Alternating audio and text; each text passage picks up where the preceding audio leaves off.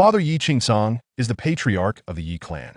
Mother Yue Qianxue is the matriarch of the Ye clan. Eldest sister Ye Youying is the leader of the Nine Nether Sect. Second sister Ye Wushuang is the Empress of the Yunmeng Dynasty. Third sister Ye Siyu is a master of the Southern Mountain Disc. Fourth sister Ye Qiushui is an alchemist. Fifth sister Ye Qianxue is a formation master. Each of the 7 princesses of the celestial clan is a paragon of excellence. The young rogue Ye Xiao, upon discovering his lineage, was rendered utterly speechless. He began with extraordinary fortune, effortlessly positioned as a victor in life's game.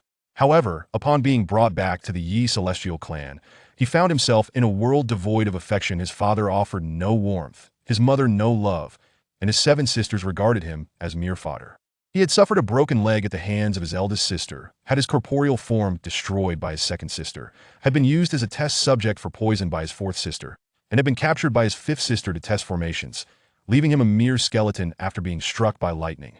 All because the Ye clan had adopted a foster son, the prodigious Ye Mo. In the shadow of this adopted son, he was destined to live a life of obscurity.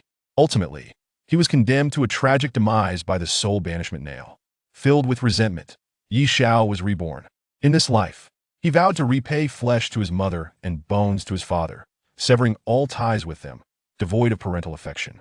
Ye Xiao sought only to distance himself, to observe how his beloved sisters and esteemed parents were gradually consumed to death by the foster son. They would reunite within the soul banishment banner. Yet, scarcely had he left home when a chorus of family members wept and pleaded for his return. Storage of the mind. Human realm. Southern region. Lingyun Mountain. Ye clan of celestials. Within a resplendent celestial palace, a dazed youth was subjected to a torrent of scorn.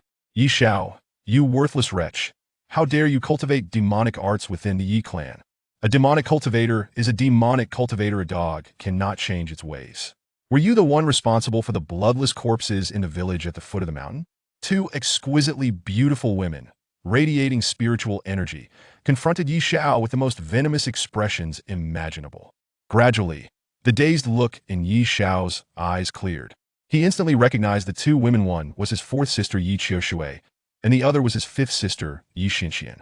As princesses of the celestial clan, both were paragons of virtue. Ye Qiushui was a formidable alchemist, while Ye Qianxue was a master of formations. Is this a rebirth? As Ye Xiao observed the malicious expressions of the 2 sisters and the frigid gazes of those around him, realization dawned upon him.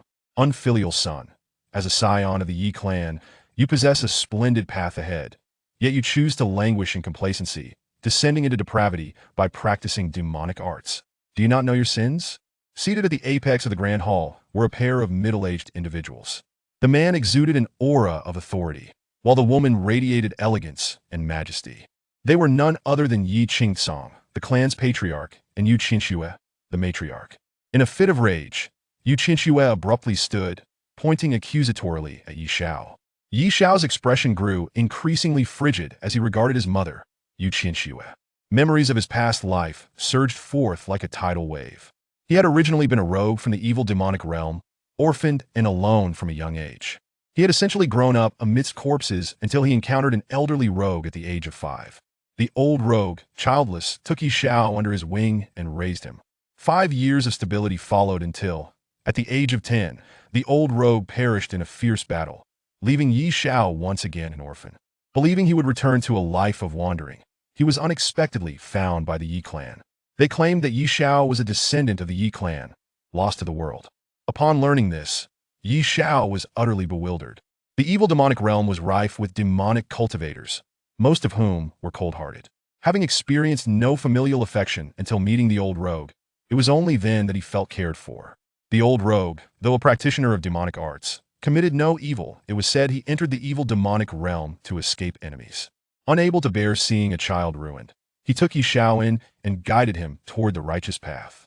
Ye Xiao was grateful to the old rogue, who instilled in him the correct values during his formative years. When the Ye clan came to find him, Ye Xiao was overjoyed. Firstly, he could leave the demonic realm and no longer associate with fiends. Secondly, he had family now: his own father, mother, and 7 extraordinary sisters. Thirdly, he had long heard of the Ye clan, one of the most powerful celestial clans, with divine beings in residence. With dreams of grandeur, Ye Xiao arrived at the Ye clan. Little did he know that this was merely the inception of a nightmare. His father, Ye Qingcang, was the clan's patriarch. His mother, Yue Qianxue, was the matriarch, his eldest sister. Ye Youying was the leader of the Nine Nether Sect, his second sister. Ye Wushuang was the Empress of the Yunmeng Dynasty, his third sister. Ye Siyu was the master of the Southern Mountain Disc. By all rights, he should have been the unparalleled prodigy of the world. Yet, that was not the case. Or perhaps, the true prodigy was not him, but rather Ye Mo, the adopted son of the Ye clan, also known as the Qilin son of the Ye clan. It was said that Ye Mo was born under auspicious signs. Upon his arrival at the Ye clan, celestial phenomena occurred, with golden lotuses emerging from the earth and auspicious vapors rising for thousands of miles. He possessed the most exceptional innate talent. Ye Qingcang and Yue Qianxue treasured him as if he were a gem, cradling him as though he might shatter. They treated him almost as a deity. The seven sisters doted on Ye Mo, indulging his every whim. If Ye Mo desired the moon, they would not settle for mere stars. In stark contrast, Ye Xiao was met with ridicule, disdain, and even hatred, as if the mere existence of a brother like him was a profound humiliation in their lives. In his past life, Ye Xiao had never experienced a moment of peace after arriving at the Ye clan. Because he hailed from the evil demonic realm, he was branded a demonic cultivator, despite never having committed an evil act. Know my sins? How can I be guilty of something I did not do? Ye Xiao gazed coldly at Yue Qianxue. Were it not for his previous life experiences, he would scarcely believe such malevolence could exist in a mother. Mother, calm your anger. Although I saw brother Ye Xiao in the village at the foot of the mountain, I did not witness him practicing demonic arts. What if it was not brother Ye Xiao? What if we are mistaken? At that moment, a youth of similar age to Ye Xiao stepped forward. It was Ye Mo. With a sincere expression, Ye Mo spoke to Yue Qianxue. Xiao Mo, your kind heart blinds you to the malice of humanity. Demonic cultivators excel at disguising themselves. Do not plead for this ungrateful son. We must uncover the truth today. Upon hearing this, Yue Qianxue's venomous demeanor instantly transformed into gentleness, as if she were a mother unwilling to reveal her dark side before her beloved son. Ye Xiao's gaze turned fiery, with hatred directed at Ye Mo.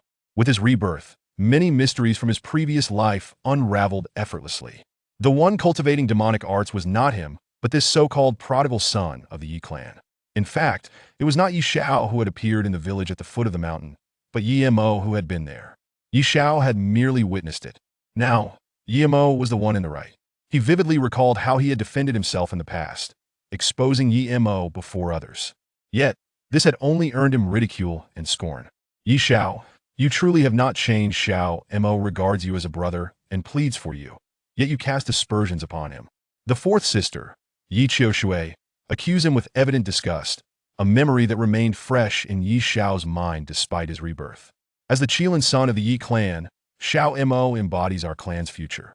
He is too virtuous to be slandered by Yu are the true shame of the Ye clan. The words of the fifth sister, Ye Xianxuan, echoed in Ye Xiao's ears. Thus, in this new life, Ye Xiao had no intention of defending himself. He understood that no amount of protest would change the outcome. Ye Mo, I will kill you. In a fit of rage, Ye Xiao acted impulsively. Since reasoning was futile, he would seek vengeance directly. He remembered clearly that Ye Mo was a demon disguised in human form. In his past life, he had failed to comprehend why Ye Mo sought to frame him. Later, he learned that the so-called Qilin son of the Ye clan was a grand scheme. Ye Mo had practiced a demonic art since childhood, requiring the consumption of blood for cultivation. The reason for the slander was to avoid detection. In later years, Ye Mo became utterly depraved, transforming the entire Ye clan into a hellish nightmare. All members of the Ye clan became mere livestock for his blood rituals. Their souls trapped within the soul banishment banner, forever denied rebirth.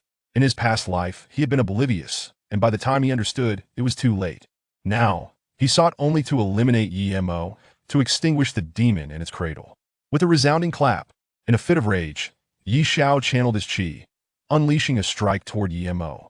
In truth, Ye Xiao was utterly blinded by fury. Setting aside the fact that Ye Mo had already reached the 10th level of qi cultivation, he was no match for him. Moreover, present were not only Ye Mo, but also Ye Qiushui and Ye Xianxuan, two paragons of the clan, let alone the patriarch Ye Qingcang and matriarch Yue Qianxue. As Ye Mo witnessed the scene, his initial delight quickly dissipated. Fear overtook him, and he instinctively took several steps back. "Please, Ye Xiao, do not kill me. I know I was wrong." Ye Mo feigned panic, collapsing to the ground, unable to escape his fate. Ye Xiao's hand was poised to strike. "Enough! Stop right there!" Ye Qiushui and Ye Qianxue erupted in fury, reprimanding him on the spot. "Unfilial son, having committed evil deeds, you still wish to kill to silence your critics? How can the Ye clan harbor such a wretch like you?" Yue Qianxue's wrath was palpable. With a sweeping motion, she summoned an overwhelming force of celestial might. In an instant, a profound sense of catastrophe overwhelmed the crowd, as if the heavens were collapsing and the earth was sinking. Especially for Ye Xiao, who was rendered utterly stunned by the oppressive force. He sank down onto the ground, appearing dazed and bewildered, his expression devoid of emotion as he gazed at the individuals surrounding him, feeling a deep-seated revulsion within. "Mother, please temper your wrath." Brother Ye Xiao acted out of momentary indignation, I assure you. He harbors no malicious intent. "Please do not hold it against him," Ye Mo pleaded, kneeling on the ground, embodying the role of a green tea bitch to perfection. "Dear Mo, this ungrateful wretch has succumbed to darkness. If he is not strictly disciplined today, he will undoubtedly bring calamity upon the world and tarnish the Ye family's name," Yue Qianxue said, immediately rising to support Ye Mo, casting a concerned glance around him to ascertain if he had sustained any injuries. At that moment, Ye Qingcang, who had remained silent until now, let out a cold snort. An overwhelming celestial might surged forth, seemingly intent on crushing the very fabric of existence. He typically spent most of his time in seclusion, seldom involving himself in the affairs of the Ye clan. However, upon emerging this time, he fortuitously learned of the incident involving the bloodless corpses and sought to uncover the truth. "Father, Ye Xiao's demonic nature remains unpurged. He must be severely punished, or else a great disaster will surely ensue in the future," Ye Qiushui remarked with a look of disdain directed at Ye Xiao before turning to Ye Qingcang. "The villagers are in a state of panic. If we do not provide an explanation, it will be difficult to quell their fears. All of this is the fault of this worthless wretch," Ye Xianxuan added, her expression equally filled with disdain. "Wretched beast, do you acknowledge your sins?" Ye Qingcang's cold gaze fixed upon Ye Chu, his supreme celestial might bearing down on Ye Xiao like an avalanche. "I do not know." Ye Chu glared defiantly at Ye Qingcang, allowing the celestial pressure to engulf him, resolutely refusing to admit guilt. In the midst of his declaration, a mouthful of fresh blood was expelled, leaving him in a state of utter dejection. Ye Qingcang was momentarily taken aback, the celestial might dissipating in an instant. His intention had merely been to intimidate Ye Xiao, not to truly take his life. The others, witnessing this, were momentarily stunned, but soon resumed their indifferent expressions, as if the word deserved was etched upon their faces. "Ye Qingcang, Yue Qianxue, if you possess any evidence implicating me, present it forthwith. If not, I shall not confess, for I am innocent," Ye Xiao declared, fixing his gaze upon the two, wiping the blood from the corner of his mouth, his demeanor icy. In his previous life, he had succumbed to the relentless pressure of the crowd, resulting in a coerced confession. He was subsequently imprisoned at Tiangang Cliff, subjected to the biting winds of the 9 heavens for 14 days. Each day, he endured the excruciating pain of the frigid winds, teetering on the brink of life and death. Chapter 2. A son's sacrifice to his mother and a daughter's return to her father within the Grand Hall. An air of solemnity enveloped the atmosphere. Ye Xiaoning adamantly refused to concede, declaring that they could take his life, but he would never admit his guilt. Ye Qingcang, Yue Qianxue, Ye Qiushui, Ye Xianyan, and Ye Mo all fixed their gazes upon Ye Xiao. Upon witnessing this scene, Ye Mo's face bore a trace of astonishment. This was not the first time a frame-up had occurred. Previous attempts had proven successful. Naturally, he instinctively believed this would also culminate in success. Yet, to his utter disbelief, Ye Xiao remained unyielding. Ye Qiushui and Ye Xianyan were both ablaze with fury. Regardless of whether Ye Xiao was truly responsible, they instinctively attributed the wrongdoing to him. Firstly, Ye Xiao hailed from the nefarious realm of demons, and the lifeless corpse was evidently a product of demonic cultivation. Secondly, Ye Mo claimed to have seen Ye Xiao lurking in the village, and they harbored no doubts whatsoever. It is well known that Ye Mo, the favored child of the Qilin, was inherently kind-hearted and sensible. Even if he had occasionally slandered Ye Xiao, they regarded those instances as trivial matters. Since Ye Mo had spoken, they naturally believed him without question. In truth, Ye Qingcang and Yue Qianxue found themselves in a similar predicament. Wretched creature, unfilial offspring. The two seethed with indignation at the spectacle before them. Although they had already concluded that Ye Xiao was the perpetrator, there was no evidence, and no one had witnessed him practicing demonic arts. Just as the group found themselves at an impasse, Ye Xiao swiftly produced a dagger from his waist. The blade glinted with a chilling sharpness, causing everyone's pupils to constrict. Wretched creature, what do you intend to do? Ye Qingcang and Yue Qianxue glared at Ye Xiao. Ye Qiushui, Ye Xianyan, and Ye Mo also gazed at him, bewildered. Your matters are concluded. Now it is time for mine, Ye Xiao declared coldly, fixing his icy gaze upon them. Wretched creature, what business do you have? Ye Qingcang demanded sternly to in his view. He had refrained from pursuing the matter, yet Ye Xiao dared to escalate the situation. Let us hear what this unfilial child intends. Yue Qianxue added with palpable anger. 6 years ago, you brought me back from the evil realm of demons, telling me that this was my home, that I was a descendant of the Ye immortal clan. I had hoped my life would no longer be a tragedy, yet who would have thought this was merely the beginning of a nightmare?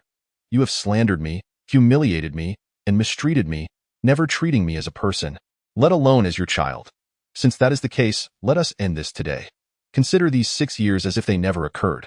From this day forth, I, Ye Xiao, sever all ties with the Ye immortal clan and each one of you.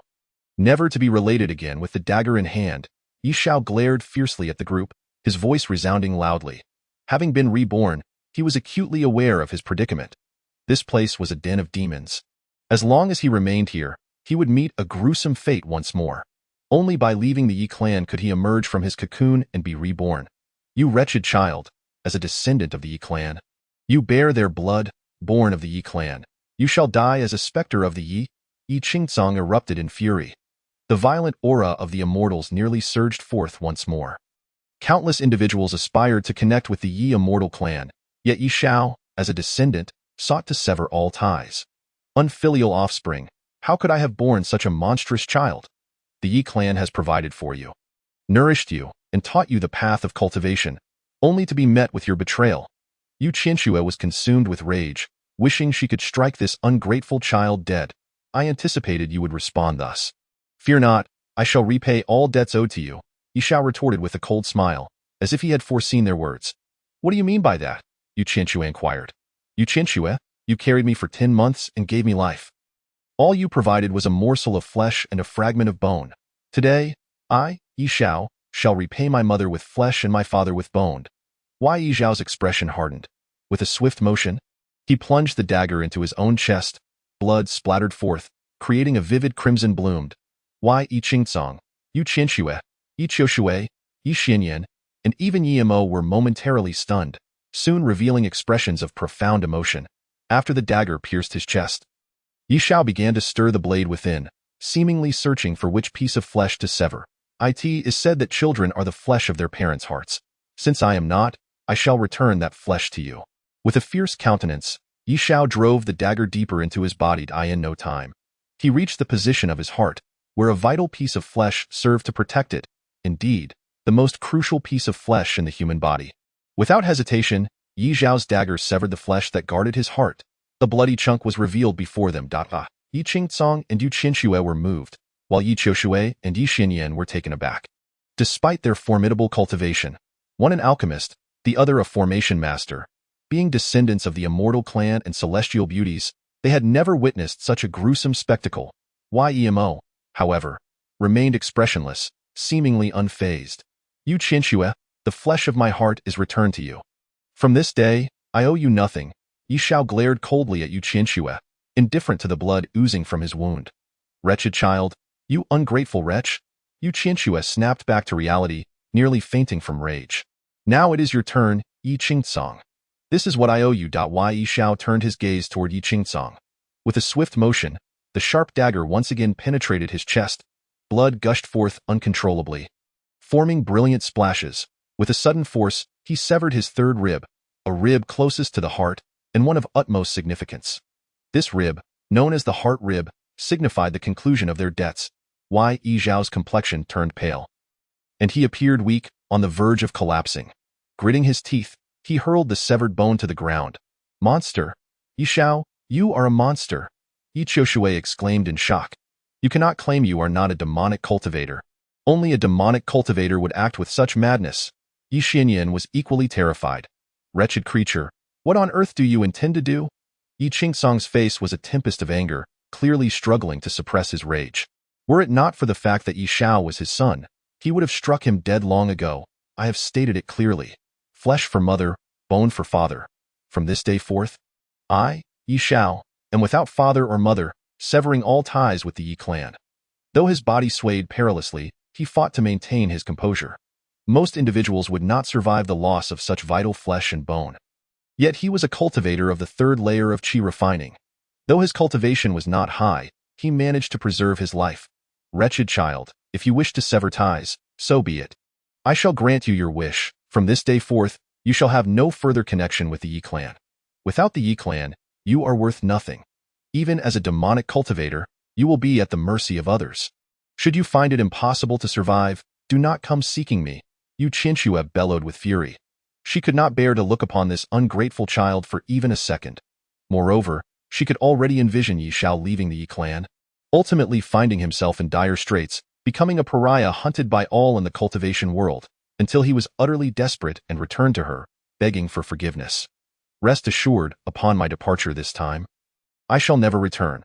Yue Qianxue, Ye Qingcang, I despise you both. I shall keep my eyes wide open to witness your tragic downfall. Yue Qianxue, do you not dote on that adopted son of yours?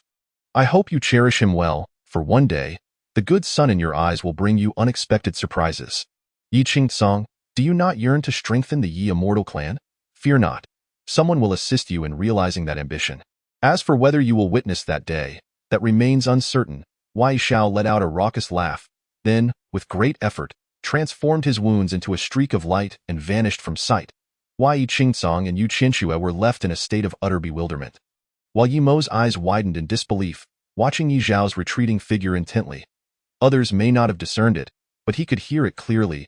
Could it be exposed? Impossible. The real body was hidden exceptionally well. How could it possibly be revealed? A tempest raged within Ye Mo's heart. Chapter 3. The soul-binding spike, emerging from the cocoon at the foot of Lingyun Mountain, within a cave cluttered with debris. A figure flashed into view, none other than Ye Xiao, who had just severed ties. Upon his arrival, he immediately sat cross-legged and retrieved a white jade porcelain bottle from his storage bag. Regenerative pill. Ye Xiao extracted a milky white elixir from the bottle and consumed it. The regenerative pill dissolved upon contact, transforming into a warm current that coursed through Ye Xiao's body. He then began to meditate and refine the essence. Half an hour later, the pallor of his face gradually regained color, and the wounds healed at a visibly rapid pace. Though he could still feel pain, it was no longer a grave concern. Fortunately, he had the regenerative pill. Otherwise, after such an ordeal, he would have either died or suffered severe consequences. Ye Xiao sprang to his feet and began to survey the cave. Despite being a scion of the immortal clan, he lacked his own celestial palace, residing instead in this cluttered cave. In his past life, devoid of desires, he was indifferent to his living conditions, even considering this cave quite satisfactory. After all, compared to wandering in the evil realm of demons, even a rat hole in Lingyun Mountain was akin to a treasure. The reason he returned to the cave was twofold. First, he desperately needed a place to heal, and second, having severed ties, he naturally intended to take his belongings with him. Though he possessed little of value, he was unwilling to leave even the scraps behind in the Ye immortal clan. Ye Xiao opened his storage bag. Carelessly gathering the items within the cave, that moment, he noticed that at the farthest corner of the cave, the debris had been cleared away to reveal a stone table. Upon it lay several neatly arranged objects. The first was a short sword, entirely black and gleaming brightly, which might be deemed a weapon for mortals, but was mere refuse to the Ye clan. In truth, it was a human-level 9th grade weapon. The treasures of cultivators are categorized into 4 distinct ranks: human, earth, heaven, and immortal, with each rank further divided into 9 tiers, where the 9th tier is the lowest and the 1st tier is the highest. For the Ye clan, the 9th tier of the human rank is regarded as utterly worthless. In fact, even those outside the clan, such as rogue cultivators, would be disinterested in such items. Yet, despite its humble status, Ye Xiao cherishes this short sword as if it were a priceless gem, offering it a place of reverence. This sword was a gift from his elder sister, Ye Youying, upon his arrival at the Ye clan. During his time in the malevolent demonic realm, he had heard whispers of the Nine Nether Sect, with its leader, Ye Youying, being a paragon of beauty and talent. He could scarcely have imagined that she was his elder sister. let alone that she would present him with a gift. Thus, in his past life, Ye Xiao held it in the highest esteem. However, at this moment, he scoffs at it, unwilling to spare it even a glance. For each glance invokes a wave of revulsion within him.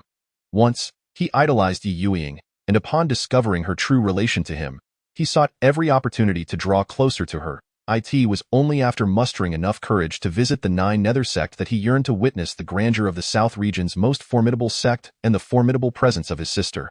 Yet, upon revealing his identity at the Nine Nether Sect, he was met with brutality. His legs shattered, he was unceremoniously cast out. He was left to crawl back to Lingyun Mountain, every detail of his previous life etched vividly in his memory. Unforgotten and unyielding as he gazed upon the other items behind the sword. Embers, formation plates. All memories surged forth. He recalled how his second sister, Ye Wushuang, had once treated him as a demon cultivator, shattering his physical form. Leaving only his lingering soul to drift aimlessly, he remembered his fourth sister, Ye Qiushui, utilizing him as a test subject for medicinal experiments, each day a torment worse than death. He endured the trials imposed by his fifth sister, Ye Qianxue, who subjected him to array formations, ultimately resulting in his flesh being torn asunder by heavenly lightning, leaving only a gruesome pile of bones. The seven sisters had never regarded him as human, treating him with less regard than a mere pet. But the most venomous of all was the Ye clan's Kirin son, Ye Mo. In his past life, Ye Xiao lived perpetually in Ye Mo's shadow until Ye Mo fully matured into the bloodthirsty demon king. Revealing the truth, Ye Xiao was not the clan's waste, but rather a rare genius of the Ye clan. Feeling threatened by Ye Xiao's potential, they covertly implanted the soul-extinguishing nail within him, a curse of the divine realm, designed to stifle talent and devour vitality.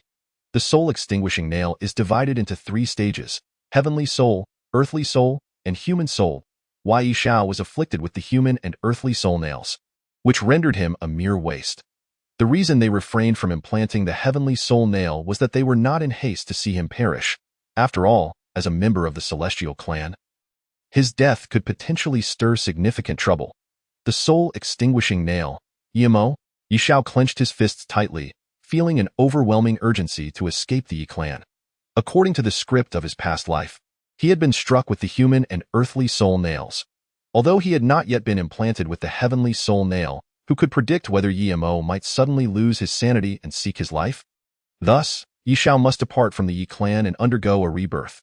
With a stoic expression, he cast a final glance at the items upon the stone table, then resolutely turned away in his previous life. He had cherished familial bonds above all else, placing the love for his parents and sisters at the pinnacle of his priorities. He had chosen to forgive all manner of humiliation, slander, ridicule, and derision. And what had it earned him? Mercilessly, he was branded with the soul-extinguishing nail, leading to his demise and preventing his reincarnation.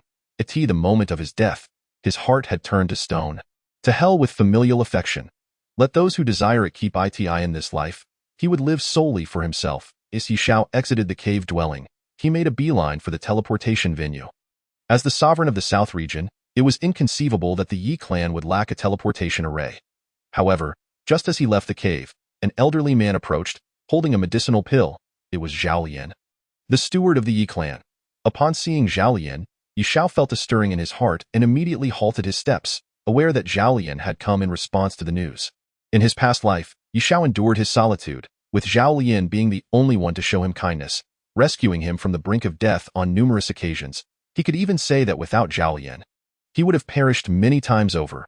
Young Master Xiao, I have heard the news. I know you are a good child, who has neither taken a life nor cultivated demonic arts. This is a creation pill. It can restore your injuries, Zhaolian said with a gentle sigh upon seeing Ye Xiao. Thank you, Uncle Yin, but alas, my blind parents cannot see this. There is no need for the creation pill. I have severed all ties with the Ye clan, Ye Xiao replied, feeling the sting of irony. Zhaolian glanced at Ye Xiao's injuries and noted that he had already consumed a healing pill. Not pressing the matter further, he pocketed the creation pill. Young Master Xiao, once the anger of the sect master and matriarch subsides, I will plead on your behalf. After all, blood is thicker than water. And the matriarch does not truly wish to cast you away. Zhaolian hesitated before speaking. Uncle Yin, I appreciate your care over these past 6 years. It is etched in my heart. Take care of yourself. Ye Xiao responded, Recognizing that Zhao Lian was unaware of the full situation and mistakenly believed him to have been expelled, he had no intention of explaining further. With a swift motion, Ye Xiao transformed into a streak of light. Vanishing from sight, Zhao Lian gazed at the receding figure of Ye Xiao, letting out another sigh. Chapter 4. The Grand Heavenly Array, Xiao Zhanaying East Region, Thunder Flame Mountain. AS the life-threatening domain of the East Region. Thunder Flame Mountain is rarely traversed by human foot due to the perpetual storms of lightning that surround it. The entire mountain resembles a colossal vortex of thunder, with streaks of lightning visible everywhere. Crackling, streaks of lightning descended from the heavens, igniting the mountain in a blaze of heat. If one were to observe closely, they would notice a youth clad in green, crawling like an ant upon the slopes of Thunder Flame Mountain. He progressed slowly, constantly surveying his surroundings, occasionally pausing to ponder, seemingly trying to discern the right path. It should be this way. After confirming his direction, the green-clad youth steeled his resolve, disregarding the bolts of lightning around him, and pressed onward. Crack! Just as he attempted to advance, a bolt of lightning struck him directly. The green-clad youth was instantly transformed into a charred figure, his hair standing on end, his body darkened. Fortunately, this particular bolt was not overly powerful, and he faced no mortal danger. Cough, cough. One must enter the tiger's den to catch the tiger cub. I shall continue forward. The youth coughed, exhaling white vapor. This minor setback, however, did not deter his determination. After discerning his direction once more, he pressed on with increased caution. Fortune smiled upon him as he ventured deeper, avoiding the strikes of lightning. Though bolts continued to rain down, he skillfully evaded them. Soon, he arrived at the innermost part of Thunder Flame Mountain. Here, the lightning was dense, forming a veritable sea of thunder, making progress nearly impossible. To enter, one must traverse this treacherous sea. The Grand Heavenly Array lay within, and in his past life, he had stumbled upon this place by chance. Hoping to succeed this time, the green-clad youth's face lit up with joy upon witnessing the fearsome lightning sea. Should this scene be witnessed by other cultivators, it could very well frighten them to death. Thunder Flame Mountain, as a perilous domain, had claimed the lives of many powerful figures. Only those of profound spirit could dare venture within, and even they would skirt the core area of the lightning sea. Yet here was the green-clad youth, a mere trifling cultivator at the third layer of chi refinement, boldly charging into the lightning sea. Without hesitation, he plunged into the depths of the lightning sea. At that moment, the entire sea of thunder responded to his intrusion, unleashing chaos. Countless bolts of lightning descended upon him. Swish! The youth seemed to possess foresight, evading each strike of lightning just before it fell. Each bolt here was thick enough to encircle several dozen individuals, far more potent than the lightning outside. Any single strike could obliterate a formidable figure and severely injure a spirit realm cultivator. To target a mere chi refinement novice with such overwhelming force was akin to using a sledgehammer to crack a nut. Should he be struck even by a fraction of it, he would find himself lost to oblivion. Old Xiao, I have come to save you. What are you waiting for? Hurry and break the Grand Heavenly Array. The youth shouted as he fled. Crack! Another bolt of lightning shot down, as if possessed of its own will, pursuing him relentlessly. Yet, the youth appeared to have an uncanny ability to foresee his next move, evading the lethal strike at the heart of the lightning sea. Bolts of lightning coalesced, each thick enough to embrace several dozen individuals, poised to strike downwards at any moment. Beneath these ominous streaks, an elderly man, disheveled and clad in tattered garments, sat cross-legged. Surrounding him was a golden barrier spanning 10 feet in radius. Isolating him from the outside lightning, at this moment, the tumultuous lightning exhibited fluctuations, and the thick bolts gradually diminished in size. Though barely perceptible to the naked eye, the elderly man, clearly no ordinary individual. Sensed the subtle change, his eyes widened in surprise, and he sprang to his feet, his face brimming with uncontainable excitement.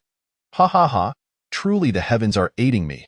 For a century I've pondered without finding a method to break the array. And now, unexpectedly, a solution reveals itself. The Grand Heavenly Array can harness 80% of Thunder Flame Mountain's lightning. Currently, only 60% remains. 60% is hardly a threat. The old man laughed heartily, and in an instant, a torrential wave of celestial might surged from him, manifesting in tangible form. The presence of a celestial. Should any cultivator be present, they would be instantly terrified. This was the unique aura of a celestial being. In other words, the elderly man before them was a supreme celestial. Boom, boom, boom. The aura emanating from the old man soared into the heavens, and all the bolts of lightning exploded, dissipating into nothingness. The entire expanse of thunder rapidly vanished. 60 years have passed and I, Xiao Zhanaying, have not expected to see the day I walk free once more. The old man sighed. 60 years prior, he had been trapped within the grand heavenly array, utilizing the lightning of Thunder Flame Mountain, a formation potent enough to annihilate the heavens and earth. For many years, he had been contemplating methods to breach the formation, yet to no avail. Little did he anticipate that today he would himself reveal a flaw. Whoosh! Xiao Zhanaying transformed into a streak of luminous light, soaring into the skies, intent on fleeing. Huh? At that moment, he keenly sensed something amiss not far away. A bolt of lightning, like a swift ribbon, was relentlessly pursuing a young boy clad in green, striking fiercely. The grand celestial formation possessed a spirit, as did the lightning. Yet the young boy seemed to possess foresight, always managing to evade the strikes in advance. The two were engaged in an intense contest of wits, so it was not that the grand celestial formation had faltered, but rather that someone was disrupting its order, allowing the old man to fortuitously find a way to breach it. Observing the scene from afar, Xiao Zhanaying suddenly understood. Nevertheless, no matter the circumstances, he could not stand idly by while the young lad faced peril. It would be remiss to forsake him in his time of need.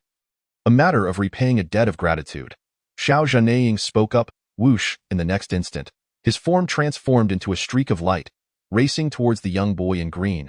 In the distance, the young boy was locked in a fierce struggle with the lightning bolt, which was as thick as the embrace of several dozen people, relentlessly striking at him. The grand celestial formation possessed a spirit. As long as the boy remained within its confines, he would be targeted. The young boy seemed to be aware of this. Damn it. Why hasn't the old man breached the formation yet? In my previous life, this would have been resolved long ago, and the entire grand celestial formation would have collapsed. The young boy was none other than Ye Xiao. After departing from Lingyun Mountain, Ye Xiao promptly utilized a teleportation array to arrive at the Thunder Flame Mountain in the eastern domain. He was on a mission to rescue someone, Xiao Zhanaying of the Xiao clan. In his past life, it was 2 decades later, under the oppressive presence of Ye Mo, that Ye Xiao had been in despair. Thus, he had fled to another domain, journeying from the southern domain to the eastern domain. A chance encounter led him to the Thunder Flame Mountain, and subsequently into the Thunder Sea. It was supposed to be a fatal predicament when he encountered Xiao Zhanaying, who had been trapped for 80 years. At that time, Xiao Zhanaying had already formulated a method to breach the formation, but was unable to execute it due to being locked down by the lightning. Ye Xiao's arrival provided him with a glimmer of hope. Consequently, he imparted his method of breaching the formation to Ye Xiao, and together they worked to dismantle it. Thus, Ye Xiao's foresight stemmed entirely from his previous life's association with Xiao Zhanaying.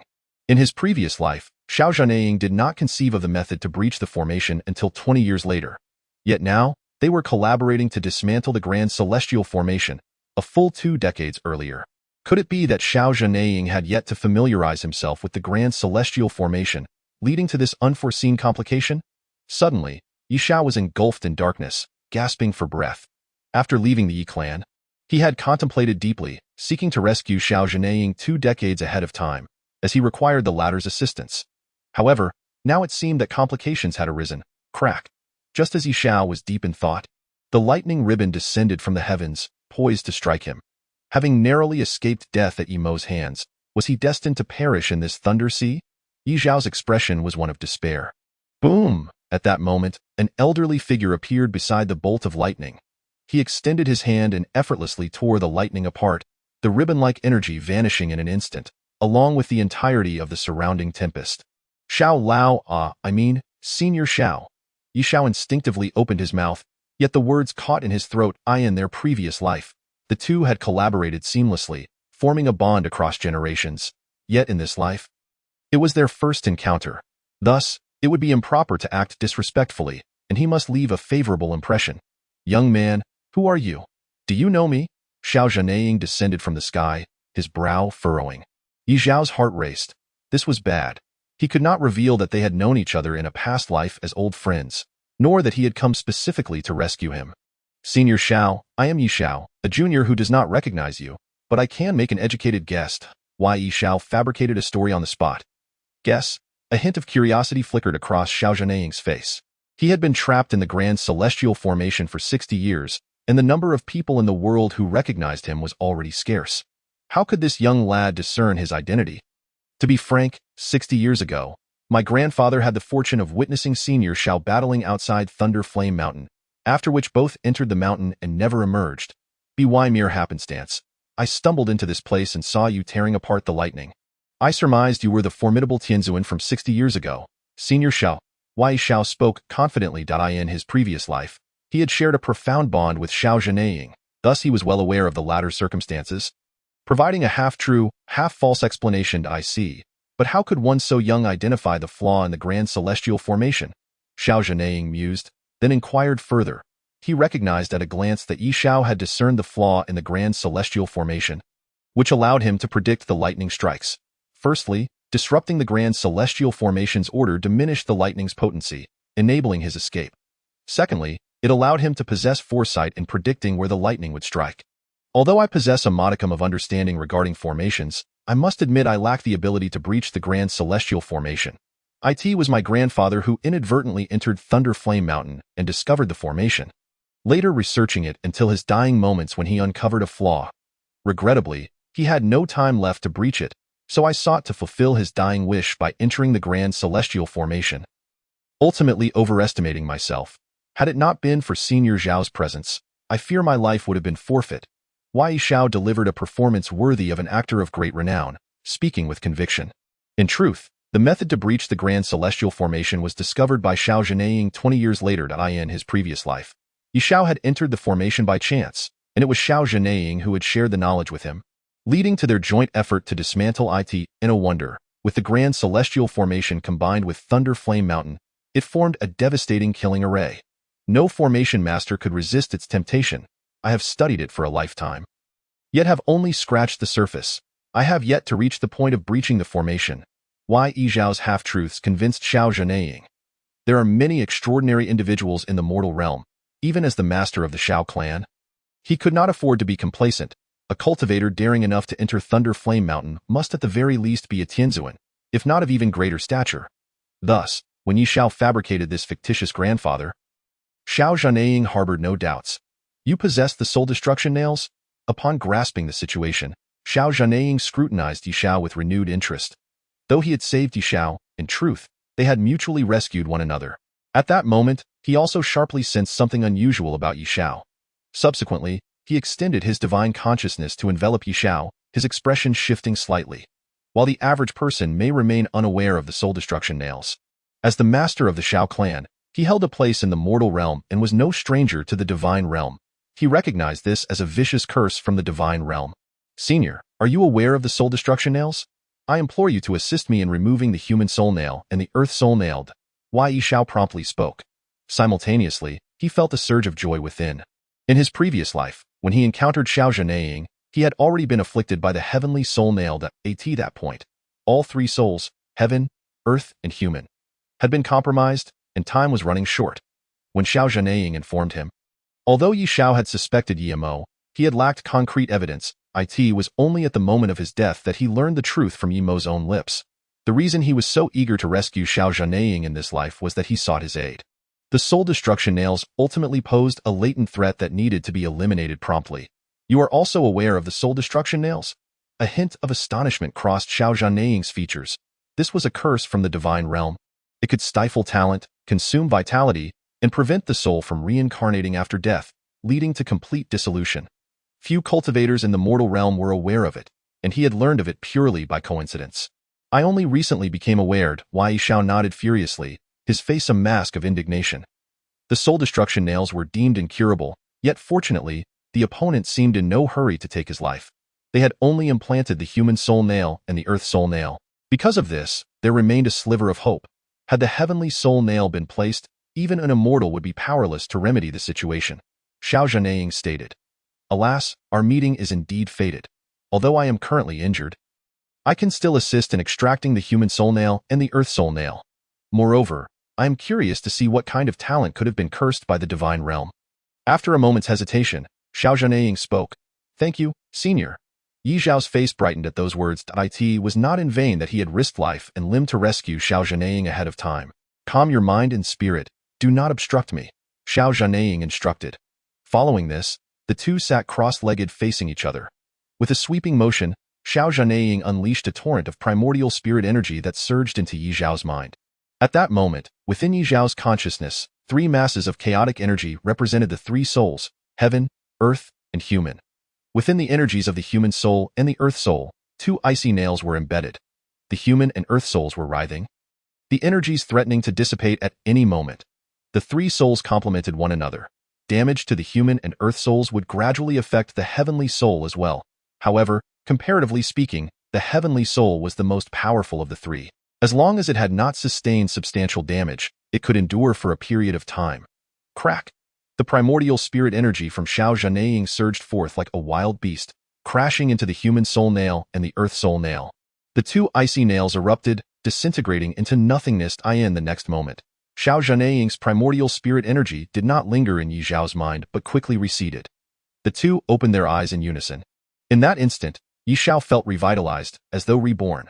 With the human soul nail and the earth soul nail removed, his innate talent could finally manifest. Xiao Zhanaying, however, appeared dimmed. Having been trapped for a century, he was already severely weakened, and this moment only exacerbated his condition. Fortunately, as a Tianzuan, he possessed formidable cultivation, and after a brief period of recuperation, he managed to recover somewhat. Chapter 5. The Three Supreme Attributes of Spiritual Roots. The young master of the Xiao clan. Within the Xiao clan's secret chamber, rich in spiritual energy, a resplendent young man sat cross-legged in meditation. Crack! Suddenly, two sharp sounds echoed in his mind, reminiscent of ice shattering. Ye Mo abruptly opened his eyes, disbelief etched across his face. The soul destruction nails have exploded. No, how could this be? How could there be someone in the mortal realm who knows of the existence of the soul destruction nails and possesses the ability to dismantle them? Ye Xiao, you are the first person I sensed as a threat since my true form entered the mortal realm. I had planned to eliminate you quietly, but now it seems complications have arisen. Rest assured, even if you flee to the ends of the earth, I will hunt you down in the realm of mortals. I, the true self, shall never permit the presence of threats. Ye Mo murmured fiercely to himself. Ever since he had overheard Ye Xiao's words last time, an unsettling feeling had taken root within him, as if his true identity had been exposed. However, upon further contemplation, he deemed it impossible. Even the celestial lord Ye Qingcang had not detected his existence, let alone the mere Ye Xiao. Yet, just moments ago, the soul destruction nail had erupted, and the human soul nail and earth soul nail were obliterated, igniting within him a murderous intent. On the Thunderfire Mountain, atop a massive, deep brown boulder, it was said to be the most central location of the mountain. Yet, since the great heavenly Luo array had been destroyed, the lightning here had become surprisingly sparse. At this moment, Ye Xiao and Xiao Zhanaying sat facing each other in a meditative posture. Ye Xiao's human soul nail and earth soul nail were now destroyed, while Xiao Zhanaying had managed to recover significantly from his prior adjustments. It was rumored that the soul destruction nail was a curse from the divine realm, specifically designed to eradicate prodigies, devouring their vitality. I am quite curious, what extraordinary talent do you possess to warrant being subjected to the soul destruction nail? Xiao Zhanaying regarded Ye Xiao with an expression of intrigue. Tio, speak candidly. I too am curious. I implore you, senior, to demonstrate your abilities and investigate my situation further. Ye Xiao replied in his past life. He had always been deemed a failure, until Ye Mo had cast him into the heavenly soul nail, leading to his ultimate demise. It was only then that he learned from Ye Mo's words that he was considered an exceptionally rare genius. One who must be extinguished in the cradle, lest he become a future calamity. Xiao Zhanaying nodded lightly, then without further ado, he made his move. With a wave of his hand, a streak of light penetrated Ye Xiao's body, and his expression shifted dramatically. A murderous attribute spirit root. Xiao Zhanaying spoke in shock, hardly able to believe the revelation. A murderous attribute. Ye Xiao looked at Xiao Zhanaying with skepticism, pausing briefly before continuing. Among cultivators, there are 7 types of spirit roots: metal, wood, water, fire, earth, wind, and thunder. What then is this murderous attribute spirit root? Having lived in the Yi clan of the celestial race in his previous life, Ye Xiao was naturally familiar with cultivator spirit roots. In the realm of mortals, there are indeed 7 spirit roots, but across the 6 realms, there are 10 types, including the known 7 attributes, along with the dark attribute, light attribute, and time-space attribute, which are collectively referred to as the supreme attribute spirit roots. Xiao Zhanaying remained in a state of disbelief. Even as a powerful celestial venerable, the supreme master of the Xiao clan in the eastern region, He was profoundly astonished. The six realms, darkness, light, time and space. Ye Xiao, too, was taken aback. As a member of the celestial race, while he had not interacted with the other five realms, he was not entirely unfamiliar with them. It was said that beyond the realm of mortals lay the celestial realm, divine realm, demon realm, monster realm, and ghost realm. Indeed, dark spirit roots were often found in the demon realm, while light spirit roots were prevalent in the divine realm. Xiao Zhanaying nodded in acknowledgement. Yet among these 10 attributes, there is no mention of a murderous attribute. Ye Xiao, regaining his composure, sensed something amiss. The dark and light attributes, along with time and space, are overarching classifications. The dark attribute comprises the murderous and destructive attributes, the light attribute includes life and revival attributes, and the time-space attribute is divided into time and space attributes. The murderous attribute is a branch of the dark attribute, and possessing it may lead to an evolution into the dark attribute, Xiao Zhanaying elucidated. Upon hearing this, Ye Xiao suddenly understood. Tio, speak frankly. I have attempted to investigate my spirit roots multiple times, but they always appeared mixed and indistinct, leading others to deem them as pseudo-spirit roots. Ye Xiao chuckled wryly. The primary reason for his ostracism by the Ye clan stemmed from his origins in the evil demon land, with the second being the pseudo-spirit root. He recalled how the Ye clan had examined the Qilan child's spirit root, which possessed both wind and thunder attributes, a dual attribute spirit root. Young man, possessing a dark attribute spirit root is rare in the demon realm, but it does not imply that everyone from the demon realm possesses it. To my knowledge, only a select few prodigies have this gift. And the reason it is so little known in the realm of mortals is that throughout the ages, there have been so few that hardly anyone is aware of their existence. Xiao Zhanaying remarked, his expression tinged with envy. He was a formidable celestial venerable, regarded as among the pinnacle of combat power in the realm of mortals. Yet now he found himself coveting the spirit root of a mere chi refinement cultivator. Ye Xiao, feeling somewhat embarrassed, scratched his head awkwardly. At this moment, Xiao Zhanaying's expression suddenly changed. He swiftly waved his hand once more to probe further. Another streak of light entered Ye Xiao's body. Xiao Zhanaying's countenance shifted again. A life attribute. You possess a life attribute as well, Xiao Zhanaying exclaimed, taken aback. Initially believing that Ye Xiao only had a murderous attribute, he had suddenly detected something amiss. Ye Xiao was not merely a dual attribute bearer, but rather a triple attribute one. He had ceased his examination upon identifying the murderous attribute, hence failing to discover the truth, a life attribute. A branch of the light attribute? Ye Xiao was dumbfounded, struggling to believe the revelation. He vividly recalled the excitement within the Ye clan upon discovering that Ye Mo possessed both wind and thunder dual attributes, an heir of the Ye clan. The future of the Ye clan, the one to revive the clan. Dark attributes are often seen in the demon realm, while light attributes are common in the divine realm. Yet, I have never heard of the branches of these two attributes appearing within the same individual. A murderous attribute and a life attribute. This is likely rare even in the realms of gods and demons, Xiao Zhanaying murmured to himself. Although he was a celestial venerable and a cultivator of the mortal realm, he had a penchant for traversing the 6 realms. He had left his mark in the divine, demon, monster, ghost, and celestial realms, thus his experiences far surpassed those of other celestial venerables. Ye Xiao, too, found himself in a daze. Among the 10 attributes, the latter 3 were known as supreme attributes. Indeed, even in the realm of mortals, records of supreme attributes were scarce. Yet here he was, possessing 2 of the 3 supreme attributes. Wait a moment. Suddenly, Xiao Zhanaying's expression sharpened, sensing yet another anomaly. He immediately took action once more to examine Ye Xiao's talents in depth. A streak of light surged into Ye Xiao's body, thoroughly probing from head to toe. Inside and out, in an instant, Xiao Zhanaying's eyes widened in shock, his expression one of utter disbelief. If others were to witness this moment, they would undoubtedly be astounded. This was Xiao Zhanaying, a colossal figure in the eastern region. The master of the Xiao clan, now staring incredulously at a mere chi refinement third-layer cultivator. Senior, what's the matter? Ye Xiao queried, noticing Xiao Zhanaying's unusual demeanor. He had also sensed that Xiao Zhanaying had conducted another examination, evidently discovering something significant. Young man, you are not merely a dual attribute bearer. You possess 3 attributes. In addition to the murderous and life attributes, you also have a space attribute. Among the 3 supreme attributes, the time-space attribute spirit root is the most powerful and rarest. Xiao Zhanaying inhaled deeply, forcing himself to regain composure as he spoke, though his voice trembled slightly. Only those who have traversed the divine, demon, and celestial realms can truly comprehend the rarity and strength of the time-space attribute that it can be stated that even in the formidable realms of the divine, demon, and celestial, should a time-space attribute spirit root emerge, it would be fiercely contested. A space attribute, 3 attribute spirit roots. Ye Xiao was left utterly speechless. Prior to this, he had never even heard of supreme attributes, let alone the dark, light, and time-space attributes. However, he understood that Xiao Zhanaying was a well-traveled celestial venerable, whose experiences spanned the 6 realms. From Xiao Zhanaying's expression, it was clear that this was an extraordinarily heaven-defying talent. I am unsure whom you have offended, but I now comprehend the situation. And no wonder you were subjected to the soul destruction nail. To be frank, if I had such an enemy, I would stop at nothing to eliminate them. For once they grow, they would be exceedingly terrifying.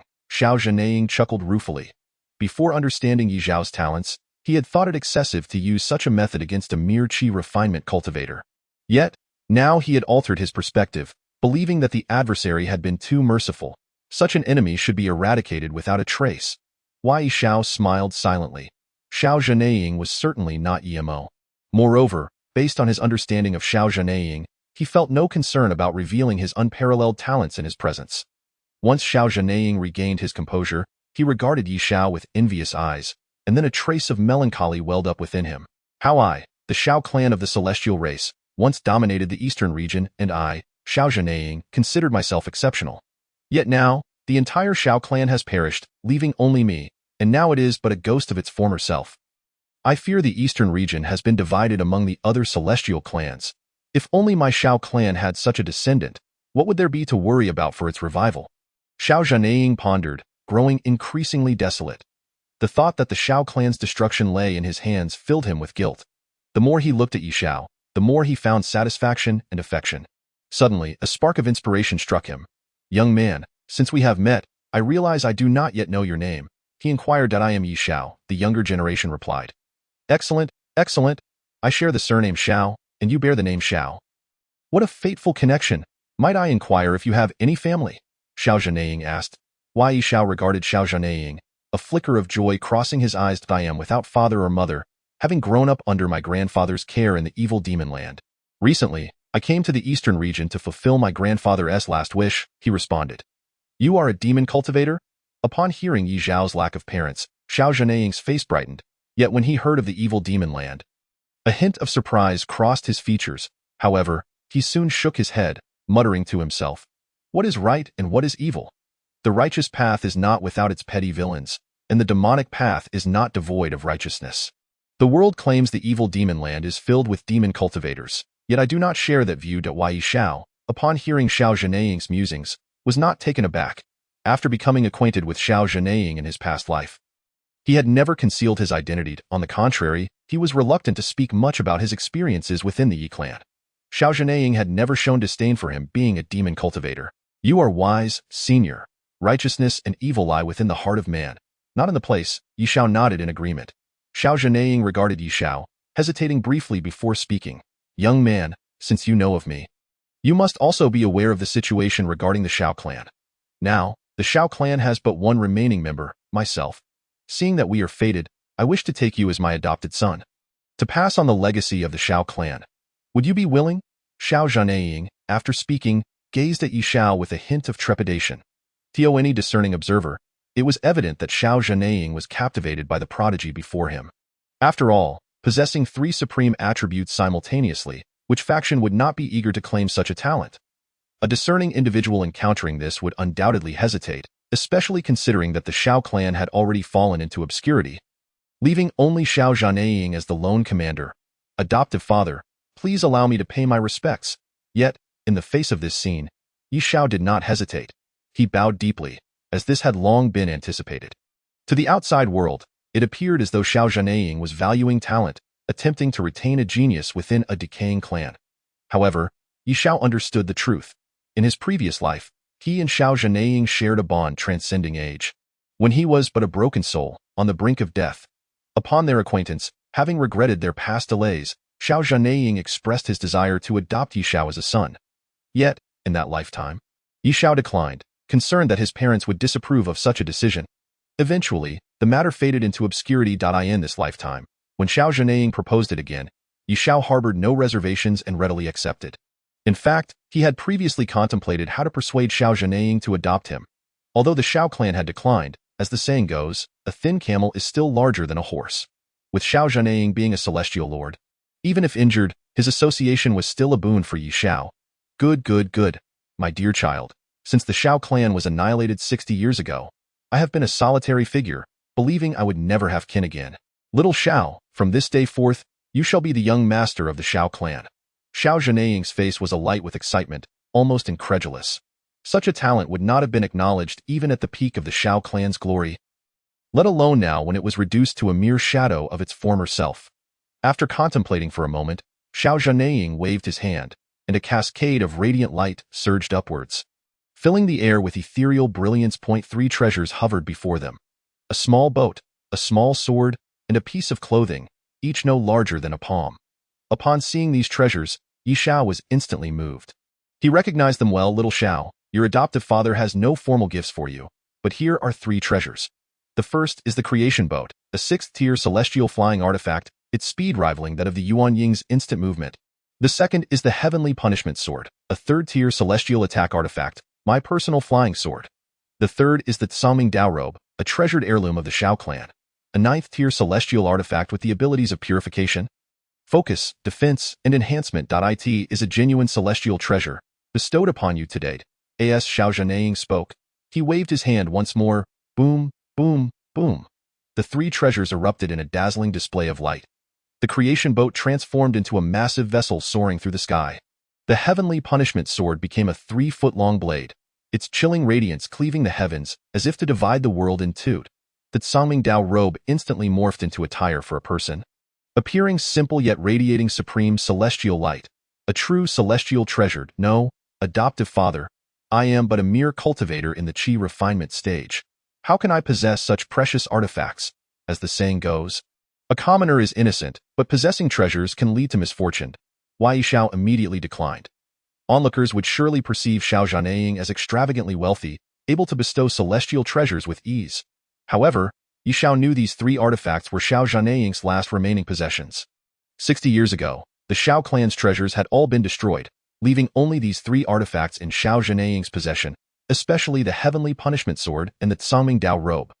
The heavenly punishment sword was Xiao Zhanaying's personal blade, immensely powerful, while the Tsangming Dao robe was a celestial artifact, a cherished heirloom even among celestial clans. Previously, during his time with the Yi clan, no one had ever gifted him treasures, and he possessed none himself. Even the gifts upon his return to the Yi clan were merely 9th-tier or 8th-tier human-grade items, hardly superior to mundane objects. Now, Xiao Zhanaying's generosity included 2 celestial items and 1 celestial artifact. Ye Xiao understood that Xiao Zhanaying genuinely cared for him, offering his most prized possessions. Yet, knowing Xiao Zhanaying's circumstances, he could not accept. Good child, your thoughts reflect a lack of greed. You may refuse, but as your adoptive father, I must bestow these upon you. The Xiao clan may not be at its peak, and I have little else to offer. Accept these as a safeguard. Do not use them unless absolutely necessary. As a celestial lord, I no longer require external assistance. No matter how fine the treasures, they must align with one's own capabilities. Accept them, for it will ease my heart. Seeing this unfold, Xiao Zhanaying nodded with satisfaction. Although he genuinely wished to gift these treasures, had Ye Xiao been foolish enough to refuse, it would have been disheartening. Yet, Ye Xiao did not act so recklessly, and Xiao Zhanaying knew he had not misjudged him. Ye Xiao, upon hearing this, wore a wry smile. He understood that once something was given, it would never be taken back. Very well, if that is the case, I shall comply. Ye Xiao nodded in agreement. He then waved his hand, directly accepting the 3 treasures.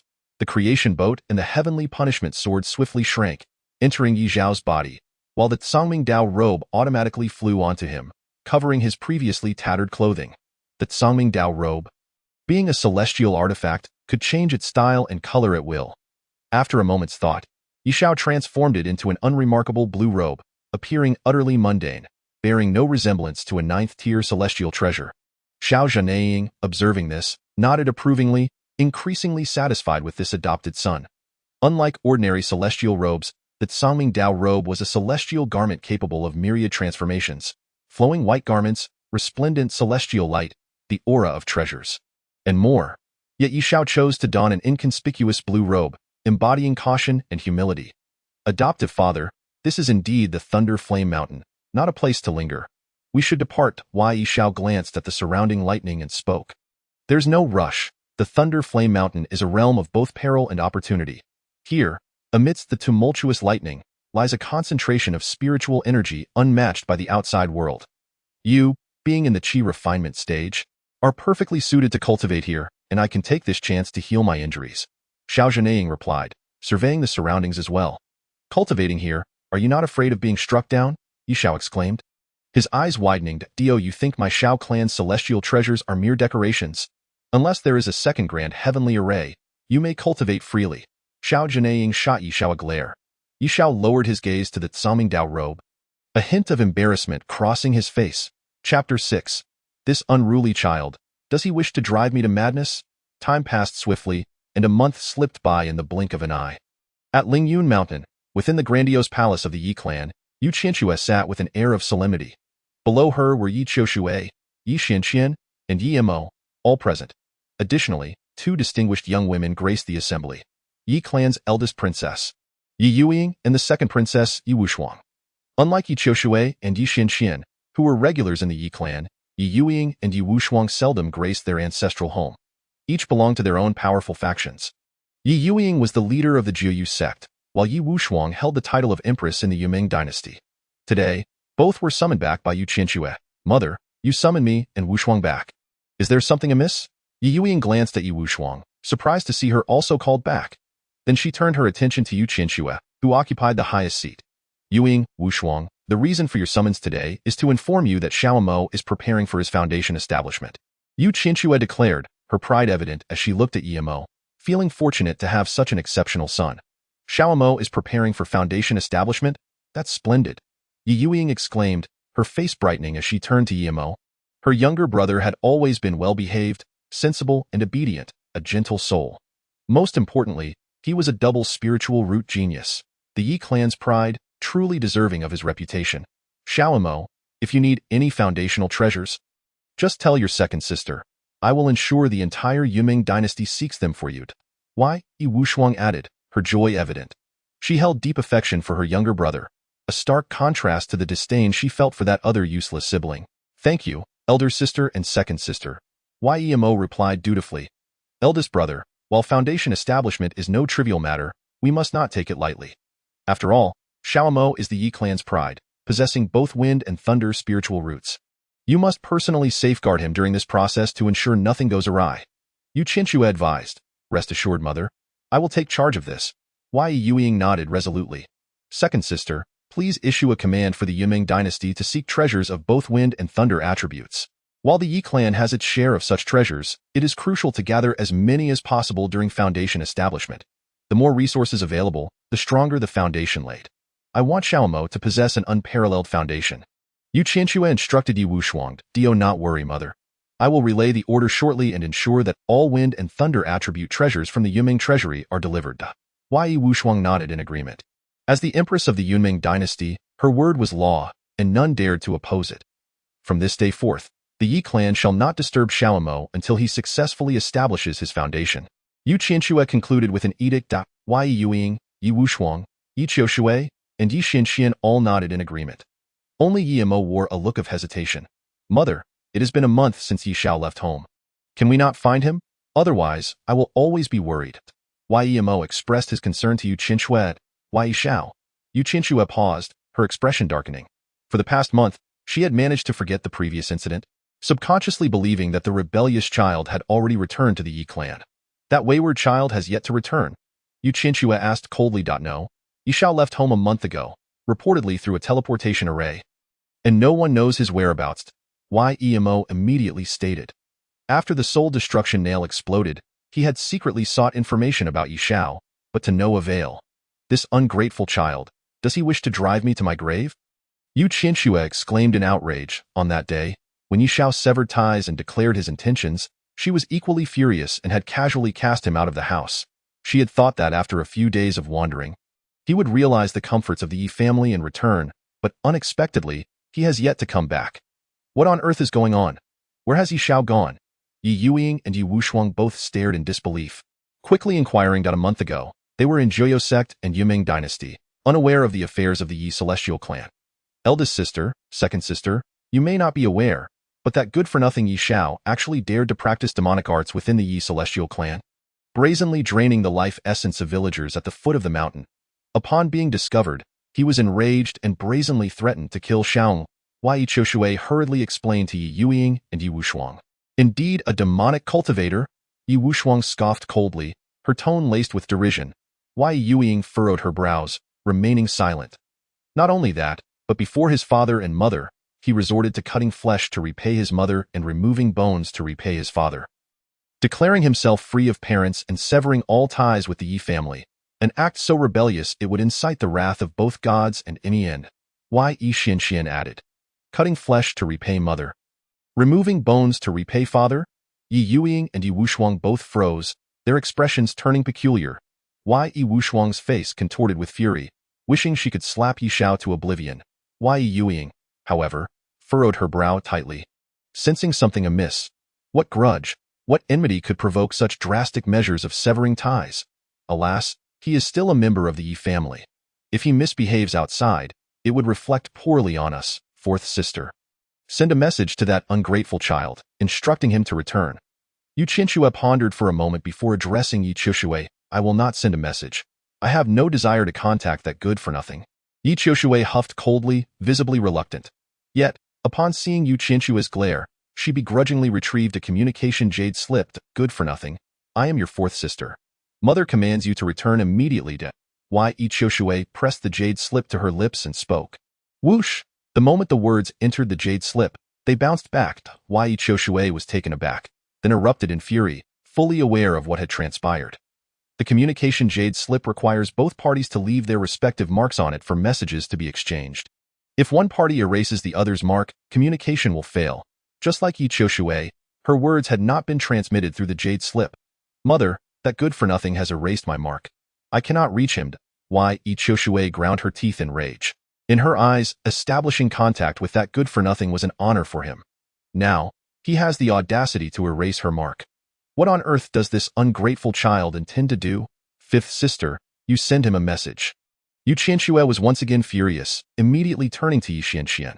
Although Ye Xianxian wore a face of reluctance, she dared not defy Yue Qianxue. She promptly took out a communication jade slip and spoke. Little demon, listen well. It is not my desire to contact you, but mother commands me to convey that you must return at once. Ye Xuanxuan's voice echoed out, but like Ye Qiushui, as soon as it entered the jade slip, it was rebuffed and vanished into thin air. Mother, look, this little demon has erased my mark as well. Why bother bringing him back? Let him fend for himself out there. Ye Xianxian seethed with rage. Since the day Ye Xiao returned, she had found him insufferable, reeking of demonic energy. Chapter 7. How dare he? Yue Qianxue forcibly suppressed her anger. Second sister, you must send a message to that ungrateful child. He idolizes you most, having once sneaked off to your Yunmeng dynasty. Yue Qianxue's thoughts shifted as she addressed Ye Wushuang beside her. In her view, since Ye Qiushui and Ye Xianxian were present that day, it was not impossible for them to erase their marks in a fit of rage. However, Ye Wushuang was absent, and Ye Xiao had always looked up to her.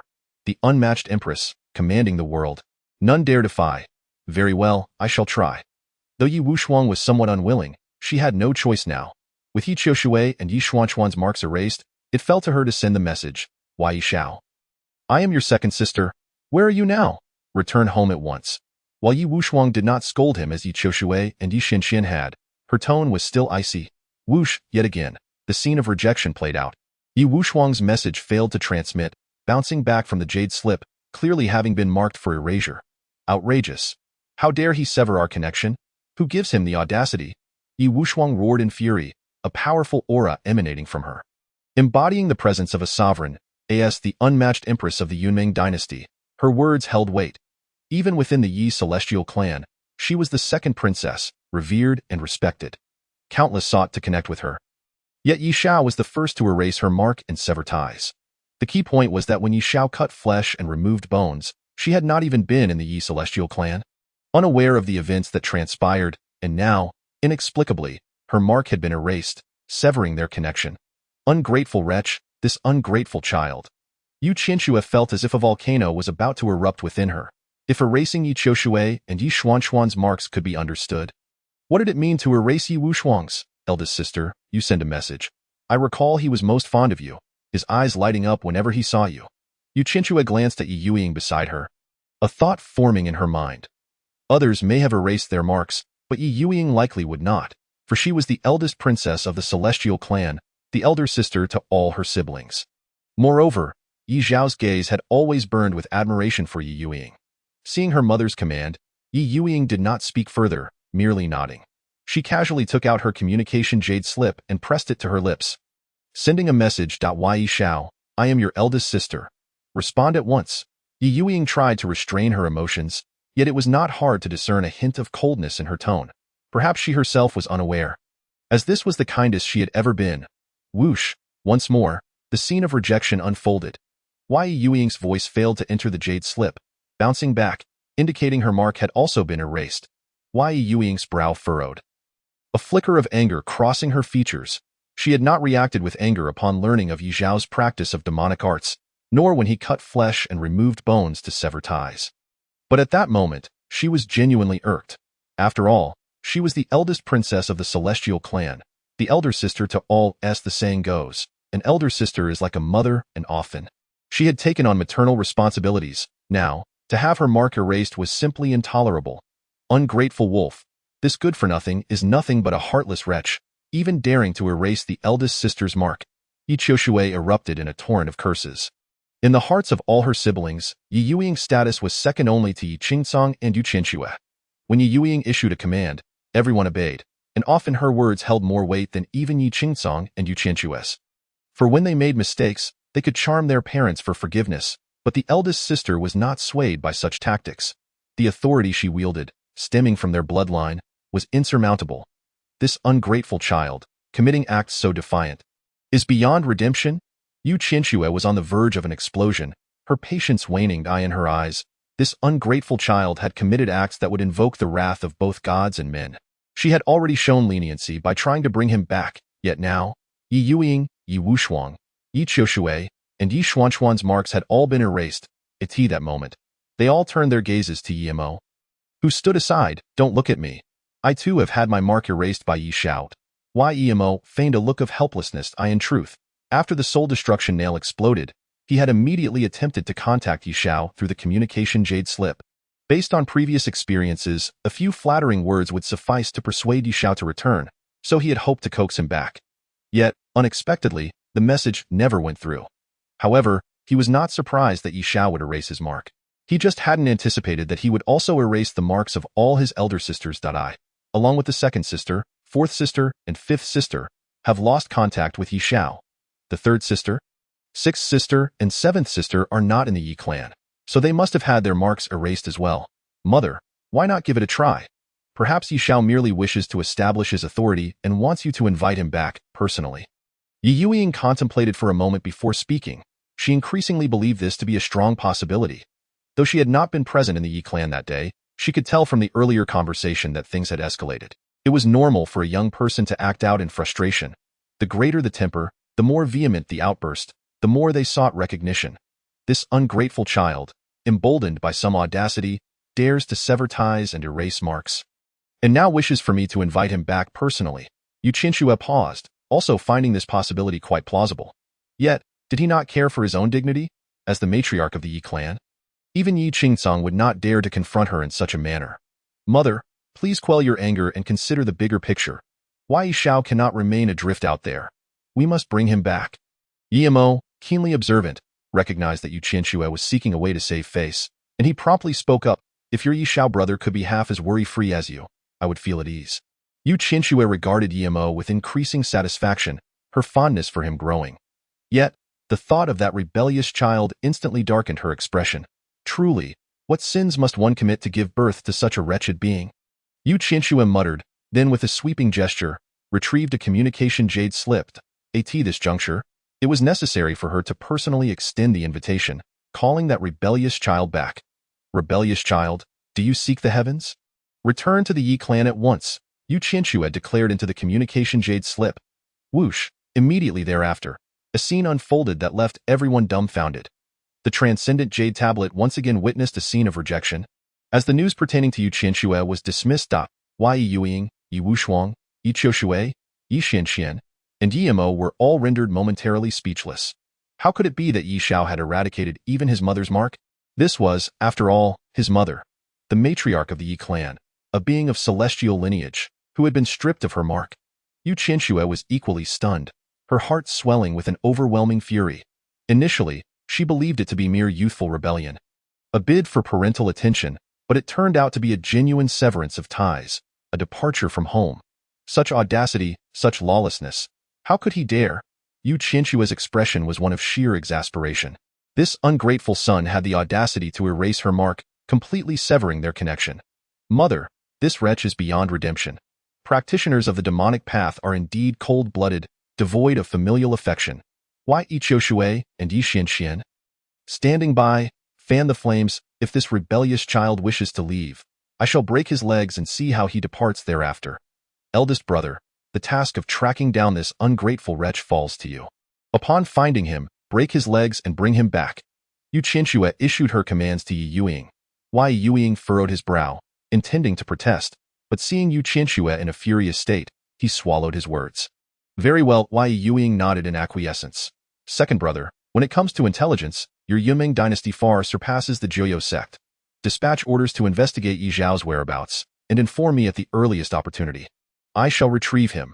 After a moment's contemplation, Ye Youying directed his words to Ye Wushuang. Understood. I will relay the orders immediately. Ye Wushuang promptly nodded in agreement. Chapter 8. Who is the wretch? Who is the genius at the foot of Thunder Flame Mountain? Amidst its slopes, the atmosphere was thick with electricity, as if a storm were brewing. Bolts of lightning streaked through the sky, descending with ferocity. Perched upon a massive boulder at this mid-mountain location, a youth clad in green sat cross-legged, allowing the lightning to wash over him, his composure as steadfast as a mountain. The fearsome bolts struck him, seemingly violent, yet failing to inflict any harm. This green-clad youth was none other than Ye Xiao. A month prior, he had heeded the advice of Xiao Zhenaying to enter seclusion on Thunder Flame Mountain, specifically selecting this locale for its abundant spiritual energy. As for the lightning, initially, Ye Xiao had harbored concerns. After all, such forces were terrifying. He recalled the time when Ye Xianxuan had set up an array designed to attract the 9 heavens lightning, which had left him bloodied and battered, his bones exposed. In that moment, he had nearly lost his life, but fortunately, he was discovered in time by Lian Bo. The Ye clan, known for its abundance of miraculous elixirs, had restored him from the brink of death. Since then, Ye Xiao had developed a phobia of lightning. His prior foray into Thunder Flame Mountain had been an effort to conquer that fear. Now, however, the thought of cultivating beneath such formidable forces was daunting. Fortunately, Ye Xiao soon found solace, as his Tsangming Dao robe activated autonomously, rendering all lightning strikes soft and harmless against him. For the first time, he witnessed the robe's formidable power. Even standing still, he was impervious to the lightning. Thus, he sat in meditation, refining his energy. Although Xiao Zhenaying had mentioned the terrifying nature of the 3 supreme attributes of spiritual roots, Ye Xiao had no concept of such things, for this was his first encounter with the notion of supreme spiritual roots. However, as he cultivated, he was taken aback by the manifestation of his own spiritual roots. 3 vortices appeared within his body. The vortex of slaughter, the vortex of life, and the vortex of space.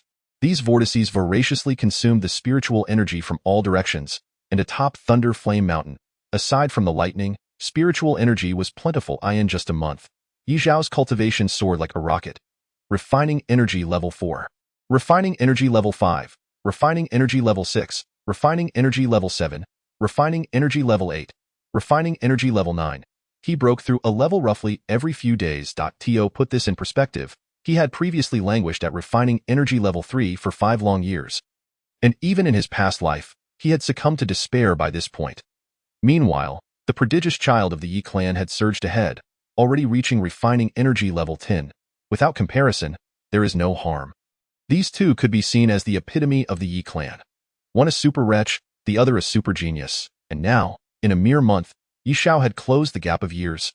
Reaching refining energy level 9. Presently, he was on the brink of attaining refining energy level 10, the pinnacle of refining energy. The vortices continued to whirl chaotically, devouring spiritual energy from every direction. The vortex of slaughter. The vortex of life, the vortex of space, all seem to be bottomless abysses. A typical practitioner at the refining energy stage, even one indulging in elixirs, could not possibly achieve such fervor. Yet with the assistance of his three supreme spiritual roots, Ye Xiao resembled a spiritual energy harvester. Not far off, another figure also sat cross-legged, Xiao Zhanaying. Throughout this past month, he had remained by Ye Xiao's side, simultaneously healing his own injuries. Sensing Ye Xiao's transformation, Xiao Zhanaying opened his eyes slightly to glance at him. Another breakthrough? His expression twitched. As a heavenly sovereign of the human realm and the master of the Xiao clan in the eastern domain, he had encountered countless prodigies, for the Xiao clan had once been teeming with talent. Even he himself had been among the world's most exceptional geniuses. Yet now, he found himself redefining the meaning of genius. Those he had previously considered geniuses now seemed like mere wretches in comparison. Even he, a powerful heavenly sovereign, could only describe himself as mediocre. That rascal. Thankfully, the spiritual energy of Thunder Flame Mountain is abundant. Otherwise, with the current resources of the Xiao clan, he truly could not afford such lavish consumption. Xiao Zhanaying gazed at Ye Xiao with a look of fondness in his eyes. To know Ye Xiao at such a young age and to forge a father-son bond was a stroke of ancestral fortune. Thus, he had resolved to spare no effort in nurturing Ye Xiao until he fully matured. At this moment, Ye Xiao's aura began to surge dramatically, akin to a flood breaching a dam, clearly on the verge of a breakthrough. Finally, Ye Xiao shattered his shackles, transcending from refining energy level 9 to refining energy level 10, the completion of the refining energy stage. Ye Xiao slowly opened his eyes after the breakthrough. At this moment, the powerful aura surrounding him began to dissipate, and the three vortices at his surface gradually shrank until they vanished entirely in just a month. He had advanced from refining energy level 3 to level 10. Had it not occurred to him, he would scarcely believe it. Ye clan. Did you not proclaim me a wretch while that adopted son was deemed a genius? Allow me to show you who the true wretch and genius truly are. Ye Xiao's face lit up with excitement, and he felt a fervent desire to rush back to the Ye clan, to make those blind individuals see clearly. However, he quickly reminded himself that the hierarchy of cultivation is divided into refining energy, foundation establishment, golden core, nascent soul, divine transformation, void refinement, integration, and descendants. Refining energy level 10, for a colossal entity like the Ye clan, is akin to a mere shrimp. Not to mention Ye Qingcang and Yue Qianxue, both formidable heavenly sovereigns. The 7 princesses of the Ye clan are also mighty figures. Even Ye Youying is a formidable nascent soul practitioner. In essence, while he may be considered a genius now, he stands at a vast distance from the truly powerful, and even further from the Ye clan. Even Ye Mo, the lowest in cultivation among the Ye clan, was not as simple as he appeared, as he had many hidden trump cards. In summary, what is visible on the surface often diverges significantly from reality. To topple the Ye clan is not a task to be accomplished overnight. It requires patience. One day, I shall make the Ye clan indebted to me, repaying the debt with interest. Ye Xiao brimmed with confidence. In the early days of his rebirth, his heart was filled with hatred, yet he felt despair. The prodigious child of the Ye clan, the 7 princesses of the Ye clan, and the vast Ye clan were suffocating. He had even refrained from contemplating revenge. But now, things were different. He possessed confidence, believing that given time, he would one day trample the Ye clan beneath his feet, repaying the humiliation and grievances of his past life in full. As Ye Xiao's thoughts wandered far afield, reality soon anchored him back. Refining energy level 10. The next step is foundation establishment, which requires corresponding treasures of the respective attributes. The 5 elemental attributes, including wind and thunder, are well known and not difficult to procure, but the supreme attributes, Ye Xiao chuckled wryly. The attributes of slaughter, life, and space were unheard of, and even in his past life, he had little understanding of them. After all, under the oppression of Ye Mo in his previous existence, he had always been a small fry. Though he was a scion of the celestial clan, his experiences and insights were quite ordinary. As for cultivation, he had never even managed to establish his foundation before his death. In contrast, Ye Mo had advanced smoothly from refining energy to foundation establishment, subsequently becoming a mighty figure, transforming into a nascent soul, and surging forward until he became so powerful that he no longer concealed himself, embodying the bloodthirsty demon king who annihilated the entire Ye clan. How does it feel? Just as Ye Xiao pondered this, Xiao Zhanaying approached and spoke. Abnormal, Ye Xiao mused, summing it up in 2 words. Truly remarkable is the talent that shocks the 6 realms. even rare in the realms of gods, demons, and immortals. Xiao Zhanaying nodded. After a brief pause, he continued, "It is time to depart." "Are you healed?" Ye Xiao inquired. "Injuries of a century cannot be easily mended, but I am much improved," Xiao Zhanaying replied, shaking his head. Ye Xiao regarded him. Knowing from his previous life that Xiao Zhanaying had sustained severe injuries, teetering on the brink of death. Fortunately, he was a powerful heavenly sovereign who had endured. "Where shall we go?" Ye Xiao questioned. "To facilitate your foundation establishment," Xiao Zhanaying replied nonchalantly, clearly having made plans in advance. Upon hearing this, Ye Xiao's face broke into a smile. He had been fretting over how to establish his foundation. Chapter 9. This wretch must be trying to mock us in the Ye clan. A graceful figure wandered aimlessly, as if searching for something, yet finding nothing. This was none other than Ye Youying, the eldest princess of the Ye clan and the leader of the Joyo sect. In recent days, she had been diligently guarding Ye Mo, but as Ye Mo established his foundation and entered a stable trajectory, she found herself with ample free time. This moment, Ye Wushuang arrived with news from the Yunmeng dynasty, revealing that, after investigation, there was no trace of Ye Xiao. It seemed as though Ye Xiao had vanished from the mortal realm of the southern region.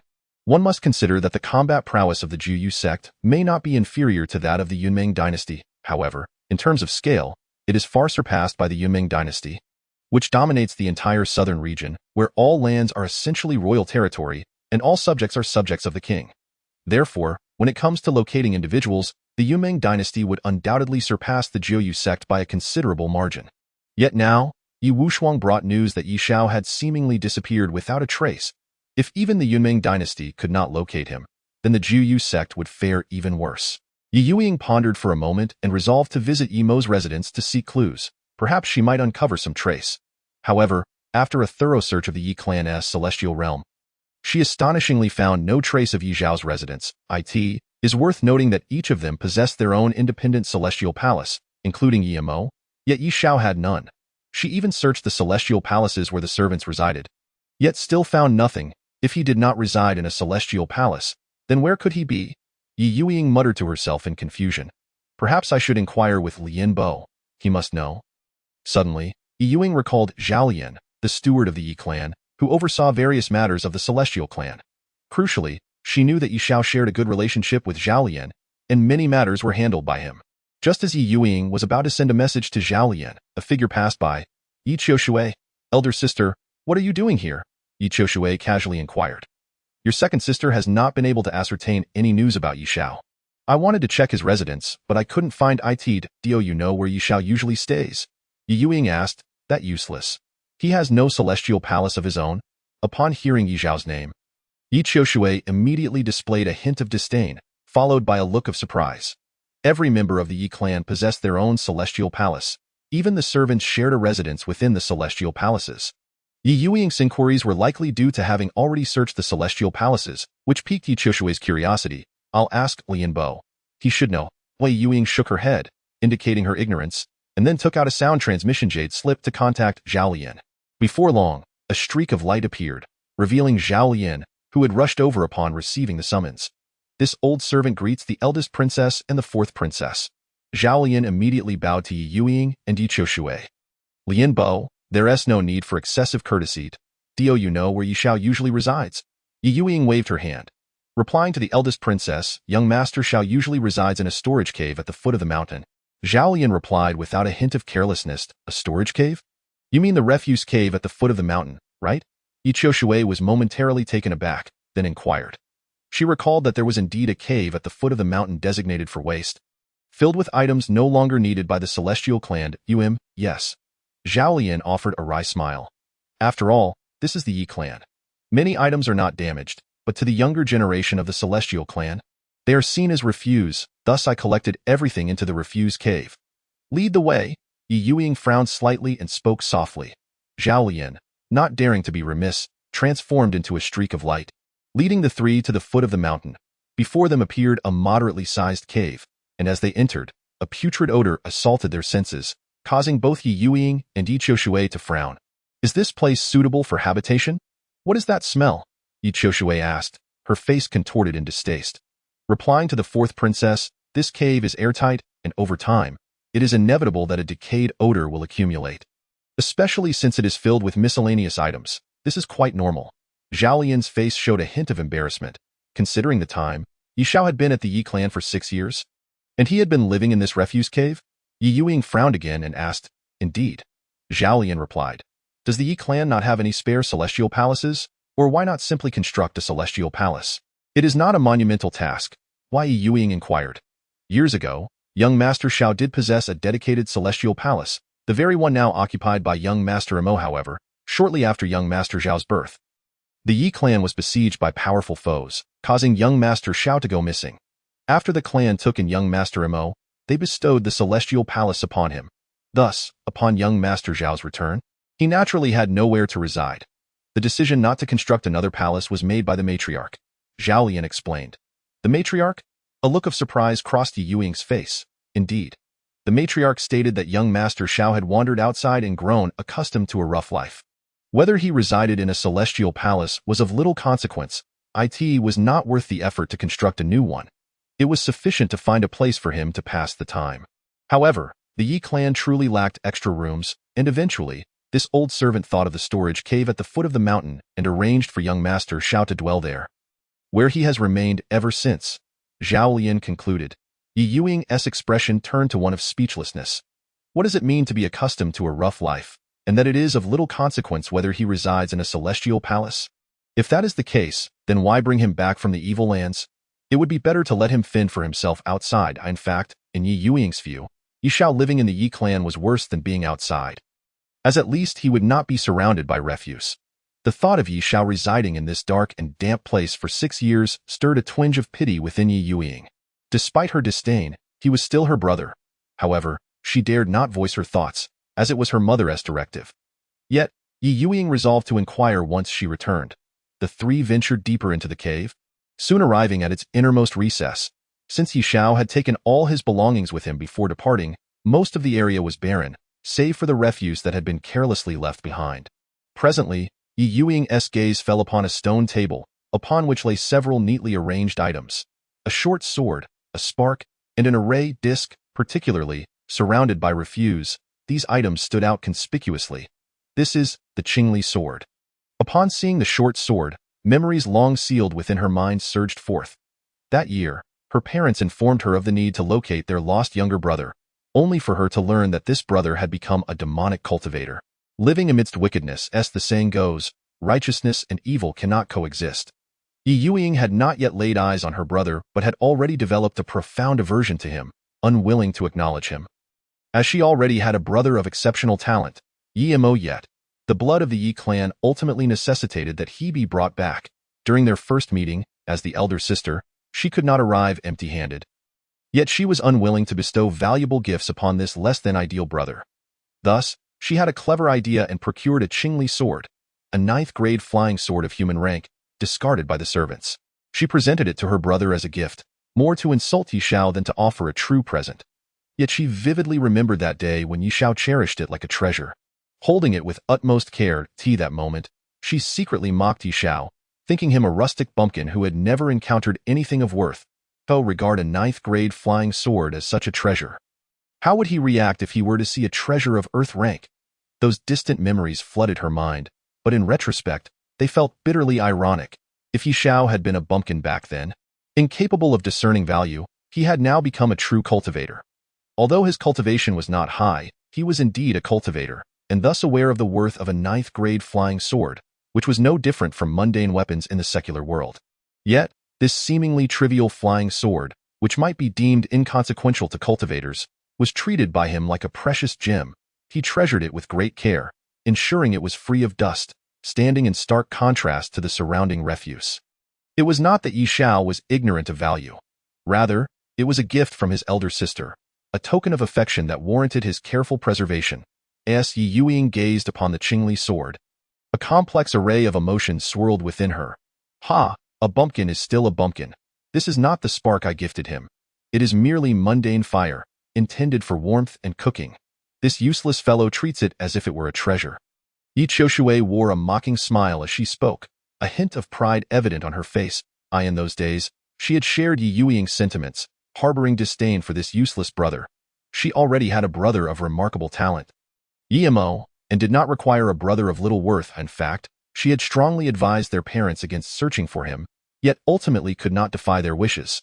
Seeing that others were presenting gifts, she casually conjured a spark, as it was not difficult for her as an alchemist.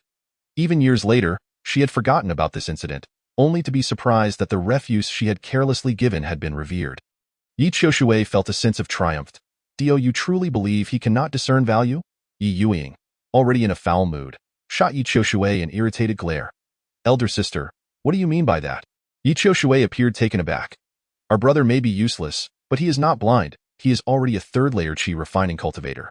Do you think a third-layer cultivator cannot distinguish between these items? Ye Youying stated. Then why? I understand now. This useless fellow must be attempting to mock us. Look, he took everything else but left these items behind. He wants to remind us of how meager our gifts were. How despicable, how petty, and how vindictive. Ye Qiushui's expression shifted from confusion to clarity, her face twisted in anger. Ye Youying stared at Ye Qiushui in exasperation, wondering if her sister was suffering from paranoid delusions. Believing that everyone wished to undermine her. Enough. Do you even have a brain? Ye Youying challenged. Ye Qiushui looked at her elder sister in bewilderment. Mock us, does he need to treat these items with reverence? Look at the rest of the cave. It is filled with dust, while the stone table is spotless. Even if a month has passed, there is no sign of dust. It is evident that he has taken great care of it. Ye Youying stated, tender care? Ye Qiushui was momentarily taken aback, struggling to comprehend, questioning the rationale of nurturing a heap of refuse. Indeed, her mind must be deranged. How could I have such a foolish sister? If these items are unworthy of care, it naturally implies an inclination to cherish the person who bestowed them, or perhaps the bond of friendship itself. Ye Youying, well aware of Ye Qiushui's disposition, recognized her as somewhat simple-minded and physically robust. Observing Ye Qiushui's expression, she realized her sister was lost in thought and had to clarify, friendship. Ye Qiushui was momentarily stunned. Even she, despite her simplicity, grasped the situation. These items were gifts from her elder sisters, and thus Ye Xiao cherished them, handling them with utmost caution. Though Ye Qiushui understood, she was reluctant to accept it. She preferred to believe that her brother was a worthless, cold-blooded, cruel creature of demonic cultivation, capable of any atrocity in pursuit of power. But if he truly valued these items, why did he not take them away, opting instead to leave them among the refuse? Surely, to him, these items were mere trash. Ye Qiushui racked her brain for a satisfactory explanation, finally settling on a reasoning that pleased her, casting a triumphant glance at Ye Youying as if to say, aren't I clever? Praise me, however. What she received in return was Ye Youying's scornful derision. Then you ought to ask yourself what you have done to make Ye Xiao discard what he cherishes. Ye Youying found herself utterly speechless in the face of her willful and obstinate sister. Shouldn't the inquiry focus on his actions? As a member of the celestial lineage, he practiced demonic arts, openly drawing blood to cultivate at the foot of Lingyun Mountain, thereby tarnishing the reputation of the Ye clan. Were it not for the favoritism of their parents, he would have long been brought to justice. Ye Qiushui retorted, did you witness him drawing blood? Ye Youying looked at her sister with an impassive expression. In truth, she had recently delved into the matter with great detail. The so-called blood-sucking cultivation was entirely unfounded. While there were reports of bloodless corpses appearing at the mountain's base, no one had actually seen anything. Moreover, Ye Xiao had resolutely severed ties with the Ye clan and denied the allegations, causing Ye Youying's internal scales to tilt. I didn't see it, but Xiaomo did. Xiaomo is so well-behaved. How could he deceive us? Ye Qiushui asserted confidently. Xiaomo wouldn't lie to us, but the crux of the matter is that Xiaomo hasn't witnessed it firsthand. He merely saw Ye Xiao in the village and saw nothing else. From my perspective, something is amiss. Ye Youying pondered for a moment before responding. In fact, it is precisely because the witness is Ye Mo that I have not entirely sided with Ye Xiao. Given Ye Mo's sweet nature and understanding as the pride of the Ye clan, how could he possibly slander Ye Xiao? Nevertheless, even so, a voice within me doubts the truth. After all, Ye Mo did not see it with his own eyes. It can only be deemed suspicious. Eldest sister, you seem odd today, always defending that waste. You weren't like this before. I remember once, when Ye Xiao sought you at Juyu Sect, you broke his leg before he even entered the sect. And he supposedly crawled back to Lingyun Mountain. Ye Qiushui huffed indignantly, revealing a past incident. At that time, there was turmoil within Juyu Sect. The 7 elders conspired to force me to abdicate. I was in a fierce struggle with them when Ye Xiao sought an audience. I was quite irate and acted rashly. but I knew that once he returned to the Ye clan, someone would help him recover. Ye Youying froze for a moment, recalling a past event, and immediately sought to clarify. Chapter 10. The unremitting demonic nature from her slightly flustered demeanor, it was evident that she felt a twinge of guilt. Indeed, back then, Ye Youying had not perceived any wrongdoing, but reflecting now, she felt she had overstepped, as the eldest princess of the Ye clan, held in high esteem, and also the revered leader of Jiu Sect. Known for her benevolence towards disciples, it seemed unbecoming to have so brutally broken her brother's leg. He was her own flesh and blood. After all, you still have the audacity to criticize me. Back then, you were experimenting with poisons, lamenting the lack of test subjects, and secretly made Ye Xiao the guinea pig. As a result, he suffered daily torment, enduring agonies that left him in a state of living hell. The Ye clan almost deemed him beyond salvation, even contemplating abandoning him. Yet, after enduring 6 months of torment, he suddenly recovered, and to this day, no one knows the reason. Until I discovered you had concocted the 10,000 poisons pill, I had my suspicions. Tell me, did you not secretly use Ye Xiao for your experiments? Ye Youying swiftly changed the subject, unearthing Ye Qiushui's past misdeeds. She distinctly recalled that when the incident emerged, everyone believed that Ye Xiao's condition was a result of his secret practice of demonic arts. For only demonic cultivation could drive one to such madness. Even now, many people still hold that belief. However, one day, upon witnessing the 10,000 poisons pill crafted by Ye Qiushui, the entire truth unraveled. Eldest sister, what 10,000 poisons pill? I have no idea what you were talking about. How could I possibly use Ye Xiao as a test subject? Ye Qiushui's complexion changed dramatically as she hastily denied it. Though she verbally rejected it, her expression betrayed her. As an alchemist, she could not be limited to concocting only spiritual pills, but was also capable of creating poison pills for use against enemies. The 10,000 poisons pill was her carefully crafted weapon. When she first completed it, unaware of its potency, she had chosen Ye Xiao to test it, nearly causing his demise. Terrified, she quickly neutralized the poison, and the matter faded into obscurity, believing it would remain a secret. Yet, unexpectedly, her elder sister had discovered it. If I am not mistaken, you possess the 10,000 poisons pill in your storage bag. Do you not? Are you trying to provoke me into action? Ye Youying fixed her gaze on the storage bag at Ye Qiushui's waist, a cold smile gracing her lips. All right, I admit it. Back then, I had just refined this ancient poison and, not knowing its effects, I secretly had that waste try it out. However, I was observing the entire time. I did not kill him, and besides, I have already neutralized the poison. Ye Qiushui immediately covered her waist, a guilty expression on her face. She knew her elder sister all too well.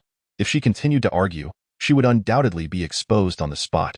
After all this time, Ye Xiao had come to no harm, so she opted to confess.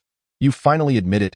Ye Qiushui, I must ask you, as his sister, how could you be so cruel as to treat him as a test subject, nearly poisoning him to death? Ye Youying inquired. Eldest sister, I did not intend to kill him. I merely wished to test the medicine. Who told him to look so demonic and filthy? He was simply irksome to behold. Ye Qiushui replied impatiently. Ye Youying shook her head, realizing there was no need to pursue the matter further. At that moment, she suddenly sensed something was amiss. Demonic and filthy? Is that how you perceive Ye Xiao? Though I have seen him only a few times, he always appeared out of place with the Ye clan, looking as if he belonged to the demonic sect. What is truly wrong? Ye Youying suddenly recalled that Ye Xiao was not wearing the Ye clan's sacred attire, but rather the clothes he had worn in the evil demonic land. No wonder he appeared so demonic and unkempt. It was known that every member of the Ye clan possessed their own unique, dust-free sacred attire, a symbol of their status. Why is Ye Xiao not donning the Ye clan's sacred attire? Ye Youying suddenly asked. He is not wearing the Ye clan's attire? Ye Qiushui paused, contemplating, and then uncertainly replied. It seems he really isn't. No wonder he looks so demonic. Generally, cultivators would wear dust-free sacred attire, both for its purifying properties and its various auxiliary functions. Moreover, the Ye clan's sacred attire was renowned for its rarity. Besides purifying dust, it also had the ability to gather spiritual energy, effectively creating a spiritual array inscribed on the clothing, allowing for the continuous gathering of spiritual energy for cultivation. Lianbo, do you know why Ye Xiao is not wearing our Ye clan's dust-free attire? Ye Youying, seeing that Ye Qiushui was also unaware, turned to Zhao Lian. Replying to the esteemed princess, young Master Xiao does not wear it because he does not possess it. Zhao Lian revealed a hint of a wry smile. Lianbo, How could Ye Xiao not even have the Ye clan's sacred attire? This is the emblem of Ye clan identity.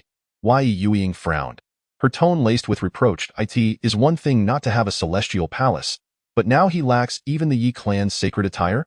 Esteemed princess, it is not that the old servant did not prepare it, but rather that the matriarch forbade it, Zhao Lian explained, his expression one of resignation again.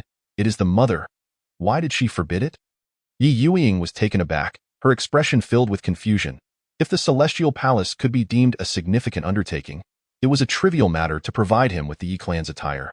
The sacred attire represented identity. The esteemed young master of the Ye clan, lacking the Ye clan's sacred attire, would find no one believing his claims of being a member of the Ye clan. The matriarch stated that young master Xiao came from the evil demonic land, still burdened by his demonic nature. Wearing the Ye clan's attire would only tarnish their reputation.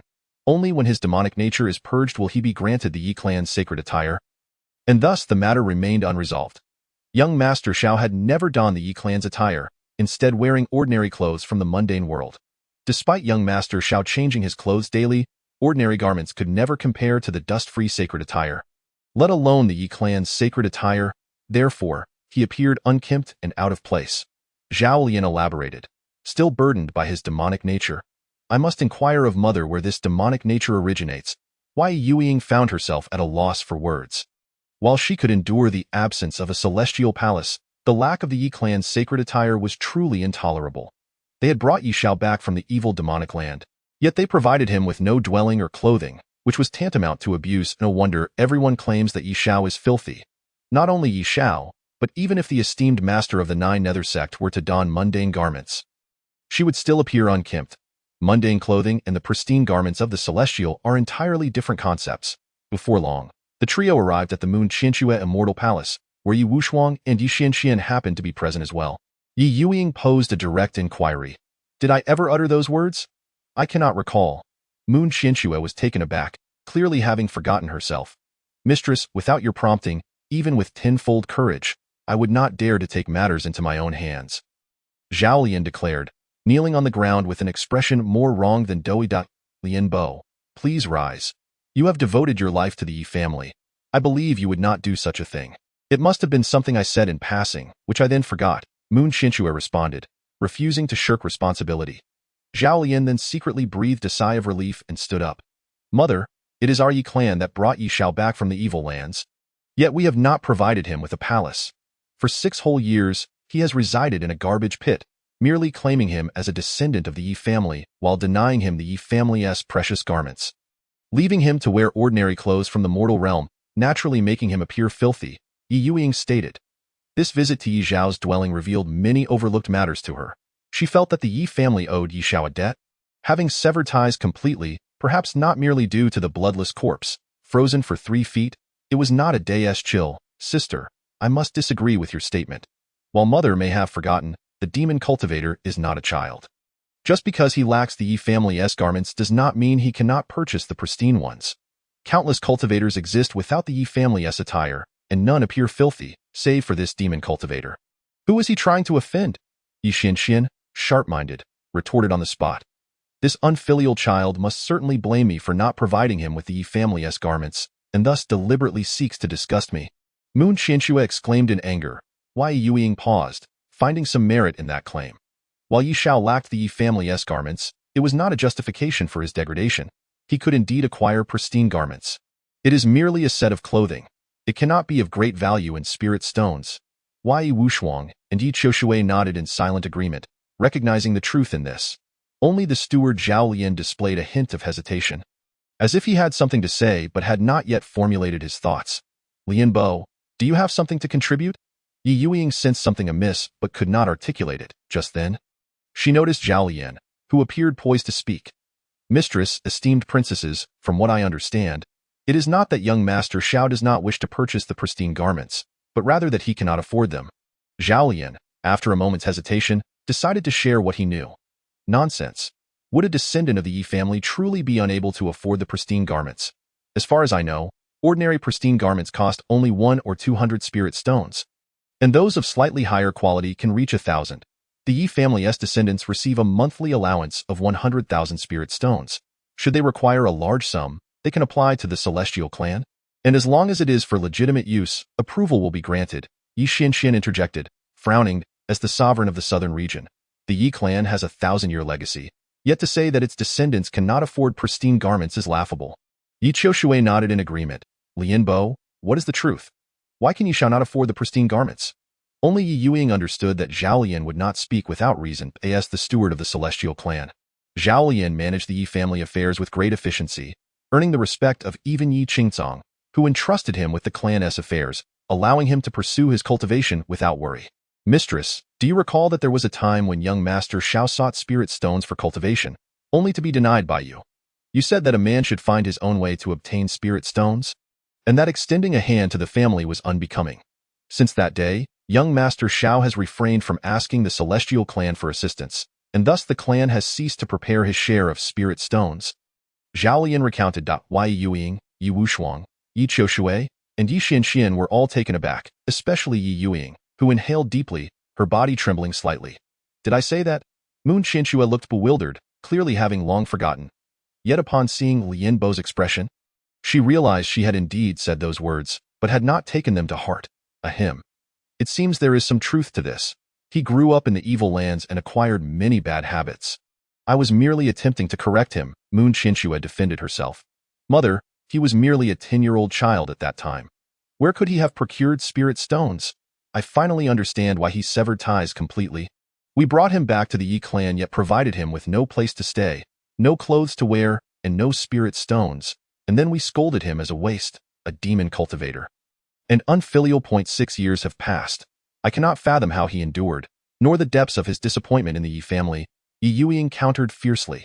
Moon Qianxue fell silent, while Ye Wushuang, Ye Qiushui, and Ye Xianxuan also refrained from speaking.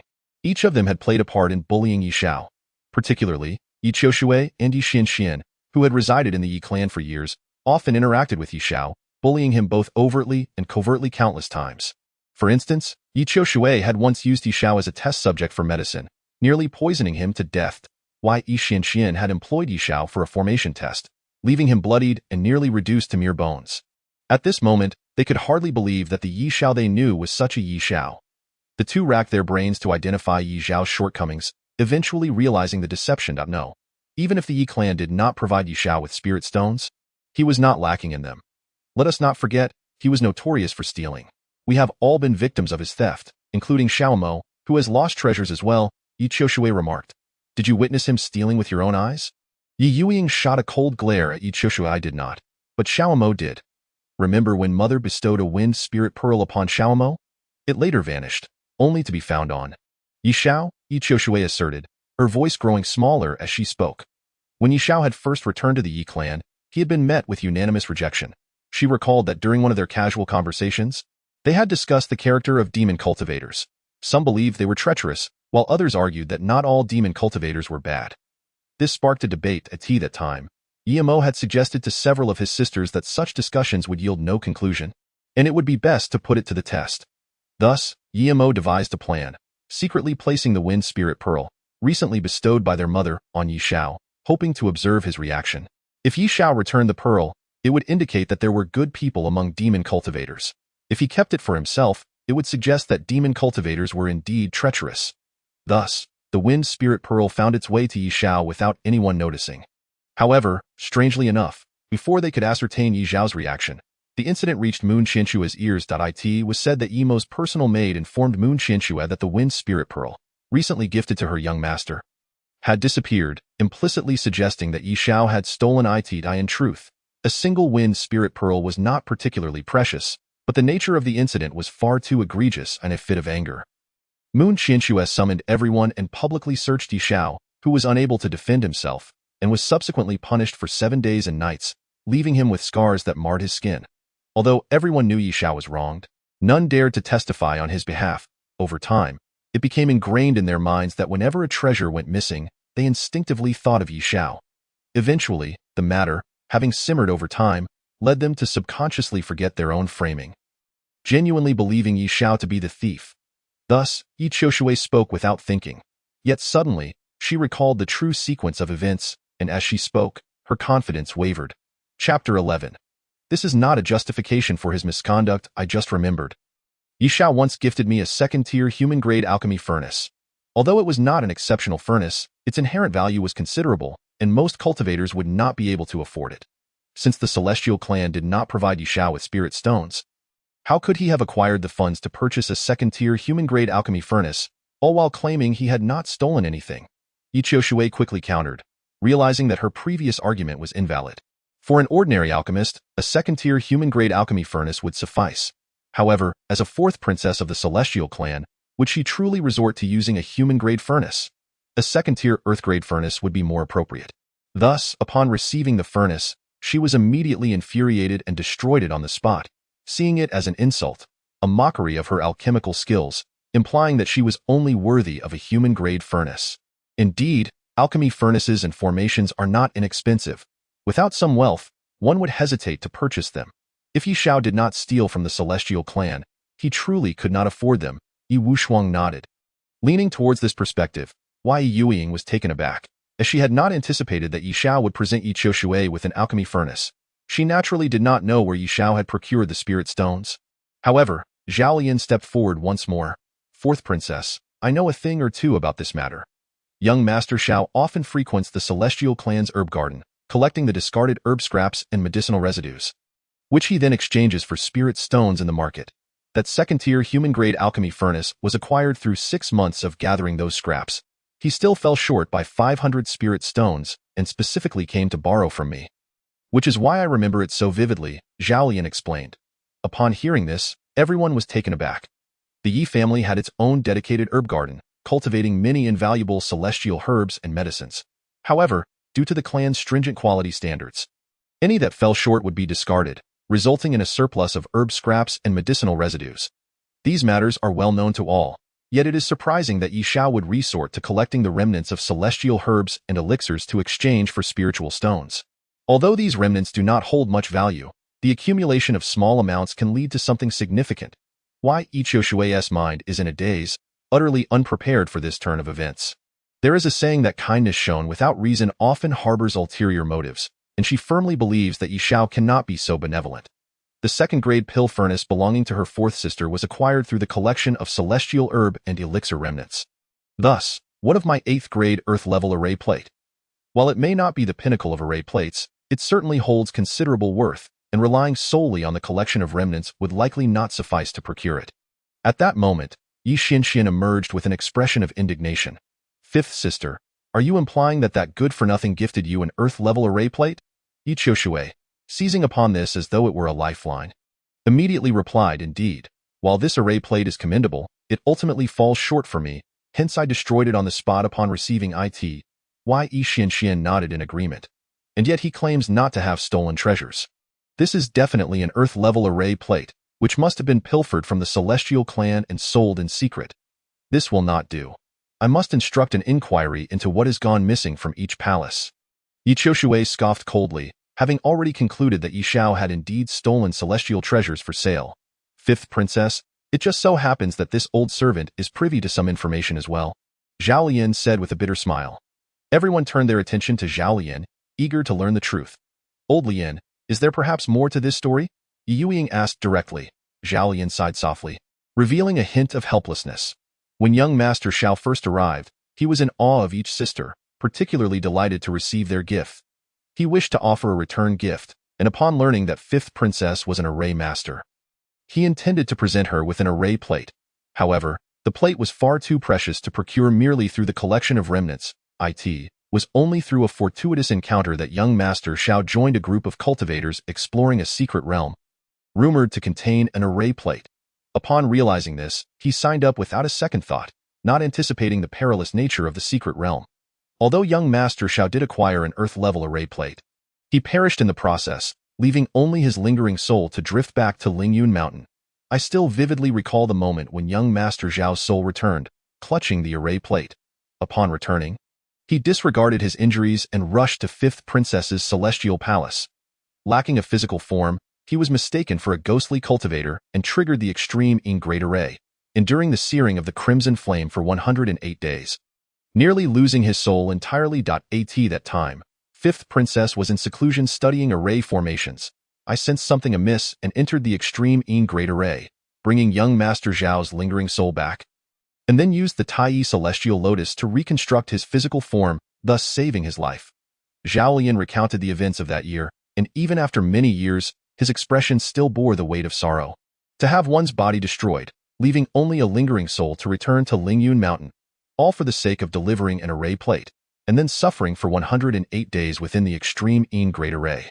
Upon hearing this, the crowd fell silent, the atmosphere so still that one could hear a pin drop. Even Ye Qianxue opened her mouth but ultimately said nothing. When she received the array plate, Ye Xiao had already been restored to physical form by the Tai celestial lotus, and she had been entirely unaware of the circumstances surrounding it.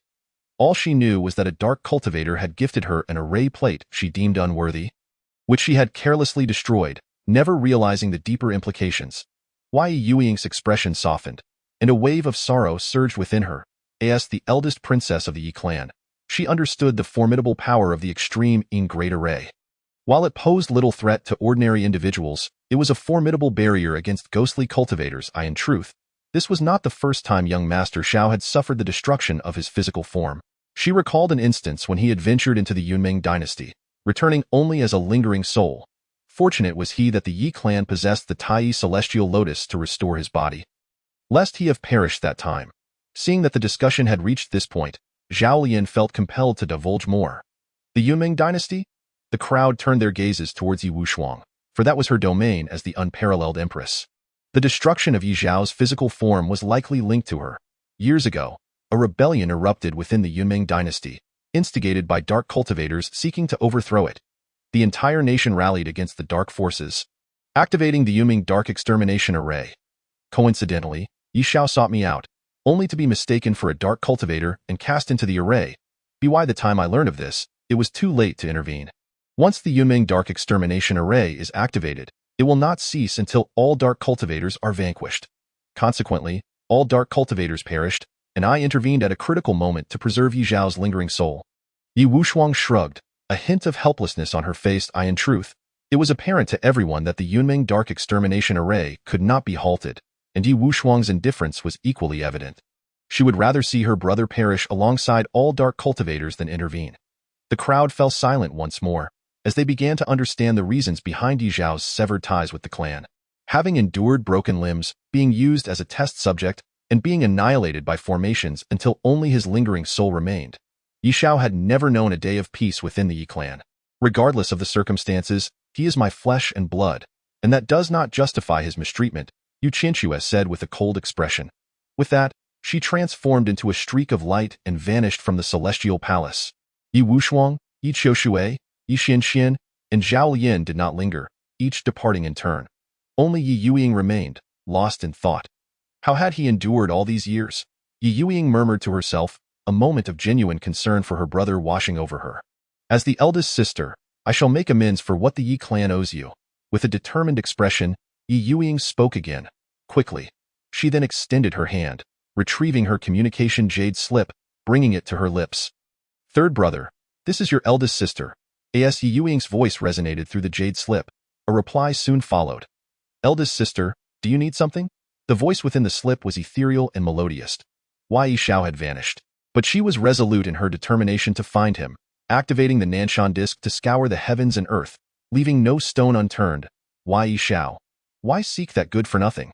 He is unworthy of activating the Nanshan Disc. Eldest sister, are you mistaken? The voice within the jade slip exclaimed in apparent shock.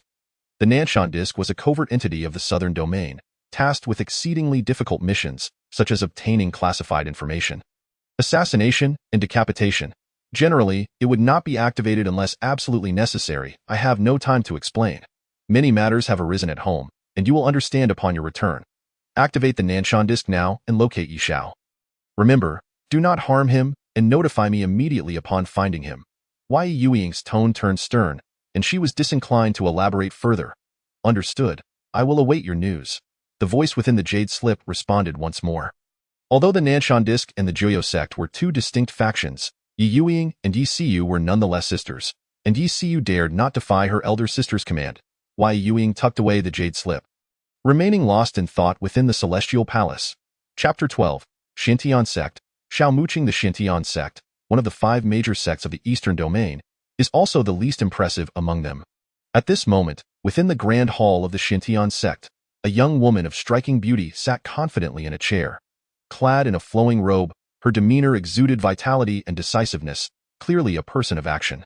This was the sect leader, Xiao Muqing.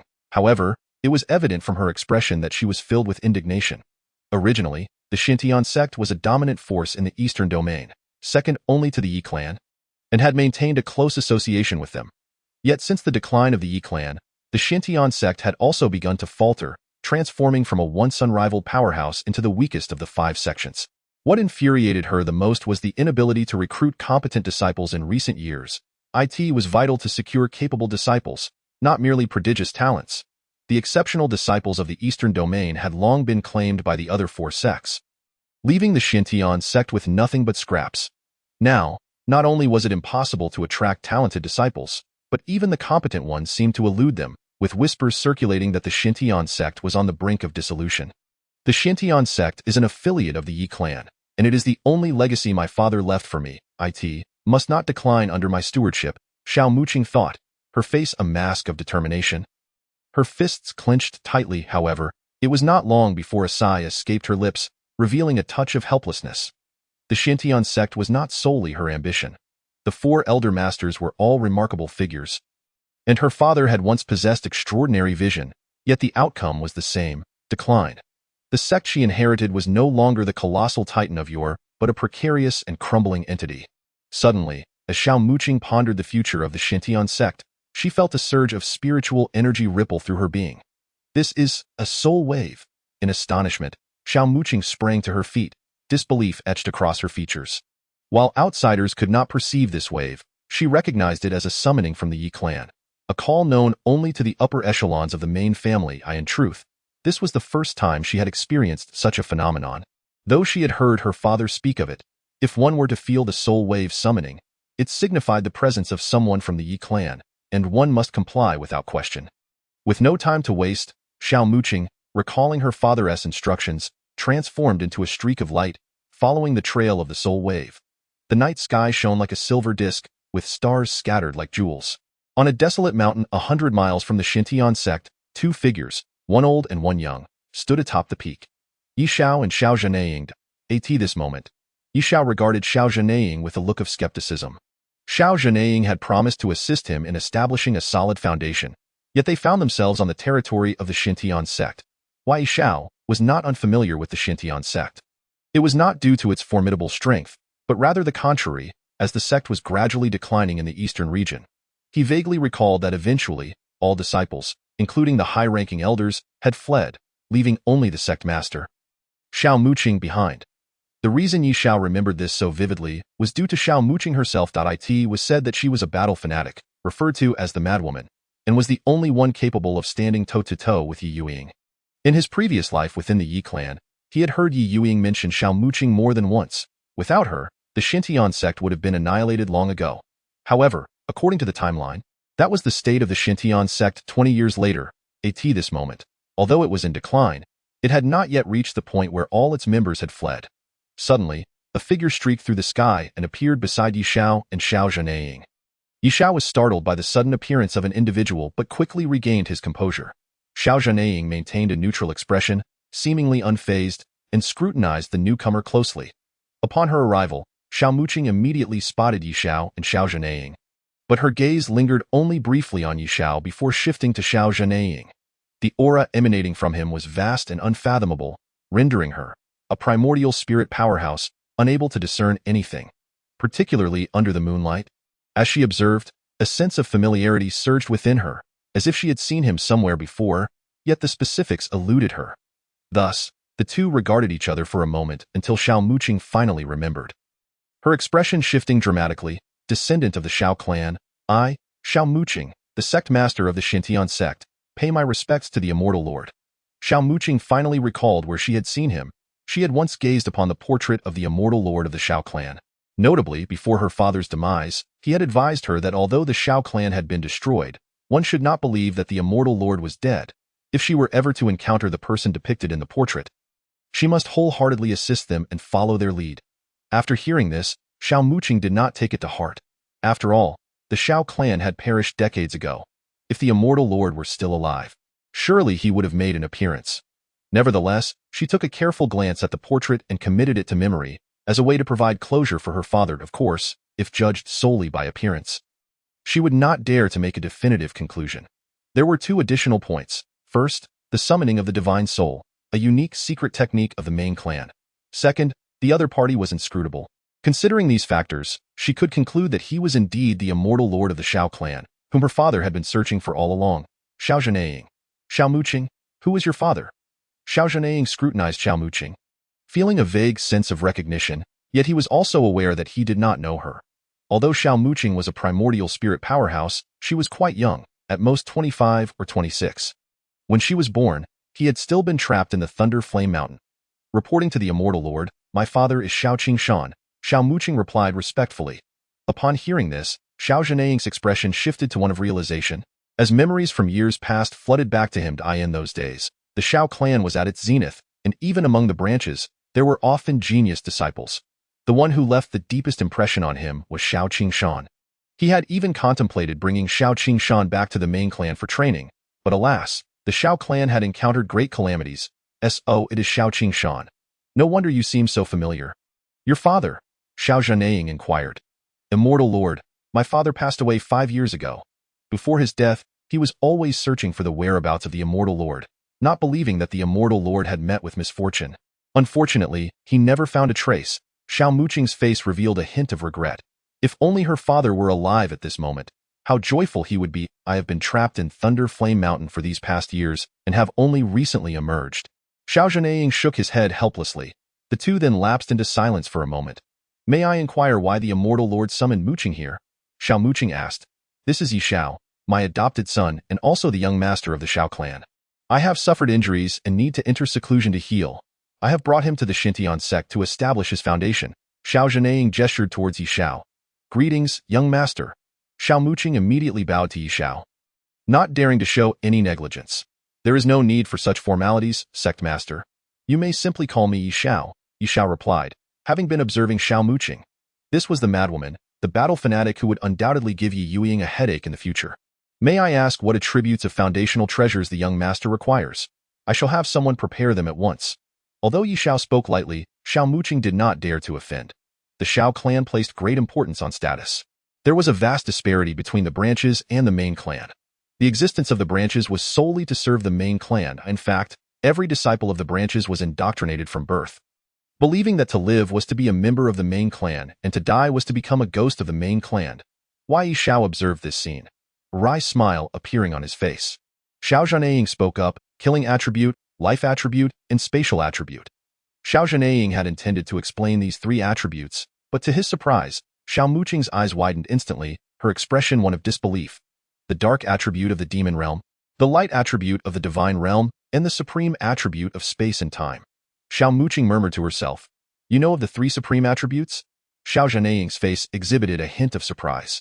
Immortal Lord, after the Xiao clan's destruction, the ancestral grounds were abandoned, which drew the covetous eyes of numerous cultivators.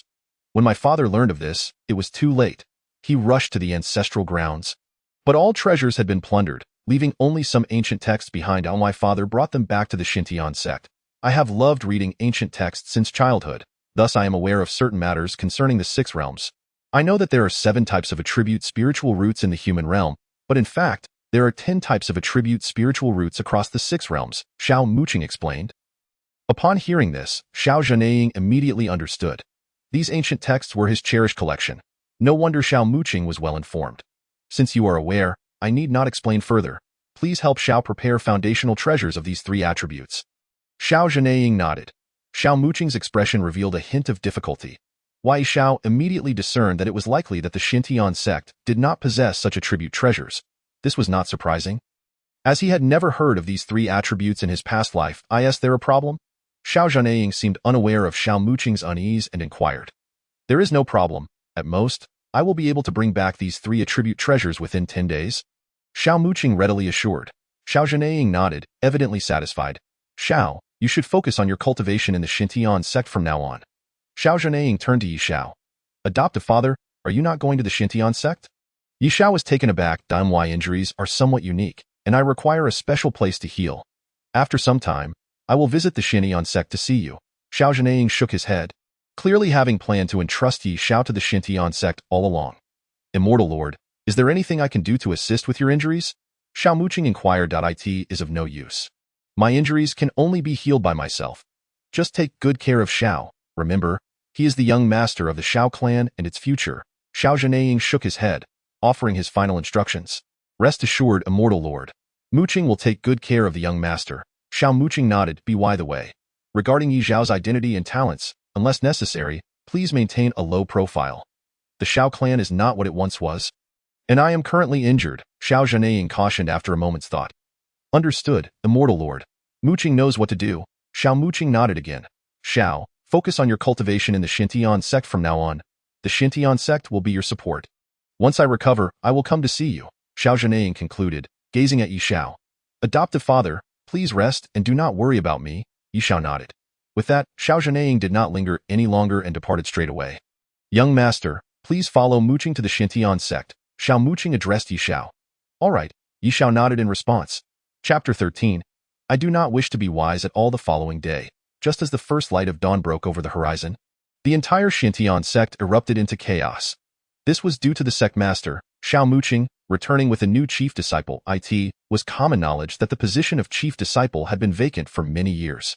The four grand elders were embroiled in a fierce struggle, each vying to have their own disciples claim the title, a position just below the sect master and above all others.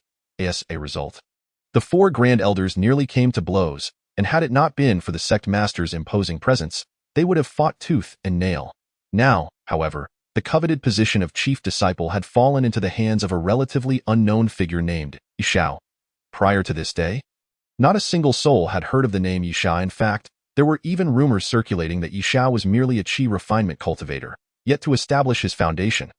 Consequently, when this news spread, the four grand elders were incensed and hastened to the main hall to demand an explanation. At this moment, in the main hall of the Shenon Sect, Xiao Muqing, Ye Xiao, and the four irate elders were all present. The eldest elder, his face flushed with fury, glared at Ye Xiao.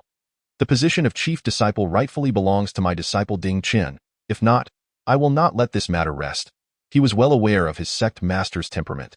She would not hesitate to resort to violence if provoked. Thus he dared not unleash his wrath upon her, and instead redirected it toward Ye Xiao. The other three elders chimed in, expressing similar sentiments, insisting that the chief disciple must be one of their own, even launching personal attacks against Ye Xiao. Witnessing this scene, Ye Xiao could only smile wryly. The decision to appoint him as chief disciple was a result of discussions with Xiao Muqing. For the sake of keeping a low profile, he could not reveal his identity as the young master of the Xiao clan. Therefore, to remain in the Shenon Sect, he needed a plausible identity. Coincidentally, the Shenon Sect was in need of a chief disciple, and the four grand elders were on the verge of conflict. Thus, they agreed to have Ye Xiao assume the role of chief disciple. In private, he was the young master of the Xiao clan, while publicly, he was the chief disciple of the Shenon Sect. Ye Xiao held no objections to this matter. Yet unexpectedly, as soon as news of the chief spread, the four great elders came forth to question him. Elders, please remain calm and allow me, the sect master, to speak. I understand that you all believe your disciples to possess unparalleled talent and are fit to become the chief. However, let me make one point clear. Ye Xiao possesses a slaughter attribute spirit root.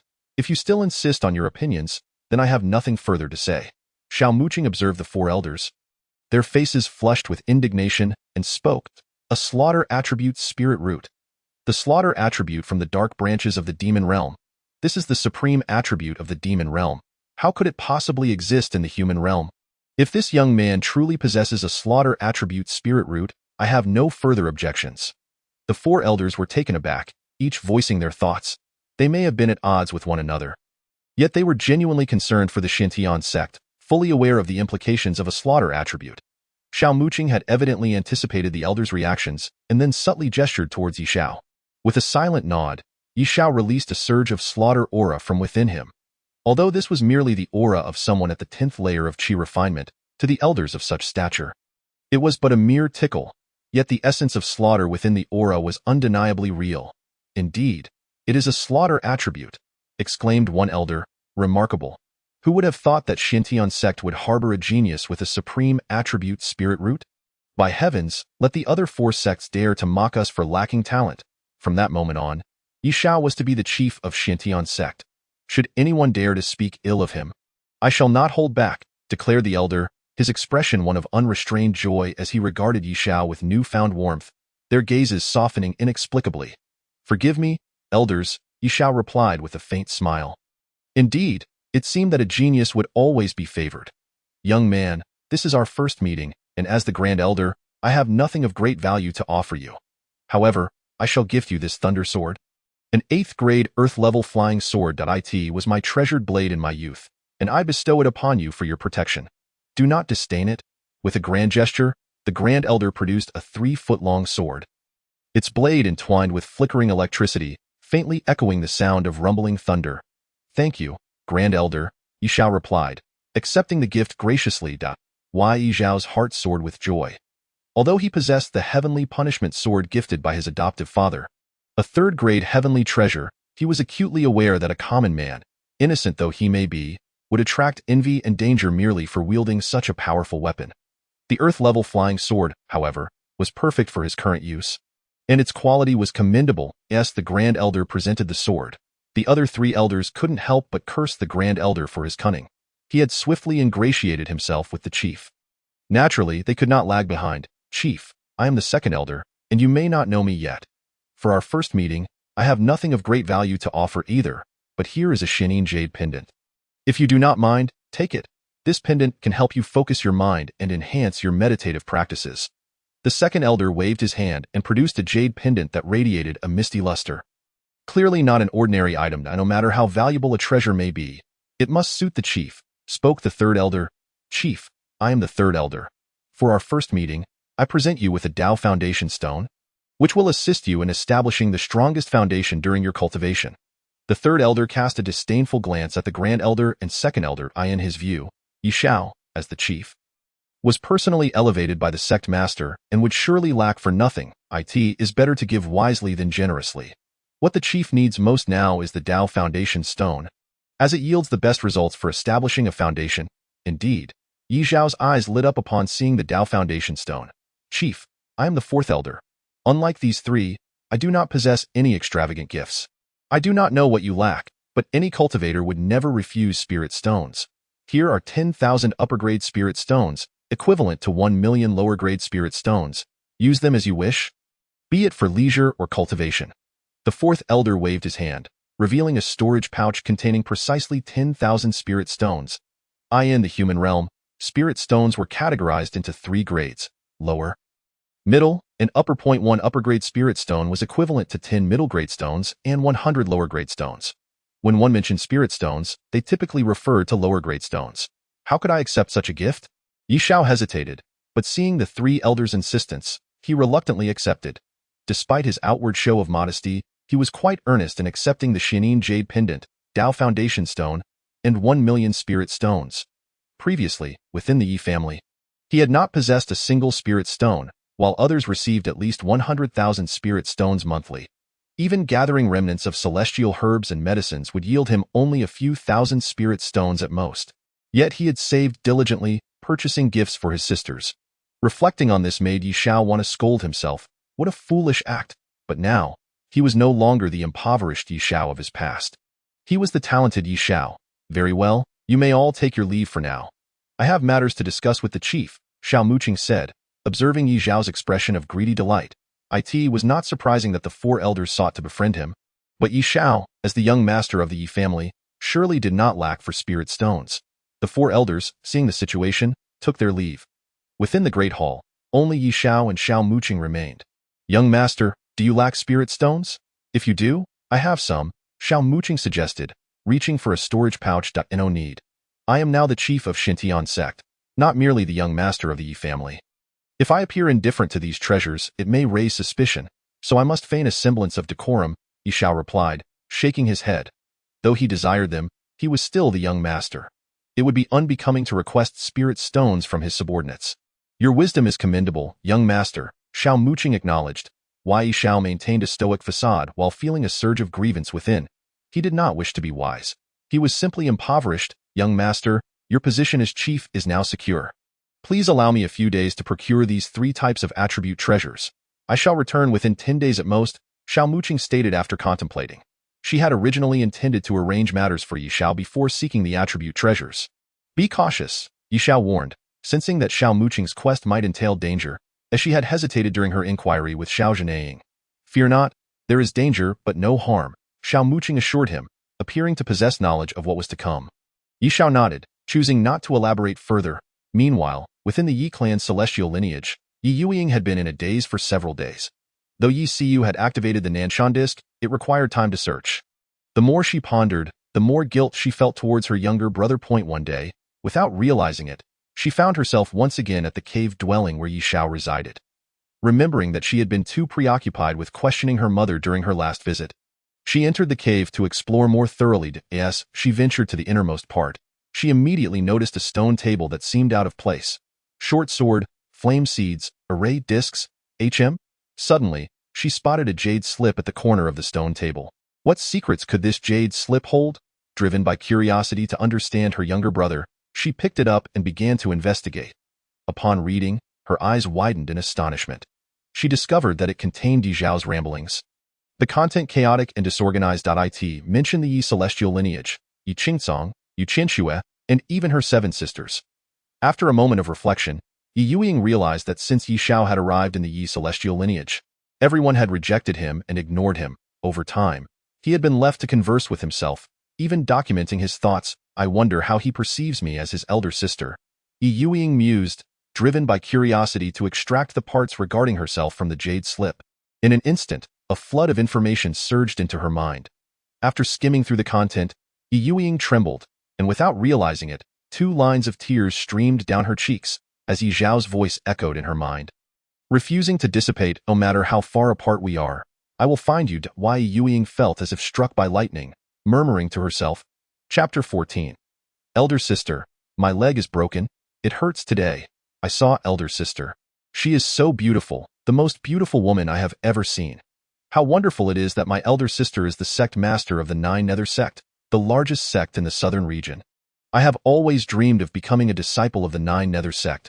I saw elder sister again today. It was wonderful. Alas, I mustered the courage to call out to her, but it seemed she did not hear me. How disheartening. Sob when elder sister returned. Her brows were furrowed, and I felt as if the weather had turned gloomy. I wonder what troubles she has encountered. I wish I could share her burden.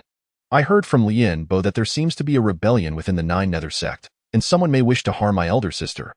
Lian Bo reassured me not to worry, saying that elder sister can handle it herself. Yet how can I not be concerned? It has been 3 months since I last saw elder sister, and I wonder how she is faring in the Nine Nether Sect. I miss her dearly. Today, I find myself missing elder sister once again. I cannot wait any longer. I must go to the Nine Nether Sect to see her. I want to call her name in person, elder sister. Lian Bo would not let me go, and even drag me back. I know Lian Bo is a good person, but why won't he let me see elder sister? I cannot comprehend. Haha, today I am so happy. I finally escaped from Lian Bo. Nine Nether Sect, here I come, elder sister. I am on my way, elder sister. My leg is broken. It hurts. Sob, why did elder sister break my leg? What did I do wrong to make her angry? Elder sister, please do not be angry. I apologize. So it turns out elder sister does not like me. Ye Youying stood in a daze, her mind echoing with Ye Xiao's voice. Upon arriving at the Ye clan, Ye Xiao found himself largely ignored, leading him to develop the habit of conversing with himself and diligently recording his daily emotions. Consequently, Ye Youying came to understand Ye Xiao's thoughts. A tremor coursed through her body as her mind wandered back several years. At that time, Ye Xiao had just been brought back, and she harbored an innate disdain for her younger brother, as she already had another brother in her heart.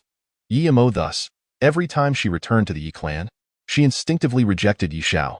She even cursed her misfortune at encountering him upon each return, hastening her pace to leave. In truth, when Ye Xiao called out to her, she heard him but instinctively chose to ignore him.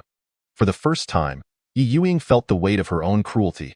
After all, he was merely a 10-year-old child, yearning for the affection of an elder sister and familial love. He took pride in having such a sister and sought every means to draw closer to her. Yet, what was the outcome? This elder sister of his consistently evaded him, and when Ye Xiao mustered the courage to approach her, she callously broke his leg. She could only imagine the depth of despair he must have felt at that moment. For someone of her spiritual caliber, traversing from the Nine Nether Sect to the Ye clan was but a fleeting instant, yet for a child devoid of cultivation and with a broken leg, it would take an eternity to crawl out of that abyss. It was then that Ye Youying first recognized her own malevolence. "Sister, my leg is broken. It hurts." Sob. The mere thought of Ye Xiao's voice filled her with guilt. Was she still the esteemed princess of the Celestial clan, or the merciful leader of the Nine Nether Sect, who could so easily inflict harm upon her own brother? It dawned on her that her sister did not favor her. Ye Youying could keenly sense the despair in Ye Xiao's tone. He regarded her as family, as an idol, worrying for her day after day, even sneaking out just to call her sister. Yet, what did he receive in return? Her disdain. How utterly hopeless Ye Xiao must have felt at that moment. Sister. Those final two words from Ye Xiao were laden with helplessness, sorrow, despair, and frustration. After that, there was not a single trace of information regarding her. Ye Youying realized that Ye Xiao's heart had been irreparably shattered by her own hand. From that moment on, he was utterly despondent, leaving no lingering affection for her. The absence of any mention of her in the jade slip confirmed his complete disillusionment.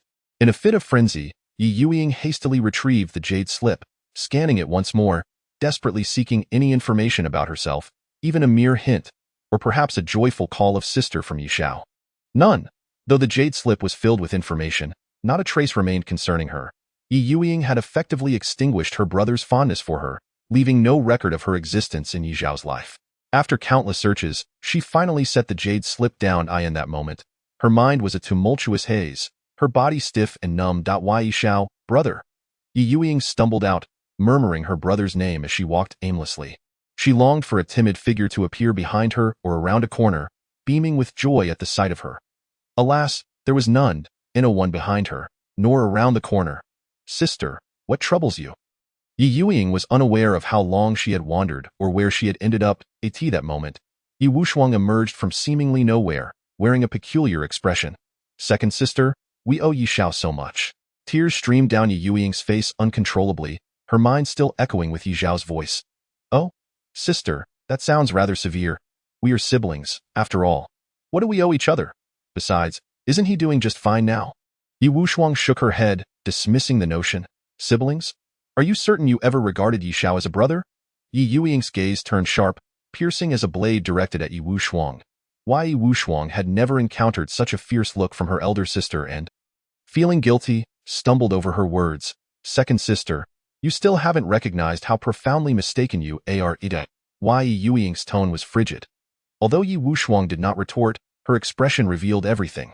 She genuinely did not believe she had erred. The Yunmeng Danghua Ray had destroyed Ye Xiao's physical form, yet she had acted in time to preserve his residual soul. Furthermore, with the Tai Celestial Lotus of the Ye clan, he had now fully recovered. Given that this incident had transpired years ago, pursuing the matter further held no significance. You haven't visited Ye Xiao's residence, have you? Ye Youying paused before speaking again. I heard it's a refuse pit at the foot of the mountain. Filthy and foul. What would one go there for? Ye Wushuang shook her head. Only Ye Youying and Ye Qiushui had been there, while the others merely knew it as a rubbish hole and had never ventured there. You should take the time to visit. Perhaps there are unexpected discoveries awaiting you. Ye Youying stated. Then, feeling no desire to elaborate further, turned and departed. At that moment, she only wished to find Ye Xiao as soon as possible to atone for her sins. Ye Wushuang gazed at Ye Youying's retreating figure, a hint of conflict crossing her face, before ultimately turning back toward her celestial palace. Chapter 15. Ye Xiao's foundation establishment, the attainment of Tao. Time passed swiftly, and 10 days flew by in the blink of an eye. During this period, Ye Xiao had fully adapted to his role as the chief of the Nine Sect. Though his cultivation level was not high, his position had been appointed by the sect leader and supported by the 4 elders, allowing his tenure to proceed smoothly. Occasionally, a few disciples voiced dissent, but it was of little consequence. Now, everyone in the Nine Sect recognized his status as chief. On the 9th day after her departure, yesterday, Xiao Muqing returned to the Nine Sect. Upon her return, she exhibited none of her usual grace and poise. Rather, she appeared quite disheveled, with visible wounds indicating a recent battle. Exuding a tragic beauty. Nevertheless, she successfully brought back 3 properties. At that moment, in the secret chamber of the Nine Sect, Ye Xiao sat cross-legged at the center, while beside him stood Xiao Muqing. With a graceful wave of her jade hand, Three treasures manifested in the air. A short sword radiating a murderous aura, a spirit crystal brimming with vitality, and a ring that shimmered with ethereal light. Ye Xiao stared at these three items, momentarily taken aback, immediately sensing the attributes of slaughter, life, and space contained within them. Especially the ring, which he recognized at a glance as a Qianxuan ring. This was an upgraded version of a storage bag, offering a larger, more expansive, and sturdier space. Over 90% of cultivators in the world utilize storage bags, with very few possessing Qianxuan rings. To his knowledge, only 2 Qianxuan rings existed within the entire Ye clan, one in the possession of Ye Qingcang and the other with Ye Qianxue. Are you prepared? Xiaomuqing glanced at Ye Xiao and inquired. Are you certain you are all right? Ye Xiao nodded, then cast a worried glance at Xiaomuqing.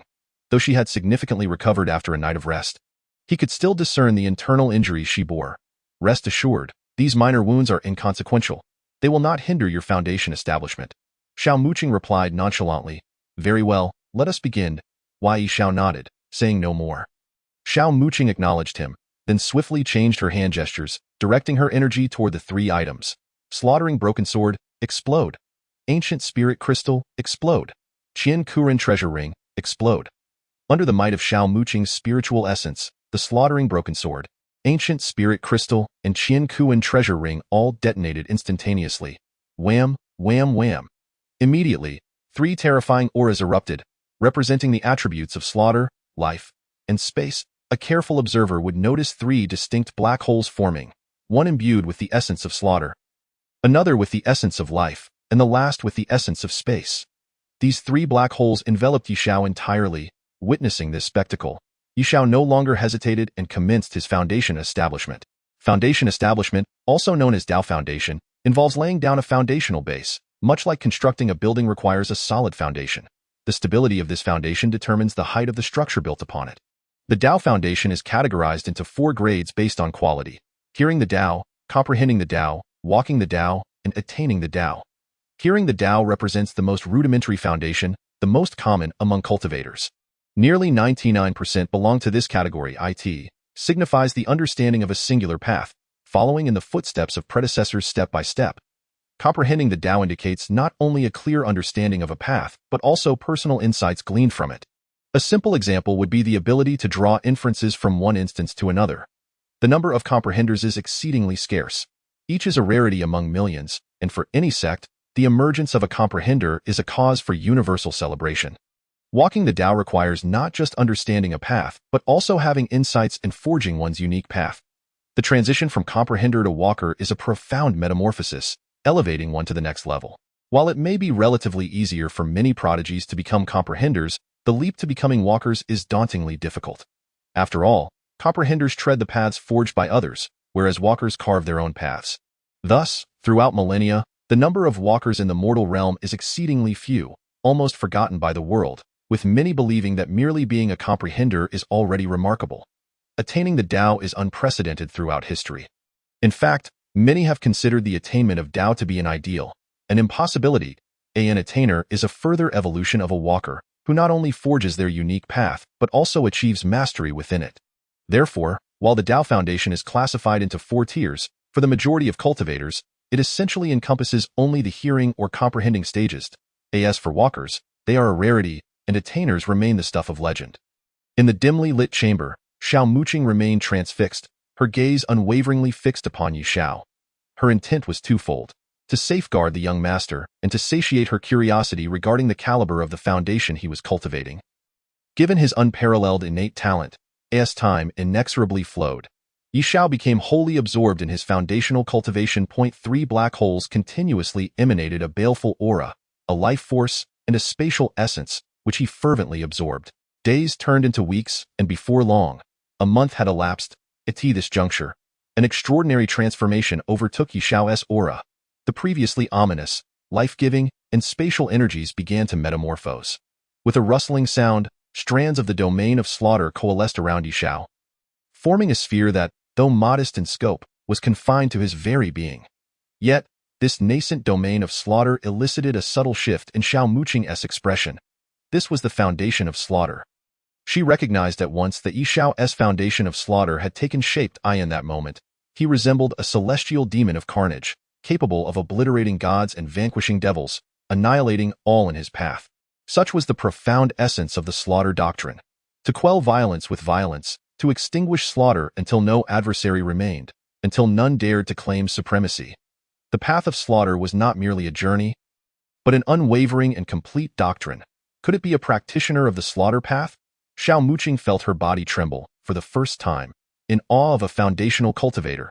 It is worth noting that she was a formidable primordial spirit, second only to the celestial sovereign, and even the most powerful nascent soul would bow before her.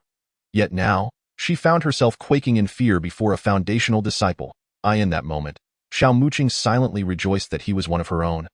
The young master of the Xiao clan. Had he been an adversary, he would have been a nightmarish presence. As Ye Xiao's path of slaughter solidified, the essence of life began to undergo transformation as well. Centered around his form, a realm of life emerged, brimming with vitality and flourishing exuberance. This was a stark contrast to the essence of slaughter. Upon witnessing this spectacle, Xiao Muqing was momentarily taken aback. Her mind reeling.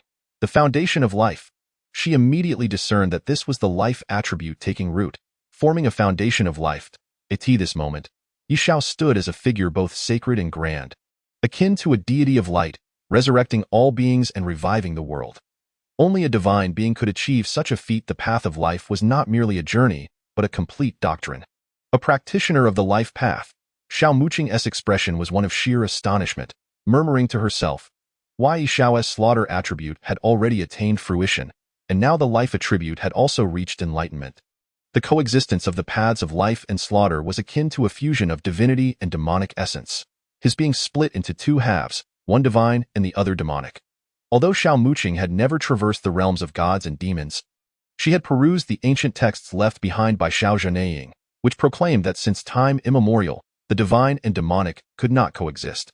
The darkness of the demon realm and the light of the divine realm were natural adversaries. Xiao Zhanaying had even noted that darkness and light existed to counterbalance one another. Both attributes, whether dark or light, were exceedingly defiant against the heavens. The celestial order disallowed the emergence of an extreme demon or an extreme god.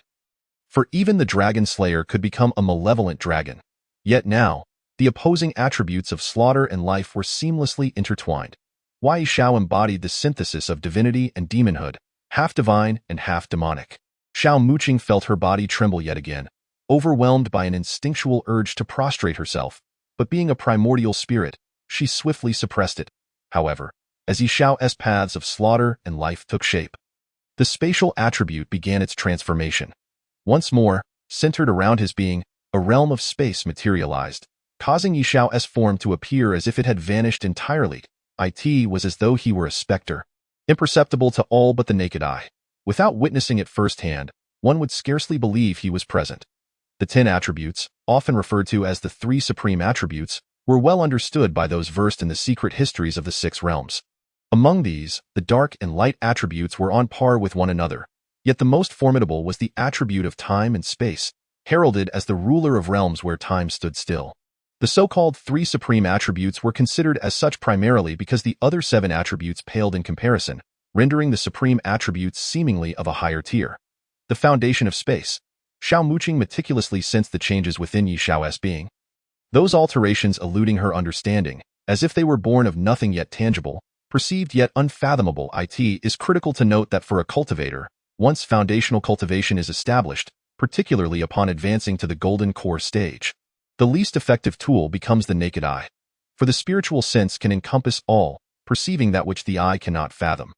Yet, in this instance, Xiao Muqing's primordial spirit could not discern Ye Xiao. Even though her eyes could clearly behold him, the path of space was scarcely documented in the ancient texts bequeathed by the celestial sovereign, but from the preceding 2 foundations, it was evident that he was a practitioner of the path of space. Xiao Muqing murmured to herself. Having witnessed the paths of slaughter and life, she could reasonably ascertain that he was a practitioner of slaughter and life. However, her comprehension of the path of space was limited, leaving her to rely on conjectured. At this moment, Ye Xiao possessed 3 grand doctrines: the essence of slaughter, the essence of life, and the essence of space. Among these 3, the paths of slaughter and life were evidently comparable. While the path of space stood apart, its dominance undeniable, for the essences of slaughter and life recoiled, hesitant to approach its brilliance. Upon realizing that his paths of slaughter, life, and space had solidified, Ye Xiao ceased his seclusion. However, he did not immediately open his eyes, choosing instead to delve deeply into the nuances of the three foundations. Now that he had established his foundation and was a practitioner of the path, he lamented the absence of corresponding doctrines. The doctrines of the Ye clan, along with those from his previous life, were of no use to him. He pondered silently as a cultivator in the qi refining stage. One merely needed to meditate and cultivate qi, yet upon reaching foundation establishment, it was insufficient to simply meditate. The doctrines were essential for refinement. It was akin to laying the groundwork for a building. Establishing a foundation did not signify completion, but rather the commencement of a monumental endeavor, brick by brick. The foundation required doctrines. When sufficiently refined, it would coalesce into a golden core. Logically, as a disciple of the Ye clan and a reborn individual, he should have no shortage of doctrines, and indeed, he did not. Yet lamentably, these three attributes lacked corresponding doctrines. Young master, the doctrines of slaughter, life, and space are exceedingly rare. Even Qianxue lacks them. However, do not worry, I have already sent word to Xiao Guo and Emperor Xiao, who are currently scouring the eastern domain for these doctrines. It is said there are promising leads. Xiao Baobao has urged us to be patient. Just as Ye Xiao was embroiled in contemplation, Xiao Muqing seemed to discern his thoughts and spoke up. Upon hearing her words, Ye Xiao opened his eyes for the first time. Xiao Baobao. He was momentarily taken aback. The name was not unfamiliar to him, as it belonged to Ye Wushuang's sworn nemesis. Ye Wushuang had often recounted tales of a formidable empress from the Xiao clan, whose unparalleled beauty ensnared the ministers of the Xiao nation, rescuing it from decline. Had it not been for Xiao Baobao, the Yunmeng iron cavalry would have overrun the eastern domain long ago. Moreover, he recalled Ye Wushuang mentioning that Xiao Baobao had a penchant for taking lovers. With a harem of 3,000 suitors, leaving women in her wake. In summary, her words were laced with disdain. Young master, Xiao Baobao is also a disciple of the Xiao clan. After the fall of the old emperor, he left no heirs, and Xiao Baobao, as his sole daughter, succeeded him as empress. It was her ascension that salvaged the fractured Xiao clan. You may be unaware, but since the Xiao clan's downfall, the eastern domain has become a lamb awaiting slaughter, with the southwestern and northern domains eyeing it covetously. Particularly, the Yunmeng dynasty, led by the formidable Empress Wushuang, has vowed to conquer the eastern domain with the iron cavalry. Had it not been for Xiao Baobao, the Xiao clan would have perished long ago, leaving the entire eastern domain as captives. Xiao Muqing's words brimmed with admiration for Xiao Baobao. Ye Xiao, however, chose not to elaborate, recognizing that Ye Wushuang's accounts were not necessarily the truth. Furthermore, the enemy of my enemy is my friend, especially since he was the young master of the Xiao clan.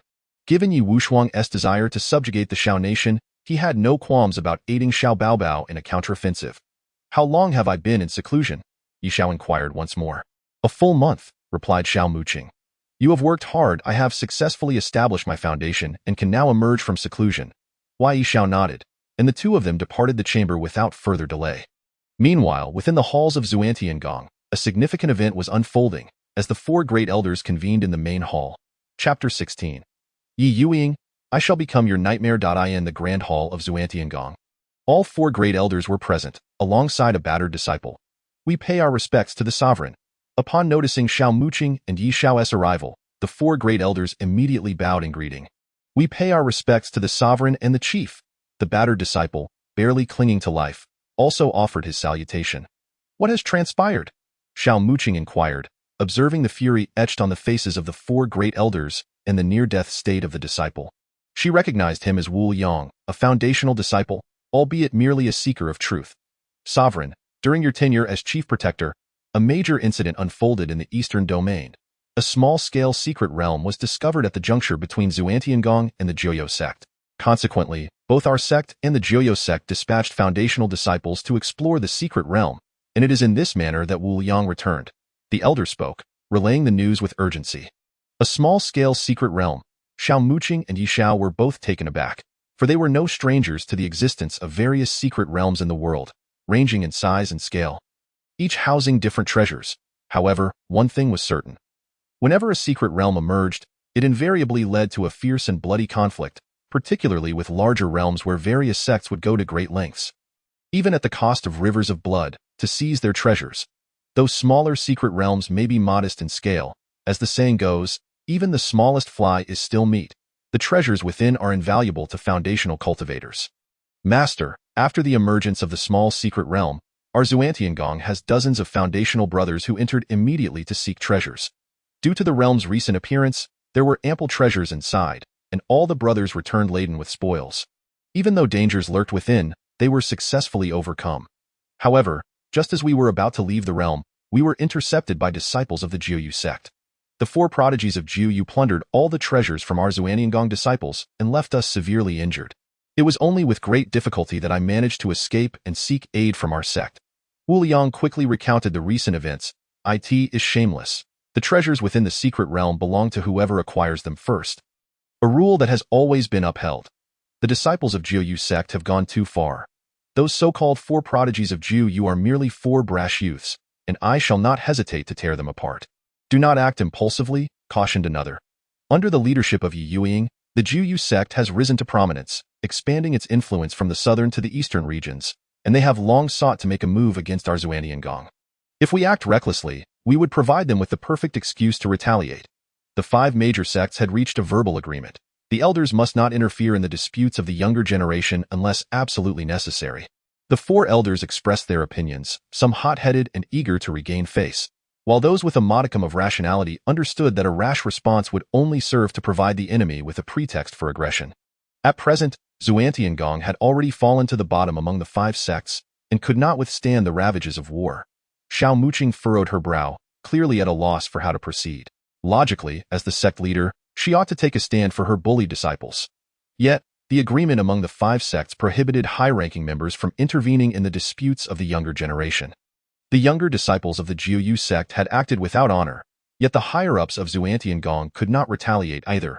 Master, many disciples of Xuantiangong are still within the secret realm seeking treasures. When they attempt to leave, they will undoubtedly be robbed clean by the 4 prodigies of Ye. Can we truly turn a blind eye to this? Wushuang looked at the sect leader and elders in shock. A hint of despair evident in his tone. He had barely escaped from the 4 assailants to bring news back to the sect, hoping for justice, yet now it seemed as though the sect would abandon its own. Although we cannot intervene, the disciples of Xuantiangong and I will summon Ding Qian from his seclusion. The Grand Elder spoke solemnly. Ding Qian was his apprentice, a formidable figure who had reached the Golden Core stage, capable of dealing with the 4 prodigies of Ye. But Grand Elder, Ding Qian is currently striving to reach the mid-Golden Core stage. He specifically instructed not to be disturbed during this period. The second elder interjected, "To this point, we cannot afford to be overly concerned. We cannot simply allow the disciples of Xuantiangong to be bullied. Our sect has already declined. We cannot let our disciples lose heart." The Grand Elder insisted, preparing to depart. Just then, Ye Xiao spoke up. "Wait, what is the cultivation level of the 4 prodigies of Ye?" Reporting to the chief, among the 4 prodigies, 3 are at the late stages of the enlightenment realm, while 1 is at the mid-stage. Wushuang replied promptly, noting the chief's inquiry.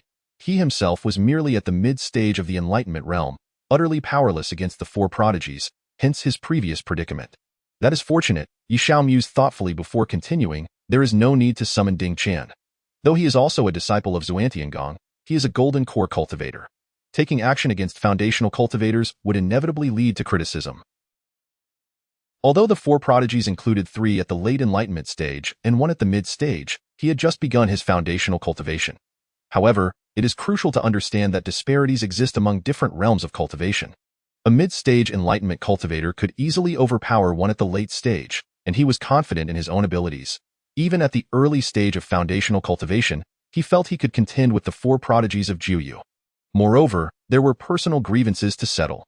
While direct retaliation against Ye Youying was unrealistic at the moment, Ye Xiao was more than willing to collect a little interest from the disciples of Ye. "Chief, are you not only at the early foundational stage?" One of the elders inquired, their expressions a mixture of curiosity and disbelief. "May I ask what realm of foundation you possess?" The 4 elders looked at Ye Xiao, perplexed, uncertain of the source of his confidence. They had not yet ascertained his foundation. An enlightenment cultivator?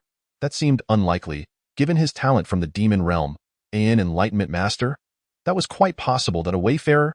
That seemed improbable. As such individuals were exceedingly rare. A Taoist? They dismissed this possibility entirely, as it seemed non-existent in their understanding. "A Taoist," Ye Xiao declared, looking directly at the four elders. Instantly, the elders' eyes widened in shock, their expressions reflecting disbelief. Even if he were a wayfarer, they could begrudgingly accept it, as it fell within the purview of the dark attribute branch. Yet now, Ye Xiao claimed to be a Taoist. The elders' first reaction was one of incredulity, and they turned to Xiao Muqing for confirmation. Seeing their expressions, Xiao Muqing could only smile wryly and nod. When she first learned of this, she had felt equally astonished. A killing Taoist, they exclaimed in unison, their excitement palpable. Our Xuantiangong has given birth to an unprecedented genius. Heaven bless us. Xuantiangong shall rise again. The four elders were visibly elated. As elders of Xuantiangong, they had watched their sect decline day by day, and their anxiety had been mounting. But now, with the emergence of such an extraordinary talent, hope rekindled within them.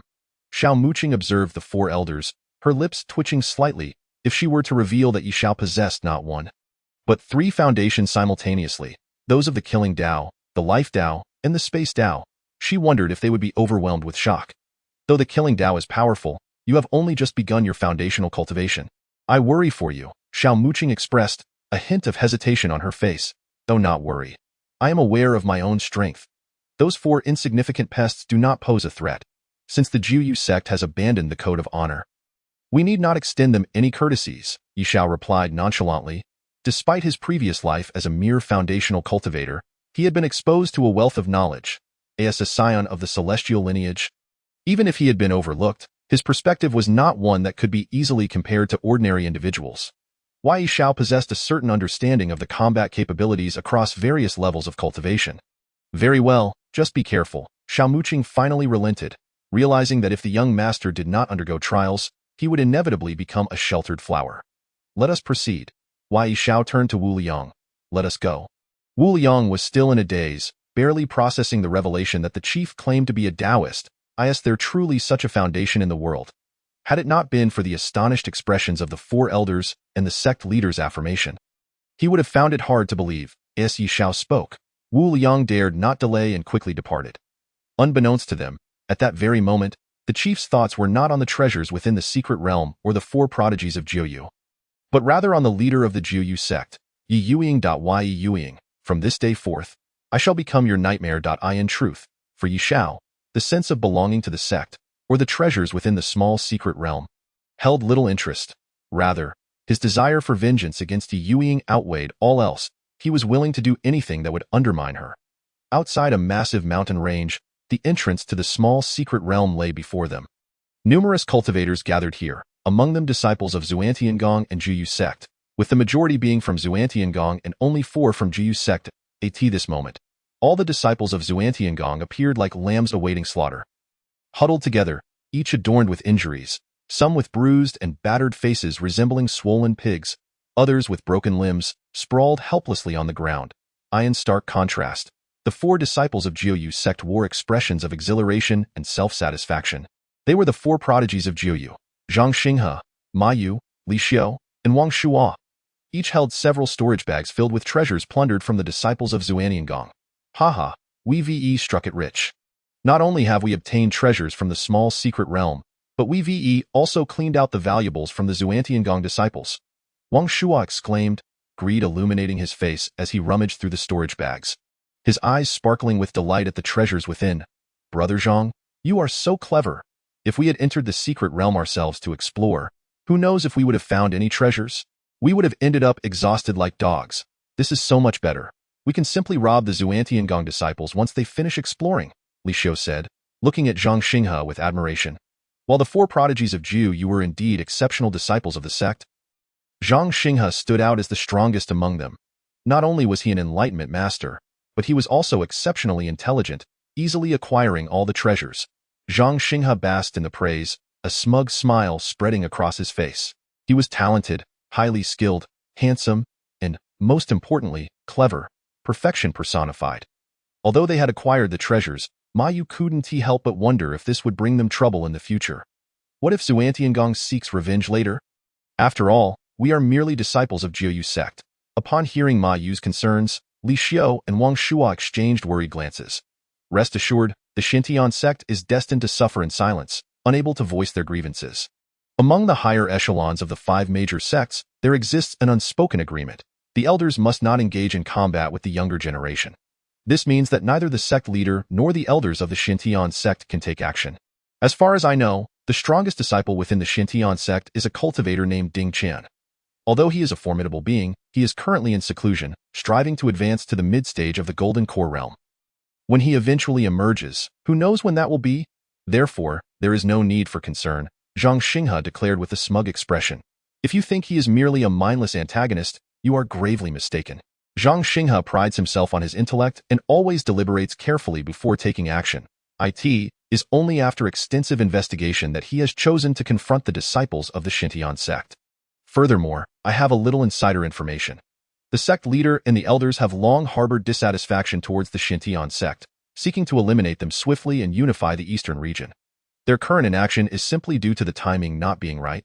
So there is no need for any lingering fears, Zhang Xinghe continued, noticing the three still wore expressions of concern. Ye Xiao, Wushuang, and Ma Yu, upon hearing this, finally felt at ease. Subsequently, the four of them began to divide the treasures in front of the disciples of the Shenon Sect. Zhang Xinghe, Ye Xiao, Wushuang, Ma Yu, as disciples of the Yue sect, have brought shame upon the sect. If you desire treasures, go seek them out yourself. What skill is it to rob us? The Shenon Sect will not let this go unpunished and will undoubtedly seek justice for us. A robust man suddenly stood up and shouted. He had endured many hardships within the secret realm, finally acquiring some treasures in hopes of advancing to the Golden Core stage, only to find himself robbed of all his efforts. Justice, you, Li, are the very embodiment of justice. If you are unconvinced, I shall beat you until you are. Seems I was too lenient earlier, considering you still have the strength to stand. Ye Xiao scowled as he approached. With a swift motion, he struck the robust man across the face, not just any ordinary slap, but a powerful strike from someone at the Foundation establishment stage. The man's teeth flew out, accompanied by a spray of blood. Bang! He then kicked the robust man in the chest. The sound of cracking bones echoed as the man was sent flying, leaving him with little more than half a life left.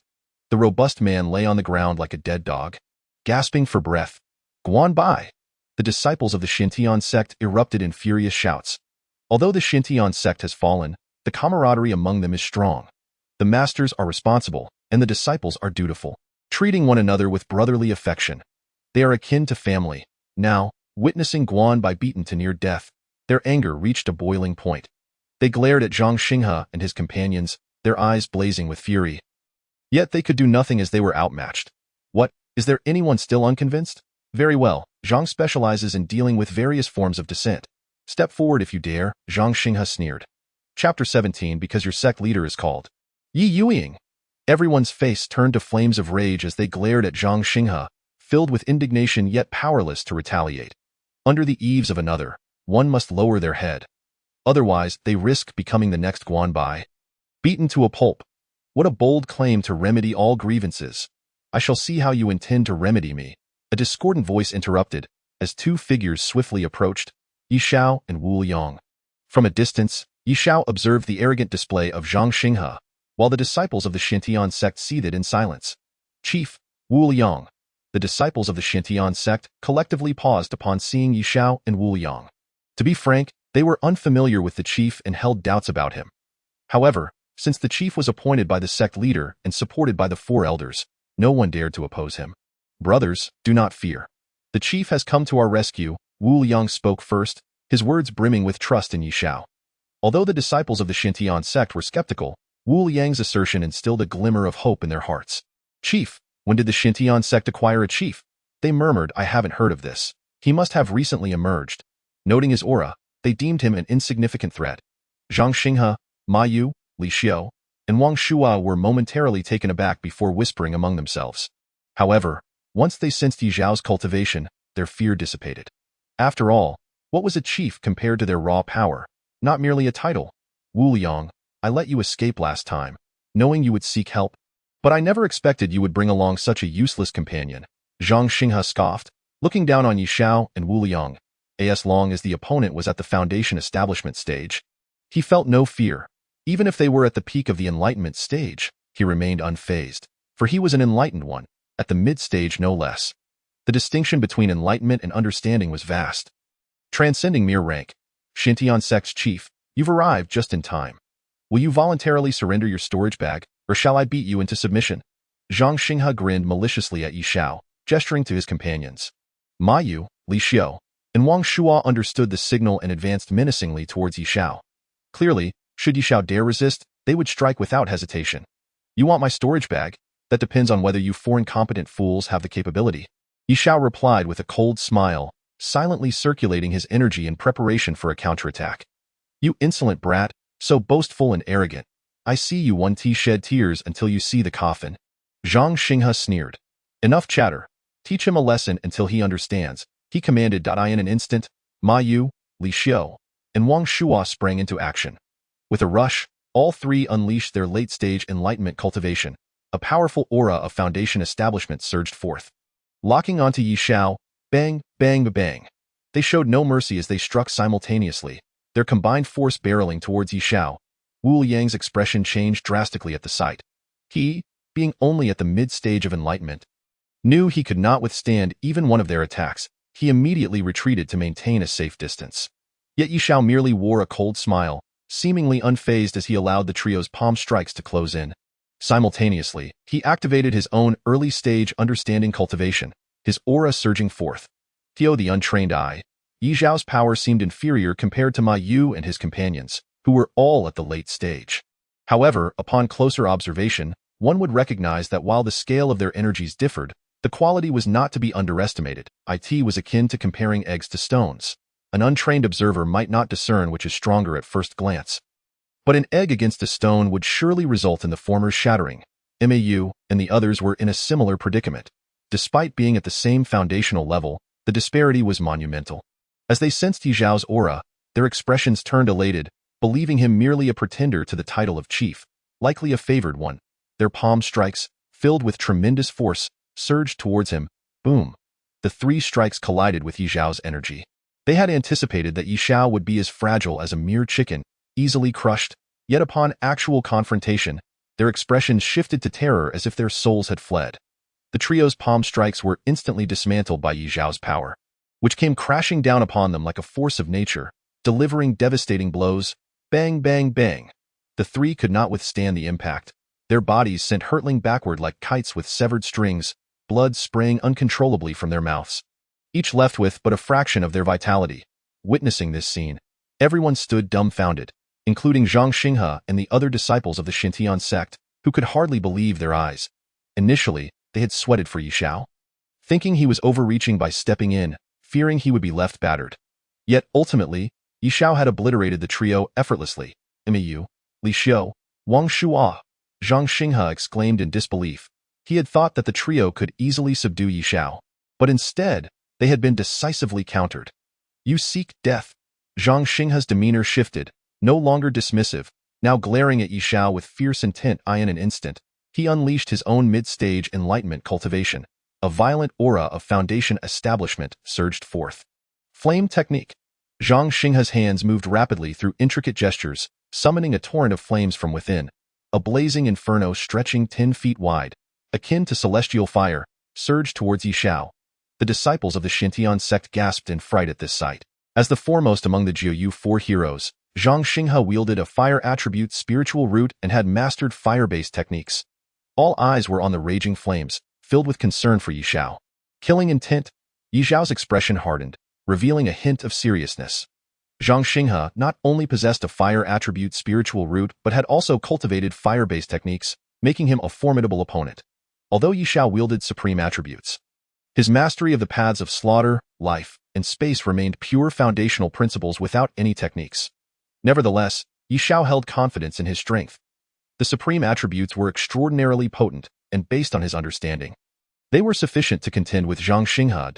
A torrent of violent killing intent erupted from him, directly clashing with Zhang Xinghe's fire techniques. Boom. Ye Xiao's killing intent met Zhang Xinghe's celestial fire head-on. The flame technique, being inherently destructive, combined with the fire attribute foundation, was indeed formidable enough to incinerate the very heavens. However, when intertwined with the killing intent, it found itself utterly powerless. With a cacophony of sound, even under the oppressive aura of slaughter, the Tinjiang flames diminished at a visible pace, extinguishing entirely in mere moments, leaving behind only a small, palm-sized flicker devoid of any lethal power. Bang! Zhang Xinghe, witnessing this scene, turned pale, as if gripped by fear. He had never encountered such a foundation of Tao. Without having cultivated the Taoist arts, he felt utterly crushed by this mere foundation, which could overpower his fierce flames technique. It was known that this was a formidable art of the Nine Nether Sect, his ultimate skill that had allowed him to rise above thousands of foundation-building disciples, securing his position as the foremost among the 4 champions of the Nine Nether. Boom! Under the impact of the slaughtering aura, Zhang Xinghe's body was sent flying like a kite with its string cut, blood gushing forth uncontrollably, leaving him hanging by a thread of life, in fact. Compared to the other 3, his injuries were more severe, for Ye Xiao had unleashed his full power. At this moment, Zhang Xinghe, Ma Yu, Ye Xiao, and Wang Shuo exchanged fearful glances, their expressions revealing their terror. Meanwhile, the disciples of the Shenon Sect wore expressions of sheer delight. The chief is magnificent. Everyone sprang to their feet, experiencing a rush akin to serfs rising to sing their songs of liberation. In this instant, they were completely captivated by their new chief. No wonder he had been chosen by the sect master and was supported by the 4 elders. You 4, return the storage bags to us. Wushuang stepped forward, glaring fiercely at the quartet. Zhang Xinghe and his companions dared not hesitate. They promptly retrieved the storage bags they had just stowed away. All disciples of the Shenon Sect reclaimed their storage bags, initially believing the treasures they had obtained were lost forever, only to find a turn of fate allowing their return. What about your 4 storage bags? Hand them over as well, Wushuang, noticing the others had retrieved their bags, spoke again. Zhang Xinghe's group instantly wore sorrowful expressions, reluctant to comply, but upon a glance from the silent Ye Xiao, they shuddered and reluctantly presented their bags, pained expressions etched upon their faces. As the 4 champions of the Nine Nether, they not only possessed the strongest abilities among their peers, but also held the most treasures. Even the sect's treasury would partially open its doors to them. Yet now, years of hard work seemed to revert to naught. Hand them over. Wushuang stretched his hand to snatch them, delivering a kick to each of the 4 in the process. They were sent sprawling, utterly humiliated. Their earlier arrogance completely vanished. Chief, this is the storage bags of the 4 champions of the Nine Nether. Surely they contain numerous treasures. The 4 champions were the first to act unkindly, so we cannot be blamed for our actions. Wushuang grinned as he presented the 4 storage bags. He was always observant and skillful. And since the chief had not entered the small secret realm and obtained any treasures, he felt justified in helping reclaim the treasures while ensuring he received none for himself. Having already offended the 4 champions of the Nine Nether, he saw no harm in aggravating them further by claiming their bags for the chief. Ye Xiao nodded in agreement, wearing a look of reason, and without hesitation accepted the 4 storage bags. For some reason, Wushuang appeared increasingly pleasing to the eye. Why had he not noticed this before? After everything had concluded, the disciples of the Shenon Sect prepared to leave, but Ye Xiao remained. Casting a cold gaze at the 4 champions of the Nine Nether, a hint of murderous intent flickering across his face. Chief, shall we return? Wushuang inquired, noting Ye Xiao's immobility. There's no hurry. The matter is not yet resolved. To let the 4 champions of the Nine Nether go so easily would be too lenient, Ye Xiao stated. With a cold smile, he approached the 4 champions, who were now visibly terrified, having sensed the malicious intent in Ye Xiao's gaze. Shenon Sect Chief, we are the 4 champions of the Nine Nether, distinguished disciples of the Nine Nether Sect. Robbery is mere child's play. Should you dare to kill us, it would certainly provoke a war between the 2 sects. And the Nine Nether Sect would not spare the Shenon Sect. Zhang Xinghe's hair stood on end as he forced himself to suppress his fear and spoke. Although Ma Yu, Ye Xiao, and Wang Shuo did not voice their thoughts, their expressions conveyed the same sentiment. Rest assured, this chief has no intention of killing you, but I must break one of your legs. Ye Xiao observed the 4 with a chilling smile. Break a leg. The 4 were taken aback, clearly unable to comprehend why he insisted on this punishment. Bang. Following this, Ye Xiao waved his hand, and under his assault, Ma Yu, Ye Xiao, and Wang Shuo each had a leg shattered. Blood splattered, and flesh was strewn across the ground as they each lost a leg. Ma Yu and Ye Xiao lost their left legs, while Wang Shuo lost his right. The 3 of them contorted in agony, letting out desperate screams, clutching their mangled limbs. Upon witnessing this, Zhang Xinghe's face turned ghostly pale as he instinctively hugged his own legs, fearing he too would suffer the same fate. No, please don't break my leg. I don't want to be a cripple. Shenon Sect Chief, whatever conditions you have, I will comply with them all, Zhang Xinghe cried in terror. While it is true that cultivators possess some miraculous elixirs capable of restoring lost limbs, such treasures are exceedingly rare, and for most cultivators, losing a limb equates to a lifetime of disability. Though he was an exceptional disciple, his background was entirely unremarkable. Setting aside whether the Nine Nether Sect possessed such restorative elixirs, it was uncertain whether they would grant him any no conditions. Today, you must lose a leg, Ye Xiao declared without a moment's hesitation. Why? Why must you break my leg? Zhang Xinghe protested, unwilling to accept his fate. He would rather be internally injured, as that offered the possibility of recovery, but losing a leg meant irrevocable loss. Because your sect master is called Ye Youying, Ye Xiao replied with a cold smirk. Boom! With another wave of his hand, Zhang Xinghe's right leg was obliterated, blood gushing forth, leaving him in a state of disarray. Zhang Xinghe released a blood-curdling scream, clutching the spot where his leg once was. All the disciples of the Shenon Sect looked at their chief with bewildered expressions, unable to understand why he insisted on breaking a leg of the 4 champions of the Nine Nether. At this point, the 4 champions of the Nine Nether had become the 4 cripples of the Nine Nether. Get out! Ye Xiao roared at the 4 champions, feeling an unprecedented sense of satisfaction. Years ago, he himself had lost a leg to Ye Youying and had clawed his way back to the Leaf Clan. Today, he had broken the leg of a disciple from the Nine Nether Sect as a form of interest repayment. Ye Youying, the humiliation you inflicted upon me will be repaid tenfold, 100-fold. Ye Xiao gazed skyward, murmuring to himself.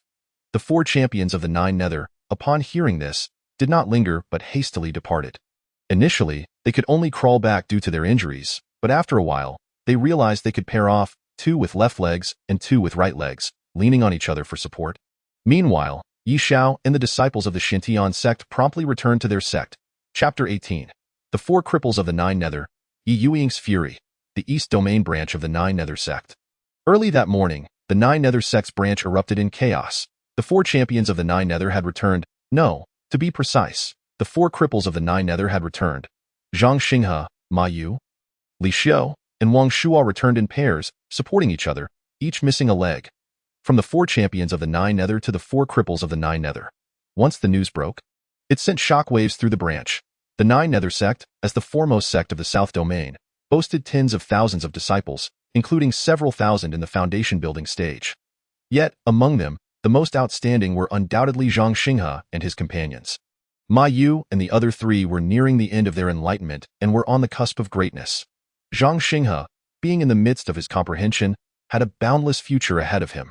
Not only in the branch but even at the South Domain headquarters, he was regarded as a prodigy.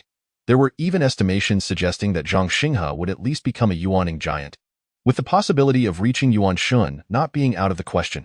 However, now, due to a mere visit to a small secret realm, they had been reduced to the 4 cripples of the Nine Nether. This incident not only stirred the younger disciples, but also caught the attention of the higher echelons of the sect. As the 4 cripples of the Nine Nether, the 4 champions, immediately sought out the branch elders to lament their plight. Upon learning that the culprits were from the Shenon Sect, the elders realized the matter was far from ordinary and promptly reported it to the sect master. Although the Shenon Sect had seen better days, the saying goes, a dead camel is larger than a horse. The Shenon Sect was still not something a mere branch of the Nine Nether Sect could contend with, especially with rumors of a formidable new sect master emerging, hinting at a revival, on another front, within the Leaf Clan. Recently, Ye Youying had been having a rough time, especially after viewing the jade slip belonging to Ye Xiao, filled with regret and self-reproach. Each day, she wished to slap herself for her maliciousness. Above all, she now yearned to find Ye Xiao and make amends, to reassure him that she would always be his elder sister. Yet, Ye Xiao seemed to have vanished from the mortal realm. With no news even from the South Mountain investigators, despite her inquiries, Ye Siyu had been unable to locate him. However, Ye Youying had received a definite piece of news. Ye Xiao was not in the South Domain. If he were, he would undoubtedly be unable to evade the South Mountain investigators. Now, with the South Mountain investigators searching every corner of the South Domain without a trace of Ye Xiao, it could only mean one thing. Ye Xiao was not there. Presently, the South Mountain investigators had expanded their search to the other 3 domains, but it would require time. At that moment, Ye Youying suddenly sensed a disturbance from the jade slip. Someone was trying to contact her. Her heart leaped with joy as she quickly checked, hoping it was news of Ye Xiao, but alas, it was merely a message from the East Domain branch. My esteemed leader, momentous events are unfolding in the Eastern Domain. The illustrious 4 heroes of the Nine Nether have been reduced to the 4 lame, each having suffered the loss of a leg at the hands of a formidable opponent. Purportedly the chief elder of the Shenon Sect. The voice of the branch elder resonated from the Jade Slip. The 4 lame. Ye Youying, upon receiving this news, was momentarily taken aback, her countenance swiftly transforming to one of frigid resolve. As the leader of the Nine Nether Sect, she was well acquainted with the exceptional disciples within her sect, particularly Zhang Xinghe, one of the 4 heroes. With a fiery affinity, she held great hopes for him, believing he could potentially rise to prominence and become a pillar of the Shenon Sect. Yet now, he had been so cruelly maimed. Shenon Sect, such audacity. It is one thing for me to refrain from taking action against them. But how dare they strike at the Nine Nether Sect? Who grants them such audacity? Ye Youying replied with an icy demeanor. Leader, in recent years, the Shenon Sect has waned in influence. Aside from them, there are 4 sects in the Eastern Domain, including our Nine Nether Sect. Their reputation has plummeted, nearly rendering them incapable of recruiting disciples. If we, the Nine Nether Sect, turn a blind eye, it would only serve to embolden the Shenon Sect, which would be detrimental to our growth in the Eastern Domain. The branch elder's voice echoed once more from the Jade Slip. Rest assured, the Shenon Sect is but a trifling concern in its current state. Bereft of the support of the Xiao clan, it is akin to a toothless tiger, easily vanquished. I had intended to let them languish for a time, waiting for the right moment to strike. But it seems I must intervene personally to demonstrate the true strength of the Nine Nether Sect. Ye Youying pondered before responding. If the leader intends to come, that would be splendid. I shall issue commands to prepare a warm welcome. I am certain that the disciples of the branch will be overjoyed at your arrival. The branch elder's voice brimmed with excitement. He had anticipated that the leader might send an elder to reclaim their dignity. But never did he expect her to come in person. It is well known that the leader is the steadfast anchor of the Nine Nether Sect, particularly after suppressing the rebellion of the 7 elders. The sect now stands unparalleled. Presently, the Nine Nether Sect is entirely under Ye Youying's dominion. By the way, there is another matter. The 4 heroes of the Nine Nether are indeed distinguished disciples of our sect. Yet their current state as the 4 lame may tarnish our image. Might the sect bestow upon them the Tai immortal lotus to restore their lost limbs? The branch elder's voice hesitated before continuing. As this was one of the reasons he sought to report to the leader. The transformation of the 4 heroes into the 4 lame is, after all, quite unseemly. However, he was also aware that the Tai immortal lotus is limited in number. Each use diminishes their stock. Thus, it is typically reserved for those who have rendered significant service to the sect. Zhang Xinghe is deserving, but the other 3 are not. Ye Youying replied after some contemplation. In her view, Zhang Xinghe was worthy, as he is a potential pillar for the future. As for the other 3, being lame is of little consequence. Understood. The branch elder's voice faded into silence. Ye Youying then put away the Jade Slip, rising to depart. After all, the Nanshan disciples searching for Ye Xiao would require time, and she could seize this opportunity to address certain matters in the Eastern Domain. Just as she was about to leave, the Jade Slip vibrated once more, prompting her to retrieve it again. Elder sister, we have located Ye Xiao. That worthless fool has actually fled to the Eastern Domain, causing me quite the trouble. Ye Siyu's voice emanated from the Jade Slip, laced with frustration. The Eastern Domain again? Ye Youying was momentarily stunned. Her own plans to venture there now seemed inevitable. Third sister, while the Eastern Domain is neither too large nor too small, do you have knowledge of Ye Xiao's precise location? Ye Youying inquired immediately. Currently, I do not know. The Eastern Domain is not the territory of the Nanshan disciples. A large-scale search using divine consciousness would likely alert the spies of the Paper Eye. Though the various powers in the Eastern Domain have declined, the Paper Eye remains intact. The Nanshan disciples prefer to avoid direct confrontation with them. However, do not worry, elder sister, with a bit more time. The Nanshan disciples have already detected Ye Xiao's aura and will find him sooner or later. Ye Siyu responded swiftly. Upon hearing about the Paper Eye, Ye Youying's expression shifted. In the past, the Paper Eye was unmatched in assassination, decapitation, and acquiring secrets across the 4 domains. The Nanshan disciples had always been suppressed. Although the major powers in the Eastern Domain have fallen, including the Xiao clan, the Paper Eye has endured. For many factions, the reason they hesitate to seize control of the Eastern Domain is undoubtedly due to their fear of the Paper Eye. Should the Paper Eye resolutely pursue assassination and decapitation, few factions could withstand such a threat. That is of no concern. Take your time with the investigation. Just keep me informed of any leads. I, too, am preparing to travel to the Eastern Domain to handle some matters regarding the branch. Notify me at once when you have news, Ye Youying instructed. Elder sister, are you heading to the eastern domain to confront the Shenon Sect? Ye Siyu seemed to read Ye Youying's thoughts instantly. In truth, this was no secret. All 6 sisters were aware. Ye Youying had long harbored ambitions beyond the southern domain, aiming to expand the Nine Nether Sect across the 4 great domains, and perhaps even venture into the mysterious central domain. The eastern domain was merely the first step. Thus, the Nine Nether Sect must assert its dominance over the eastern domain, inevitably eliminating the various powers to become the sole authority. The Shenon Sect has brought this upon themselves. Their chief elder has shattered the legs of the 4 heroes, reducing them to the 4 lame. If I do not intervene, how can the Nine Nether Sect maintain its standing in the eastern domain?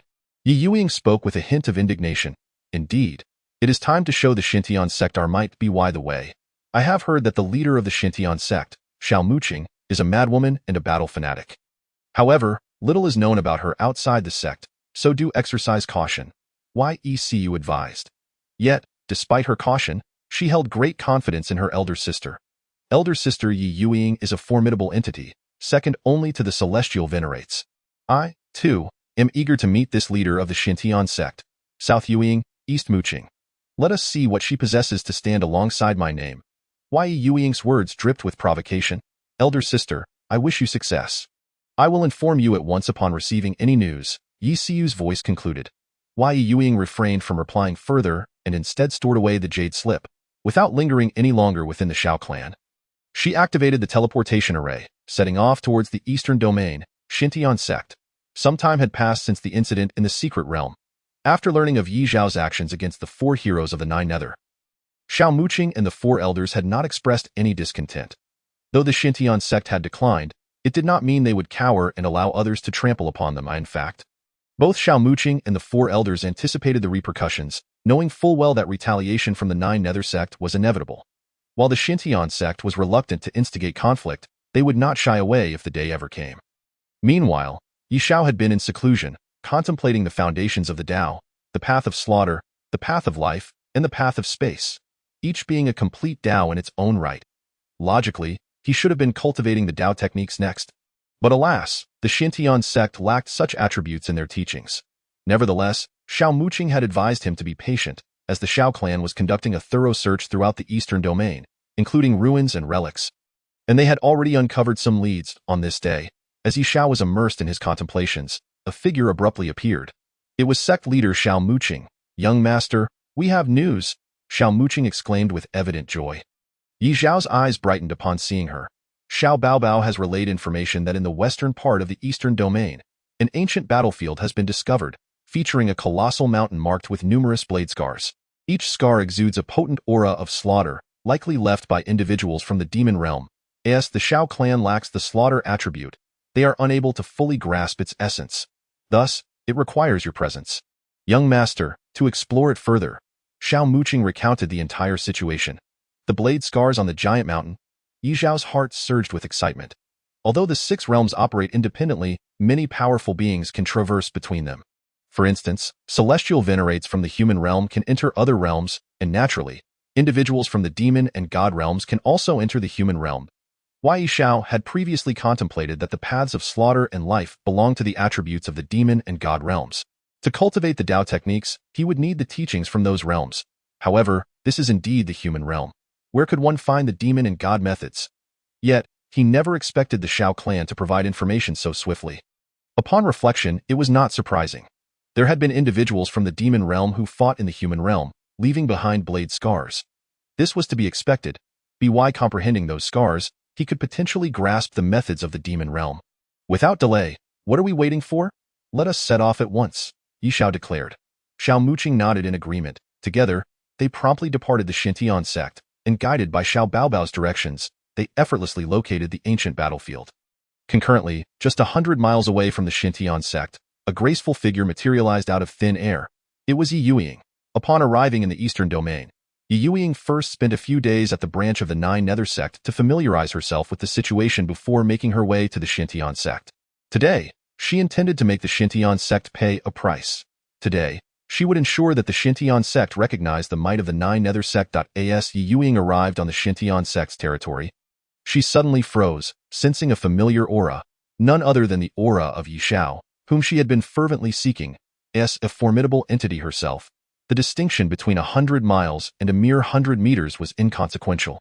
As long as Ye Xiao was nearby, she could detect his presence immediately. Ye Xiao, traversing mountains and rivers in vain, yet finding him was effortless. Ye Youying's face lit up with joy upon sensing Ye Xiao's presence. With a swift motion, she vanished from her spot, reappearing in an open area not far away, where she spotted two figures, Ye Xiao and Xiao Muqing, who, even before Ye Youying made her appearance, Xiao Muqing had already sensed it and scolded coldly. Immediately after, the air nearby twisted, and a figure emerged. It was none other than Ye Youying. The moment Ye Xiao laid eyes on her, his expression turned icy, as if a deep-seated enmity surged within him. In fact, to Ye Xiao, it was nearly true. Ye Youying. The temperature around seemed to plummet in response to Ye Xiao's presence. Gritting his teeth, he slowly uttered 3 words. Ye Xiao, it truly is you. Ye Youying completely disregarded Xiao Muqing. Her gaze locking onto Ye Xiao as a mist began to form in her eyes. For days on end, she had been yearning for Ye Xiao, wishing to make amends with her younger brother, longing to bring him home. Yet, until now, she had lacked any leads. Even in the end, all she knew was that Ye Xiao was in the eastern region. But the eastern region was vast, and searching for a single person was akin to finding a needle in a haystack. Little did she expect that fate would lead her to him in such a manner. In Ye Youying's view, this was a divine opportunity granted by the heavens to rectify her past mistakes. Chapter 19. There is an exception. Returning for a funeral, Ye Xiao, your elder sister has come to take you home. Guilt marred Ye Youying's face, particularly when she thought of the suffering Ye Xiao endured within the Ye clan. Her heart twisted in pain, but now it was over. It was all in the past. She vowed to make amends for her younger brother and to be a responsible elder sister. Home? Are you mistaken? When I left, I severed ties with my mother. I stripped the bones from my father. I am without parents, completely severed from any ties. I am an orphan. What home do I have, by the way?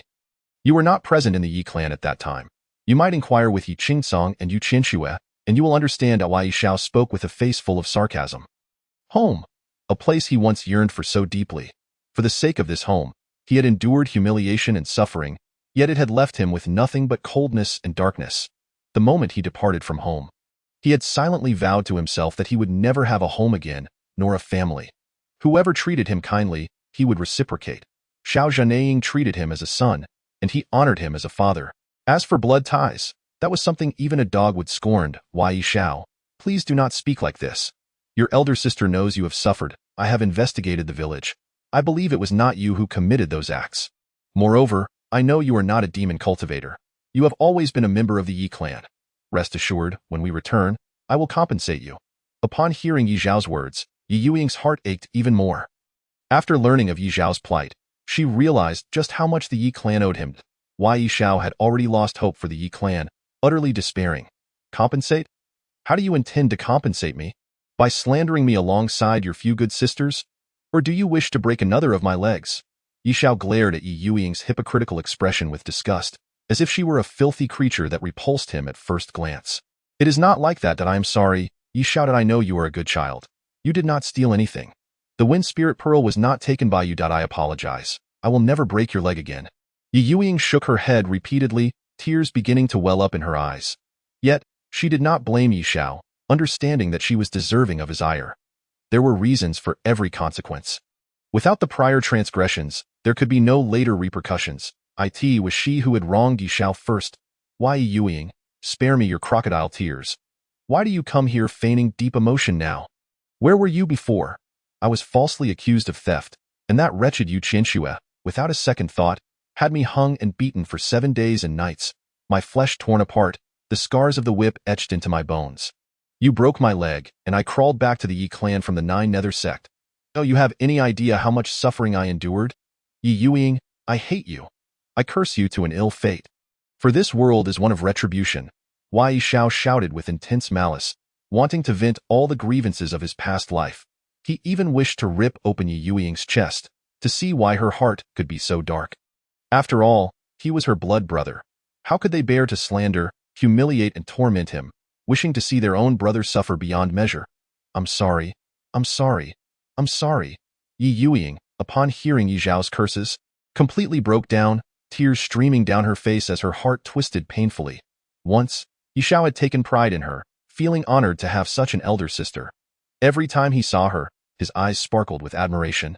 Whenever she returned to the Ye clan, there would be a timid figure trailing behind her, always hesitant to speak. He longed to call her sister, but his courage failed him. Yet now, she was no longer the sister he once admired but his enemy. He loathed her, detested her, and cursed her. Ye Youying. Wipe away those crocodile tears, I find them both irritating and vexing. Furthermore, I will say this one last time. I am without parents, an orphan, and I will never return to the Ye clan. Of course, there is one exception. If I were to return for a funeral. Once your Ye clan has perished, perhaps I will return to set off firecrackers, celebrating that heaven has eyes. Ye Xiao glared at Ye Youying with a fierce expression, as if he wished to obliterate her on the spot, were it not for his current lack of strength. However, he was aware of his own limitations. As the sect master of the Nine Nether Sect, Ye Youying was already a formidable primordial spirit cultivator, second only to the celestial sovereign. Ye Xiao, do not speak this way. The more you do, the more pain it brings to your elder sister's heart. You may resent me and refuse to forgive me, but you must still return to the Ye clan. The outside world is too perilous. That is your home, and you still have parents. Ye Youying's heart ached. She understood that Ye Xiao would not forgive her, or rather, he would not do so easily. Yet, Ye Youying had already resolved to make amends with Ye Xiao until he could forgive her. If one day was not enough, then a month. If a month was not enough, then a year. If a year was not enough, then 10 years. One day, she would once again become Ye Xiao's pride, prompting him to call her sister with a face full of pride. Ye Youying, are you out of your mind? Why must you insist on bringing me back? I have already stated that I severed ties with my family, and I have no connection with Ye Qingcang and Yue Qianxue. I will not return to the Ye clan. Ye Xiao's face was filled with irritation. He wished to not lay eyes on Ye Youying for even a second longer. Do not say such things. After all, they are our parents who raised us. Ye Youying's voice dwindled to a whisper, until she could not continue. She thought of the word raised. Indeed, their parents had nurtured the 7 sisters, including Ye Mo, but not Ye Xiao. They had given no celestial palace, no celestial garments, nor spirit stones. He was not even worth as much as a servant of the Ye clan, let alone a dog of the Ye clan. Ye Xiao regarded Ye Youying with a gradually freezing expression, for he too had contemplated the Ye clan's nurturing grace. Must he then express gratitude to the Ye clan? Leave. Ye Xiao did not wish to continue this argument with Ye Youying. He feared he would lose his sanity, and at that moment, he simply wished to distance himself from her. Out of sight and out of mind, he spoke briefly to Xiao Muqing and swiftly departed. Only then did Xiao Muqing regain her senses and follow him. All along, she had known Ye Xiao to be the adopted son brought back by the immortal sovereign, the young master of the Xiao clan. Yet she was utterly unaware of his true identity. However, from the exchange between the two, she sensed there was more than met the eye, especially as the woman before her, seemingly seeking forgiveness, was the sect master of the Nine Nether Sect.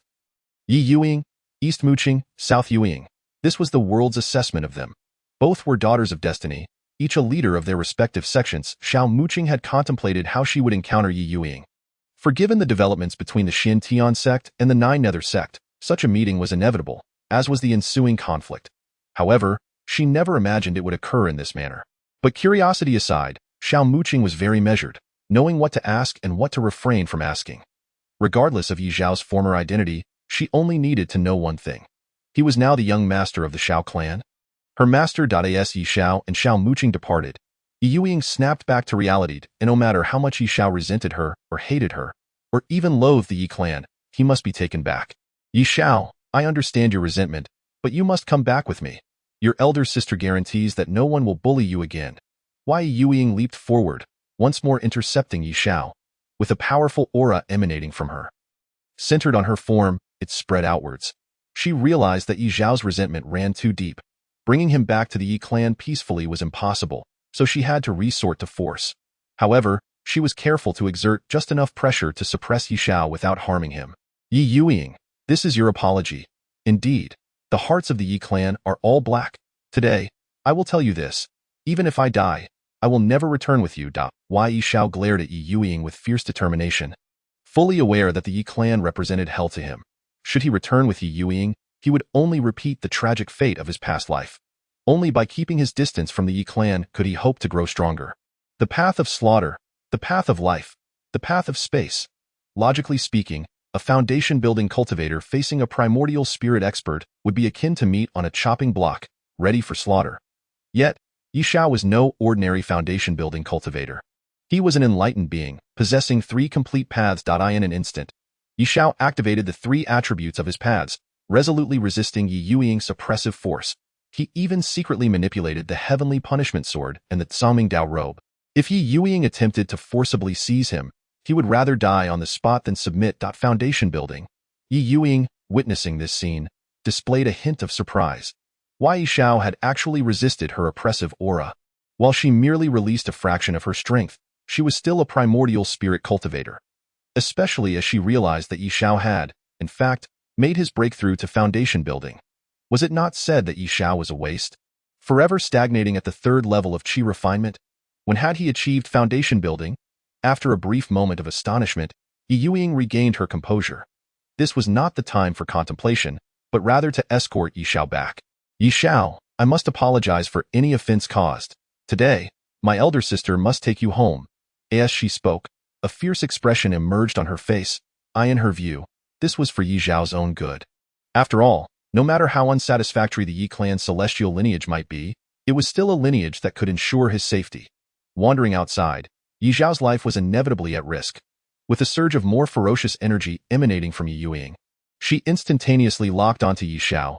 Ye Xiao activated his 3 foundational powers in a desperate attempt to withstand it, but he was still unable to hold on. Just as he steeled himself to summon the heavenly punishment sword, a sudden force struck from the side, shattering Ye Youying's aura. It was Xiao Muqing. With a sweeping motion of her hand, Xiao Muqing unleashed her own formidable spiritual might, instantly dissipating Ye Youying's energy. At the same time, Xiao Muqing positioned herself before Ye Xiao, directly facing Ye Youying. Spiritual powerhouse, who might you be? Ye Youying's expression hardened as she shifted her focus from Ye Xiao to Xiao Muqing. You've intruded upon the territory of my Nine Sect, yet you dare to question who I am. Xiao Muqing gazed coldly at Ye Youying. You are Xiao Muqing? Ye Youying was taken aback, her expression quickly turning icy. She had been so focused on Ye Xiao that she had hardly noticed Xiao Muqing. To her astonishment, the person accompanying Ye Xiao was none other than the leader of the Nine Sect. Xiao Muqing, Chapter 20. Because she values her life more, Xiao Muqing, I was just about to seek you out. Your chief of the Nine Sect has crippled 4 of my disciples from the Ye Sect. How shall we settle this score? After regaining her composure, Ye Youying gazed at Xiao Muqing with a cold smile. Although she had encountered Ye Xiao here, her true intention was not to confront him, but rather to reclaim the dignity of the 4 heroes of Joyo. She needed to show the Nine Sect that the Joyo Sect was not to be trifled with, nor was it something the Nine Sect could afford to provoke. Xiao Muqing, upon hearing this, was momentarily taken aback. It appeared she was not here for Ye Xiao, but rather for her. Moreover, from Ye Youying's insinuation, it seemed she was unaware that Ye Xiao was the chief of the Nine Sect. And how do you propose to settle it? Xiao Muqing regarded Ye Youying with a mocking expression. Hand over the chief of the Nine Sect. I will personally break his limbs to make amends for the 4 legs of the Joyo heroes. Ye Youying declared, asserting that only in this manner could the Joyo Sect regain its honor, and the eastern region would recognize its might. Ye Xiao's face darkened, his teeth gritting in anger. I'm afraid that's impossible. The chief of the Nine Sect is not someone who can be punished by outsiders. Xiao Muqing cast a deliberate glance at Ye Xiao before directly refusing. If that is the case, do not blame me for being rude. The world often compares Nan Youying and Dong Muqing. Today, I shall see just how capable you are, Nine Sect's leader, to stand on par with me, Ye Youying. Ye Youying's expression tightened, seemingly anticipating this outcome. She had long suspected that the Nine Sect would not easily capitulate and had prepared for a grand confrontation. If the Nine Sect refused to submit, she would fight until they did. With a surge of violent spiritual power, Ye Youying unleashed her full might. The intensity far exceeding her previous engagement with Ye Xiao. It was a brilliant light that surged upwards, as if attempting to pierce the heavens. How fortuitous! I, too, have long wished to meet you and discern whether you, the leader of the Joyo Sect, possess genuine skill to achieve your position, or merely rely on the influence of the Ye clan's celestial lineage.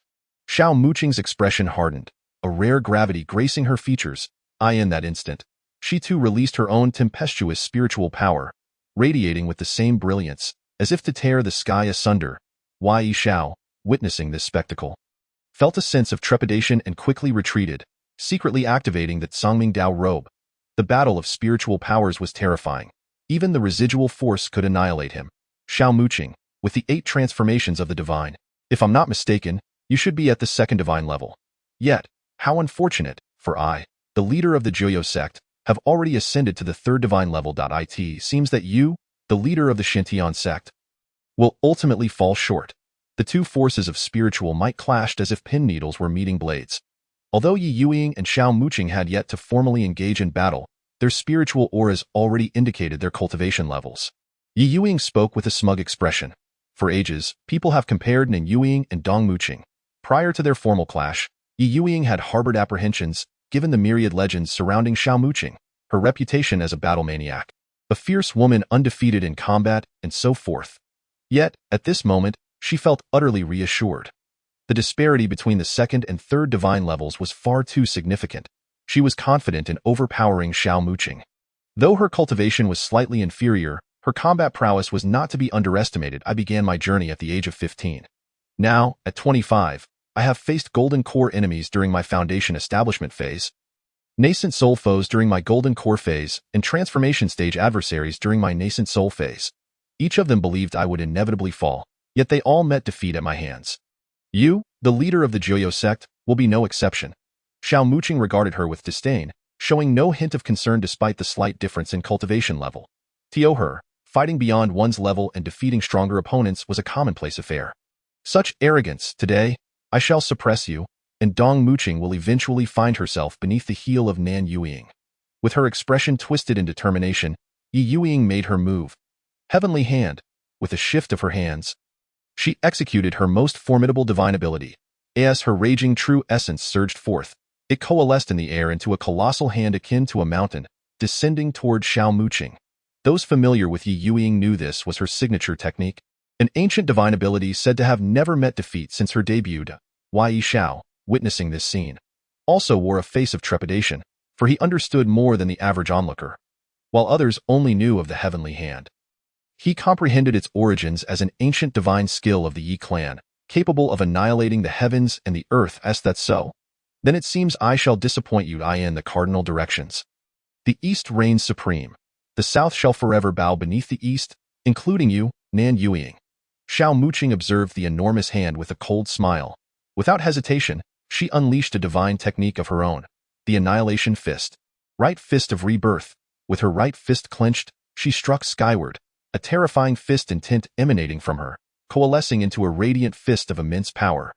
This scene resembled an ancient giant mountain rising from the earth, charging skyward to meet the descending heavenly hand. The rebirth fist seemed to promise a cycle of destruction, obliterating all in its path. With a thunderous roar, Ye Youying's heavenly hand collided with Xiao Muqing's annihilation fist. One descended like a mountain, while the other erupted from the ground like an ancient titan. As they clashed, the very heavens trembled, and all existence appeared to teeter on the brink of annihilation. In mid-air, the heavenly hand and the fist of the ancient giant intertwined. At a glance, it was evident that the fist was slightly inferior, unable to fully withstand the force of the descending hand. In fact, the fist began to show signs of cracking. Ye Youying, witnessing this, felt no joy, only shock. Logically speaking, a 3rd divine level should have effortlessly crushed a 2nd divine level. Yet, she found herself only slightly prevailing. This was because Xiao Muqing still possessed combat strength to spare. The legends of the Shenon Sect's Annihilation Fist, said to extinguish all, proved true before her eyes. Yet unfortunately, compared to my heavenly hand, it ultimately fell short. While Ye Youying was astonished, she spoke with a hint of relief. It was fortunate that she had recently broken through to the 3rd divine level. Otherwise, she would undoubtedly have faced defeat in this confrontation. Her overwhelming strength was what allowed her to gain the upper hand. Had they fought on equal footing, she would have been doomed. Ye Youying, you are celebrating a bit too early. The battle has only just begun. Do you truly believe it has come to an end? The world believes the Annihilation Fist is executed with the right fist, but that is a misconception. The true Annihilation Fist is delivered with the left fist. The right fist signifies rebirth, while the left fist embodies destruction. Regrettably, since mastering the Annihilation Fist, there have been very few worthy of my left fist, but you, Ye Youying, are one of them. Upon witnessing this turn of events, Xiao Muqing showed no trace of worry. Instead, she wore a cold smile, Ye Youying had exhausted her full strength, whereas she still had reserves. The left fist of destruction was the essence of the annihilation fist. Left fist of destruction. As she spoke, Xiao Muqing struck once more. Her left fist clenched tightly, unleashing a powerful blow in an instant. It was tenfold, even dozens of times stronger than her right fist, sweeping forth with unparalleled might. Once again, the fist of the ancient giant surged upward, hurtling toward the descending heavenly hand. With a thunderous crash, Ye Youying was momentarily stunned, then alarmed, for she sensed the terrifying power of the left fist. She even lost faith in her heavenly hand. Xiao Muqing's left fist was far too formidable. The descending heavenly hand collided head-on with the left fist imbued with the intent of annihilation. The heavenly hand was instantly shattered, dissolving into nothingness, and Ye Youying herself was sent flying, her blood surging, though she remained unharmed. After executing her left fist, Xiao Muqing's complexion paled instantly, exhaustion evident on her face. Clearly, the left fist of destruction demanded immense energy, making it unsustainable to wield repeatedly. Ye Youying, will you walk away on your own, or shall we engage in a mutual destruction, both perishing in the attempt? Xiao Muqing fixed her gaze upon Ye Youying, her left fist clenched tightly, ready to strike once more. No one doubted that if Ye Youying chose to remain, she would undoubtedly face another desperate punch. Ye Youying's expression fluctuated between dark and light. Although she was at the third divine level, surpassing Xiao Muqing by one tier, the latter's combat prowess was too strong. The two were evenly matched. And if the battle continued, they would only lead to mutual destruction. Moreover, this is the territory of the Shenon Sect. If an elder from the Shenon Sect arrives, escape will be impossible. Ye Youying hesitated for a moment before resolutely deciding that it was unwise to linger. She then turned her gaze towards Ye Xiao, and although she did not speak, her intention was unmistakable. She hoped he would accompany her. Upon noticing this, Ye Xiao simply turned away, wearing an expression of disdain. There was no way he would return to the Ye clan's celestial lineage. With a stomp of her foot, Ye Youying cast aside her hesitation and tore through the fabric of space. Teleporting away. The combat prowess of Xiao Muqing exceeded her expectations. Coming here alone was not advisable. Once Ye Youying departed, Xiao Muqing finally relaxed her vigilance, promptly retrieving a healing pill from her storage ring and consuming it. After a brief moment, her aura stabilized. How do you feel? Do you need to return to the Shenon Sect for recuperation? Ye Xiao inquired. No need. I took a nourishing pill earlier and have already recovered quite a bit. It won't delay matters, Xiao Muqing replied with a shake of her head. Truly worthy of being the sect master of the Nine Nether Sect, Ye Youying, if she truly were willing to engage in a mutual destruction scenario, the one who would ultimately perish would undoubtedly be me. The disparity between the second and third levels of divinity is far too great, Xiao Muqing reflected, pausing momentarily before shaking her head. Since her debut, she has never tasted defeat. Ye Youying is the first person to impose such pressure upon me. Rest assured, she will never be able to kill you, Ye Xiao replied coldly. Xiao Muqing regarded her master with a look of skepticism. Because she values her own life more than you do, Ye Xiao responded. He understood Ye Youying all too well. As the eldest princess of the Ye clan and the sect master of the Nine Nether Sect, her formidable strength was inevitable, and she would not easily resort to actions that would lead to mutual destruction. To him, this battle, while appearing evenly matched, was in reality a victory for Xiao Muqing. Engaging in battle at the second level of divinity against someone at the third level, she did not fall behind.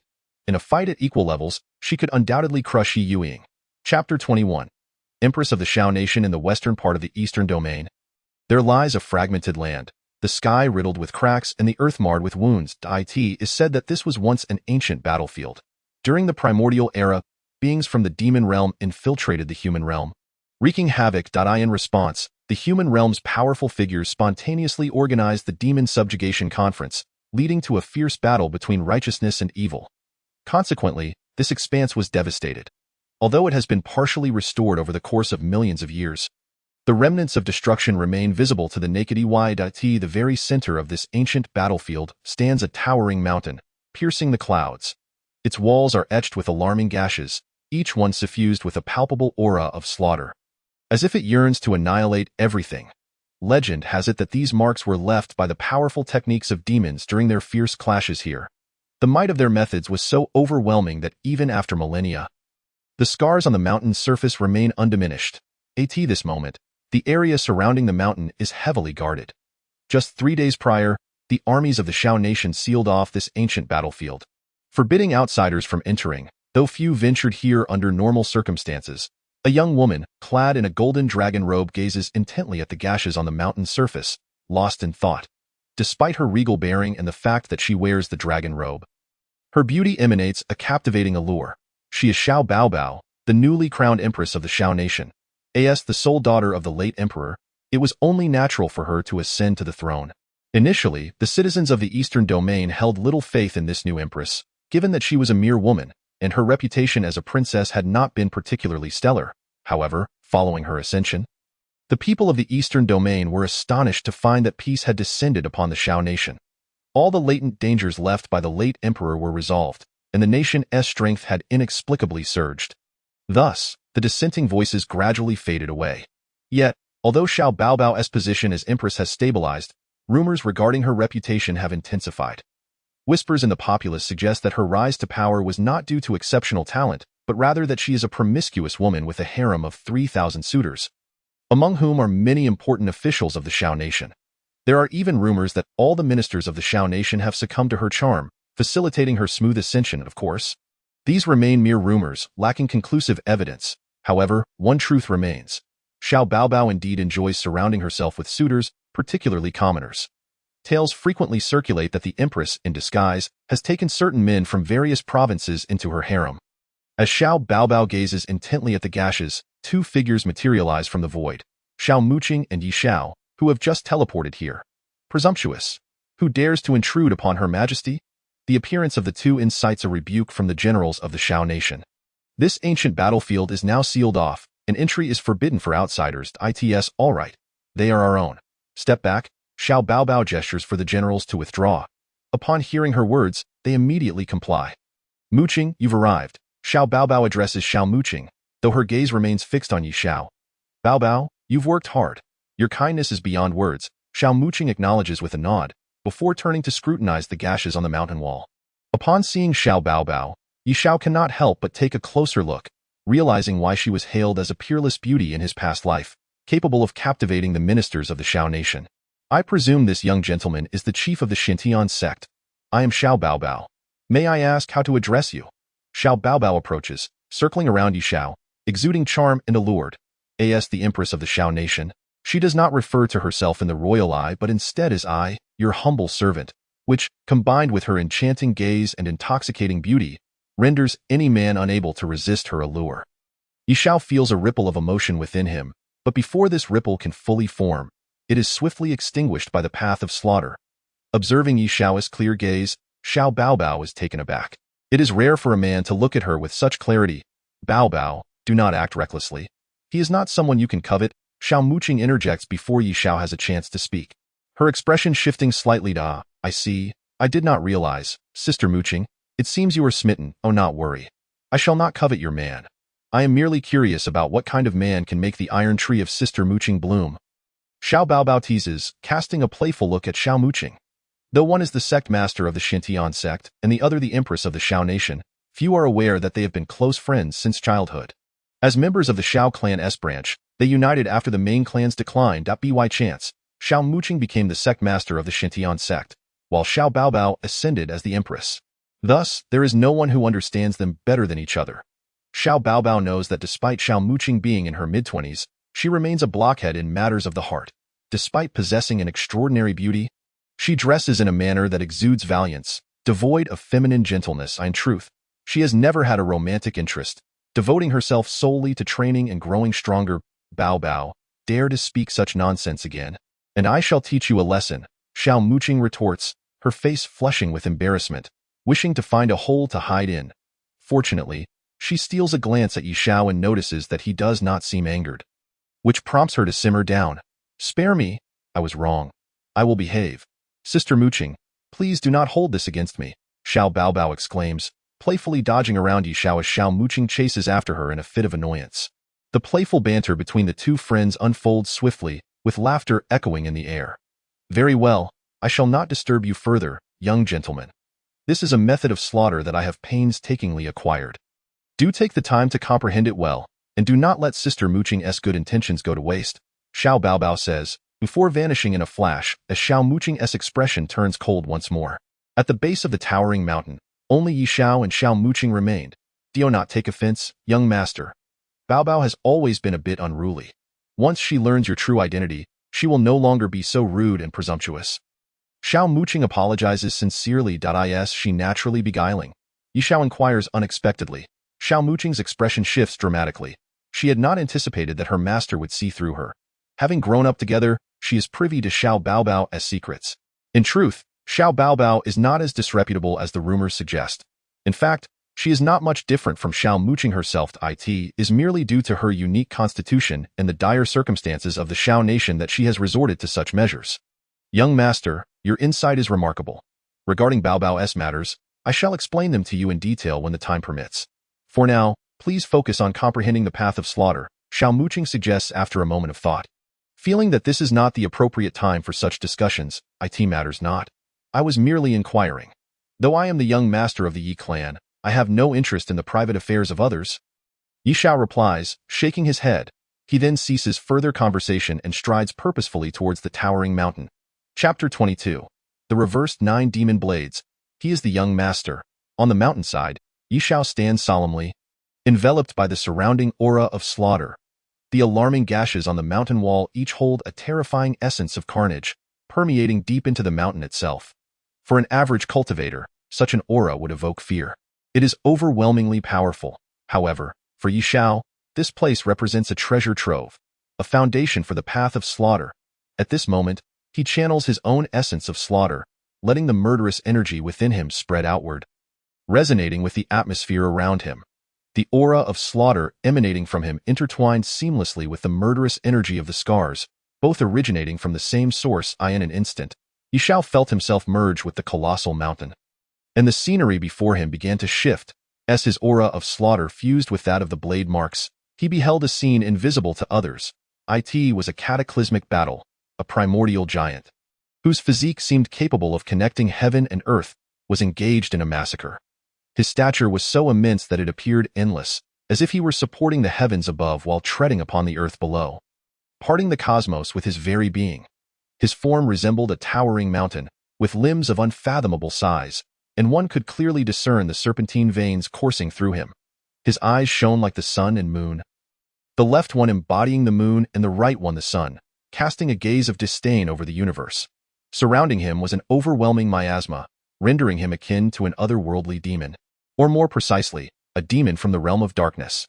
Encircling this celestial demon were hundreds, if not thousands, of supreme beings. Ye Xiao could distinctly sense that each of these supreme beings possessed strength comparable to Ye Qingcang and Xiaozhanaying.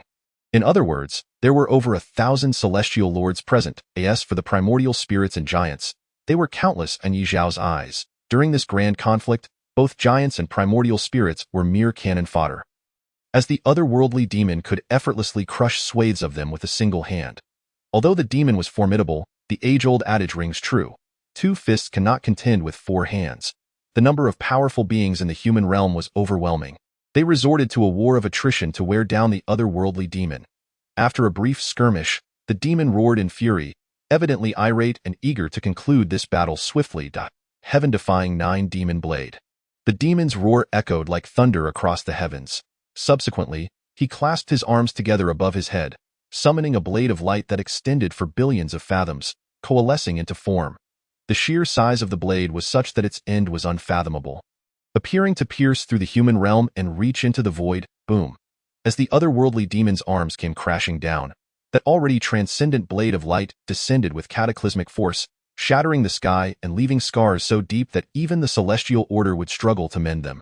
It is commonly known that whenever a world suffers damage, a mysterious force emerges to restore it, a force referred to by mortals as the power of the celestial order.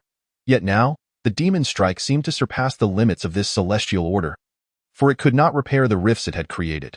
The earth lay pockmarked and the sky fragmented, resembling an upgraded version of an ancient battlefield. In truth, this was indeed the case. Countless millennia prior, the great battle against the demons had taken place here, and despite the passage of time and the shifting tides of fate, this land had never been restored. However, after the demon's strike, Ye Xiao witnessed a scene reminiscent of a hellscape. As this world was cleaved in two, countless powerful beings perished on the spot, their physical forms obliterated along with their primordial spirits, completely erased from existence. with no chance of reincarnation. Under the weight of this strike, giants were utterly inadequate to withstand it. Even before the blade descended, the mere aura of the blade obliterated the nascent souls.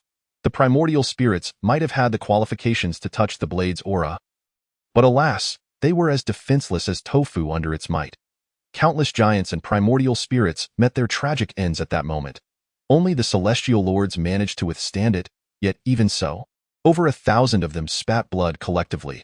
Though they preserved their lives, they were left with but a fraction of their vitality. Whoosh! Immediately after, the celestial demon, evidently wounded and unwilling to linger, tore through the sky to flee. As for the heaven-defying nine-demon blade, when it obliterated the powerful beings of the human realm, its terrifying aura imprinted itself upon the surrounding mountains, lingering long after, resulting in the spectacle before us today. Heaven-defying nine-demon blade. Ye Xiao abruptly opened his eyes, his face alight with uncontainable joy, realizing he had stumbled upon a treasure. The heaven-defying nine-demon blade was truly formidable. Although he had not encountered other demon realm techniques, it was evident from the demon's execution that it belonged to the highest echelon of power, a foundational technique of a powerful celestial demon. It was easy to imagine just how powerful it was. Although the heaven-defying nine-demon blade was etched upon the mountain wall, he had no way of knowing how many years had passed or how much of its essence remained. Ye Xiao mused to himself. Upon his arrival here, before he had even activated his slaughter foundation, he had already sensed the trajectory of the blade marks. After enduring the passage of time, some of the scars had dimmed significantly, indicating a loss of part of their essence. However, Ye Xiao remained unconcerned, for such a heaven-defying demon blade did not require him to fully master it. After all, the sheer power exhibited by the otherworldly demon was undeniable. Without further hesitation, Ye Xiao settled into a meditative posture right where he stood, directing his consciousness toward the blade marks on the mountain wall. Time trickled by, and in the blink of an eye, 3 days had passed. During this period, Ye Xiao remained as still as stone, his consciousness continuously enveloping the blade marks. Through these 3 days of contemplation, he grasped the essence of the heaven-defying nine-demon blade. Although many of the blade marks had faded, Ye Xiao, relying on his intellect, still gleaned valuable insights. The heaven-defying nine-demon blade comprised 9 blades, each stronger than the last, with the 9th blade possessing the power to annihilate time and return to chaos. Regrettably, based on the marks on the mountain wall, he could only comprehend the first 6 blades, as the latter 3 were obscured. Nonetheless, Ye Xiao felt a deep sense of satisfaction, for he discovered that the 6th blade alone was sufficient to obliterate a primordial spirit. As for celestial lords, he had no confidence, given their overwhelming strength, which he had scarcely grasped even in his previous life. It is important to note that he was merely a foundational cultivator at this stage. Even the first 6 blades were enticing enough. After thoroughly understanding the blade marks, Ye Xiao resolved to replicate all the blade marks in his mind, intending to cultivate them slowly upon his return. For during his contemplation of the heaven-defying nine-demon blade, he realized that the so-called demon blade was the culmination of countless blade techniques. For instance, the first blade alone required the fusion of hundreds of techniques. While it may appear he had learned just one technique, in reality, he had to master countless others. The same held true for the second blade, the third blade, and so forth in his 2 lifetimes. Ye Xiao could not help but marvel at the might of the heaven-defying demon blade. While Ye Xiao was replicating the heaven-defying nine-demon blade on the mountainside, Xiao Muqing was seated cross-legged at the foot of the mountain. Though she had emerged unscathed from her battle with Ye Youying, she had nonetheless expended considerable energy. Although she had mostly recovered after consuming a nourishing pill, she had yet to regain her peak condition. While Ye Xiao was absorbed in cultivating his slaughter techniques, Ye Youying took the opportunity to restore her energy. At this moment, beside Ye Youying stood a young woman clad in a golden dragon robe, none other than the Empress of the Xiao Kingdom, Xiao Baobao. With an expression of curiosity, Xiao Baobao observed the seated Xiao Muqing. Previously, she had received a request for assistance from Xiao Muqing, who sought a technique of the slaughter attribute, claiming it was intended for the chief of the Shenon Sect. Initially, Xiao Baobao thought little of it. While the slaughter attribute was a talent of the demon realm, which was rare in the human realm, given her experience, it seemed reasonable. After all, the 6 realms were closely connected, and who was to say that demon talents could not manifest in the human realm? Perhaps the Shenon Sect had simply stumbled upon a talented disciple. However, after encountering Ye Xiao, she sensed something was amiss. Xiao Muqing displayed an unusual level of reverence toward Ye Xiao, as if their positions were reversed, with her being the sect leader and he the chief disciple. Xiao Baobao, knowing Xiao Muqing well, was aware that something was afoot. Thus, over the past few days, she had been persistently trying to pry the truth from Xiao Muqing. To her surprise, the normally candid Xiao Muqing was tight-lipped, merely sternly advising her not to treat Ye Xiao disrespectfully, lest she face her wrath. Hearing this, Xiao Baobao was taken aback, struggling to believe that Xiao Muqing would threaten her over a man. After all, Xiao Baobao had 3,000 suitors in her harem, yet none could compare to Xiao Muqing. She held the belief that men were like clothes, while sisters were akin to family. Love-struck, she concluded that Xiao Muqing had become infatuated, likely charmed by Ye Xiao's sweet words, which had led her to this state. Xiao Baobao first regarded Xiao Muqing with a complex expression, then turned her gaze with gritted teeth toward Ye Xiao on the mountainside. Humph, are you not a paragon of virtue? I shall see just how steadfast you are. Sister Muqing is utterly devoted to you. If you dare show even a hint of disloyalty, I shall have your skin. Suddenly, an idea struck Xiao Baobao, prompting her to devise a test for Ye Xiao. In her view, Xiao Muqing's feelings were unequivocal. She harbored no doubt that Xiao Muqing would lay down her life for Ye Xiao. A woman so deeply infatuated, her feelings were plain to see. However, she was unaware of Ye Xiao's sentiments. The best course of action was to test him. This was, after all, a specialty of the Empress of the Xiao Kingdom. Whoosh! Without hesitation, Xiao Baobao leapt up the mountainside. However, instead of rushing toward Ye Xiao, she hesitated for a moment before waving her hand, causing her golden dragon robe to vanish, transforming into a captivating figure clad in ethereal red gauze, her alluring form barely concealed. Any man who beheld her would be overwhelmed with desire. Little brother, do you find me beautiful?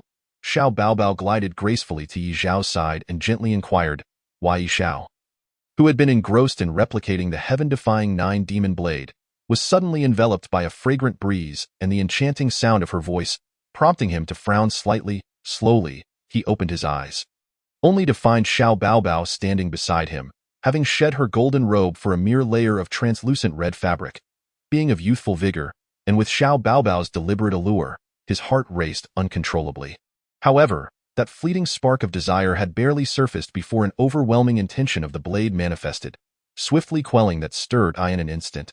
Ye Xiao regained clarity, his gaze crystal clear, devoid of any impure thoughts. Upon witnessing this scene, Xiao Baobao's eyes were filled with astonishment. It is essential to understand that she possesses an innate charm, having cultivated the ancient mystical art phoenix dance in the 9 heavens. Throughout the realm, few men can resist her allure, should she choose to exert it. However, Ye Xiao has repeatedly withstood her attempts. The first time could be attributed to his unique constitution without any additional enhancements. But this time, it was not merely due to her natural charm, but also the covert activation of Phoenix Dance in the 9 heavens. She had anticipated that Ye Xiao would succumb as many men had, kneeling before her in adoration. Instead, she found his gaze indifferent, akin to that of a passerby. To her surprise, she even discerned a hint of disdain in the corner of his eye. Indeed, it was disdain, an expression she had never encountered before. In truth, one could hardly blame Ye Xiao. Although he was unaware of Xiao Baobao's intentions, it was evident that a woman who readily offered herself to a stranger could not be virtuous. While Xiao Baobao was undeniably beautiful, Ye Xiao, having lived 2 lifetimes, had long ceased to judge individuals by their appearance. Particularly, his 7 sisters, all of whom possessed extraordinary beauty, had left him utterly disenchanted. How dare he look down upon her? As the Empress of the Xiao Kingdom, she was revered and desired by countless men. Were it not for her duty to protect her sister Muqing, she would not have found herself in such a predicament. Nonetheless, she resolved to uncover the depth of his arrogance. Xiao Baobao, feeling indignant, nearly forgot her original purpose for being there. She had intended to enlighten Xiao Muqing but now found herself in a contest of wills with Ye Xiao. Incensed that a man would dare to belittle her, an affront of utmost disgrace, Phoenix Dance in the 9 heavens. With that thought, Xiao Baobao began to channel her ancient mystical art, radiating an irresistible charm. Meanwhile, Xiao Muqing, having awakened from her meditative state, did not immediately notice Xiao Baobao. Raising her gaze to the mountainside, she was taken aback. Despite the considerable distance, she quickly recognized that Xiao Baobao was employing Phoenix Dance in the 9 heavens. This reckless girl had disregarded her warnings about being brazen towards the young master, treating her words as mere whispers in the wind. Xiao Muqing's teeth clenched in frustration. In an instant, she vanished from her position, reappearing at the mountainside. At that moment, Xiao Baobao was fervently attempting to enchant Ye Xiao, determined to conquer the man who had shown her such disdain. Xiao Baobao, have you lost your senses? He is the young master. Xiao Muqing was acutely aware that if she did not reveal the truth to Xiao Baobao, her reckless actions could lead to disastrous consequences. Although the immortal master had advised her to remain discreet, she perceived that disclosing Ye Xiao's identity would ultimately be more beneficial than detrimental. Who? The young master? Upon hearing Xiao Muqing's words, Xiao Baobao froze, her enchanting dance abruptly ceasing. For ages, the branch family had been searching for the immortal master. When had a young master emerged? Not long ago. She had encountered the immortal master, who had revealed that Ye Xiao was his disciple and their young master. The immortal master had instructed her to maintain a low profile, which is why she had not divulged this information sooner. However, Xiao Baobao's escalating provocations left her no option but to disclose the truth. Xiao Muqing, exuding a sense of exasperation, explained, I believe that the immortal master merely wanted me to be discreet, not to keep secrets. Thus, revealing Ye Xiao's identity should not violate any orders. Chapter 23. I have only one son, Ye Mo. Young master, please forgive me. Baobao acknowledges her mistake. Xiao Baobao, rendered speechless, took a moment to regain her composure before kneeling in apology. Within the Xiao celestial clan, strict hierarchies prevailed, with branch families existing to serve the main family, and she had been indoctrinated from a young age. Faced with the young master of the main family, she dared not act with any semblance of insolence. As she spoke, she felt her attire was inappropriate, transforming her red veil back into a resplendent golden dragon robe. Baobao, I understand you. Although you possess an innate charm, you have never actively sought to entice anyone. The individuals you have drawn into your circle were merely covetous of your beauty. Yet, why then do you choose to employ Phoenix dance in the 9 heavens on the young master? Do you harbor feelings for him? Xiao Muqing regarded Xiao Baobao with a peculiar expression. She was beginning to suspect that Xiao Baobao's actions stemmed from a genuine affection for the young master, leading her to attempt to enchant Ye Xiao at any cost. While possessing an innate charm was not Xiao Baobao's fault, utilizing Phoenix dance in the 9 heavens was. Xiao Muqing knew that few could resist the allure of the innate charm combined with the mystical art. No, that is not the case. Muqing, do not speak thoughtlessly. Even if Baobao were bold enough, she would never disrespect the young master. It is simply that. Xiao Baobao hesitated, struggling to articulate her thoughts. That what? Pray tell. Xiao Muqing pressed. Because you show favoritism towards the young master. Even going so far as to turn against me, I mistakenly thought you were infatuated, deceived by the young master's sweet words. I wished to test him. However, his resolve is unyielding, as solid as a rock. Even my innate charm coupled with Phoenix dance in the 9 heavens could not sway him. Xiao Baobao, upon being questioned by Xiao Muqing, shyly confessed. Xiao Muqing felt a wave of embarrassment wash over her. Her anger mingling with exasperation as she shot Xiao Baobao a glance, as if to say, after knowing me for so long, do I appear to you as someone easily swayed by love? Xiao Baobao, feeling wronged, could only sigh, for she had only wished to act in Xiao Muqing's best interest, albeit with misguided intentions. Ye Xiao, having remained silent, stroked his chin upon grasping the situation, a hint of disappointment flickering in his eyes. He had fancied himself unparalleled, believing his striking appearance could effortlessly conquer the Xiao Kingdom's Empress upon their first encounter. Although he held a distaste for women who threw themselves at strangers, he couldn't help but take pride in his own looks. Alas, he had misjudged the situation. It was not his own charm that had captivated her, but rather her desire to defend her sister's honor by testing him. Coughing lightly to dispel the awkwardness, Ye Xiao declared, no matter, as long as the misunderstanding has been clarified, all is well. You two may leave now. I must replicate the heavenly reversal 9 demonic blades. Xiao Muqing and Xiao Baobao, no longer daring to linger, hastily departed. Ye Xiao paid little mind to their exit, considering it merely a minor interlude. He then resumed his task of replicating the heavenly reversal 9 demonic blades, determined to engrave the first 6 blades into his mind before returning to practice them at his leisure. At Lingyun Mountain. Within the Yi celestial clan, the atmosphere was exceptionally lively, celebrating a double joy. The first joy stemmed from Ye Mo emerging from seclusion, successfully establishing his foundation and becoming a practitioner of the way. A practitioner of the way walks a path uniquely their own, built upon enlightenment. Upon Ye Mo's emergence, the Yi celestial clan erupted in excitement.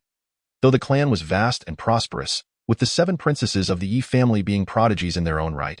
They had all been mere practitioners during their foundational training, while Ye Mo stood out as a practitioner of the way. The revelation of Ye Mo's status sent shockwaves through the Ye celestial clan, which lauded him as the pride of the Ye family. The future of the clan. In celebration, the matriarch, Yue Qianxue, organized a grand feast, inviting all members of the Ye celestial clan, including any princesses who could be summoned back. The second joy coincided with Ye Mo's birthday, allowing for a dual celebration. Thus, the Ye celestial clan was adorned with decorations, brimming with festivity, as everyone rejoiced in Ye Mo's birthday. Within a magnificent celestial palace, tables laden with a sumptuous feast awaited. The Ye clan preparing to celebrate Ye Mo. Countless guests extended their congratulations to him and the Ye family. Throughout it all, Yue Qianxue radiated joy, her gaze filled with affection for Ye Mo. Proud of her son. Practitioners of the way were a rarity in history. At the main table, alongside Ye Mo and Yue Qianxue, sat Ye Youying, Ye Wushuang, Ye Qiushui, Ye Xianxuan, and even the third princess, Ye Siyu, who had returned. Out of the 7 princesses, 5 had come back. The remaining 2 were unable to return due to their commitments, one as a saintess in the sacred land and the other at the Daxia Academy in the central domain. Yet, despite their absence, they had sent their blessings, clearly proud to have such a remarkable younger brother. Ye Wushuang, Ye Siyu, and Ye Qiushui all wore expressions of delight, while Ye Youying sat brooding, unconsciously drowning her sorrows in drink. Previously, she had struggled to locate Ye Xiao, only to discover that he had chosen not to return, even proclaiming a severance of ties with the family. The sight of the entire Ye celestial clan celebrating Ye Mo's birthday intensified her feelings of discontent. Every year, they celebrated together, but Ye Xiao had never been present. Ye Youying could not even recall when Ye Xiao's birthday was, as he had not celebrated it in the 6 years since his return. Eldest sister, what troubles you? Today is Ye Mo's momentous day. Besides, it's rare for me to return. Why such a gloomy expression? Are you still worried about Ye Xiao? Rest assured, the Nanshan disciple will find him. Ye Siyu remarked, having noticed her sister's melancholic demeanor. Ye Youying, having been preoccupied with searching for Ye Xiao, instinctively associated her sister's words with him. No need to search. I have already found Ye Xiao, she replied, casting a glance at Ye Siyu with a bittersweet smile. You found Ye Xiao? Upon hearing Ye Youying's words, the attention of the others, including Yue Qianxue and Ye Mo, was instantly drawn to her. Ye Mo frowned, a flicker of ferocity flashing in his eyes before vanishing. Eldest sister, you found that rebellious son? Why not bring him back directly?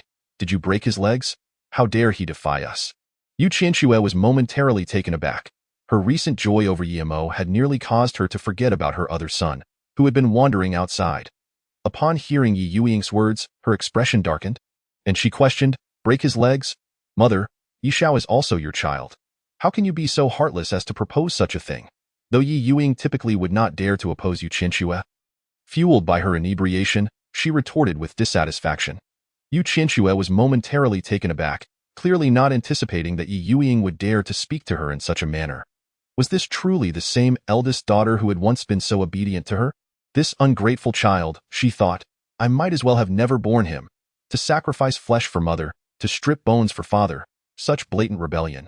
I have but one son. Ye Mo. The more Yue Qianxue recalled the scene from that day of departure, the angrier she became, wishing she could strike Ye Xiao dead with a single blow. How could she have given birth to such a debt collector? Yet, upon thinking of Ye Mo, her malevolence transformed into tender affection. Fortunately, the heavens had granted her another son, Ye Mo, the child of the Qilin, the future of the Ye clan. Mother, while Ye Xiao may be guilty of great rebellion, have you considered what he has endured? He has neither the celestial palace nor celestial garments, nor spirit stones. He is even less than a dog of the Ye clan, subjected to bullying and slander from all sides. Yet, despite it all, he persevered for 6 long years. Do you comprehend the depths of despair he has faced? Ye Youying abruptly stood, her expression one of discontent as she gazed at Yue Qianxue. Today, she sought to demand an explanation for Ye Xiao. She intended to make it known to all that it was not Ye Xiao who was in the wrong, but rather the Ye clan that had erred first. With a rush, all eyes turned towards Ye Youying. Sensing the shift in the atmosphere, Yue Qianxue's face darkened as she was met with such questioning, left speechless. As descendants of the Ye clan, we all possess our own birth dates, as does Ye Mo. Yet only Ye Xiao is devoid of such a privilege. Dare I ask, mother, do you even remember Ye Xiao's birth date? Ye Youying could no longer contain herself and unleashed her pent-up frustrations. Yue Qianxue remained icy, for though Ye Xiao was her child, born after 10 months of pregnancy, she could not recall his birth date, nor even the year he was born. Eldest sister, do not behave this way. Today is Yemo's birthday. Ye Wushuang, Ye Siyu, and the others were taken aback by Ye Youying's state. They had never witnessed this side of their eldest sister, as if an infinite fury had been suppressed within her heart. The irony lay in the fact that it was all for Ye Xiao, whom they had never cared for. In the matter of bullying Ye Xiao, the 7 princesses of the Ye clan each held their own illustrious records. Yet, apart from Ye Youying, no one felt they had acted wrongly. In their eyes, it was merely child's play. And you, second sister, when your Yunmeng Dongang array was activated, did you ever consider that he is your brother? Fourth sister, when you used him as a test subject for poison, did you ever think of him as your brother? Fifth sister, when you dragged him to test the array and he was struck down to mere bones by heavenly lightning, did you ever ponder that he is your brother? How have you treated him, and how has he treated you? I need not elaborate further. Under the influence of alcohol, Ye Youying berated her sisters without restraint. The others were intimidated by her demeanor, each too afraid to utter a word. Enough! Yue Qianxue erupted in fury, her voice laced with ire. Ye Youying, has your newfound strength emboldened you to teach others a lesson? Do you wish to emulate that rebellious child, severing ties with your mother and father, forsaking all kinship? Come, I await your challenge. Yue Qianxue glared at Ye Youying. The overwhelming might of heaven surged forth from Yue Qianxue, crashing down upon Ye Youying like a tidal wave. Ye Youying felt a jolt, the intoxication dissipating as clarity returned, her heart gripped by fear. Logically, as a being of her strength, ordinary alcohol should have little effect on her. Even the celestial clan's brew, though not ordinary, ought not to have intoxicated her so deeply. It seemed she had been overly agitated lately, emboldened by the drink. Mother, please quell your anger. I dare not. Ye Youying composed herself, quickly calming down, and spoke. Sit down. From this moment forth, I do not wish to hear a single word from you. Yue Qianxue's face remained frosty. Ye Youying promptly sank into silence, not daring to utter another word. Following Ye Youying's outburst, the celebratory atmosphere of the gathering dissipated significantly, and even Yue Qianxue lost her enthusiasm. Second sister, Xiaomo has already established his foundation and is on the path of cultivation. Starting tomorrow, you shall be responsible for imparting to him the most exceptional techniques of wind and thunder attributes. A solid foundation is commendable, yet the techniques must not lag behind, Yue Qianxue instructed. Do not worry, mother. I shall oversee this matter and ensure that Xiaomo receives only the finest teachings, Ye Wushuang immediately pledged. Thank you, second sister. Yemo's lips curled into a smirk, a hint of disdain evident. Did he truly need her instruction? However, to avoid revealing any cracks in his facade, he feigned gratitude with a beaming expression. Meanwhile, Ye Youying, though silent, found her thoughts drifting once more. Establishing a foundation. She recalled that Ye Xiao had also established his foundation. Previously, she had given it little thought, but now it felt amiss. It was known that Ye Mo was the Ye clan's Qilin child, yet it was only now that he had established his foundation, whereas Ye Xiao had previously been merely at the 3rd level of Qi refinement. The crux of the matter was that Ye Xiao was widely regarded as a waste due to his pseudo-spiritual roots. What did this signify? It indicated that Ye Xiao was practicing demonic arts, for only a demon cultivator could elevate their cultivation in such a short period, disregarding a shaky foundation in their fervent pursuit of rapid advancement. A demonic cultivator? Ye Xiao had ultimately succumbed to the path of demons. Ye Youying murmured to herself. A sense of guilt washed over her, as she believed the Ye clan had forced Ye Xiao into darkness. After departing from the evil demonic realm for 6 years, Ye Xiao had long since turned away from the path of demons, yet during his time with the Ye clan, he had gained nothing. And in his despair, he had once again fallen into demonic practices. No, I cannot stand by and watch Ye Xiao spiral into depravity. I must bring him back, guide him back to the righteous path, even if it means binding him to do so. Ye Youying resolved silently. The banquet soon concluded. In truth, after Ye Youying's outburst, the attendees had lost all desire for celebration. As soon as the gathering ended, Ye Youying promptly departed through the teleportation array. Ye Siyu had intended to speak with Ye Youying, but found no opportunity. I have only just returned, and now my eldest sister leaves? Ye Siyu, having been closest to Ye Youying since childhood, had a multitude of words she wished to share. Yet all she managed was some inconsequential remark regarding others. Once the banquet concluded, the eldest sister had vanished through the teleportation array. Ye Wushuang nodded. Second sister, Do you believe we truly erred? Ye Siyu glanced at Ye Wushuang and inquired. Perhaps. Ye Wushuang's expression was complex as she regarded Ye Siyu. She had never thought this way before, yet recently, memories of the past had resurfaced, particularly that time they activated the Yunmeng Dongyang array.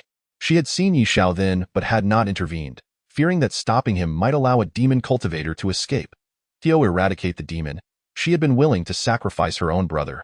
Though it had only resulted in the destruction of his physical form, Ye Wushuang understood that it had been a stroke of luck. Once the Yunmeng Dongyang array was activated, annihilation of both body and spirit was highly probable. The mere recollection of this incident left her feeling disoriented, especially considering her eldest sister's words urging her to visit Ye Xiao's residence. For days, Ye Wushuang had been hesitant, even avoiding the thought altogether. Shaking her head, she resolved not to dwell on it further and proceeded to Ye Mo's celestial palace. Chapter 24. Are you not someone who has one foot in the grave? Amidst the swirling clouds, a magnificent building soared through the AI art. It was a quaint two-story pavilion, its ancient elegance evident from its exterior, resembling a lady's boudoir. At the entrance, a plaque adorned with graceful characters read by Yu Lu at that moment. On the second floor by the window, two figures stood, gazing out at the misty scenery. These two figures were none other than Ye Xiao and Xiaomuqing. After replicating the legendary 9 demonic blades, Ye Xiao had not lingered on the ancient battlefield but had promptly returned to Nine Sect to enter seclusion for cultivation. Naturally, this meant parting ways with Xiao Baobao, who led the troops of the Xiao kingdom back to the palace. As the return journey was not as leisurely as the arrival, time was of the essence, and thus Xiaomuqing did not teleport but instead summoned her flying artifact. In fact, for cultivators, once one reached the nascent soul stage, they could teleport. However, for most cultivators, unless absolutely necessary, they would refrain from teleporting due to the inherent spatial rift it created, which consumed energy. Flying artifacts, on the other hand, simply required spirit stones for operation. Bai Lu, what a beautiful name, Ye Xiao remarked, standing before the window, admiring the clouds outside. He had intended to praise the elegance of Bai Lu but found it inappropriate, opting instead to compliment its name. All along, Xiaomuqing had left an impression of being valiant and unyielding, a warrior whose prowess was unmatched, far removed from the delicate image of a refined lady. Yet now, as Ye Xiao beheld her flying artifact, his perception began to shift. You flatter me. Bai Lu may be a top-grade Earth-level flying artifact, but its origins were merely a human-level artifact, a coming-of-age gift from my father during my youth. After his passing, having grown accustomed to it, I refined Bai Lu anew, elevating it to a top-grade Earth-level flying artifact. Xiaomuqing reminisced, her heart heavy with emotion. However, what Ye Xiao did not realize was that he was the second man to ride Bai Lu. The first had been Xiaomuqing's father. Though Bai Lu was a flying artifact, it held special significance, and thus Xiaomuqing seldom used it, for its value lay beyond mere function. Yet inexplicably, during this return, she had chosen to release Bai Lu and invite Ye Xiao aboard. Afterward, she too found it inexplicable, for as the sect leader of Xintian, she possessed more than one flying artifact. Why had she chosen Bai Lu? You are fortunate, for you have a good father, while many others have fathers who are less than beasts, unworthy of the title. Why Ye Xiao suddenly thought of Ye Qingcang, a chill spreading across his face. Noticing this, Xiaomuqing furrowed her brows slightly. From Ye Xiao's earlier exchange with Ye Youying, she had gleaned some understanding. Although her knowledge was incomplete, she could infer enough to grasp the situation. She wished to offer words of comfort, yet she found herself at a loss for how to begin. In recent years, although the Nine Sect has experienced a decline, Xiaomuqing has continued to live a life of contentment, shielded by her parents' unwavering protection until she matured and inherited her father's burdens. Rest assured, I am fine. I have long since grown accustomed to this, and as the wheel of fate turns, retribution is inevitable. It's not that it won't come, but rather that the time has yet to arrive, Ye Xiao observed, sensing Xiaomuqing's worry as he shook his head. In his previous life, he met a tragic end at the hands of Ye Mo, who had cast him into the soul destruction nails, yet the Ye clan suffered no less, gradually consumed by Ye Mo's relentless advance, leading to their demise. They would reunite within the 10,000 souls banner. But he still had to await that day. I plan to enter seclusion to refine my techniques and cultivate the demonic blade. You may leave now. The two stood by the bedside for a moment before Ye Xiao spoke. Xiaomuqing nodded, refraining from lingering in the room, and stepped outside. Meanwhile, Ye Xiao settled cross-legged in the center of the loft, commencing his practice of the heavenly reversal 9 demonic blades. At present, he had only replicated the first 6 blades and had yet to embark on true cultivation. As time slipped by, The white jade loft soared through the clouds. Inside, Ye Xiao was immersed in his seclusion, while Xiao Muqing sat outside the loft, both guarding and maintaining direction. Suddenly, a colossal hand, resembling a mountain, descended from the heavens with godly might, striking the white jade loft. Taken by surprise, the loft was directly hit, causing it to sway violently. Fortunately, as a top-tier flying treasure of the earth level, the white jade loft was constructed from robust materials. Although the enormous hand was terrifying, it did not inflict fundamental damage. Impudent? Who dares approach? Xiao Muqing's expression hardened as she leaped from the white jade loft. The opponent clearly possessed formidable strength, being a Yuanshan expert. However, the white jade loft was no ordinary flying treasure. Ye Xiao, too, opened his eyes immediately, rushing to the window to observe outside. In a flash, a graceful figure descended from the sky, none other than the eldest princess of the Ye clan. Ye Youying, alongside the leader of the Ye Sect. Ye Youying, you truly are tenacious and shameless. If you wish to fight, this sect master is ever ready. What skill is there in ambush? Xiao Muqing's face flushed with anger. Although the white jade loft was a treasured flying artifact left by her father, it was her sole cherished remnant, and she would not allow it to be jeopardized. I have come to take Ye Xiao away. Ye Youying declared coldly, pointing toward Ye Xiao within the white jade loft. That depends on whether you possess the ability, Xiao Muqing retorted, her expression tightening as her left fist clenched, clearly prepared to strike at any moment. Then widen your eyes and watch closely. Today, no one shall obstruct this sect master, not even you. Xiao Muqing. Ye Youying's expression remained icy as she launched her attack. With a thunderous crash, a battle of Yuanshan erupted once more. Xiao Muqing against Ye Youying. One the master of Shenon Sect, the other the leader of Ye Sect, locked in a clash of cataclysmic proportions, the destruction god fist meeting the celestial hand in a fierce collision. Although Xiao Muqing was renowned as a combat fanatic, she was merely at the second stage of divinity, while Ye Youying had already ascended to the third stage, placing them at a level of disparity. Thus, as before, their abilities were evenly matched. Inside the white jade loft, Ye Xiao's face turned pale as he watched the fierce battle unfold. Ye Youying seemed driven by a frenzied determination to take him back. Just as the clash between Xiao Muqing and Ye Youying reached a boiling point, a figure in gray robes emerged from a nearby distortion in the void. A gray-robed elder radiating an overwhelming presence, evidently a Yuaning expert. Elder Lu, I need you to bring Ye Xiao back. If he resists, bind him without hesitation, Ye Youying instructed, seemingly anticipating the elder's arrival amidst the fray. Rest assured, a mere foundation establishment cultivator is no match for me, the elder responded, his gaze swiftly fixing on Ye Xiao within the loft. Xiao Muqing's expression shifted dramatically upon witnessing this. Ye Youying, you shameless wretch. At that moment, she finally grasped that Ye Youying was not seeking a duel but rather stalling her to allow the Ye Sect elder to take action. Be careful, chief, this is a formidable figure. Xiao Muqing shouted to Ye Xiao while continuing her battle with Ye Youying. Ye Xiao, too, recognized the gray-robed elder and was instantly alarmed.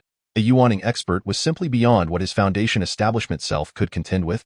Even if he were a sage, it was an insurmountable gap in the blink of an eye. Ye Xiao's mind raced. Returning to the Ye clan was out of the question. He would rather die than go back. For once he returned, he would wish he were dead. Boy, will you meekly surrender and come with me, or shall I resort to force and bind you?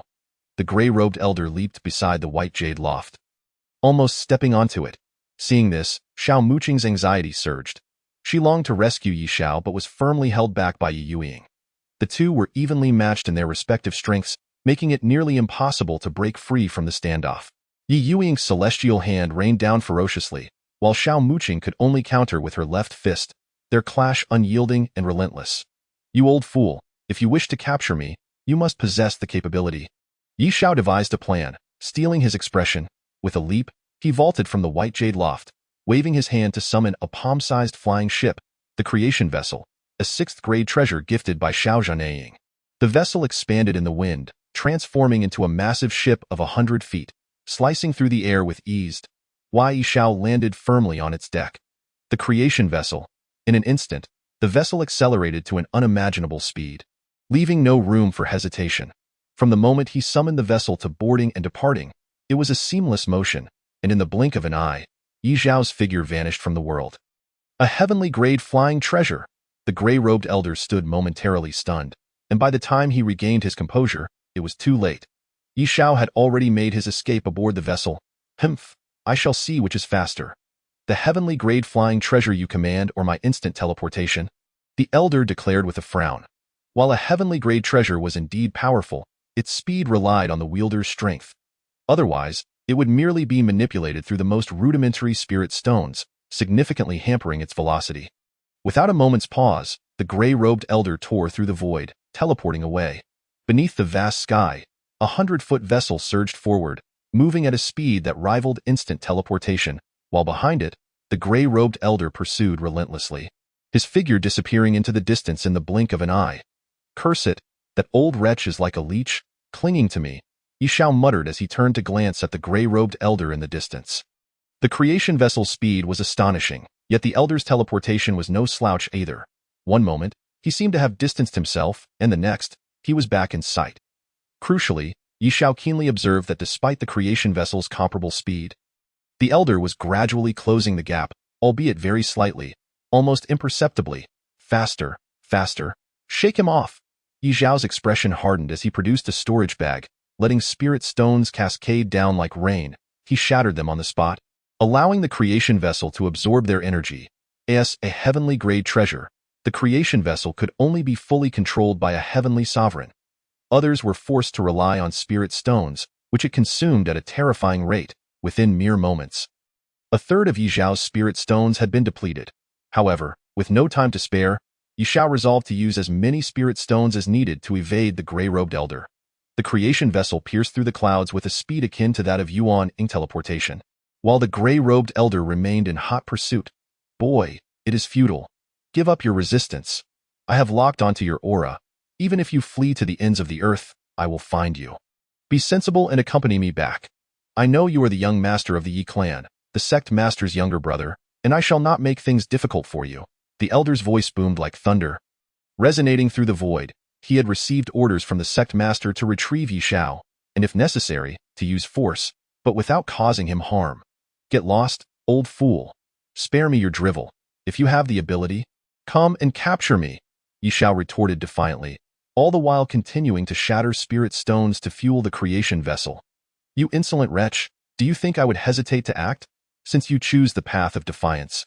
Do not blame me for being impolite. Once I capture you, you will learn the true meaning of suffering. Rest assured, I will not kill you, but you will wish for death, the elder seethed, his fury igniting. The sect master had instructed him to avoid harming Ye Xiao, but should Ye Xiao refuse to comply, that was a different matter altogether. As the elder spoke, his teleportation speed quickened, closing the gap between them. Yet, due to the short distance, it remained challenging to catch up with the creation vessel. Bah, old fool, stop flattering yourself. Do you think my heavenly grade flying treasure is mere decoration? You will need to catch up first. But given your age, I doubt you will manage it in this lifetime. I suggest you give up now before you exhaust yourself to death. After all, you are already half in the grave. Ye Xiao scoffed scornfully. You little brat, you? The gray-robed elder's face flushed with rage, nearly exploding from the insults hurled at him. As the boy's words cut deep, he was driven to the brink of fury. Wishing he could strike Ye Xiao dead with a single blow, silently vowing that once he captured Ye Xiao, he would not let him off easily. What are you talking about? Did you think I misspoke? Aren't you an old fossil? Aren't you already half in your grave? Do you believe yourself to be a youthful and elegant lad? Bah, you old wretch, one must have self-awareness. If you lack it, perhaps you should take a moment to reflect on your own character.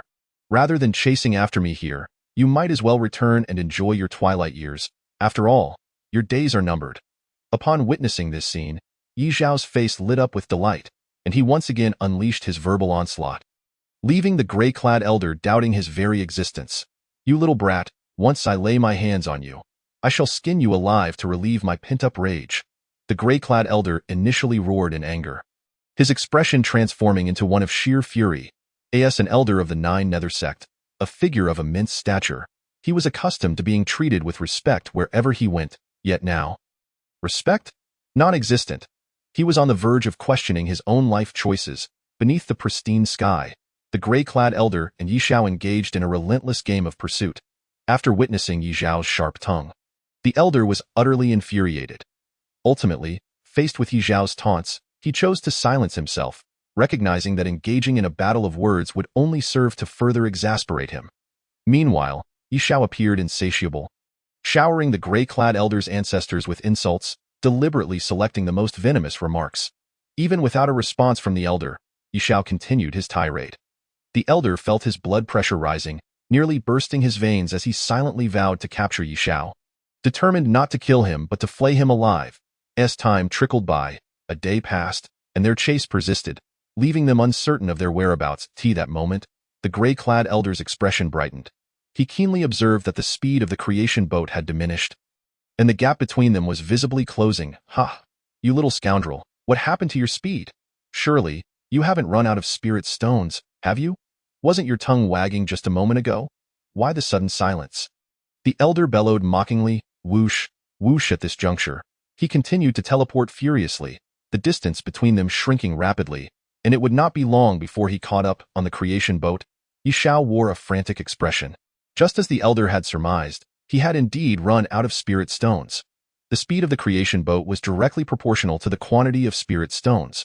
Once they were depleted, the velocity would plummet. Even when faced with the elder's derision, Ye Xiao found it challenging to muster a retort. It was worth noting that he had previously berated the elder to the point of questioning his own existence. Yet now he was uncharacteristically silent. Ha ha ha, you little brat, so you can be quiet too. Aren't you supposed to be a master of verbal combat? Come on, keep it coming.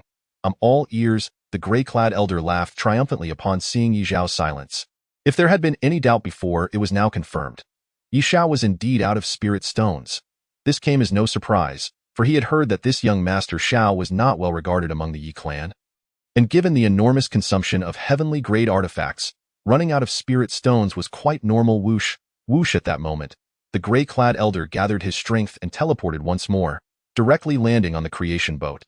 Ye Xiao, already in a state of panic, turned pale as a ghost upon seeing the elder board the vessel, his expression reflecting sheer terror.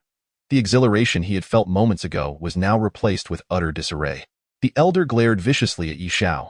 After being verbally assaulted for an entire day, he had nearly questioned his own existence, all for this moment, to thoroughly deal with this young man. Although this boy was a scion of the celestial clan and could not be killed, there was a vast difference between life and death. There were varying degrees of pain, superficial wounds, serious injuries, and a suffering that rendered life worse than death. He intended for Ye Xiao to experience the latter. At worst, he would face a few scoldings from the sect leader afterward. Calm down, senior. I realize my mistakes, Ye Xiao stammered, retreating step by step, his face filled with dread as he regarded the elder.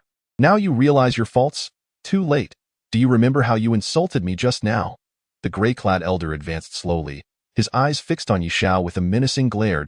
Why Ye Xiao, trembling in fear, appeared utterly deflated. Senior, I am the younger brother of your Nine Nether Sect leader, and a young master of the Ye clan. If you dare to kill me, Ye Youying and the Ye clan will not let you off. Ye Xiao spoke, attempting to muster courage. Rest assured, I shall not kill you, but I will make you wish you were dead. As for the sect leader and the Ye clan, do you think I am unaware of your situation? You are already marginalized. Even if I were to kill you, no one would care. The gray-clad elder grinned maliciously. Upon hearing this, Ye Xiao crumpled to the ground, his spirit deflating like a punctured balloon, his expression one of complete resignation. Heh heh heh. The gray-clad elder, witnessing this, burst into laughter, reveling in the despair etched on Ye Xiao's face. It was only in such moments that he felt a sense of satisfaction. At that instant, all the frustrations of the day dissipated, replaced by an overwhelming sense of exhilaration. He even began to contemplate how best to punish Ye Xiao. While he spoke of not killing him, he knew full well that he could not truly kill Ye Xiao. What if the sect leader and the Ye clan sought retribution later? However, he could not let Ye Xiao off lightly. Just as the gray-clad elder laughed maniacally, reveling in his satisfaction, Ye Xiao's expression suddenly shifted, a glint of ferocity flashing in his eyes. That moment. Chapter 25. Trapping a Titan. Ye Xiao's mind raced. And with a sweeping gesture, a 3-foot-long sword shot forth, slicing through the air. The fierce might of heaven surged forth, as if intending to cleave the very fabric of reality. The heavenly punishment sword. The weapon Ye Xiao wielded was none other than the flying sword bestowed upon him by Xiao Zhanaying, a heavenly grade 3rd-tier sword. The heavenly punishment sword. As the heavenly punishment sword emerged, it unleashed its world-shattering power toward the gray-clad elder. The elder, taken aback, found himself momentarily dumbfounded. Just a second ago, he had been reveling in his triumph, and now he was confronted with a heavenly-grade third-tier sword. This was no ordinary weapon, even among heavenly artifacts. It was a superior existence, in fact. Not many among the celestial lords possessed a heavenly-grade third-tier sword. Instantly engulfed by fear, the elder's first instinct was to flee, but it was clearly too late.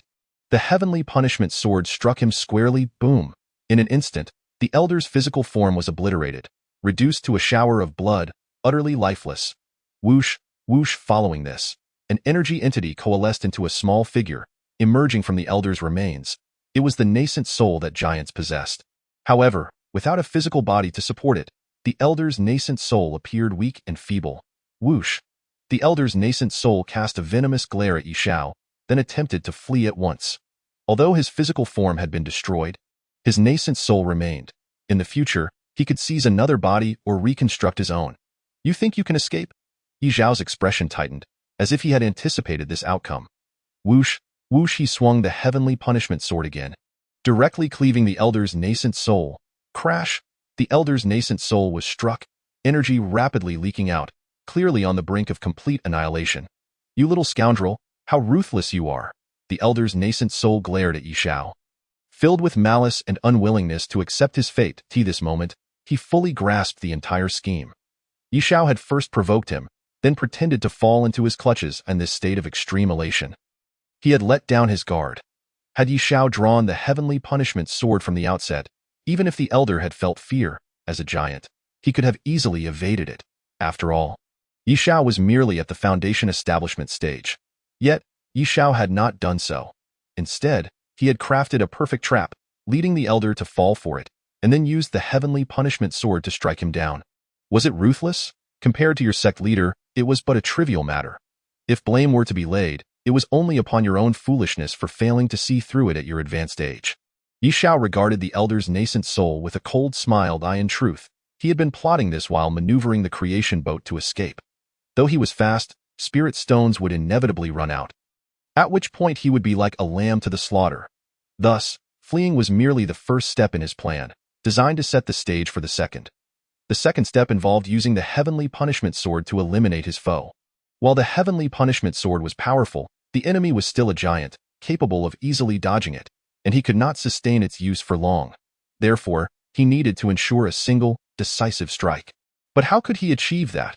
Ye Xiao realized that a person was most vulnerable when filled with exhilaration and least on guard. He had first unleashed his verbal prowess to thoroughly infuriate the gray-clad elder. When he found himself in the elder's grasp, the elder would undoubtedly feel a sense of satisfaction, making it the perfect moment for Ye Xiao to reveal the heavenly punishment sword and eliminate him. Everything unfolded as he had anticipated. You little brat, do you truly believe you have one? I may be facing death, but do not underestimate a titan. Even in death, I can take you down with me. Previously, I had to consider the sect leader and the Yi clan, but now that my demise is certain, I shall take you down with me, companions on the road to the underworld. The elder's nascent soul's expression hardened. Boom! Then, his already feeble nascent soul self-destructed, unleashing a catastrophic wave of pressure that spread outward. Yet, Ye Xiao stood unperturbed, as if he had anticipated this moment. Songming Dao robe. Ye Xiao activated the Xiao clan's celestial treasure, and his azure robe radiated with brilliance, emanating myriad celestial lights and piercing energy. And no matter how immense the pressure from the nascent soul's self-destruction, it could not inflict even the slightest harm upon Ye Xiao. The elder's nascent soul dissipated entirely, and in its final moments, it bore a look of unwillingness upon witnessing the Songming Dao robe adorning Ye Xiao, realizing too late that he had miscalculated. The heavenly punishment sword was not his ultimate safeguard, but rather the celestial robe was. In truth, it was indeed so. If the celestial punishment sword represents the second step, then the Songming Dao robe signifies the third step, which is also the final step for Ye Xiao. Prior to devising his plan, he contemplated numerous possibilities. Drawing upon his past life's experiences, he understood that many powerful figures, when aware of their impending demise, would resort to self-detonating their nascent souls, resulting in mutual destruction. Naturally, he considered that the gray-clad elder might do the same, which is where the Songming Dao robe became indispensable. This treasure of the Xiao family could even neutralize the thunder of Lei Yin Mountain. Hence, it was not afraid of a nascent soul's self-destruction. As the gray-clad elder's nascent soul dissipated amidst the heavens and earth, Ye Xiao staggered, nearly collapsing to the ground. The azure robe he wore lost its luster. Not due to the Songming Dao robe's inability to withstand the force, but because his spirit stones were limited, only sustaining the defense for a brief moment in his efforts to ensnare the gray-clad elder. Ye Xiao had essentially drained his entire fortune, utilizing 2 celestial-grade treasures and 1 immortal-grade treasure, completely exhausting all his spirit stones, leaving him utterly depleted as well. Ye Youying harbored both new grievances and old grudges, and she would eventually settle the score. Ye Xiao's teeth ground in frustration. Subsequently, he sat cross-legged on the spot, and after 2 hours, he fully regained his strength. Without pausing, he confirmed his direction and returned to the Shenon Sect. However, shortly after the transformation vessel took flight, a figure tore through the void and appeared on board, the one and only Xiaomuqing. Upon witnessing Ye Xiao's escape, Xiaomuqing had no desire to continue fighting. After shaking off Ye Youying, she had pursued him along the way. "Young master, are you all right?" Xiaomuqing inquired with a worried expression upon seeing Ye Xiao. "I am fine." Ye Xiao replied with a gentle shake of his head, indicating he was unscathed. "What about the elder from the Nine Nether Sect?" Immediately after, Xiaomuqing scanned her surroundings with a look of suspicion and noticed only Ye Xiao's presence. "He is dead." Ye Xiao stated flatly. "Dead?" Xiaomuqing's eyes widened in disbelief as she gazed at Ye Xiao. She knew her young master possessed extraordinary talent, yet a foundation establishment cultivator claiming that a nascent soul had perished was astonishing. "Elder Lu is dead?" At that moment, the void above was torn apart, and a figure emerged.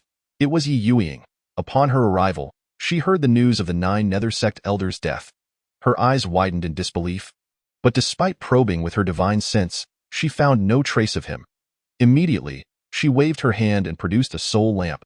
The precious lamp ignited, its wick made of swirling soul flames, yet the flame representing Elder Lu had already extinguished. When the soul flame is extinguished, the form and spirit perish. Ye Youying murmured softly. Chapter 26. A formal declaration of war. Every elder, steward, and even core disciple of the Nine Nether Sect would leave behind a soul flame within the sect's soul lamp, the intensity of which was closely tied to the individual's vitality, allowing the sect to promptly ascertain the situation.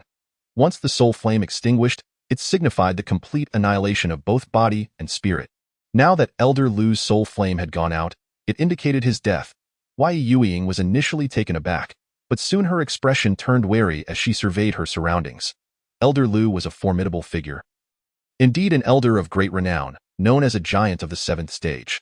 Even within the Nine Nether Sect, he stood as a unique entity. It could be said that Elder Lu was second only to those at the soul formation level. Yet now he lay dead. Naturally, Ye Youying did not believe that Ye Xiao was responsible for Elder Lu's demise. In fact, any rational person would not entertain such an idea. The Foundation establishment cultivator killing a giant of the 7th stage? It was an absurd joke. Thus, there was only one plausible explanation. A protector. When major factions faced their core or prodigious disciples, they would assign protectors, who typically remained hidden but would appear in times of life-threatening danger. Although Ye Youying could not fathom why the Shenon Sect would assign a protector to Ye Xiao, after all, to her, he did not seem exceptionally gifted. Facts remained that Elder Lu was dead. The eastern region was, after all, the territory of the Shenon Sect. While the sect appeared to be in decline, the depths of their resources remained unknown, and today, they could only concede defeat. Ye Youying cast a wary glance around, murmuring to herself, a being capable of slaying a giant of the 7th stage was likely also a soul formation expert. She and Xiaomuqing were equally matched, unable to best one another. But if another soul formation expert joined the fray, the balance would tip overwhelmingly. That moment, Ye Youying felt a desire to retreat, yet her heart was filled with reluctance. This expedition, accompanied by the sect's elders, was meant to bring Ye Xiao back, ensuring he did not spiral into a path of darkness. However, now she had returned empty-handed, having lost a giant of the 7th stage. She felt as though she had suffered a double loss. "Ye Xiao, come back with me. Remaining in the Shenon Sect holds no promise for you. If you truly do not wish to return to the Ye family, you may join the Nine Nether Sect. Did you not aspire to become a disciple of the Nine Nether Sect? As of today, you are a disciple of the Nine Nether Sect. No, you shall be an esteemed uncle, due to being the sect master's younger brother." Ye Youying was unwilling to return in disgrace, and a sudden thought struck her as she recalled Ye Xiao's past records. Ye Xiao had once expressed a desire to become a disciple of the Nine Nether Sect. Now she was offering him the position of an esteemed uncle. Ye Youying, how shameless you are. I have seen thick-skinned individuals, but none as shameless as you. The Nine Nether Sect was a childhood dream of mine. But it is not my choice now. My sole desire is for the Nine Nether Sect to perish, to be utterly obliterated and vanish from existence.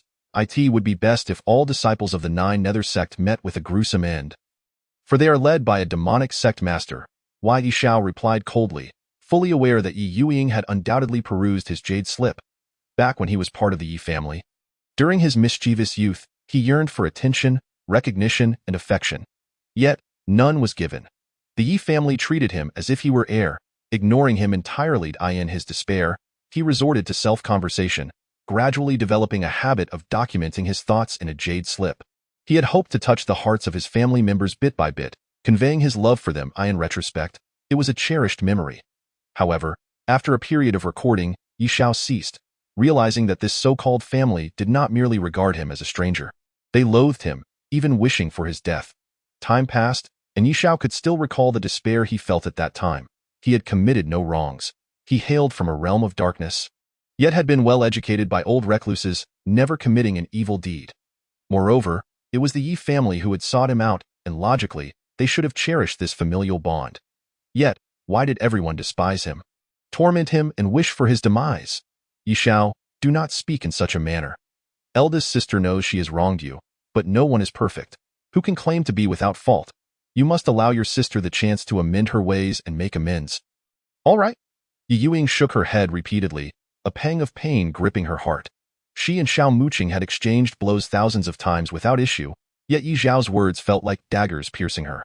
Once upon a time, Ye Xiao had dreamed of becoming a disciple of the Nine Nether Sect. Now, he wished for the demise of all its disciples. Once, he had taken pride in having her as his sect master sister. Now, in his eyes, she was nothing more than a demonic sect master. Ye Youying, do you truly believe that a few crocodile tears from you will soften my heart, compelling me to obediently return and continue living a life worse than death? Dream on. I shall not return to the Ye family, nor will I join the Nine Nether Sect. Remember, I am now a disciple of the Shenon Sect. Ye Xiao retorted with a cold smile directed at Ye Youying. Had it been an uninformed individual witnessing Ye Youying's sincere attempt at reform, they might have softened. After all, to err is human. Yet Ye Xiao understood that this was merely crocodile tears. None of the 7 princesses of the Ye family were virtuous. Although he had ultimately met his demise at the hands of Qi Linzi Yimo in his past life, each person had left an indelible stain on his existence. At that moment, Ye Xiao could not be bothered with these matters. In truth, if Ye Youying had not been so persistently fixated on him, he would have preferred to remain uninvolved. However, what Ye Xiao did not realize was that his words had ignited the fuse for a full-scale war between the two sections. Shenon Sect disciple. Ye Youying's brows furrowed as she regarded Ye Xiao. When Ye Xiao departed from the Ye family, he had only been at the 3rd level of Qi refinement, yet it had not been long since then, and he had already advanced to foundation establishment. It was evident that he had practiced demonic arts. The key issue was that the Shenon Sect had also provided Ye Xiao with a protector, which seemed dubious. To Ye Youying, it suggested that the Shenon Sect harbored hidden schemes. She concluded that Ye Xiao's hardened resolve to sever ties with the Ye family and her as his elder sister was a result of falling into the Shenon Sect's trap. Having unraveled the cause and effect, Ye Youying turned her gaze to Xiaomuqing, her expression turning frigid. As the saying goes, treat the root cause. She had pinpointed the source, regardless of the Shenon Sect schemes. As long as the Nine Nether Sect destroyed it, any plot would collapse. At that point, she would be able to rescue Ye Xiao, who was mired in turmoil. Xiaomuqing, I ask you one last time. Do you agree to hand over Ye Xiao? Ye Youying glared icily at Xiaomuqing, inquiring. Then perhaps you should ask my fist if it agrees, Xiaomuqing replied, her left fist clenched as she extended it towards Ye Youying. Very well, that is of your own making. I do not know what schemes the Shenon Sect has, but you insist on keeping my brother. However, in the face of absolute strength, any conspiracy is but a mere farce. Xiaomuqing, listen well. I, Ye Youying, as the sect master of the Nine Nether Sect, formally declare war on the Shenon Sect. The Nine Nether Sect and the Shenon Sect shall be a matter of either your death or mine. Ye Youying stared unwaveringly at Xiaomuqing, speaking slowly, whoosh. Following that, she did not linger, casting one last glance at Ye Xiao before instantly vanishing. Chapter 27. The Shenon Sect must perish. Ye Xiao and Xiaomuqing watched as Ye Youying departed. Xiao Muqing paid little heed to Ye Youying's threats. From the moment the Nine Nether Sect entered the eastern region, their relationship with the Shenon Sect had become one of irreconcilable enmity. Although it is a fact that the Shenon Sect has fallen into decline, it is by no means a soft persimmon to be easily squished. To extinguish the Shenon Sect, one must possess formidable strength. Meanwhile, Ye Xiao, gazing at the receding figure of Ye Youying, furrowed his brow slightly, as he recalled the ultimate fate of the Shenon Sect in his previous life. The Shenon Sect, besieged relentlessly by the Yue Sect, crumbled into fragments, not merely struggling to recruit disciples, but witnessing the existing disciples defect en masse in the end. All the elders of the Shenon Sect perished in battle, leaving only Xiao Muqing to endure the burden alone. It was during that time that the name Dong Muqing resounded across the realms, known as the battle maniac and the madwoman, universally acknowledged. In the later stages, the Shenon Sect was left with only Xiao Muqing as its solitary commander. However, due to her extraordinary prowess, the Shenon Sect managed to survive. Even so, the sect was effectively a mere shadow of its former self, for a sect sustained solely by one individual cannot truly be considered a sect. At this juncture in his previous life, Ye Xiao had still been tormented by the Ye family, yet he retained a rough timeline, recalling that it would take over a decade for the Shenon Sect to completely fade into obscurity. Could it be that my involvement has precipitated the sect's downfall ahead of schedule? Ye Xiao pondered quietly, setting aside his past life in this one, as the heir of the Xiao family and the chief of the Shenon Sect. He could not idly watch his sect be annihilated. Ye Youying, I had no intention of confronting you directly. You have forced my hand. Ye Xiao's expression hardened as he murmured to himself, "T present." He had no inkling of Ye Youying's next move, and could only adopt a reactive approach, ready to respond to whatever came his way. Let us return to the sect. With that, Ye Xiao and Xiao Muqing did not linger, but promptly made their way back to the Shenon Sect. Meanwhile, at the Yue Sect's eastern domain branch, the leader, Wang Chong, who was himself an elder of the Yue Sect, had been dispatched to oversee the branch's affairs. Today, Wang Chong was in high spirits, for his friend, Elder Lu Mu, had also arrived in the eastern domain. In fact, Wang Chong had only recently received the news that after the sect master departed the eastern domain, he had returned, accompanied by Elder Lu. However, the reasons for their return were unknown to him, nor did he desire to inquire. The mere presence of Lu Mu was sufficient. The two had formed a deep camaraderie during their time at the Yue Sect headquarters. But since his deployment to the eastern domain branch, their opportunities to interact had dwindled. Now that his kindred spirit had arrived, it was only fitting to indulge in revelry for 3 days and nights.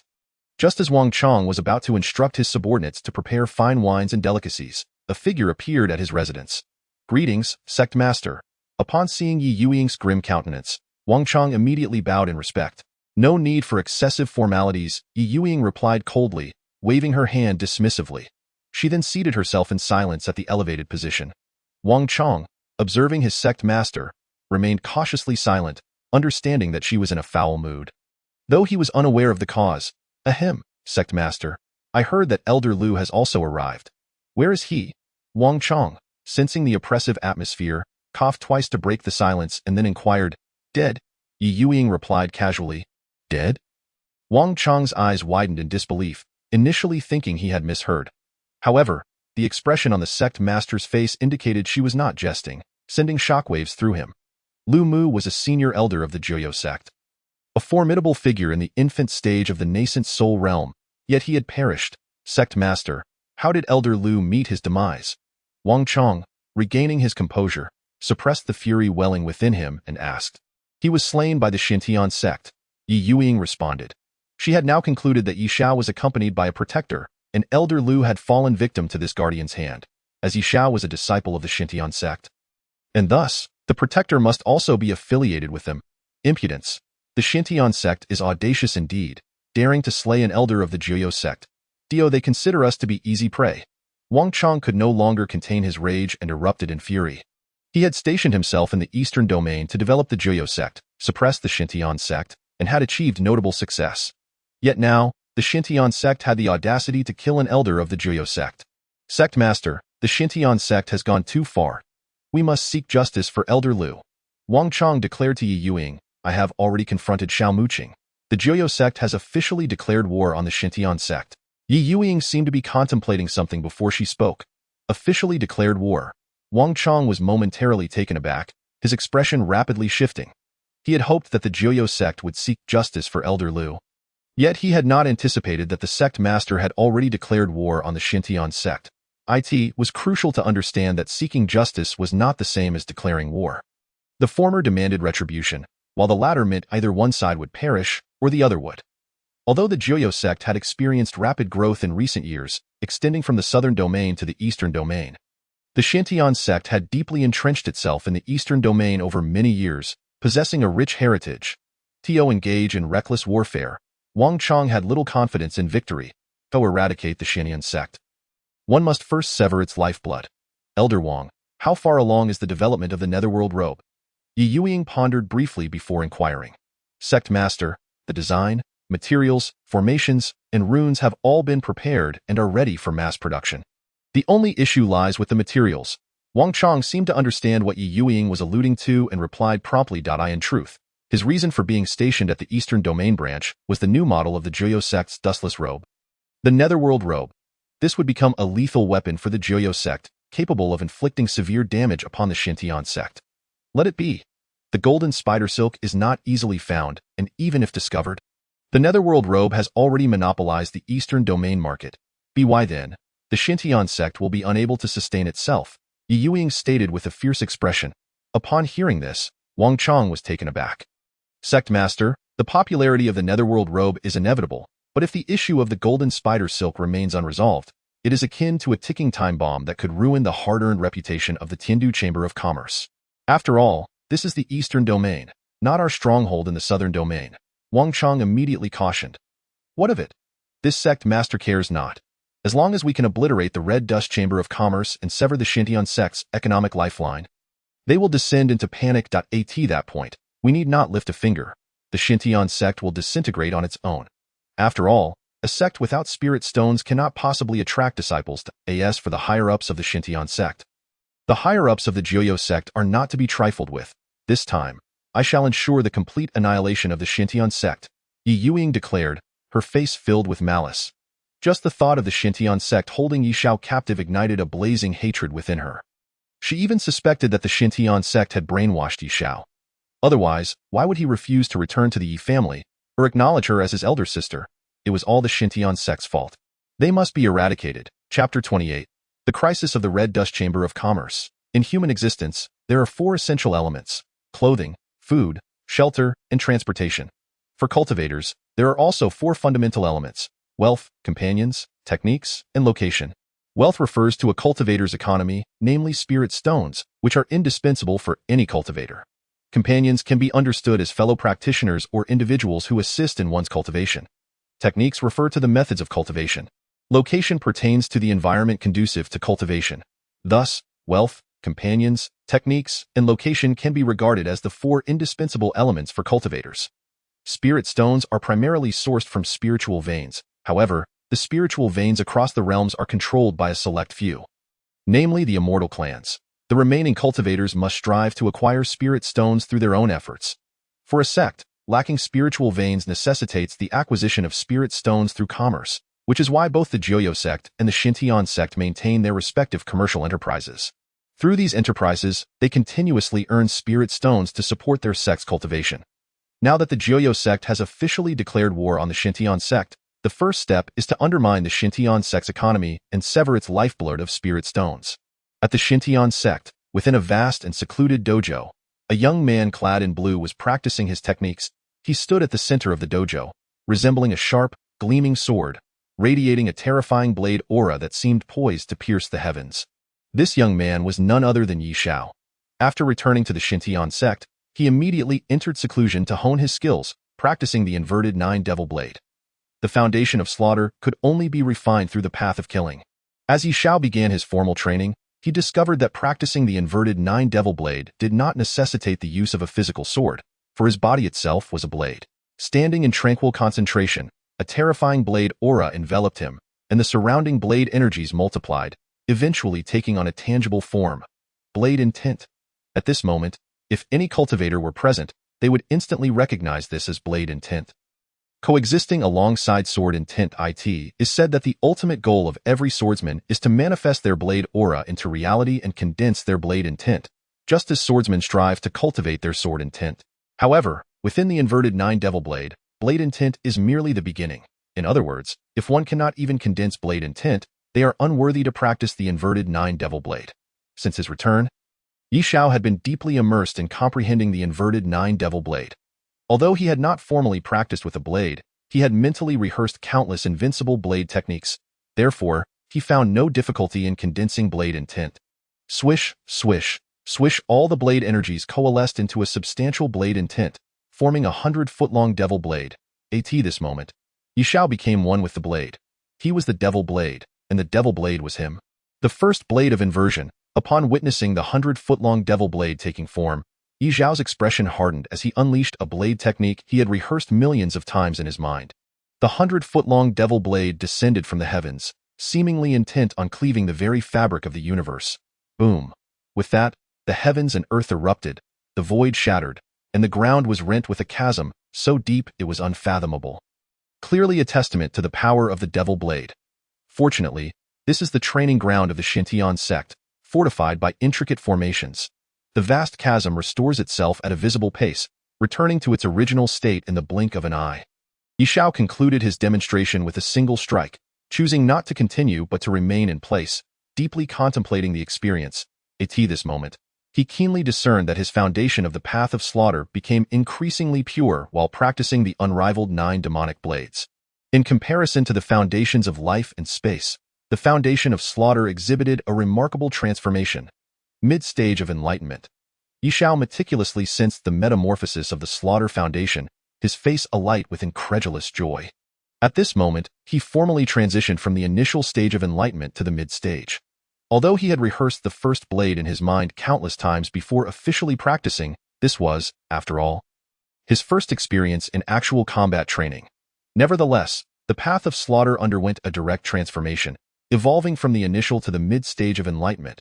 Ye Xiao even had a premonition that as long as he continued to practice the demonic blade, a breakthrough to the late stage of enlightenment would soon follow. He had thought that enlightened beings were legendary entities whose advancement would be slow, but he was surprised by the astonishing speed of his progress. Of course, he understood that this was largely due to the unrivaled 9 demonic blades, which were undeniably terrifying. After savoring the essence of the path of slaughter for a moment, he halted, promptly reaching into his storage bag to extract some spirit stones to shatter. Cultivating the path requires a significant expenditure of true essence, thus necessitating an ample supply of spirit stones to replenish one's vitality. However, upon retrieving them, he was alarmed to discover that his stock of spirit stones was dwindling. In his pursuit to slay the giant, he had nearly exhausted his supply. After returning to the Shenon Sect, the sect had provided him with 200,000 spirit stones. Yet, unbeknownst to him, while practicing the demonic blade, he had nearly depleted them.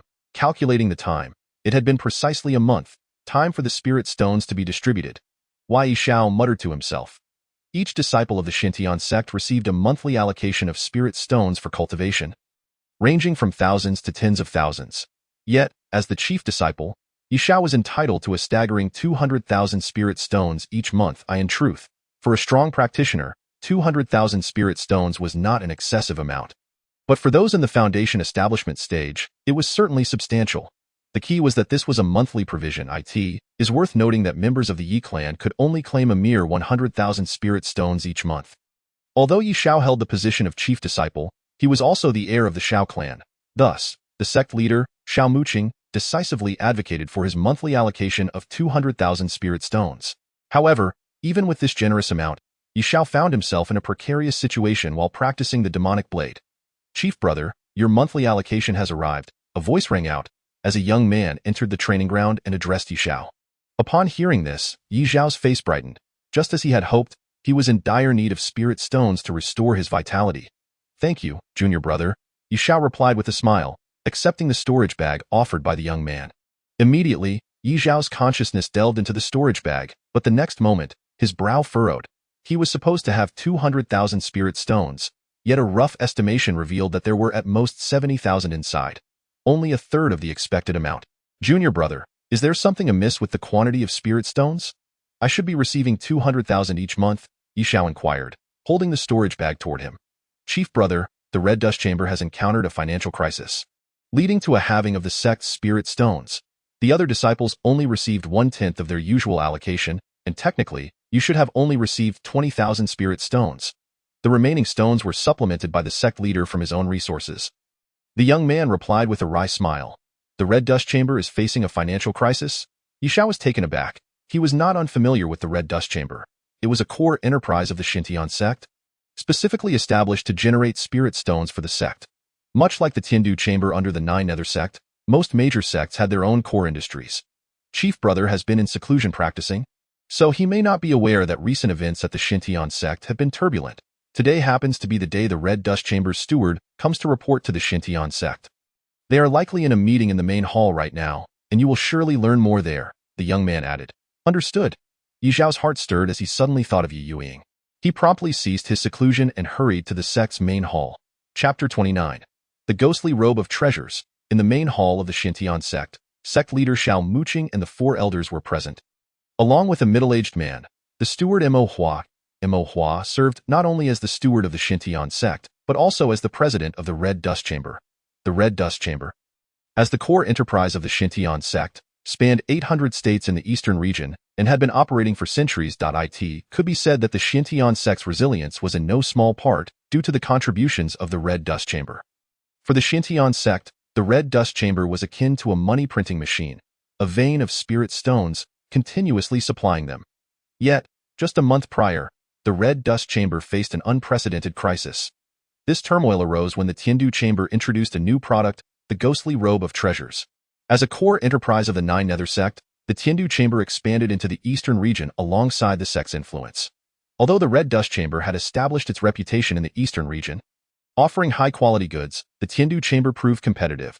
Since the Tiandu Chamber's entry into the eastern region, it had directly disrupted the Red Dust Chamber's monopoly, especially with the emergence of the Ghostly Robe of Treasures, which turned the tide entirely. The moment the Ghostly Robe was launched, it was met with a frenzy of purchases from countless practitioners, and within a month, it had captured 60% of the market in the eastern region. Conversely, the Red Dust Chamber's dustless robes began to accumulate unsold inventory, leading to a dire situation for the Red Dust Chamber. Mo Hua made several return trips to the sect, seeking solutions, yet ultimately found none. Just as the atmosphere in the hall grew increasingly oppressive, a figure appeared. It was Ye Xiao. Chief, what brings you here? Xiao Muqing was taken aback upon seeing Ye Xiao and immediately inquired, knowing he had been secluded in training with the unrivaled 9 demonic blades. What is going on? Ye Xiao did not answer directly but instead posed a question. Xiao Muqing exchanged glances with the 4 elders, understanding that Ye Xiao was already informed. Greetings, Chief. Mo Hua could not help but glance at Ye Xiao, then bowed in respect. Although he was the steward of the Xintian sect, he spent most of his time at the Red Dust Chamber. Thus, he had only heard of the chief disciple but had yet to meet him. Chief, the Tiandu Chamber under the Nine Nether Sect has launched a new product, the Ghostly Robe of Treasures. This robe, in addition to having some everyday functions, possesses a unique ability to autonomously absorb the spiritual energy of heaven and earth. In other words, donning the Ghostly Robe means one is constantly cultivating, even during rest. Consequently, the Ghostly Robe has swiftly dominated the market, now nearing complete control over 60% of the states in the eastern region. In contrast, our Red Dust Chamber's dustless robes have not sold a single piece, and these robes were produced at great cost, now piling up unsold, causing operational difficulties for the Red Dust Chamber. If this continues, the consequences will be dire. Mo Hua recounted the recent events in detail as Ye Xiao inquired. Chief, you are second only to the sect leader, and apart from the sect leader, you hold the highest authority. In many cases, the elders' power pales in comparison to yours. However, the elders are seasoned experts and command significant respect. The Ghostly Robe of Treasures. Ye Xiao was momentarily taken aback, suddenly recalling a seemingly trivial event from his past life. He remembered an occasion when Ye Youying hurriedly returned to the Ye clan to seek Ye Qiushui's appraisal of a garment. He happened to be present at that time. Although Ye Qiushui's cultivation was modest and did not compare to that of her elder sisters, her alchemical talents were exceptional, surpassing many seasoned alchemists. Ye Youying seemed to have encountered a problem with the potion and sought Ye Qiushui's assistance. After appraising it, Ye Qiushui expressed regret, stating that the garment was indeed a remarkable creation, a masterpiece of heaven and earth, but unfortunately, it contained an indomitable golden spider poison. Thankfully, the quantity of the poison was minimal, undetectable in the short term, yet it posed a significant hidden danger, advising Ye Youying that unless the Nine Nether Sect faced a crisis, It was best not to produce it. Oh, you have the ghostly robe of treasures? Let me have a look, Ye Xiao said nonchalantly. Yes, I acquired the ghostly robe as soon as it was launched for research. It is indeed a peerless treasure. Remarkably, it is classified as a 9th grade Earth-level item yet is priced at merely 1,000 spirit stones, selling for the price of a human-level treasure. For cultivators in need of the dustless robe. There is simply no reason not to purchase it, Imohua replied, producing the ghostly robe from his storage bag. Were it not for his position, he would have wanted to wear the ghostly robe himself. After all, donning this garment meant one was perpetually cultivating. Who wouldn't wish to enhance their cultivation? Ye Xiao took the ghostly robe and examined it closely, even probing with his consciousness to discern its intricacies. The material of this robe was extraordinarily unique, capable of autonomously absorbing the spiritual energy of heaven and earth. Even I, who pride myself on my extensive knowledge, cannot identify its composition, the Grand Elder remarked, shaking his head slightly. While it was true that the Red Dust Chamber and the Tiandu Chamber were fierce rivals, one could not deny the exceptional quality of the ghostly robe. Just the ability to autonomously absorb spiritual energy made it a worthy acquisition. It is important to note that setting up a spirit-gathering array incurs material costs. This robe solves that problem. No wonder Ye Youying dared to challenge the Shenon Sect. With the ghostly robe, she could dominate the market for dustless robes, which have always ranked among the top in the realm of cultivation arts. A market fiercely contested by various factions, as every practitioner requires a dustless robe, rendering the market immensely vast. Xiao sighed softly. When Ye Youying formally declared war, she hadn't taken it seriously, but now she realized Ye Youying was well prepared, intending to sever the Shenon Sect's lifeblood of spirit stones.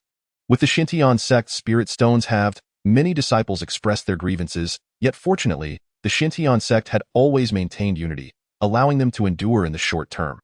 However, in the long run, this was not a sustainable solution. The only way forward was to resolve the crisis swiftly. Otherwise, the Shenon Sect would inevitably fall apart. The fourth elder hesitated momentarily before speaking. He was responsible for managing the distribution of spirit stones within the sect and was most attuned to the feelings of the disciples. At that moment, the grand hall was enveloped in silence, with Xiao, the four elders, and the steward Imohua all remaining mute. The current state of the Shenon Sect could be described as being mired in deep waters and raging fires. Meanwhile, Ye Xiao's mind was still immersed in the mysteries of the underworld robe. The underworld robe. Ye Xiao channeled his own vital energy into the robe, striving to discern every inch of its material. The dustless robe, a coveted item among various factions, was in high demand due to its substantial profits. Consequently, the production of the dustless robe followed a remarkably mature process, encompassing aspects such as design, material, formations, and runes, each step being well established. The underworld robe's popularity in the eastern region primarily stemmed from its ability to autonomously absorb the spiritual energy of heaven and earth, with the key lying in its material. To this day, no one knew the substance from which it was crafted, rendering it impossible to replicate. As Ye Xiao's vital energy surged into the underworld robe, he, like the others who were investigating, initially noticed nothing unusual. Just as he was about to abandon his efforts, a faint anomaly caught his attention through the lens of his life essence. Upon sensing this, Ye Xiao's heart stirred. He immediately activated the path of life, releasing life energy into the underworld robe. Soon after, Ye Xiao sensed something amiss. Within the robe lurked what appeared to be tiny black dots of poison, so few in number that an ordinary person would fail to detect them. It was only due to his possession of the life essence that he could perceive their presence, as it countered the toxins. With a rush akin to rain cleansing the earth, Ye Xiao's life energy poured in, sweeping away the black dots and eradicating all toxins, so it was. After confirming his suspicions, Ye Xiao withdrew his life energy and gazed at the underworld robe, his pupils contracting slightly. Master, the underworld robe from the Tiandu Chamber of Commerce is too explosive and has become an unstoppable force. If this trend continues, within a month, it will monopolize the entire eastern region market. I advise that the Red Dust Chamber of Commerce should sever its ties and completely abandon the dustless robe. Even going so far as to clear out existing stocks to minimize losses, Imohua suggested after a moment of hesitation. This is unacceptable. The dustless robe accounts for 70% of the Red Dust Chamber of Commerce's profits and has been built upon centuries of reputation. How can we easily discard it? The fourth elder opposed vehemently without a second thought. He, who managed the spirit stones of the Shenon Sect, knew that if the Red Dust Chamber of Commerce lost the robe trade, the sect would face a dire lack of spirit stones, and the remaining 30% would be insufficient to distribute among the higher-ups. Fourth Elder, do you still fail to see the situation clearly? The dustless robe is no longer a cash cow for the Red Dust Chamber of Commerce. It has become a burden. If production continues, we will lose even that 30% profit, and the Red Dust Chamber of Commerce will truly face closure. Mo Hua retorted, exasperatedly observing the Fourth Elder. The Fourth Elder only knew how to allocate spirit stones, but did not consider their origins. In the past, the Red Dust Chamber of Commerce had the capacity to generate spirit stones. But now it had lost that ability. Xiao Muqing and the other three elders remained silent, as they watched the quarrel between the Fourth Elder and Mohui was unwilling to abandon the dustless robe market. Yet it seemed there was no better solution in sight. There is no need to give up. The Red Dust Chamber of Commerce has accumulated a reputation over hundreds of years. To relinquish it so easily would be a great loss and would only benefit the Ye Sect. Ye Xiao interjected from the side. All eyes turned to him in an instant, especially Xiao Muqing, whose gaze brightened. Chief, do you have any good suggestions? She asked. I cannot claim it to be a good suggestion, but I believe it is sufficient to deal with the Ye Sect.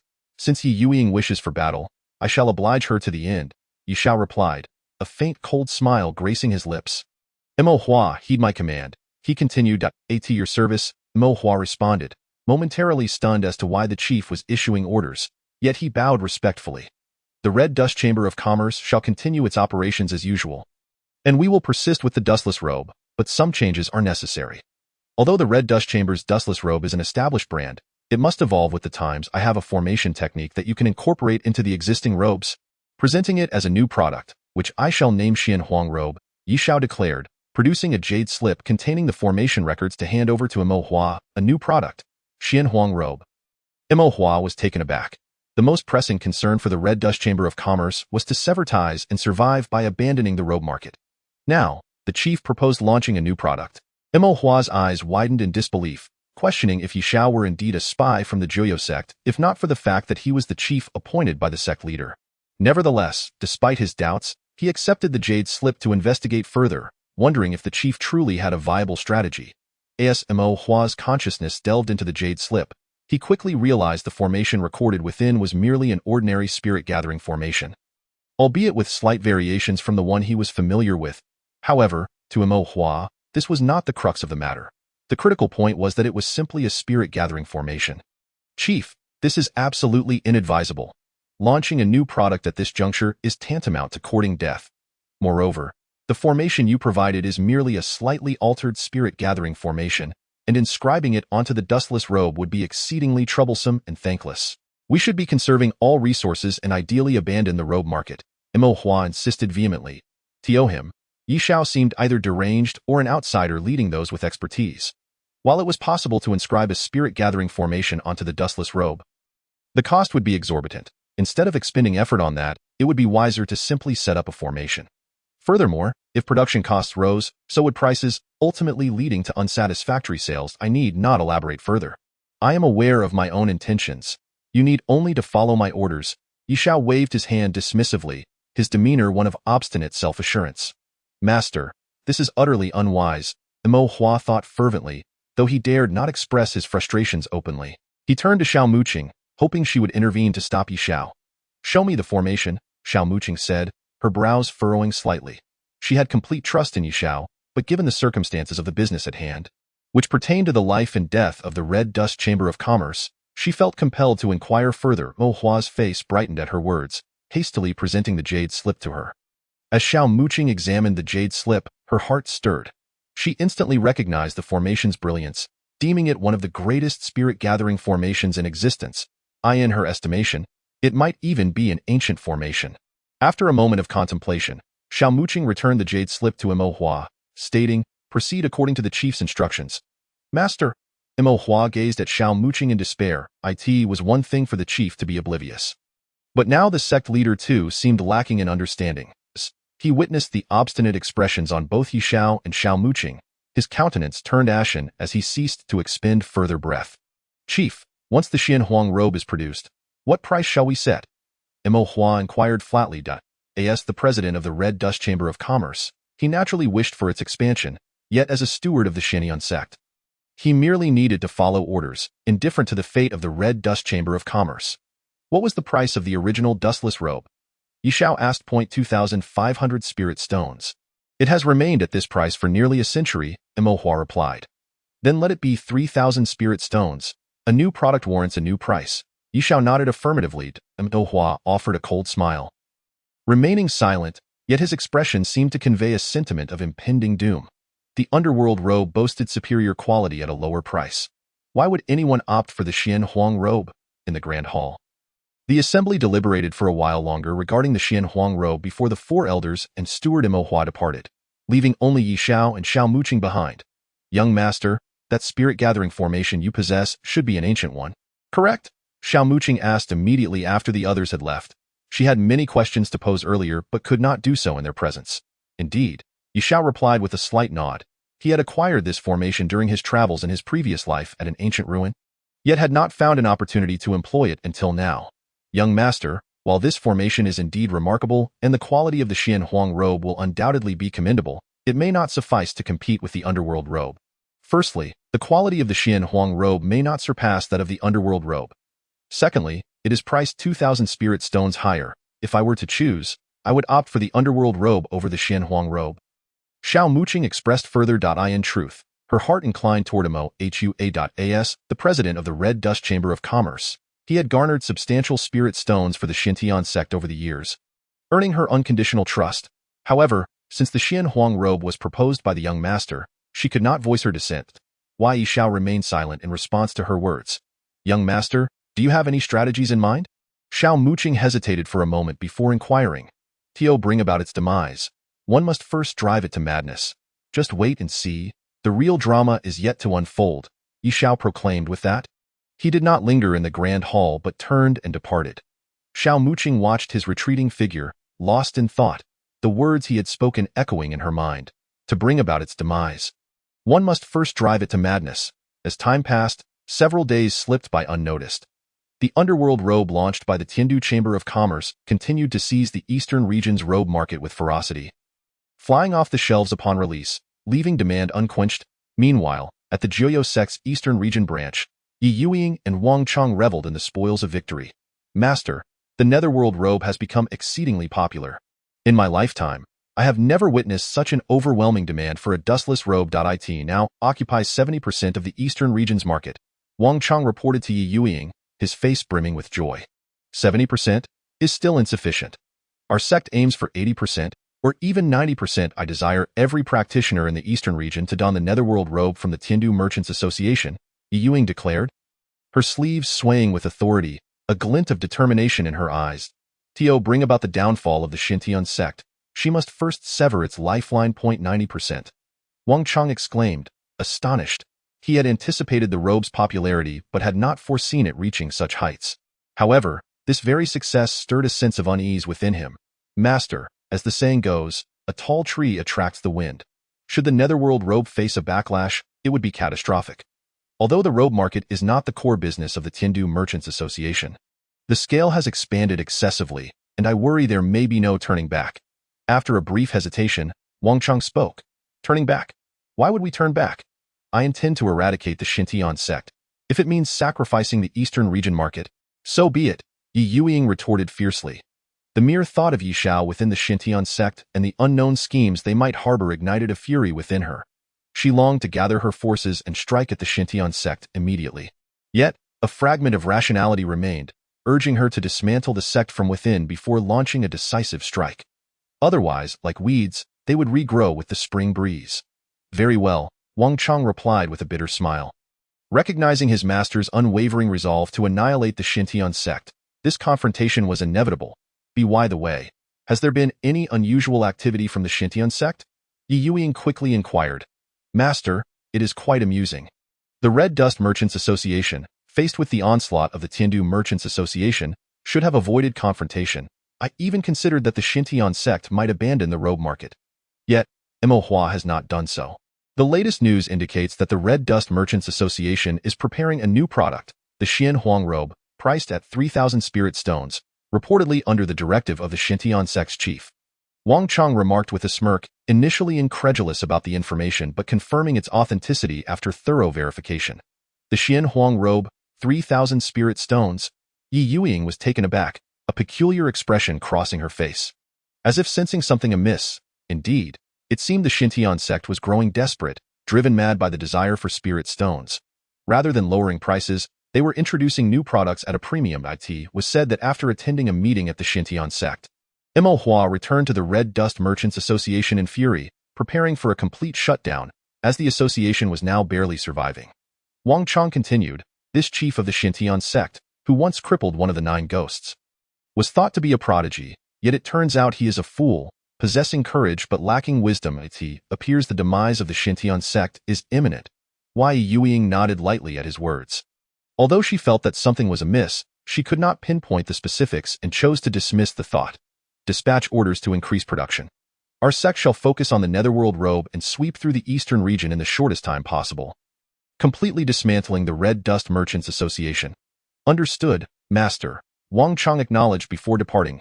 As Ye Youying watched him leave, her thoughts turned to Ye Xiao, and in the next moment, she vanished from sight, within the practice grounds of the Xintian sect. After leaving the main hall, Ye Xiao returned to his training, having dedicated these days to mastering the Supreme Blade.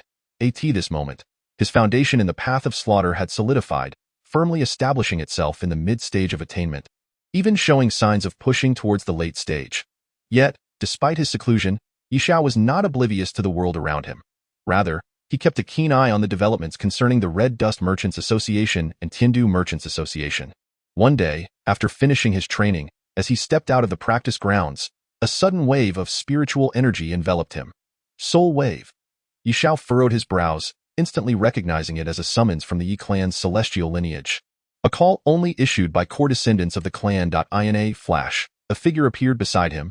Xiao Muqing, young master, Ye Youying has arrived, waiting outside the Xintian sect. Indeed, it is her. She is relentless, Ye Xiao replied, his expression darkening at the thought of her presence.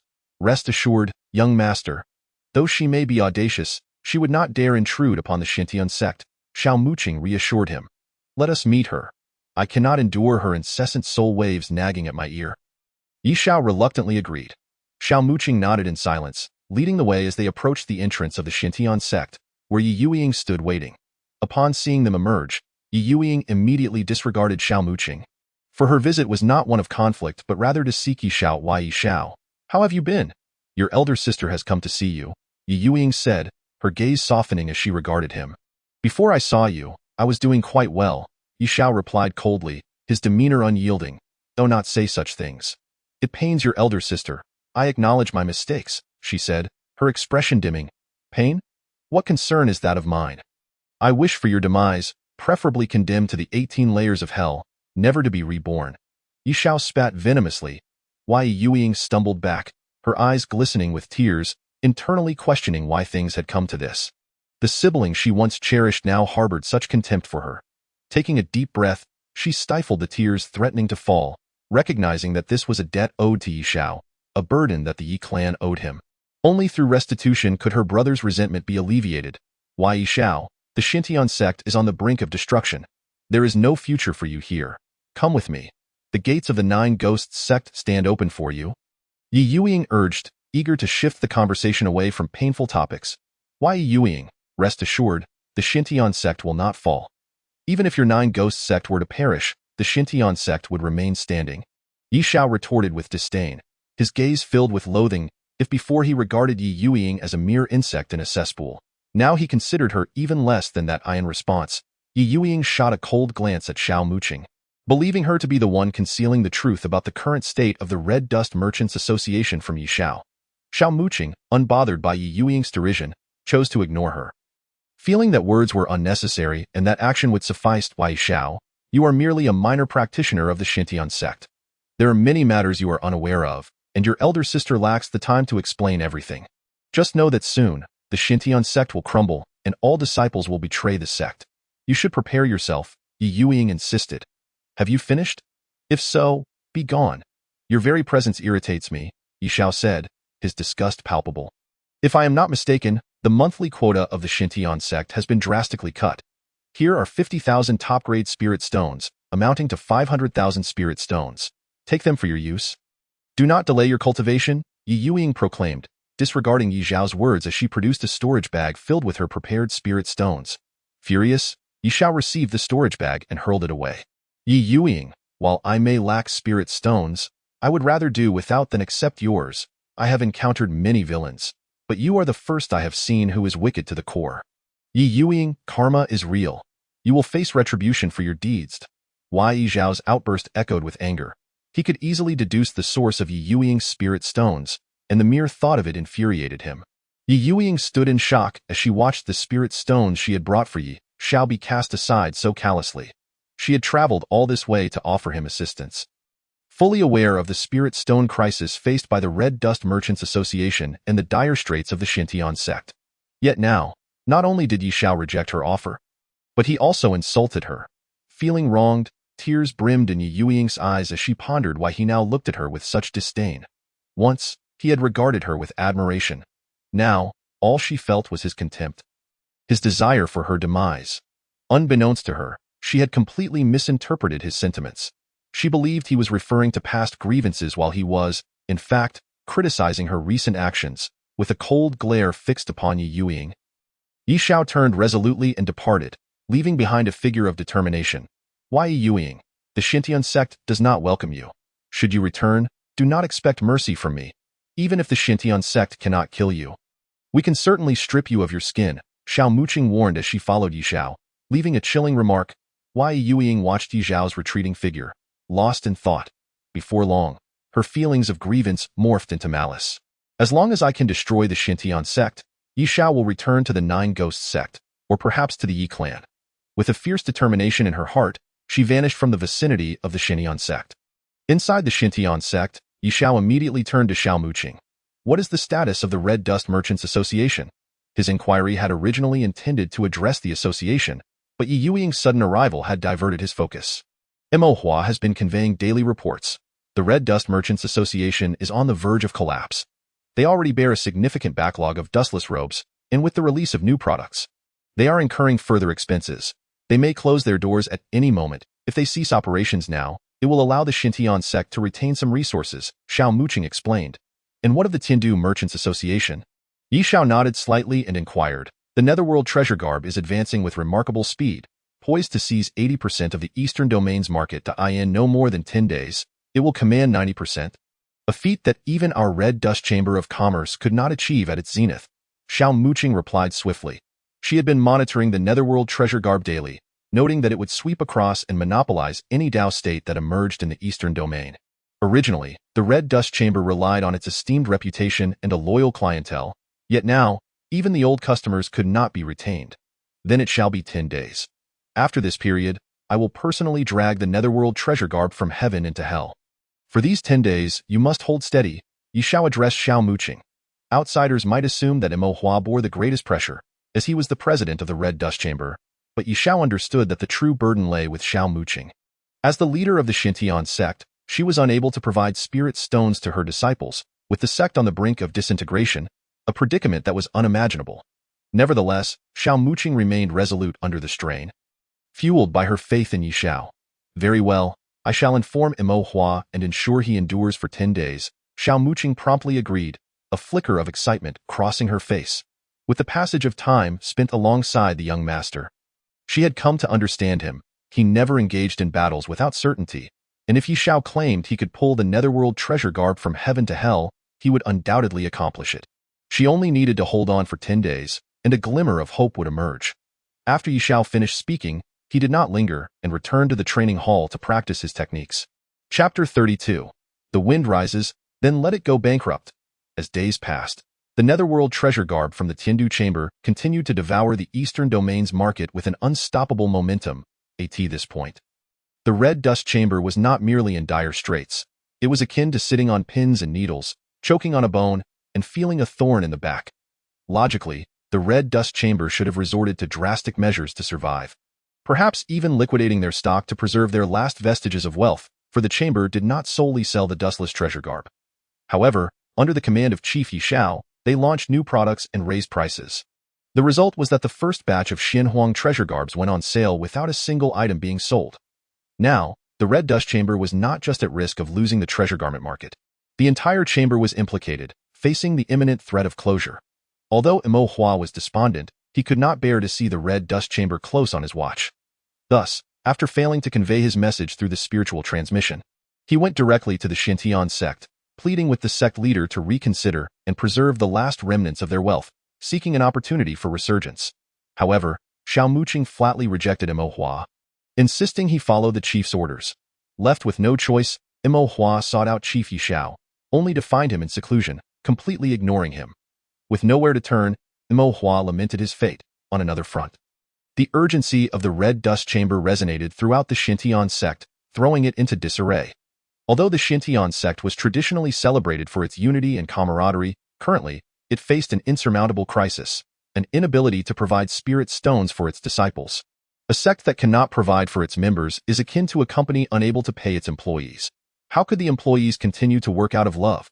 At this moment, many disciples of the Shenon Sect began to panic, with some, believing themselves clever, initiating their withdrawal from the sect and severing ties. Yet, this was merely a minority. Nevertheless, this prompted the four elders to take action, with even the fourth elder beginning to support Imo Hua. Hoping the Red Dust Chamber would take drastic measures to preserve the Shenon Sect's remnants, on one particular day, within a training hall of the Shenon Sect, a young man clad in blue was in seclusion practicing his techniques. It was Ye Xiao.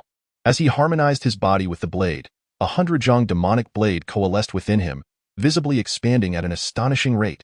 200 zhong, 300 zhong, 400 zhong, 500 zhong. A violent aura of slaughter emanated from him, spreading in all directions. At that moment, aside from Ye Xiao cultivating the demonic blade, over a dozen figures were present. Xiao Muqing, the four elder leaders, and Imo Hua, all in attendance. Truly, as a practitioner with a slaughter attribute, though the chief was at the mid-stage of enlightenment, with this demonic blade, he was capable of contending against those at the pinnacle of enlightenment. The great elder observed Ye Xiao's practice with admiration. The others watched him as well, though their expressions were distracted. Ahem, great elder. The fourth elder coughed lightly, signaling to the great elder. Realizing the oversight, the great elder quickly refocused. Sect leader, both the Red Dust Chamber and the Shenon Sect can no longer afford to wait. The Red Dust Chamber could close its doors at any moment, and the Shenon Sect faces daily withdrawals from its disciples. We must take decisive action to preserve the last remnants of our sect. The great elder conveyed to Xiao Muqing. After deliberation, the elders and officers resolved to confront the sect leader. The chief could no longer be allowed to act recklessly. However, when they found Xiao Muqing, before they could speak, she led them to the training hall where Ye Xiao was practicing. Please be patient. We shall wait until the chief concludes his practice. Xiao Muqing gently shook her head. These 10 days had felt like an eternity for her, each day filled with reports from the officers, and as the days dragged on, even the four elders joined in, leaving Xiao Muqing at her wit's end. After all, the four elders were highly respected figures, their status rivaling that of the young sect leader. Sect leader, you do not comprehend the current situation of the Shenon Sect. We cannot afford to wait any longer. If this continues, even our core disciples may withdraw, the fourth elder implored, filled with regret for not having supported Imo Hua's proposal to take drastic measures earlier. Though the Red Dust Chamber was bleeding out, at least they could have preserved some assets for a future resurgence. Now, however, they were perilously close to losing everything, and the Shenon Sect would truly be left destitute. Upon hearing this, Xiao Muqing felt overwhelmed, unsure of how to respond. Should she admit that Ye Xiao had claimed 10 days prior he would pull the netherworld treasure garb from heaven into hell, yet without revealing his methods? Xiao Muqing placed her faith in the young master rather than the chief, but to others, Ye Xiao was merely the chief. As the four elders displayed their anxiety, a cold smile crept onto Imo Hua's face. Now you realize the urgency. Why did you not act sooner? Just last night, the steward of the Red Dust Chamber calculated that our finances are in the red. In other words, the Red Dust Chamber is out of spirit stones, none at all. We only have the freshly made Xinhuang treasure garb. In simpler terms, if the Xinhuang treasure garb does not sell, the Red Dust Chamber can close its doors now. In fact, I can state it more explicitly. The Red Dust Chamber could close its doors right now, as not a single item has sold, nor will it in the future. Mo Hua sneered at the four elders, particularly the fourth elder, who had vehemently opposed the idea of drastic measures when Imo Hua first proposed it. While the chief Ye Xiao bore the brunt of the blame, had he garnered the support of the four elders, perhaps the situation could have been different. Not a single spirit stone left. The collective gasp among the four elders and everyone present revealed their shock. They were aware of the Red Dust Chamber's urgent plight, yet they had not anticipated such a dire financial shortfall, which had also affected their other businesses. In the center of the training hall, Ye Xiao remained immersed in his practice. At this moment, the demonic blade had reached 900 zhang and halted.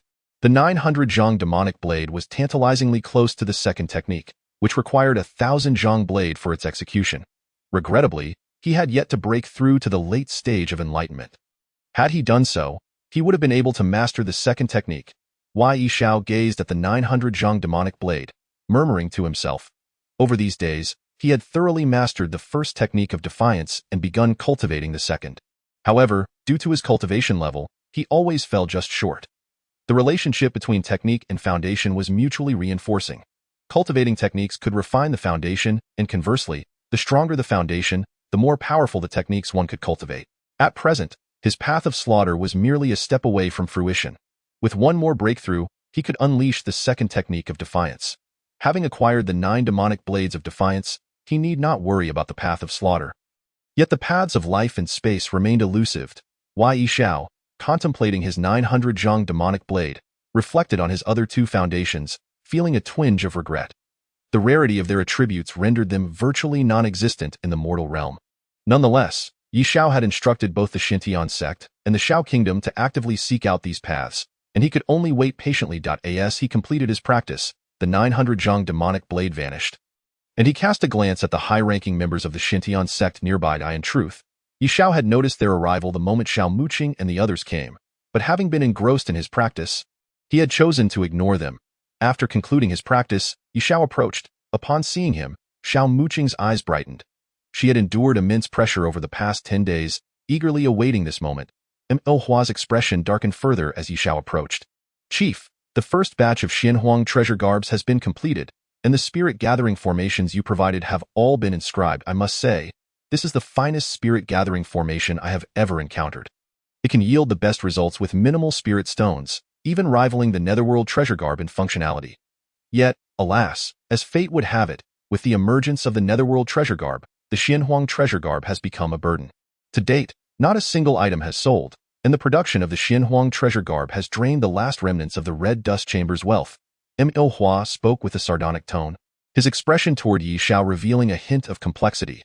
Initially, when he first received the spirit-gathering formation, he thought it merely an alternative version, but upon inscribing it onto the treasure garb, he discovered its true strength: simple, convenient, and powerful, a stark contrast to the complex and cumbersome spirit-gathering formations typical of the cultivation world. Under ordinary circumstances, the Xinhuang robe would undoubtedly serve as a trump card. However, in the present moment, with the presence of the Yunmeng robe overshadowing it, the Xinhuang robe appears superfluous. Both garments serve similar functions, yet the disparity in their pricing is vast, leading any rational individual to prefer the Yunmeng robe. Most critically, the Red Dust Merchant Association has exhausted its last resources in the production of the Xinhuang robe. Today, the association exists merely in name, teetering on the brink of declaring its closure. What of the Tiandu Merchant Association? Ye Xiao perceives the simmering anger within Hua, aware that this is not the first visit in recent days, and he inquires nonchalantly. The Yunmeng robe monopolizes 90% of the market in the eastern region, with the remaining 10% held by prominent families and powerful factions that possess their exclusive garments, effectively monopolizing the entirety of the eastern region, replies Hua with an impassive expression. Ye Xiao remains silent, standing quietly as the others wear expressions of despair. Who would have anticipated that in less than 2 months, the Red Dust Merchant Association, which has dominated the eastern region for centuries, would withdraw from the market? And without the support of the Red Dust Merchant Association's spirit stones, how long can the Shenon Sect endure? A gentle breeze sweeps through, chilling the soles of their feet. The wind has risen. The Tiandu Merchant Association is on the brink of bankruptcy. Ye Xiao murmurs, extending his right hand as if to savor the caress of the breeze. The crowd, taken aback by his words, exchange astonished glances, suspecting they have misheard. Chief, what exactly are you thinking? Xiao Muqing's eyes light up, immediately grasping that Ye Xiao is about to take action. Hua, utilize the Red Dust Merchant Association to disseminate this information as swiftly as possible. I want every corner of the eastern region to know within a day. With a flourish of his hand, a jade slip materializes, floating beside him. Hua gazes at Ye Xiao with a peculiar expression, uncertain of the contents within, yet he accepts it and begins to examine it. Upon reading, his eyes widen in disbelief, nearly popping from their sockets. Chief, this? Hua exclaims, his astonishment palpable. What could be inscribed within the jade slip? The onlookers, including Xiao Muqing and the 4 elders, regard Mo Hua with curiosity. Sect master, elders, esteemed officials, you shall see for yourselves, Mo Hua states, his expression a whirlwind of shock, fear, anger, and finally delight, culminating in a grin that nearly splits his face. As the crowd queries, Mo Hua hands the jade slip over. Instantly, everyone releases their focus and begins to scrutinize the slip's contents. Their reactions mirror Mo Hua's: shock, fear, anger, and joy, all cycling through before converging into sheer elation. As if they had stumbled upon unimaginable wealth. So it is, so it is. The heavens may punish, yet one can survive. Self-inflicted wounds, however, yield no mercy. The Tiandu Merchant Association shall not escape unscathed this time. Not escape. I believe they shall find no resting place. Another remarks. Chief, did you already know that the Yunmeng robe is crafted from golden spider silk? The group erupts into a cacophony of speculation. All eyes eventually converging on Ye Xiao. He remains non-committal, recalling that he had discerned the material's essence through the vitality of life upon first acquiring the Yunmeng robe, Ye Youying, while others deem me a madman. I see you, Nan Youying, as the true lunatic. I am eager to witness how you, the master of the Jiu sect, shall conclude this affair, Xiao Muqing states, her shock laced with indignation. Conflict from the Jiu sect against the Shenon sect is understandable. Likewise, Ye Youying's hostility towards her is expected. However, she never anticipated that Ye Youying would utilize golden spider silk to fabricate the dustless robe for sale. Sect Master, Chief, we must act swiftly. I shall return to the Red Dust Merchant Association immediately. By tomorrow morning at the latest, the news will be disseminated across the 800 states of the eastern region. Mo Hua respectfully bows to Xiao Muqing and Ye Xiao, especially when he looks at Ye Xiao. His face is filled with regret. Previously, he had misjudged Ye Xiao, even believing that the downfall of the Red Dust Merchant Association was at his hands. Now, he realizes he was mistaken. Ye Xiao appears to perceive Mo Hua's thoughts. His expression indifferent. With a swish, Mo Hua departs without delay. The following day, as dawn breaks, the 800 states of the eastern region erupt into chaos. A single piece of news ignites the region. The recently popular Yunmeng robe is composed of golden spider silk expelled by the ancient poisonous creature. The ancient poisonous creature, a terror of the ancient era, caused untold slaughter within the cultivation world, leading to the demise of countless cultivators. Its overwhelming toxicity instilled fear among human cultivators, and after several major purges, the ancient creature vanished from history, leaving many cultivators oblivious to its existence. The golden spider silk, imbued with innate spiritual properties, can absorb the essence of heaven and earth, yet it also harbors the lethal golden spider poison, an incurable toxin. When the poison is in its nascent stages, it causes no immediate symptoms. However, once it accumulates to a certain threshold, it leads to certain death. The revelation sends shockwaves through the eastern region, igniting a frenzy across the 800 states. As the Tiandu Merchant Association finds itself besieged, demanded for explanations. Chapter 33. Once again, the chief of the Shenon Sect, in a lavish loft within the eastern region branch of the Jiu sect. A graceful figure stands leisurely by the window, gazing at the azure sky dotted with clouds. It is Ye Youying. Recently, she has felt quite elated. The Yunmeng robe has surpassed her expectations, sweeping across 90% of the eastern region states and effectively monopolizing the market. As the remaining states are held by ancient clans or powerful factions with their exclusive garments, much like the Ye clan, which possesses its own distinctive Ye clan robe, eschewing the purchase of external dustless robes. The Red Dust Merchant Association is but a shadow of its former self, and the Shenon Sect is in disarray. Ye Xiao, I shall soon bring you back home, Ye Youying muses inwardly. In her perspective, once Ye Xiao witnesses the true state of the Shenon Sect, he will undoubtedly choose to leave, and the Shenon Sect, preoccupied with its own troubles, will not have the capacity to scheme against him. I shall prove to you, dear sister, that I remain worthy of your pride, she anticipates, eagerly awaiting the day Ye Xiao uncovers the truth and sees her once more, hoping his eyes will shine with the same brilliance as they once did. In truth, Ye Youying's reckless decision to obliterate the Shenon Sect stems from her desire to prove herself to Ye Xiao, to demonstrate her strength. Sect Master. Just as Ye Youying envisions her future, the space beside her warps and a figure materializes. It is the branch leader, Wang Chong. Upon his arrival, he appears frantic as he addresses Ye Youying. How dare you intrude upon the sanctum of the sect master? Ye Youying frowns, her displeasure evident. What if she were to change her attire or bathe? The sudden intrusion would be utterly inappropriate. Forgive my rudeness, but this matter is of utmost urgency. The Yunmeng robe has encountered a crisis. Wang Chong, realizing his breach of etiquette, swiftly shifts gears at a crisis with the Yunmeng robe. Ye Youying's demeanor shifts, her expression transforming in alarm. Although she expected the truth about the golden spider silk to eventually surface, she believed the ancient creature's disappearance had rendered it a mere rumor, with many cultivators unaware of its existence, and thus oblivious to the golden spider poison. She had anticipated that once her goal was achieved, even if the truth emerged, she could return to the southern region, and the eastern region would have no means of pursuing her. At most, the Tiandu Merchant Association would abandon the eastern market. However, this morning, news of the golden spider silk has spread throughout the 800 states of the eastern region, and now everyone knows that the Yunmeng robe is made from golden spider silk, which contains the deadly golden spider poison.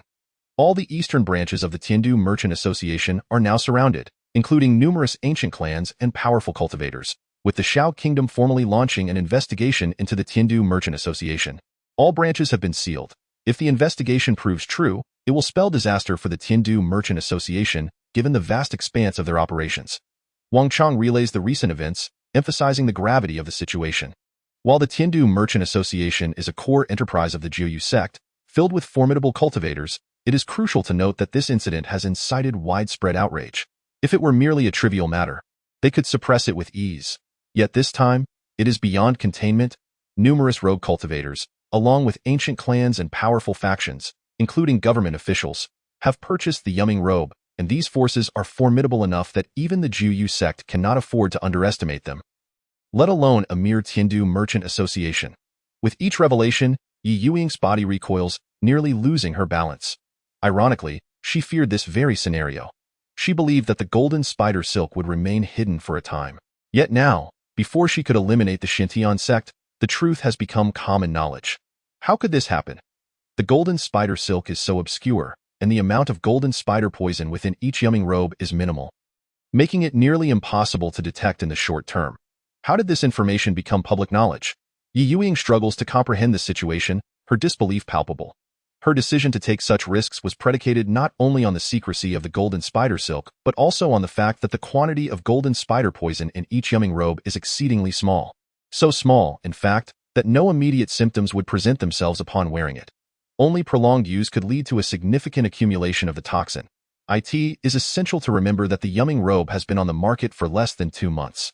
This information has been disseminated by the Red Dust Merchant Association, which has utilized all its branches to ensure the entire eastern region is aware overnight, especially during a time when the Yunmeng robe is monopolizing the market. Clearly, they were prepared. Wang Chong's expression turns fierce. The Red Dust Merchant Association, Ye Youying grits her teeth in frustration. She had intended to obliterate them, only to find herself ensnared in their counterattack. Master, this is not the time to hold the Hongqian Chamber of Commerce accountable, but rather to consider how to rectify our mistakes. Currently, the Tiandu Chamber of Commerce is faced with 2 paths. First, to adhere to the regulations of the chamber and compensate tenfold for the losses incurred. Based on the quantity of the Yunmeng bao we recently sold, this would amount to an astronomical figure, conservatively estimated at around 5 billion spirit stones. The second option is to dissolve our operations entirely. After all, the Tiandu Chamber of Commerce's reputation in the eastern region has already been tarnished, and we could simply close our doors and withdraw from the eastern market, given that our stronghold lies in the southern region. It would be as if we never set foot in the east at all. Wang Chong immediately interjected. As the leader of the eastern branch, Wang Chong possesses remarkable adaptability. The moment he learned of the Yunmeng Bao Yi incident, he had already devised a solution, and now he was merely reporting to the master, awaiting the final decision. No, we absolutely cannot withdraw from the eastern region. With the decline of the Xiao clan, other factions will undoubtedly extend their influence into the east. The Jiu Sect has only just achieved its current standing. How can we easily forfeit it?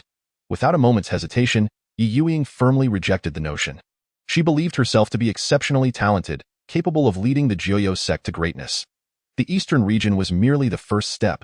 To retreat now would invite ridicule. If we are to stay, then we must abide by the chamber's rules and compensate tenfold, which would amount to approximately 50 billion spirit stones.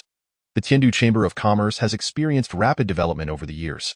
If we tighten our belts, we should be able to manage it. However, this would essentially drain our resources, impacting even our alchemical business, rendering years of hard work null and void. Wang Chang seemed to have anticipated Ye Youying's thoughts. Though he felt somewhat reluctant, he had ventured far from his homeland in the southern region to the east, and after years of toil, had built the current scale of the Joyo sect's branch. Although referred to as a branch, it could very well stand alone as a formidable sect in its own right, possessing the necessary resources and disciples, albeit slightly lacking in powerhouse figures. Nevertheless, in Wang Chang's eyes, this was not an insurmountable issue. As long as there were spirit stones and talented disciples, becoming a strong force was merely a matter of time. For now, we must prioritize preserving the reputation of both the Tiandu Chamber of Commerce and the Joyo sect.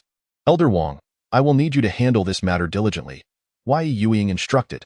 Rest assured, Master, I will use the Tiandu Chamber of Commerce as a shield, claiming ignorance of the Jinzhu, and then provide ample compensation. Though many may harbor resentment, most will likely downplay the incident, as not recognizing Jinzhu is quite common. Wang Chang sighed lightly, realizing that this was the only viable path forward. After a brief discussion, he departed to manage the crisis at hand, ensuring that the situation would not escalate further. Ye Youying, however, sank heavily into her chair, lost in contemplation. Days later, it must be said that as an elder tasked with expanding the Joyo sect's territory, Wang Chang's crisis management skills are extraordinary. On the day of the Yunmeng Bao Yi incident, he stepped forward as the person in charge to quell the public's anger. Wang Chang stated that neither he nor the Tiandu Chamber of Commerce was aware that it was Jinzhu. They had believed it to be a special rare material, which led to the creation of the Yunmeng Bao Yi. Since the item was toxic, the Tiandu Chamber of Commerce was willing to take full responsibility and would buy it back at 10 times the price. Wang Chang's sincerity and genuine demeanor, coupled with the exorbitant buyback offer, quickly earned him widespread approval, garnering the understanding of the majority. After all, had it not been for the Yunmeng Bao Yi incident, no one would have recognized Jinzhu, and it was only natural for the Tiandu Chamber of Commerce to be oblivious. Although everyone had been affected by the Jinzhu poison, the toxicity was minimal and had yet to cause significant harm. The crucial point was that the Tiandu Chamber of Commerce's tenfold buyback was filled with goodwill in just a few days. The situation was essentially resolved out of course. The Tiandu Chamber of Commerce suffered a considerable financial loss, one that could be described as having drained its entire fortune. Just as the Yunmeng Bao Yi incident was being dealt with, another sensational event emerged in the eastern region. The Hongshan Chamber of Commerce launched the Xianhuang Bao Yi, capturing the public's attention. The Xianhuang Bao Yi bore a striking resemblance to the Yunmeng Bao Yi. It was inscribed with a gathering spirit formation and could summon the essence of heaven and earth at any time. The key was that it required only a few spirit stones to activate the formation. Its efficacy was nearly on par with the Yunmeng Bao Yi, but importantly, the Xianhuang Bao Yi was safe. Unlike the Tiandu Chamber of Commerce, which was an outsider, the Hongshan Chamber of Commerce had been a reputable establishment for centuries, its name serving as a guarantee. Although the Xianhuang Bao Yi was priced at 3,000 spirit stones, 2,000 more than the Yunmeng Bao Yi, after the Jinzhu incident, everyone accepted it with open arms. Many even reasoned that a higher price indicated superior quality and effectiveness, questioning why anyone would purchase the cheaper Yunmeng Bao Yi in an instant. The Hongshan Chamber of Commerce was bustling with activity, regaining all its old customers and attracting many new ones. They sold large quantities of the Xianhuang Bao Yi daily, with numerous cultivators working tirelessly to produce it overnight. At the Joyo sect's eastern branch, Ye Youying had not stepped outside for several days, reflecting on her mistakes. She believed she had been too eager for quick success and overly reckless, realizing that she should have continued researching the Yunmeng Bao Yi, striving to completely neutralize the toxicity of Jinzhu before reintroducing it to the market. With a gentle sigh, she lamented the absence of a remedy for regret. At this moment, the fabric of reality twisted once more, and a figure appeared in an instant. It was Wang Chang. After successfully managing the crisis at the Tiandu Chamber of Commerce, he had come to report to the master. Elder Wang, how has the situation been resolved? Ye Youying, feeling disheartened, inquired without pursuing Wang Chang's intrusion any further. This was the first time she felt dejected in her otherwise smooth-sailing life. Master, the matter has been resolved. It cost a total of 52 billion spirit stones. Wang Chang replied, let it be. Spirit stones can be earned again, but the eastern region is essential for the Joyo sect. Ye Youying nodded slightly. Master, recently, the Xianhuang Bao Yi from the Hongshan Chamber of Commerce has been incredibly popular, essentially replacing the Yunmeng Bao Yi from the Tiandu Chamber of Commerce. However, I can't shake the feeling that there is something amiss. Wang Chang began. What do you mean? Ye Youying asked, taken aback. Master, please take a look at this Xianhuang Bao Yi from the Hongshan Chamber of Commerce. It is inscribed with a remarkably sophisticated gathering spirit formation. If I am not mistaken, it should be an ancient formation that utilizes minimal spirit stones to achieve optimal results. Wang Chang waved his hand and produced the Xinhuang Bao Yi he had just purchased. Although Ye Youying had previously known of the Xinhuang Bao Yi, she had not given it much thought or studied it. Now, upon closer inspection, she realized Wang Chang was correct. Such a formation was indeed far superior to the current gathering spirit formations. Ye Youying nodded. Master, it is not surprising that the Hongqian Chamber of Commerce has launched new products, but to do so amidst the onslaught against the Yunmeng Bao Yi from our Tiandu Chamber of Commerce raises questions. Just imagine, if the Yunmeng Bao Yi had posed no issues, the Xinhuang Bao Yi would have had no market. At a price of 3,000 spirit stones, there would have been no comparison. Yet, at that time, the Hongqian Chamber of Commerce was undeterred by the risks, even willing to close its doors, to produce new products. The only explanation is that the Hongqian Chamber of Commerce was already aware that the Yunmeng Bao Yi would fail. This is a conspiracy of the Hongqian Chamber of Commerce. Wang Chang articulated his hypothesis. Ye Youying furrowed her brow, nodding in agreement, clearly sharing the same sentiment. I recall receiving news that the steward of the Hongqian Chamber of Commerce, Mo Hua, was furious after a meeting at the Xuantiangong and subsequently launched the new Xinhuang Bao Yi. Thus, the mastermind behind all this is none other than the chief of Xuantiangong, who must have known in advance that the Yunmeng Bao Yi would fail, orchestrating the launch of the formation at that moment to compel Mo Hua to introduce the new product. Once the Yunmeng Bao Yi monopolized the market, they would leak the information, and all of this would trace back to that chief of Xuantiangong. Wang Chang continued to share his deductions. Though he was not a member of Xuantiangong and had not witnessed the events firsthand, his conjecture was likely close to the truth. Had the information about Jin Zhuxi been revealed earlier, the Tiandu Chamber of Commerce, with its vast resources, would have been largely unaffected. Only when the Yunmeng Bao Yi monopolized the market and the fallout occurred could it deliver a fatal blow. Once again, the chief of Xuantiangong had crippled the Jiuyou 4 heroes and now caused severe losses to the Jiuyou sect. Old grievances and new resentments would surely be settled in due course. Ye Youying ground her teeth in frustration. Now, she transferred all blame onto the chief of Xuantiangong, believing that had it not been for him, the Jiuyou sect would not have suffered such heavy losses. All of this was the fault of the chief of Xuantiangong. Master, if you wish to settle the score, there will be opportunities. The grand competition of the 5 sects is imminent. The chief of Xuantiangong is formidable and will likely represent Xuantiangong in battle. Our Jiuyou sect can seize this chance to redeem ourselves. Wang Chang suggested, a spark of inspiration igniting within him. Indeed, the grand competition of the 5 sects is an excellent opportunity for retribution. Ye Youying's eyes brightened with enthusiasm. However, the grand competition requires each sect to send forth a talented disciple to represent their sect, and logically, our Jiuyou sect should nominate Zhang Xinghe, being the foremost among the Jiuyou 4 heroes. Yet Zhang Xinghe has already suffered a broken leg and is no match for the chief of Xuantiangong. Wang Chang's face revealed a hint of hesitation. Rest assured, Elder Wang, I have a suitable candidate in mind.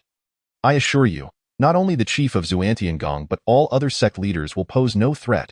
Ye Youying's heart stirred as a figure flashed through her mind, and a smile graced her face. Chapter 34. I want Xiaomo to represent the Jiuyou sect in battle. At the Leaf Clan's dojo, a splendidly dressed youth adorned in luxurious robes practiced his techniques. This was none other than the Leaf Clan's Qilin son. Ye Mo. A tempestuous wave of Dao power surged from Ye Mo, spreading in all directions. Following this, a violent surge of true essence erupted, forming a colossal phantom. Wind Goddess Wrath. The giant phantom appeared to embody the very essence of the natural deity governing wind. It opened its gaping maw and unleashed a breath, summoning a whirlwind that seemed poised to engulf the heavens and the earth. If you believe this is merely an ordinary hurricane, you are gravely mistaken.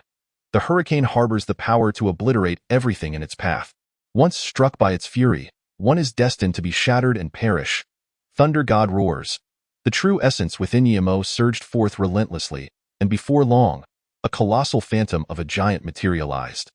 Interwoven with arcs of electricity, resembling a deity of thunder wielding a divine hammer. Crack! With a mighty swing of the divine hammer, a bolt of lightning descended like a silken ribbon, creating a massive pit of 100 meters in the earth. Thankfully, the dojo was fortified with protective formations, restoring it to its original state almost instantaneously. 2 giant phantoms stood proudly, one embodying the god of wind, the other the thunder deity. At that moment, in a corner of the dojo, another figure observed intently. This was a graceful silhouette, exuding the noble aura of a superior being, none other than Ye Wushuang, the second princess of the Yi clan and the unparalleled empress of the Yunmeng dynasty. The fury of wind and the roar of thunder comprised 3 techniques. The first, Wind Goddess Wrath, could only be mastered in the mid-stage of foundation establishment. The second, Thunder Goddess Roar, required the late stage. This indicated that little Mo had now reached the late stage of the path. Ye Wushuang looked at Ye Mo with astonishment. Even though she, as the unparalleled Empress of the Yunmeng Dynasty, had encountered countless prodigies, she was still profoundly shaken at this moment. Following her mother's command, she was responsible for imparting the path of cultivation to Ye Mo, witnessing firsthand the astonishing speed of his growth. As a practitioner, Ye Mo ascended from the early to the mid-stage of the path in the shortest time possible, and now he had stepped into the late stage, having also mastered the first 2 techniques of Wind Goddess Wrath. Remarkably, this all occurred within just 2 months. While Ye Wushuang remained in awe, she suddenly received a message, and upon checking, her face brightened. Little Mo, she called out to Ye Mo, who was engrossed in his practice. Despite his impressive performance, having already mastered the first 2 techniques of Wind Goddess Wrath, Ye Mo's expression was devoid of joy. Instead, he wore a look of disdain, frequently casting sidelong glances at Ye Wushuang to see if she had departed.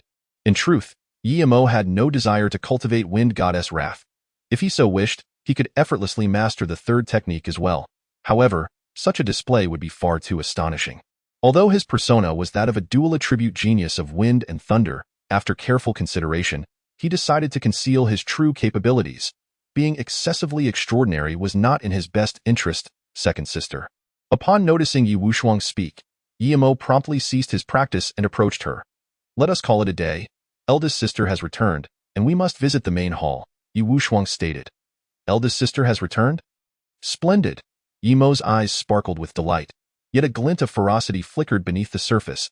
He recalled that during the birthday banquet, eldest sister had mentioned finding Ye Xiao, but that day had ended on an unpleasant note, and Ye Youying had left in haste, never to return. He had longed to inquire but had no opportunity. This time, he must uncover Ye Xiao's whereabouts. Each time he thought of Ye Xiao slipping from his grasp, an inexplicable anxiety gripped Ye Mo's heart. Shortly thereafter, Ye Wushuang led Ye Mo to the main hall, where, apart from Ye Youying, Yue Qianxue was also present. However, it was evident from the somewhat oppressive atmosphere that there remained a rift due to the previous incident. Eldest sister, eldest sister. Both Ye Wushuang and Ye Mo exclaimed with joy upon seeing Ye Youying. Wushuang, little Mo, you have arrived. Ye Youying nodded slightly, then fixed her gaze upon Ye Mo, scrutinizing him closely. Eldest sister. Why do you gaze upon me so? Ye Mo inquired with suspicion.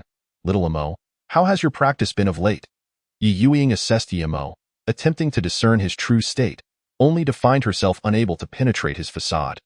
Despite Ye Mo being in the foundation establishment stage, he was a practitioner on the path.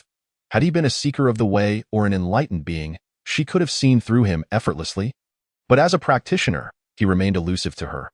Eldest sister, you may not know, but little Mo truly lives up to the title of our Ye clan's Qilin child. In just 2 months, he has mastered the first 2 techniques of Wind Goddess Wrath and has now reached the late stage of the path. While there are numerous talents within the Yunmeng dynasty, they pale in comparison to little Mo, Ye Wushuang proudly explained, having accompanied Ye Mo in his practice. The late stage of the path is stronger than I anticipated. Ye Youying responded, her expression brightening. Initially, she had assumed that although Ye Mo was a practitioner, his short time of cultivation would limit his achievements, at most, reaching the mid-stage. Yet, to her surprise, he had attained the late stage. This made their chances of success even more promising. Eldest sister, you mentioned needing to speak with little Mo about something. What is it? Yue Qianxue inquired directly, having encountered Ye Youying just as she returned.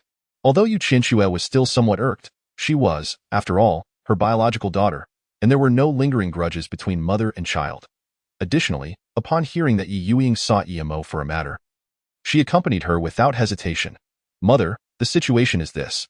Although little Mo is the Qilin child of the Ye clan, if he continues to cultivate under the clan's protection, he risks becoming a flower in a greenhouse. Thus, I wish to take little Mo down the mountain for some practical experience. Ye Youying respectfully conveyed to Yue Qianxue. Practical experience? Yue Qianxue, Ye Wushuang, and even Ye Mo himself were taken aback. Especially Ye Mo, who frowned at the absurdity of it. Did he truly need practical experience? What a waste of time. However, Yue Qianxue and Ye Wushuang did not share this sentiment. Rather, they endorsed Ye Youying's perspective. Eldest sister, do you have specific plans in mind?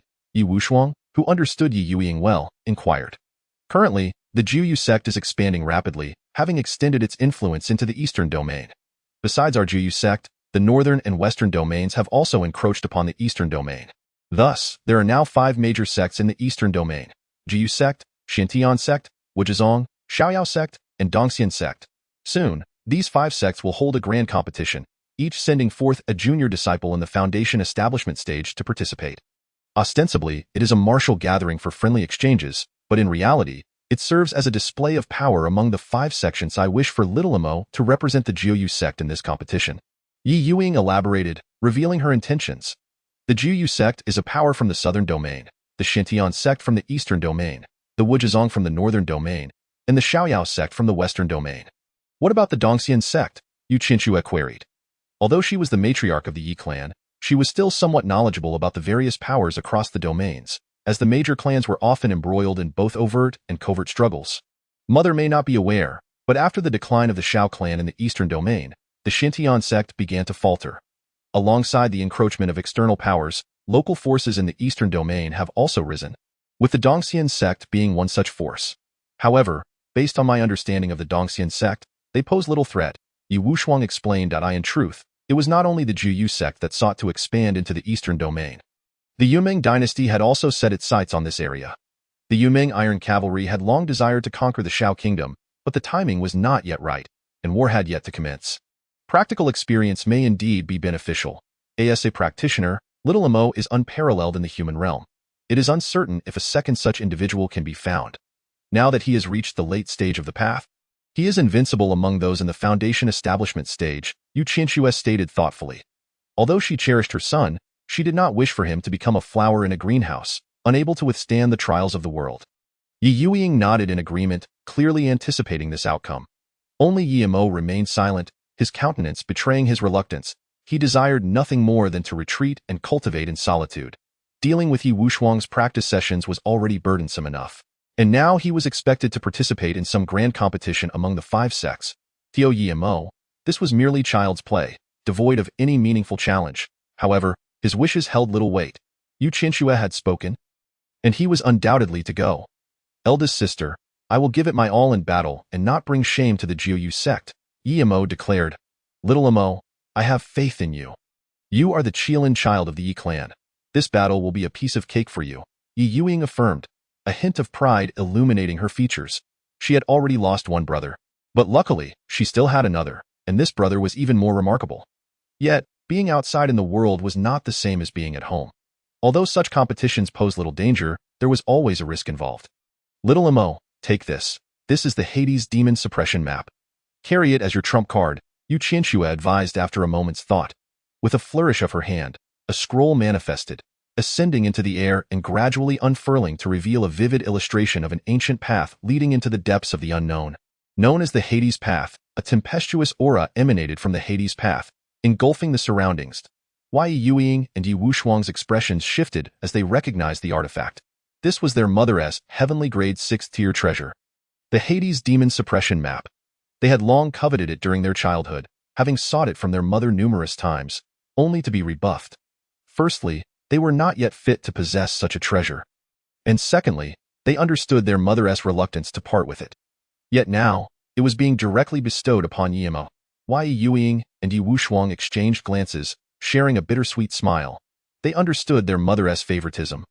But did it need to be so blatant? She had denied their requests and now presented it to Ye Imo before their very eyes. However, they had long since moved past their earlier desires for a heavenly-grade treasure. The key was that it was given to Ye Imo, and they bore no objections, for Ye Imo was deserving of it. Yet Ye Youying suddenly recalled someone, her expression dimming considerably. The Ye clan bestowed upon Ye Imo only the finest, even heavenly-grade treasures, but what had the Ye clan given to Ye Xiao? Thank you, mother. Ye Imo gazed at the Huangquan Fumo map, his face radiating joy. This was a celestial-grade treasure. In the divine realm of Yue, it would have been of little significance. Yet now, as merely a foundational cultivator in the mortal realm, he recognized its formidable power. Whoosh!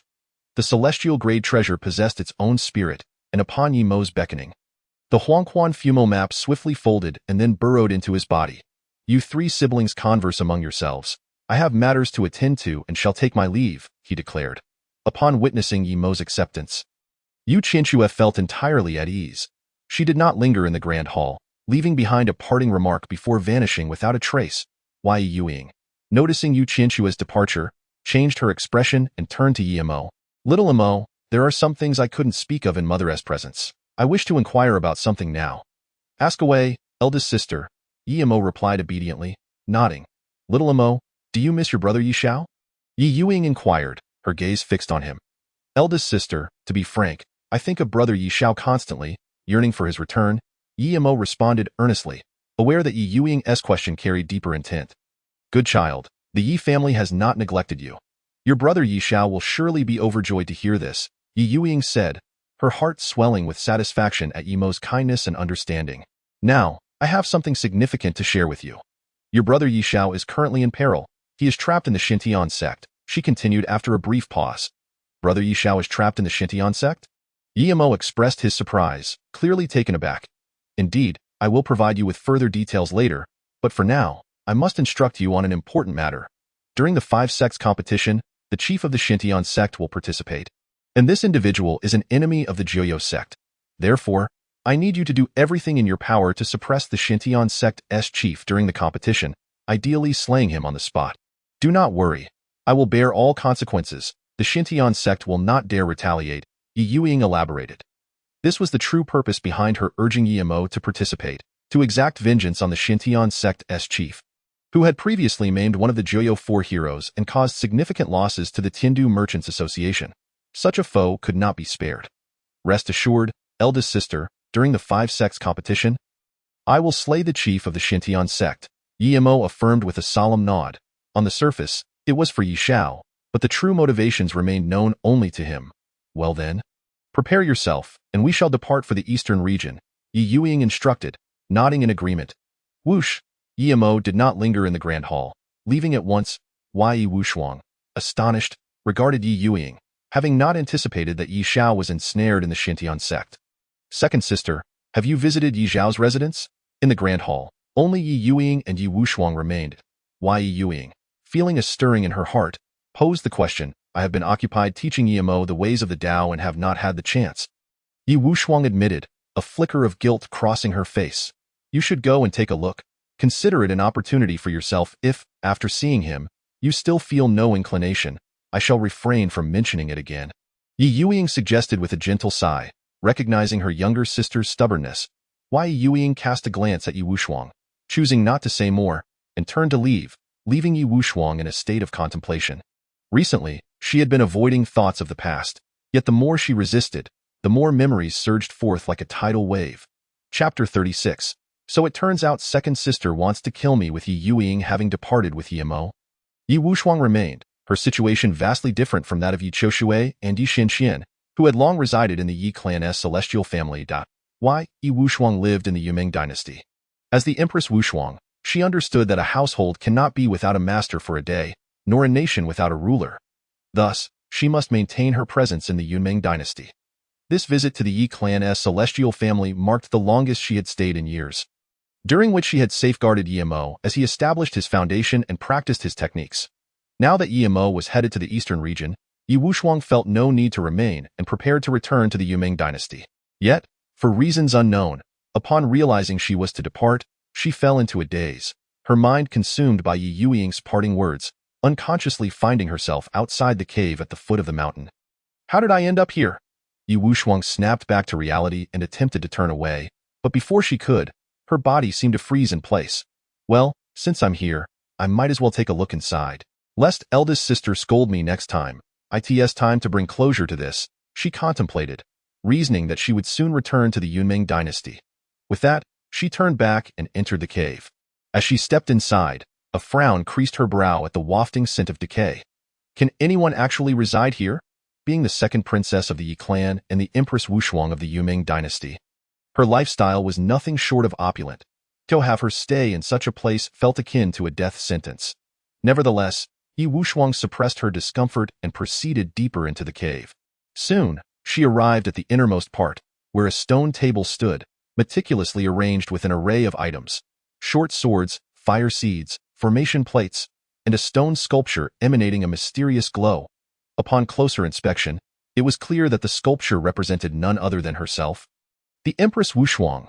Ye Wushuang stood there, dumbfounded, as a wave of nostalgia surged through her. Not long after she had ascended to the title of Empress Wushuang, she had commanded respect across the seas. With all nations paying homage, her name resonated throughout the southern region, where countless citizens carved her likeness in stone to venerate her. This particular sculpture, radiating a mystical glow, was one among many. What set it apart was that it was carved from celestial jade, ensuring it would not fade or deteriorate. It merely required nurturing with spirit stones every 6 months to maintain its ethereal glow.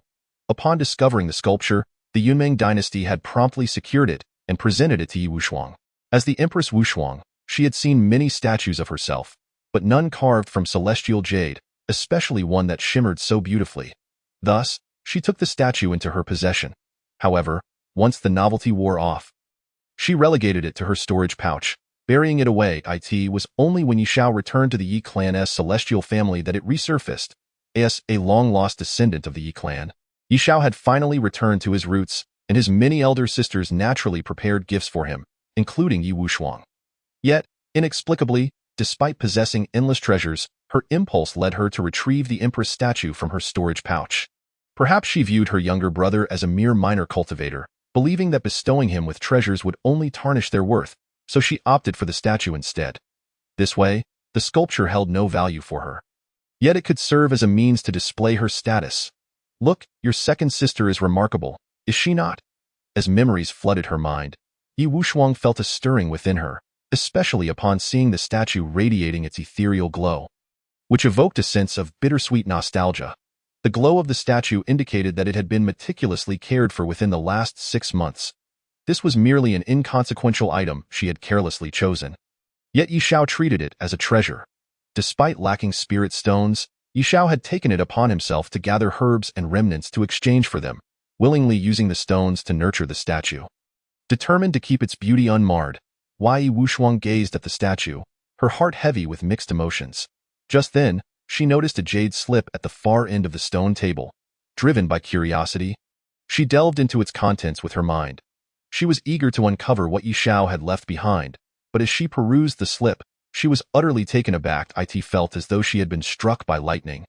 Standing there in a daze, her mind echoing with the sounds contained within the jade slip.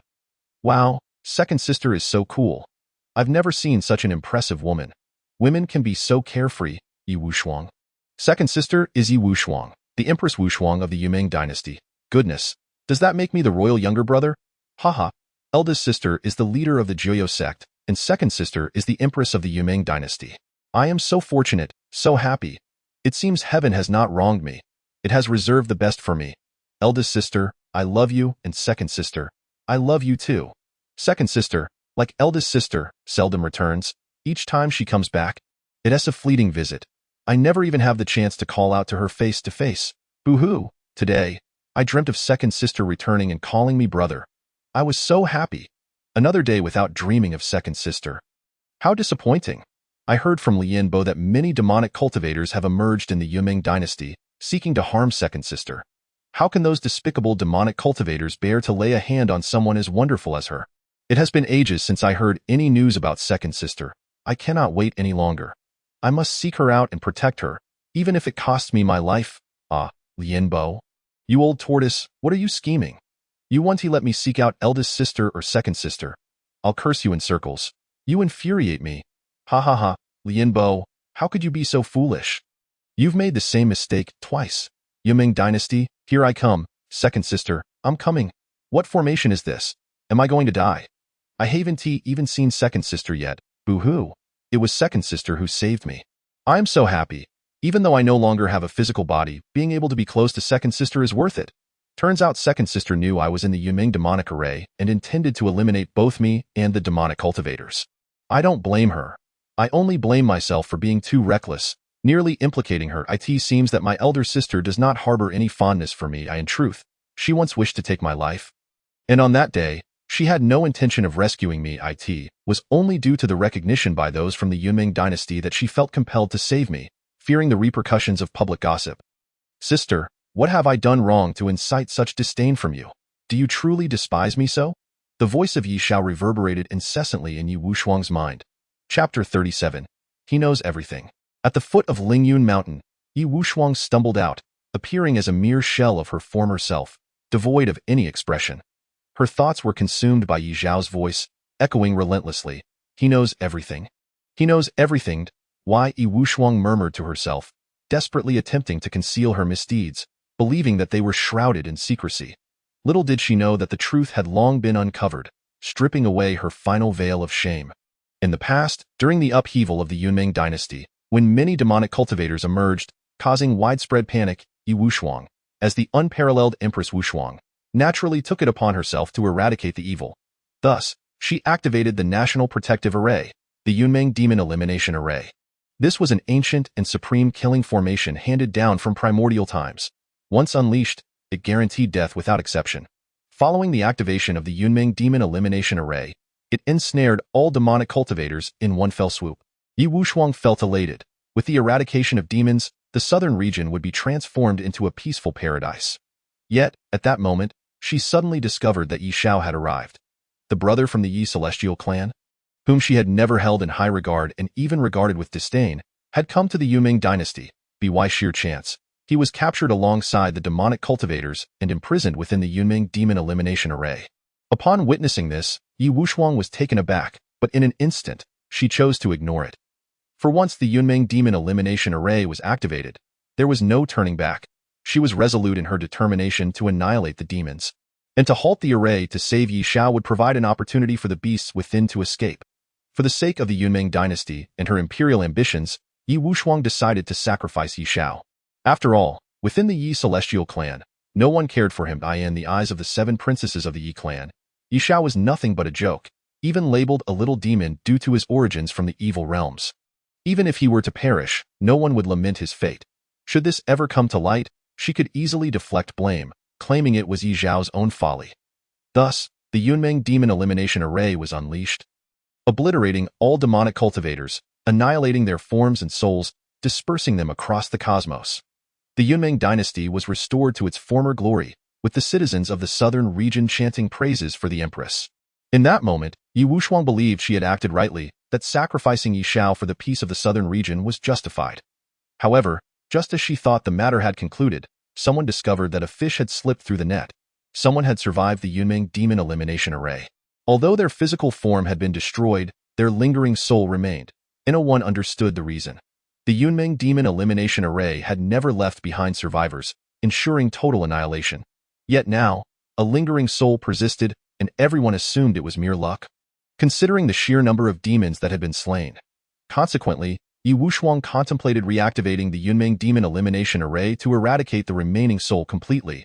But as she initiated the formation, she suddenly realized that the lingering soul belonged to Ye Xiao. Although his body had been destroyed, his soul could be saved with timely intervention. Upon seeing Ye Xiao, she felt a fleeting moment of softness in her heart. After all, he was her nominal brother. Despite her lack of any affection towards him, just as she prepared to halt the formation and rescue Ye Xiao, a surge of malevolence took hold of her. She was the exalted Empress Wushuang, revered by all. If the world were to learn that she had slain her own brother in her pursuit of eliminating demons, it would tarnish her reputation irreparably. With that realization, her expression turned icy. She would not allow her esteemed title to be marred by scandal. Since no one knew, she resolved to eradicate all evidence, pretending as if nothing had ever transpired. Just as she steeled herself to deliver the final blow, an elder of the Yunmeng dynasty recognized Ye Xiao. This elder, closely associated with the Ye Celestial clan, had visited Lingyun Mountain multiple times, and thus identified the lingering soul as Ye Xiao's. Left with no choice, Ye Wushuang had to withdraw, feigning ignorance about Ye Xiao's presence in the Yunmeng dynasty, let alone his entrapment in the Yunmeng Demon Elimination Array. She publicly rescued Ye Xiao, returning him to the Ye Celestial clan, using the Tai Immortal Lotus to restore his physical form. Ye Wushuang initially feared this would become a blemish on her record, but it turned out she had overestimated the significance of the event. No one cared, and many even sympathized with her, believing that the Empress had nearly mistakenly killed her own brother in her zealous pursuit of justice against the demons. Afterward, Ye Wushuang chose to forget the incident. Convinced that no one would ever know, over time, she came to believe it had never happened. No one knew about the dark thoughts she had entertained, contemplating the total annihilation of her own brother. Yet now, upon seeing Ye Xiao's jade slip, Ye Wushuang realized that he knew everything, including her murderous intentions. As the final veil was lifted, the naked truth emerged, and Ye Wushuang felt a profound sense of self-loathing. How could she have been so wicked as to contemplate the death of her own brother? In the Ye Celestial clan, she was the esteemed second princess. In the Yunmeng dynasty, she was the venerated Empress Wushuang. The entire southern region revered her as a benevolent figure, a living bodhisattva who cared for her people as if they were her own children. Yet this living bodhisattva had contemplated taking the life of her own brother. Ye Wushuang's mind was in turmoil as she recalled the past. She remembered that every time she returned to the Ye Celestial clan, she would serendipitously encounter Ye Xiao, who would look at her with a mix of admiration and trepidation. However, she could not pinpoint when that admiration had transformed into fear. In the past, he would follow her like a devoted shadow, eager to approach yet hesitant to do so. Yet later, upon seeing her, he would flee as if he had encountered a plague, running as far away as possible. Why? Ye Wushuang stumbled along, listlessly walking, so absorbed in her thoughts that she failed to notice a gaping pit before her. As she stepped down, she fell unceremoniously. She was the Empress Wushuang, a formidable figure with formidable strength. Ordinarily, she would not fear even the steepest cliff. Yet now, she could not even avoid a mere pit. Rising from her fall, she paid no heed to the dirt that clung to her, moving forward in a flustered manner. Sister. Meanwhile, a figure in the distance, Ye Qiushui, witnessed this scene. Passing by, she saw Ye Wushuang fall and instantly widened her eyes in disbelief. Was this truly the illustrious Empress Wushuang? Was this the sister who prized cleanliness above all else? Ye Qiushui called out, but Ye Wushuang seemed oblivious, continuing onward until she vanished from sight. Am I seeing things? Ye Qiushui muttered, incredulous, even rubbing her eyes to assure herself she had not been mistaken. Yet she was certain. The disheveled figure, appearing as if she had lost her soul, was indeed her sister, Ye Wushuang. However, seeing Ye Wushuang depart, she did not dwell on it further and simply followed suit. Chapter 38. What if Shenon Sect loses again? Shenon Sect. Within the dedicated training hall, Ye Xiao persisted in his practice. In truth, after informing of the Jin Zhu Si matter, he had immediately returned to the hall to continue his training. The outcome of the Tiandu Chamber of Commerce was predictable. They would be left barely alive. And Ye Xiao hoped for their bankruptcy, which would severely cripple the Juyu sect. Nonetheless, Xiao Muqing had mentioned that the strength and resources of the Juyu sect were far beyond expectations. Reverse the heavens, second blade. Ye Xiao stood at the center of the hall, 100-zhang demonic blade materializing from his will. However, it continued to grow beyond 100 zhang at an observable rate. 100, 200, 300, 1,000 zhang. The 1,000 zhang demonic blade seemed poised to pierce the very heavens, as if it could split the world in twain. The first blade of the reverse the heavens was the 100 zhang demonic blade. The second blade was the 1,000 zhang demonic blade. Now, I am capable of wielding the 1,000 zhang demonic blade. Ye Xiao's face was alight with uncontainable excitement. The reverse the heavens, 9 demonic blades, referred to 9 blades. Yet it did not imply there were only 9. Each blade contained the essence of numerous blade techniques. For instance, the first blade was a fusion of countless blade arts, by forming the 100 zhang demonic blade. He could execute those myriad techniques. The second blade, however, was even more terrifying, birthed from the essence of tens of thousands of blade techniques. Each technique was significantly more potent than those of the first blade. By condensing the 1,000 zhang demonic blade, Ye Xiao could unleash those tens of thousands of techniques. Late stage of attaining the Tao. Following this, Ye Xiao sensed his path of slaughter. At this moment, the path was increasingly pure, signaling yet another breakthrough. He was not at all surprised. The reverse the heavens, 9 demonic blades, was incredibly powerful. Even the second blade alone was sufficient for him to establish a solid foundation. Wow, wow, wow! After a brief moment of concentration, Ye Xiao waved his hand, causing the 1,000 zhang demonic blade to vanish, and he opened his eyes to see Xiao Muqing staring at him in shock. You've arrived. Why? Ye Xiao spoke. In truth, as soon as Xiao Muqing had entered, Ye Xiao had sensed her presence but chose to ignore her while he practiced. Young master, may I inquire what realm you currently possess? Xiao Muqing asked, her voice tinged with awe, no longer resembling the aloof sect leader but rather a starry-eyed admirer gazing at her idol. Late stage of attaining the Tao. Ye Xiao replied candidly, late stage of attaining the Tao. Such combat prowess is surely comparable to a minor golden core. Xiao Muqing wore an expression of disbelief. Had she not known in advance that her young master was an accomplished Taoist, she would have thought him a formidable figure at the golden core stage. for only such beings could exude this kind of aura. She prides herself on being a genius as well, but when compared to Ye Xiao, it's better not to continue the comparison, for it would be infuriating. What has become of the Tiandu Chamber of Commerce? Ye Xiao inquired. Young master, we have indeed underestimated the Zhuyo Sect. In just a few days, the Tiandu Chamber of Commerce has transformed peril into safety. Although they have suffered significant losses, at least their lives have been spared. Xiao Muqing promptly recounted the recent events, including the rough estimate of the losses incurred by the Tiandu Chamber of Commerce, amounting to 5 billion spirit stones. 5 billion spirit stones. The Zhuyo Sect truly possesses considerable financial power. Ye Xiao remarked, a chill manifesting on his face. Despite the exorbitant compensation demanded by the Tiandu Chamber of Commerce, Ye Xiao perceived their survival as his own failure. Young master, while the Tiandu Chamber of Commerce has survived, this incident has inadvertently bolstered the Hongqian Chamber of Commerce. Following the explosive fallout of the Yunmeng robe, the Xianhuang robe has swiftly gained popularity, becoming the preferred choice among countless cultivators, effectively replacing the Yunmeng robe. The Hongqian Chamber of Commerce has profited immensely from this. By the way, the Nine Sect has a regulation that grants substantial rewards for those who contribute to the sect. Thanks to you, young master, and with the Xianhuang robe being your achievement as well, the higher-ups of the sect have convened and decided to reward you with 100 million spirit stones, all contained within this storage pouch. As Xiao Muqing spoke, she waved her hand and produced a storage pouch. 100 million spirit stones. Ye Xiao's expression shifted, but he did not hesitate to accept it. Although he was the young master of the Xiao clan, the Xiao celestial tribe had long since lost its former glory, and the Nine Sect was self-sufficient. While the Hongqian Chamber of Commerce was profiting handsomely, it was important to remember that the Nine Sect was not solely dependent on him. Each member received a fixed monthly allowance. However, this 100 million spirit stones were entirely at his disposal. Young master, there is one more matter I am unsure whether I should bring it up. Xiao Muqing revealed a hint of hesitation. Speak, Ye Xiao urged, gazing at her. Young master, the 5 sects competition is imminent. According to the rules, each sect must dispatch a foundation establishment disciple to participate, ostensibly for friendly exchanges and sparring. But in reality, it is a contest of the strength of the disciples from each sect. As you are aware, the Nine Sect has fallen into decline. Nowadays, it struggles to recruit even ordinary disciples, let alone talented ones. This upcoming competition is highly anticipated. Should the Nine Sect suffer another defeat? Xiao Muqing's intention was unmistakable. She wished for Ye Xiao to represent the Nine Sect in battle. As the chief disciple, he was indeed the most suitable candidate. Yet Ye Xiao was not only the chief disciple, but also the young master, which made her apprehensive. She could assume the role of chief disciple, but not that of the young master. You want me to represent the Nine Sect in battle, Ye Xiao replied, taken aback but quickly understanding.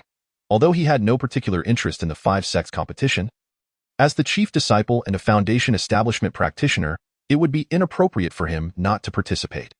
The young master is an unprecedented achiever, currently at the late stage of the Dao. And from my observations, even a minor presence at the Golden Core stage would pose no challenge. Therefore, the 5 sects competition holds no pressure. Of course, if the young master is unwilling, consider my words unspoken. Xiao Muqing added hastily, it's no trouble. I am, after all, the chief disciple of the Nine Sect, and this is a duty of the chief disciple. When does it commence? Ye Xiao pondered before asking. 3 days from now. Xiao Muqing replied, her face lighting up. The elders had already predetermined that Ye Xiao would compete. Only Xiao Muqing had refrained from voicing her support, not out of reluctance, but because she could not make that decision without Ye Xiao's consent. Very well, Ye Xiao nodded, choosing not to elaborate further. By the way, there is a reward and penalty mechanism for the competition. The losing side must provide the winning side with 100 million spirit stones. If the sect loses, the stones will be covered by them. If victorious, the stones will be personally awarded.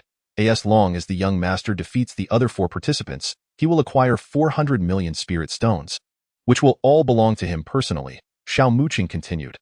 Understood, Ye Xiao said. His interest piqued once more. He had earned a substantial reward of 100 million spirit stones for his contributions to the Nine Sect. But securing victory in the 5 sects competition would yield 400 million spirit stones. This was not to say that 100 million spirit stones were insignificant, but rather that the stakes of the 5 sects competition were considerable. Chapter 39.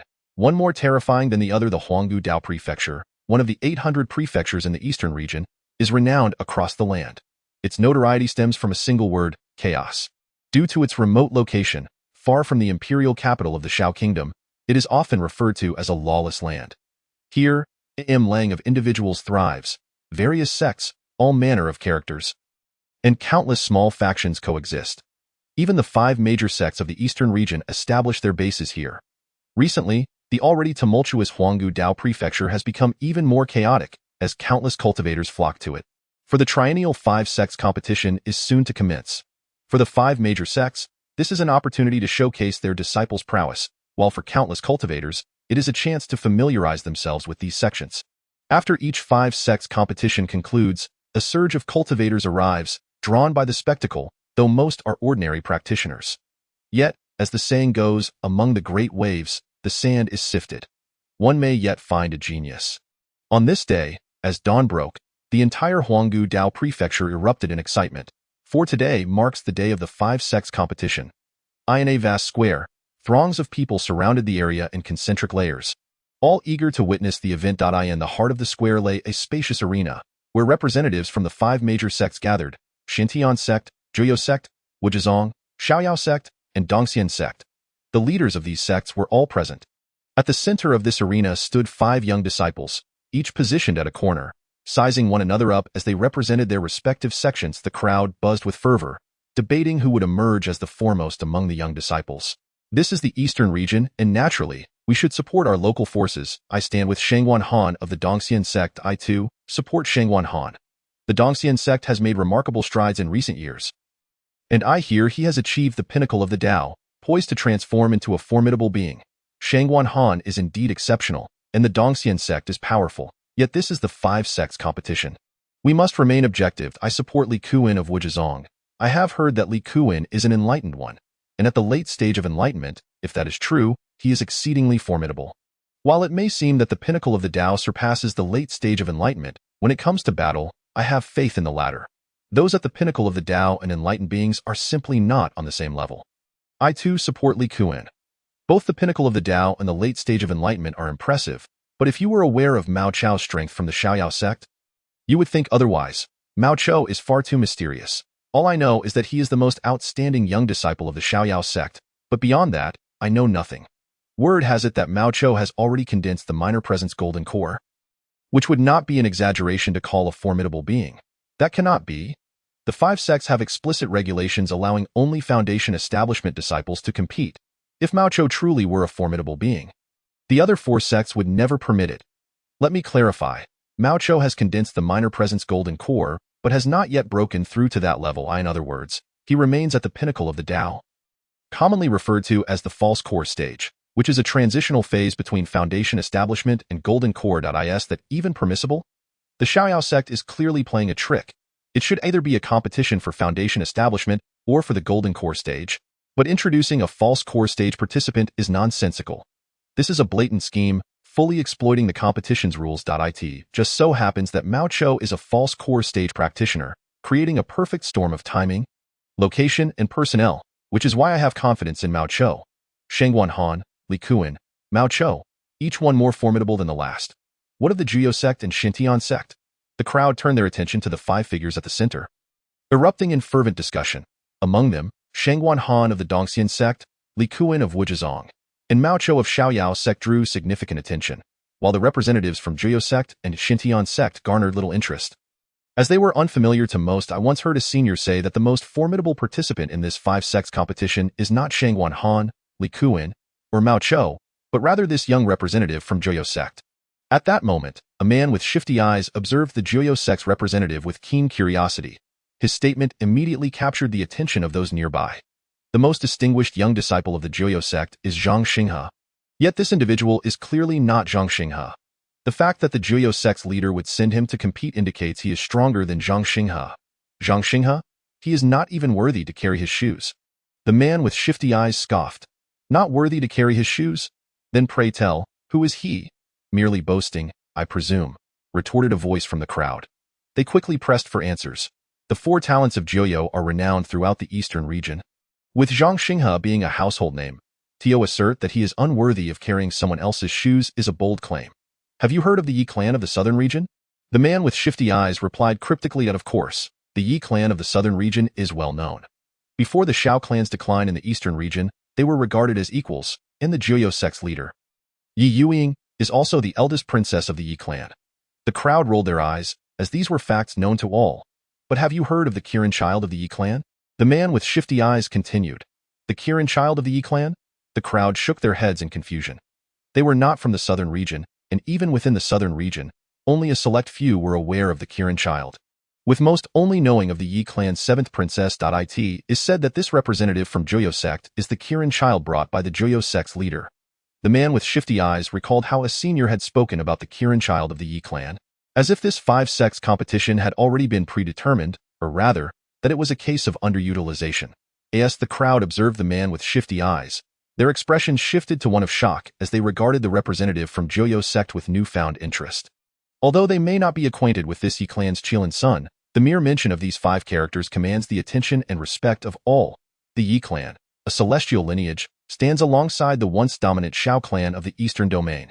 One can only imagine the immense power possessed by Ye clan's Qilin son, but what of the representative from Xuantianzong, who possesses knowledge of him?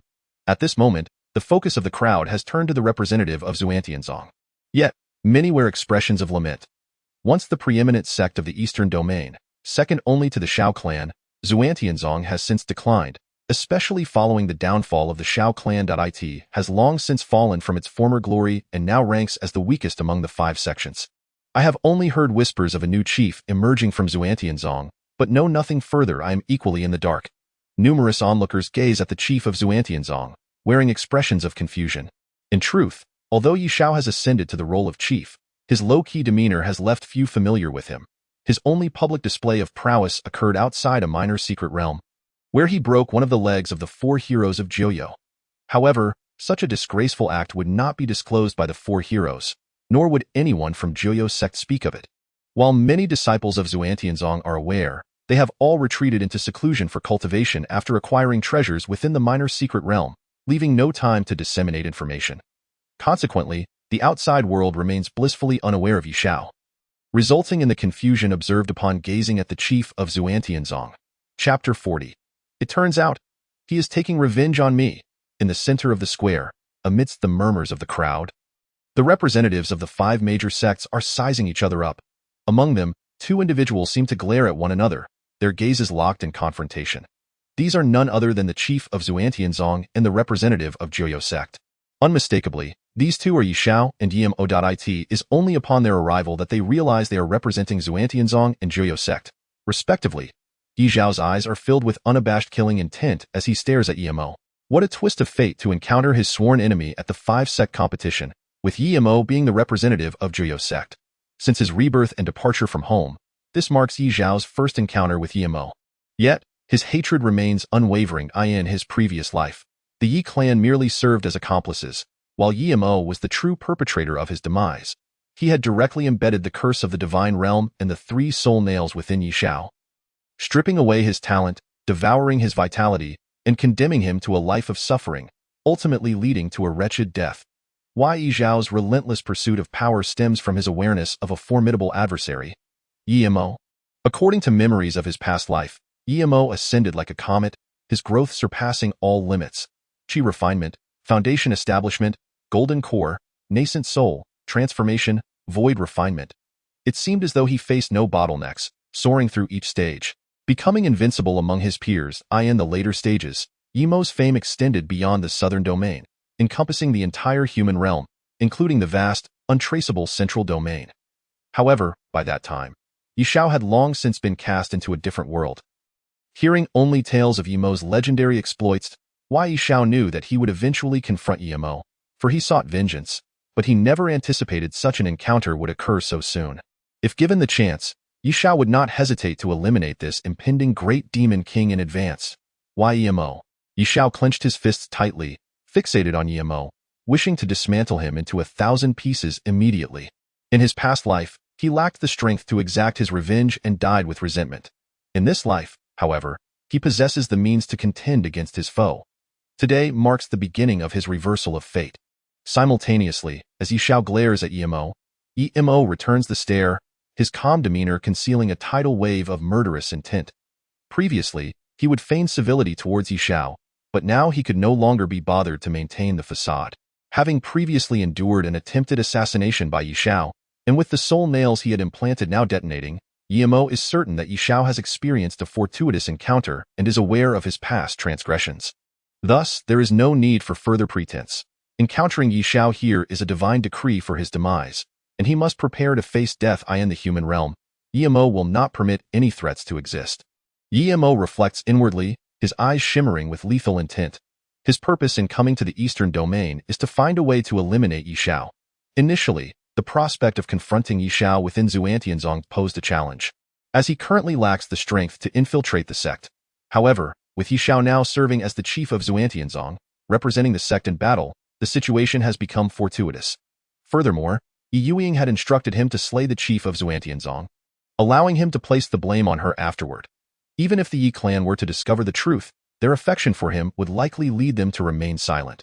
Particularly amusing to Ye is the thought that Ye Youying, who had ordered him to kill the chief of Xuantianzong, likely remains unaware that it is Ye Xiao, otherwise she would not have disguised her intentions as concern for Ye Xiao. Indeed, it is as such. Among the 5 sect leaders present, including Ye Youying and Xiao Muqing, Ye Youying's gaze has remained fixed upon Ye Xiao. Ye Xiao, it turns out, is indeed Ye Xiao, the chief of Xuantianzong. Ye Youying stares at Ye Xiao, left utterly dumbfounded. The chief of Xuantianzong, who once broke the leg of one of the 4 heroes of Joyo, the one who severely wounded the Tiandu Chamber of Commerce, the individual whom she loathes with a passion, is none other than Ye Xiao. Xiao Muqing, I ask you directly, is Ye Xiao truly the chief of Xuantianzong? Ye Youying questions coldly. Even faced with the undeniable truth, she struggles to accept it. Ye Youying, are you blind or merely lacking in perception? Can you not see the reality before you? Xiao Muqing replies frostily. Upon receiving confirmation, Ye Youying's expression fluctuates, ultimately settling into one of despair. It turns out, he is taking revenge on me? Ye Youying recalls the 4 heroes of Joyo, pondering why they had each suffered a broken leg rather than more grievous injuries or worse fates. She had even speculated that it was merely the chief's peculiar preference for breaking legs. But now, she understands that Ye Xiao's actions were driven by a desire for vengeance. Having once personally broken one of Ye Xiao's legs, he retaliated by breaking the legs of the disciples of Joyo sect. The 4 heroes of Joyo and the Tiandu Chamber of Commerce are all acts of retribution against her. I am his elder sister. Why must he treat me this way? Ye Youying's heart aches. All along, she believed that Joyo sect's adversary was the chief of Xuantianzong, that it was merely a sect rivalry. But now she realizes that it is not so. It is Ye Xiao's revenge? A personal conflict between the two of them. Why Ye Xiao? If this brings you satisfaction, I shall concede. The 4 heroes of Joyo and the Tiandu Chamber of Commerce pale in comparison to your importance. Ye Youying takes a deep breath, forcing herself to regain composure as she gazes at Ye Xiao in the arena, murmuring softly. The rules of the 5 sect competition are rather straightforward. There are no rules. Once the contest begins, the 5 representatives engage in combat until only one remains, crowning them the victor. According to tradition, the winner will receive 100 million spirit stones from each sect, totaling 400 million spirit stones. The 5 sect leaders offer no further superfluous words.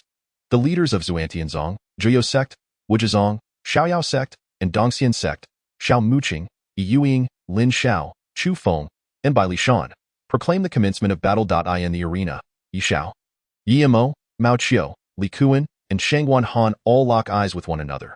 While the battle appears to lack rules, numerous intricacies lie beneath the surface. First, no one wishes to become the target of collective assault. Second, with 5 individuals present, one is bound to find themselves isolated. In the absence of knowledge regarding the other's strength, none are inclined to engage in combat. This moment, a voice shatters the silence. You 4 should team up. There's no need to waste time. Ye steps forward, surveying the 4, finally fixing his gaze upon Ye Xiao. What he claims to be a challenge against 4 is, in truth, solely aimed at Ye Xiao, with the other 3 being mere afterthoughts. As the surrounding crowd hears this, they are momentarily taken aback, only to erupt into a frenzy. 1 against 4. The Ye clan's Qilin Sun dares to take on 4 opponents. Every individual present is among the most exceptional disciples of their respective sects, poised to become great powers in the future, with the potential to even transcend to the nascent soul stage.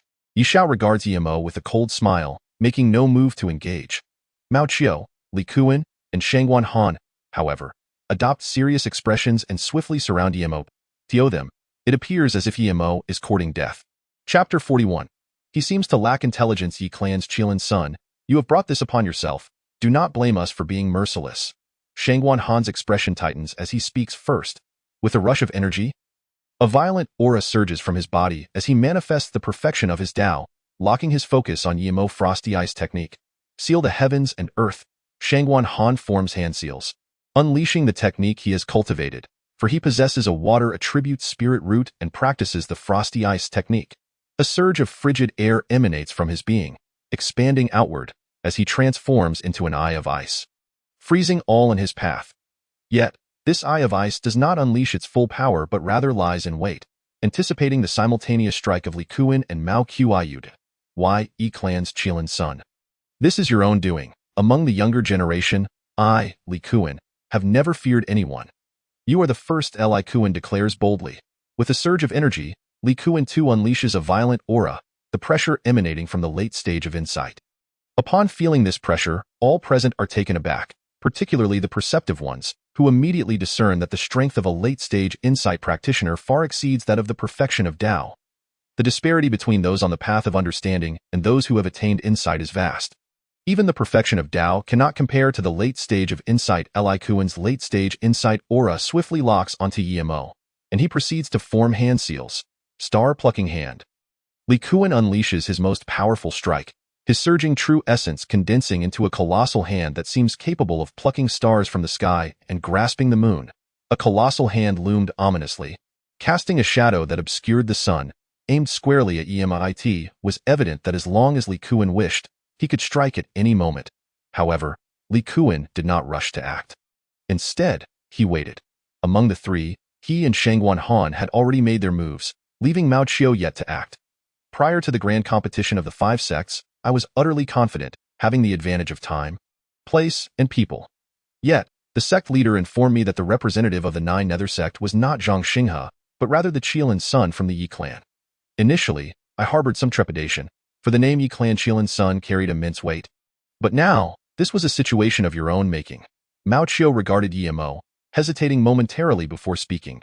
As a half-step, formidable being, with one foot already in the small Shizhi Golden Core realm. He was fully confident in his abilities, even disdainful of allying with others. Yet, the mere thought of the Ye clan Qilin son made Mao Qiu yield. The Celestial clan was undoubtedly the supreme ruler across all domains, and the Qilin son of the Celestial clan was to be taken seriously. Suddenly, Mao Qiu unleashed his power, a torrent of formidable might emanating from him. He had one foot firmly planted in the Golden Core stage. Having coalesced a small Shizhi Golden Core, though he had yet to break through, a stage often referred to as the false core phase. Nevertheless, even a false core was still a form of the Golden Core stage. Far beyond the foundation establishment stage, the small Shizhi Golden Core, in an instant, a resplendent golden core materialized from within Mao Qiu, radiating unparalleled authority. Witnessing this spectacle, the crowd erupted in astonishment, although they had heard of it before.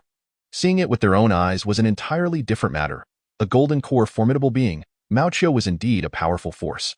This was the false core stage, also known as the half-step formidable being phase. Yet even so, it was not something the foundation establishment stage could contend with. The Ye clan Qilin son must be formidable. After all, he hailed from the Celestial clan. However, I genuinely could not see a chance of victory. It was hard to say. The Celestial clan were the absolute rulers of all domains, and the Ye clan Qilin son's audacious claims suggested he possessed absolute confidence. Why did the head of Shenon Sect not intervene? Perhaps he deemed it beneath him to overwhelm with numbers. It was perplexing. This was a predicament of the Ye clan Qilin son's own making. So why not take action? The crowd buzzed with fervent discussions. In the arena, Shangguan Han, Li Kuan, and Mao Qiu all readied themselves, poised to strike at any moment, while Ye Xiao stood by. Just as others speculated, Ye Xiao was too disdainful to intervene. Yimo was a prodigy, yet Ye Xiao had unwavering confidence. Meanwhile, the sect leaders, including those from Dongxian Sect, Wuzhuang, and Xiaoyao Sect, looked on with delight. They had received credible intelligence before the grand competition of the 5 sects that Ye Youying did not intend to let Zhang Xinghe take the stage, but would instead send forth the Ye clan Qilin son. Initially, they had harbored apprehensions due to the Ye clan's celestial status, but now, witnessing Yimo's arrogance, they were elated. With Shangguan Han, Li Kuan, and Mao Qiu joining forces, even a true formidable being would face a challenge. Sect leader Ye, your Ye clan Qilin son appears rather lacking in intelligence. If it were a one-on-one match, I would not be certain of Mao Qiu's chances, but now, Chu Feng, the sect leader of Xiaoyao Sect, observed Ye Youying with a mocking expression. Xiaoyao Sect and Nine Nether Sect were inherently adversarial, both being external forces vying for dominance in the eastern domain. Moreover, Chu Feng was a descendant of the Chu clan from the western domain, which had always been at odds with the Ye clan, thus harboring multiple grievances against Ye Youying. Chu Feng, I find your demeanor distasteful. Do you truly believe that your Xiaoyao Sect disciple Mao Qiu can claim the title of the strongest among the younger generation? I, Ye Youying, declare today that in comparison, Mao Qiu cannot even match a single finger of my brother. Why Ye Youying, already vexed by matters concerning Ye Xiao, shot a scornful glance at Chu Feng upon hearing his words. Ye Youying, who are you calling distasteful? Do not go too far, Chu Feng retorted, his anger boiling over. As the sect leader of Xiaoyao Sect and a respected descendant of the Chu clan, he was incensed to be openly insulted. Too far? I could be far worse, Chu Feng. From this moment on, should you dare utter a single word, if I do not strike you, I shall not bear the name Ye Youying. Ye Youying glared fiercely at Chu Feng, her voice resonating with authority. In that moment, an overwhelming pressure erupted, locking onto Chu Feng. Feeling the weight of Ye Youying's aura, Chu Feng's expression shifted dramatically. Though he too had entered the transformation realm and was a formidable spirit being, he was merely a first-tier power among the 8 transformations, lacking the combat prowess of someone like Xiao Muqing. If a true confrontation were to occur, he would only be ground to dust. Chu Feng's expression wavered, words forming on his lips only to be swallowed back down. As fellow sect leaders, he well understood Ye Youying's decisive nature. If she threatened to strike, she would undoubtedly follow through. If he were to suffer a slap during the grand competition of the 5 sects, how could Xiaoyao Sect maintain its standing in the eastern domain? Chu Feng fell silent, as did Bai Lishan of Dongxian Sect and Lin Xiao of Wuzhuang, both aware of the disparity in strength among the 5 sect leaders. Though the power gap among the 5 major sects may not have been vast, the differences among their leaders were palpable. Ye Youying and Xiao Muqing undoubtedly belonged to the upper echelon of the 5 sect leaders. Chapter 42. Ye Xiao, you must die. In the arena, Shangguan Han, Li Kuan, and Mao Qiu encircled Ye Mo, each one radiating their aura, ready to strike at any moment. In truth, although they were unfamiliar with Ye Mo, the mere mention of the Ye clan Qilin's son sufficed. Their sole objective was to defeat Ye Mo and eliminate him from the competition. Ye Mo surveyed the 3, displaying not an ounce of fear. Even in the face of their impending attacks, his expression one of disdain. What are you 3 waiting for? Strike.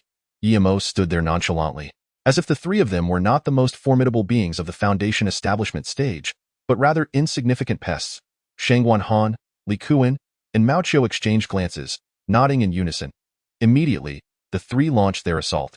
Ice seal of heaven and earth! Shangguan Han's expression hardened as he unleashed his attack. An icy vortex erupted from him, releasing an overwhelming chill that surged towards Ye Mo wherever the cold swept through. The world was encased in ice, transforming the sky, the ground, and all things into intricate sculptures of frost. The surrounding crowd gasped in shock and retreated hastily. Those who were slow to react were turned into ice sculptures, their eyes darting helplessly. Star-snatching hand. Li Kuan wasted no time, channeling his formidable power. A colossal hand capable of plucking stars from the sky, hurtling towards Ye Mo with ferocity, akin to a mountain descending from the heavens, intent on obliterating him into a pulp. Mao Qiu's approach was more straightforward and savage, directly unleashing his coalesced golden core. For a golden core formidable being, the golden core was undoubtedly a trump card, a culmination of their foundational cultivation. The 3 unleashed their strongest attack simultaneously, prepared to vanquish Ye Mo completely. Quite intriguing. One a completionist of the Tao, one at the later stage of comprehension, and one at the false core stage. Even if they encountered a true formidable being, they would still possess the power to contend. Alas, you have met me, Ye Mo, today. I shall demonstrate what it truly means to be a genius. Why Ye Mo remained composed in the face of their assaults. Suddenly, an aura emanating from the later stage of the Tao surged forth. Rage of the Wind God. Ye Mo waved his hand, unleashing a torrent of true essence that condensed in midair into the silhouette of a giant, reminiscent of the god of wind, wielding dominion over all winds. With a powerful breath, the wind god unleashed a tempest capable of annihilating the heavens and the earth, sweeping forth and engulfing everything. The whirlwind spiraled across the arena, directly clashing with Shangguan Han's ice seal of heaven and earth and Li Kuan's star-snatching hand. While the ice seal was formidable, it could not rival the wind god. Instead, under the tempest's onslaught, all ice sculptures were shattered. including the icy vortex itself. The whirlwind struck Shangguan Han. He was sent spinning through the air, blood spewing from his mouth as he lost all combat capability. Meanwhile, Li Kuan fared no better. His star-snatching hand collided with the wind god, obliterating the massive hand into nothingness. Although the star-snatching hand was a powerful technique, it paled in comparison to the might of the wind god. With the emergence of the wind god, both the ice seal and the star-snatching hand were annihilated. Li Kuan, caught within the tempest, was tossed around, blood gushing uncontrollably. However, Mao Qiu's small Shizhi golden core withstood the wind god's fury, remaining resilient against the tempest's onslaught. Ha ha ha, Ye Clan Qilan's son, you are indeed formidable, but regrettably, you fall short in comparison to a half-step formidable being. Take this, Mao Qiu exclaimed joyfully as he directed the dazzling small Shizhi golden core towards Ye Mo. Mao Qiu believed he had grasped Ye Mo's true strength, now unafraid, unaware that for Ye Mo, this had merely been a warm-up. Short. Where do you see that? This was merely a warm-up. Now we shall truly begin. No, this is still a warm-up. Ye Mo intended to declare that the real battle was commencing, but reconsidered, realizing this was not even his full strength. Thunder God's roar. Ye Mo gazed at the approaching small Shizhi golden core. Unperturbed, his violent true essence surged forth once more, conjuring another giant silhouette, crackling with electric energy, reminiscent of a thunder deity. The thunder god brandished his hammer, glaring fiercely at the small Shizhi golden core before swinging down with tremendous force. A blinding bolt of lightning descended from the heavens, striking Mao Qiu's small Shizhi golden core directly. Mao Qiu was left dumbfounded. Ye Mo had not only manifested the wind god but had also summoned the thunder god, the wind attribute and the thunder attribute. He instantly comprehended that Ye Mo was a dual attribute genius. Moreover, he had cultivated the most supreme techniques of wind and thunder. Mao Qiu gazed at the striking lightning, yearning to retract the small Shizhi golden dan.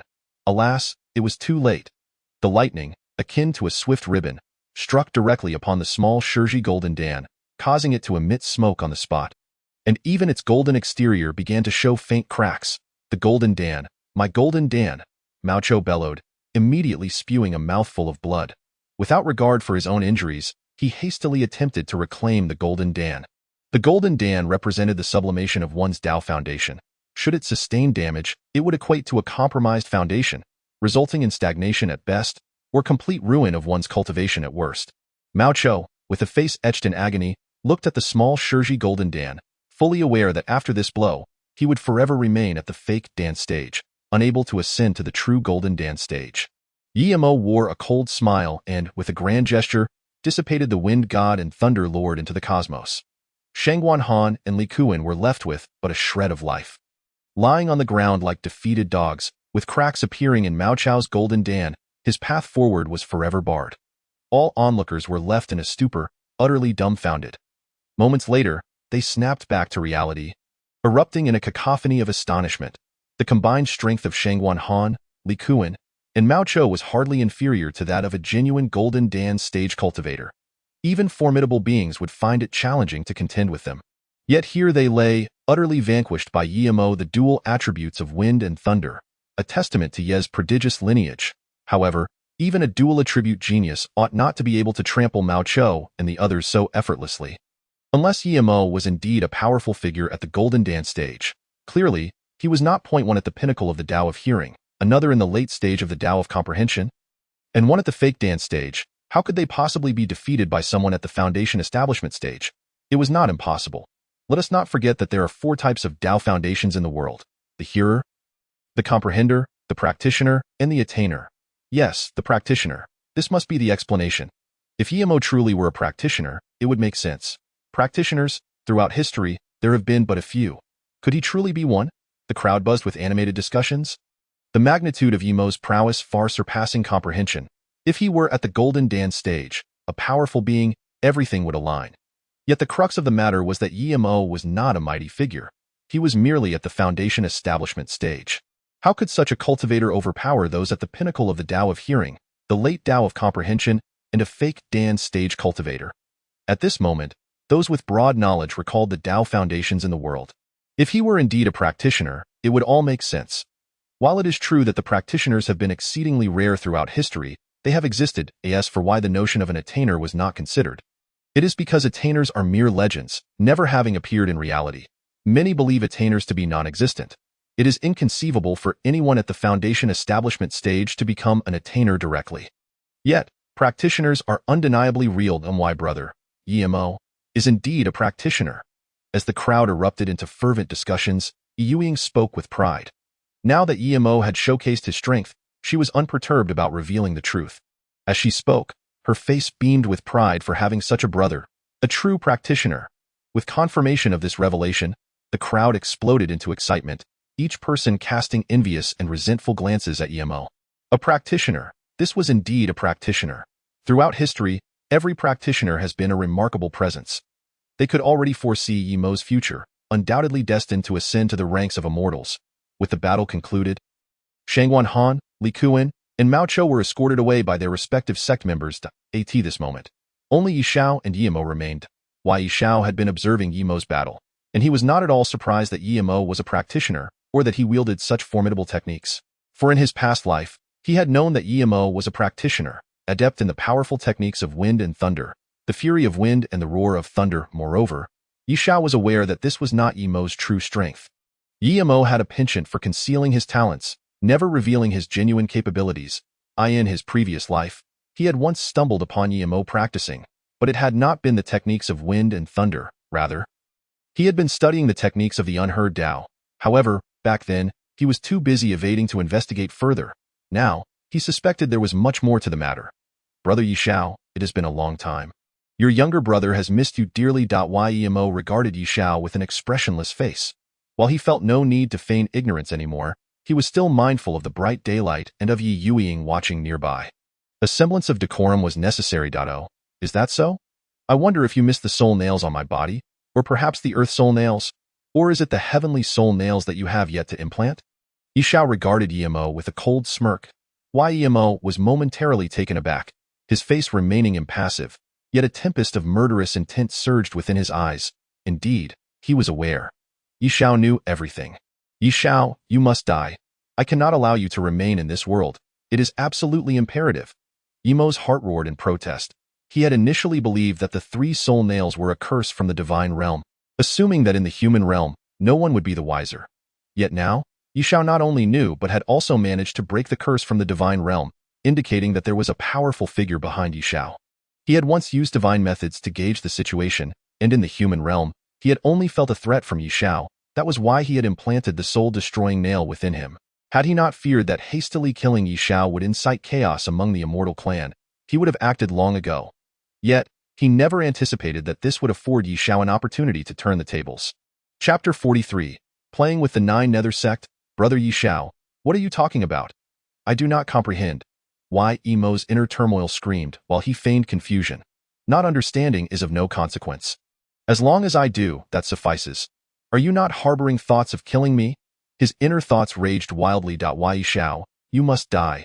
Come, I will now grant you this opportunity. Previous reluctance to act was merely to avoid the appearance of overwhelming the few with numbers. Ye I challenge you to a one-on-one duel, so that the world may see, and so that the Ye clan may witness, who the true Kirin child is. Ye Xiao regarded Ye with a mocking smile. As if he were a parasite, privy to all of Ye's thoughts, Ye looked at Ye Xiao, slightly astonished that Ye Xiao could discern his intentions. However, before the battle commenced, there was something he needed to address, an agreement he had made with Ye Youying earlier. Brother Ye Xiao, I have heard that you are now the premier of the Shenon Sect, and that you have helped the sect amass a substantial fortune in spirit stones. This time, with a wager of 100 million spirit stones? It seems a bit lacking. Why don't we increase the stakes for a touch of excitement? Ye proposed. Upon arriving at the eastern branch of the Nine Nether Sect, Ye had learned of the Tiandu merchants' dealings. Ye Youying had informed him that during the 5 sects competition, they could intentionally provoke the premier of the Shenon Sect to raise the stakes, perhaps 300 million spirit stones, or even 500 million. The spirit stones won would belong solely to Ye, as the Nine Nether Sect sought to vent their grievances, and Ye was certainly not one to decline. Very well, and how much do you wish to wager? Ye Xiao regarded Ye with a cold smile. 500 million spirit stones. Should I lose, the Nine Nether Sect will forfeit 500 million spirit stones. If you lose, the Shenon Sect will forfeit 500 million spirit stones. What do you think, Brother Ye Xiao? Ye stated. Not only did he wish to eliminate Ye Xiao, but he also sought to ensnare the Shenon Sect for an additional 500 million spirit stones. While this sum would not cripple the Shenon Sect, it was still no trifling amount for any individual cultivator. The crowd gasped in astonishment at Ye Mo's words. Initially, the wager for the 5 sects competition was 100 million spirit stones, already a substantial sum for the contest of Foundation establishment disciples. Yet now, Ye Mo had directly raised the stakes to 500 million spirit stones, and as the representative of the Nine Nether Sect, his intentions were clear. All gazes turned sharply towards Ye Youying and Xiao Muqing. This was no longer merely a contest between 2 Foundation establishment disciples. The agreement of the 2 sect leaders was imperative. Ye Youying cast a complex glance at Ye Xiao. It was indeed her idea to raise the stakes, yet she had not anticipated that the premier of the Shenon Sect would be Ye Xiao. However, she quickly came to a realization.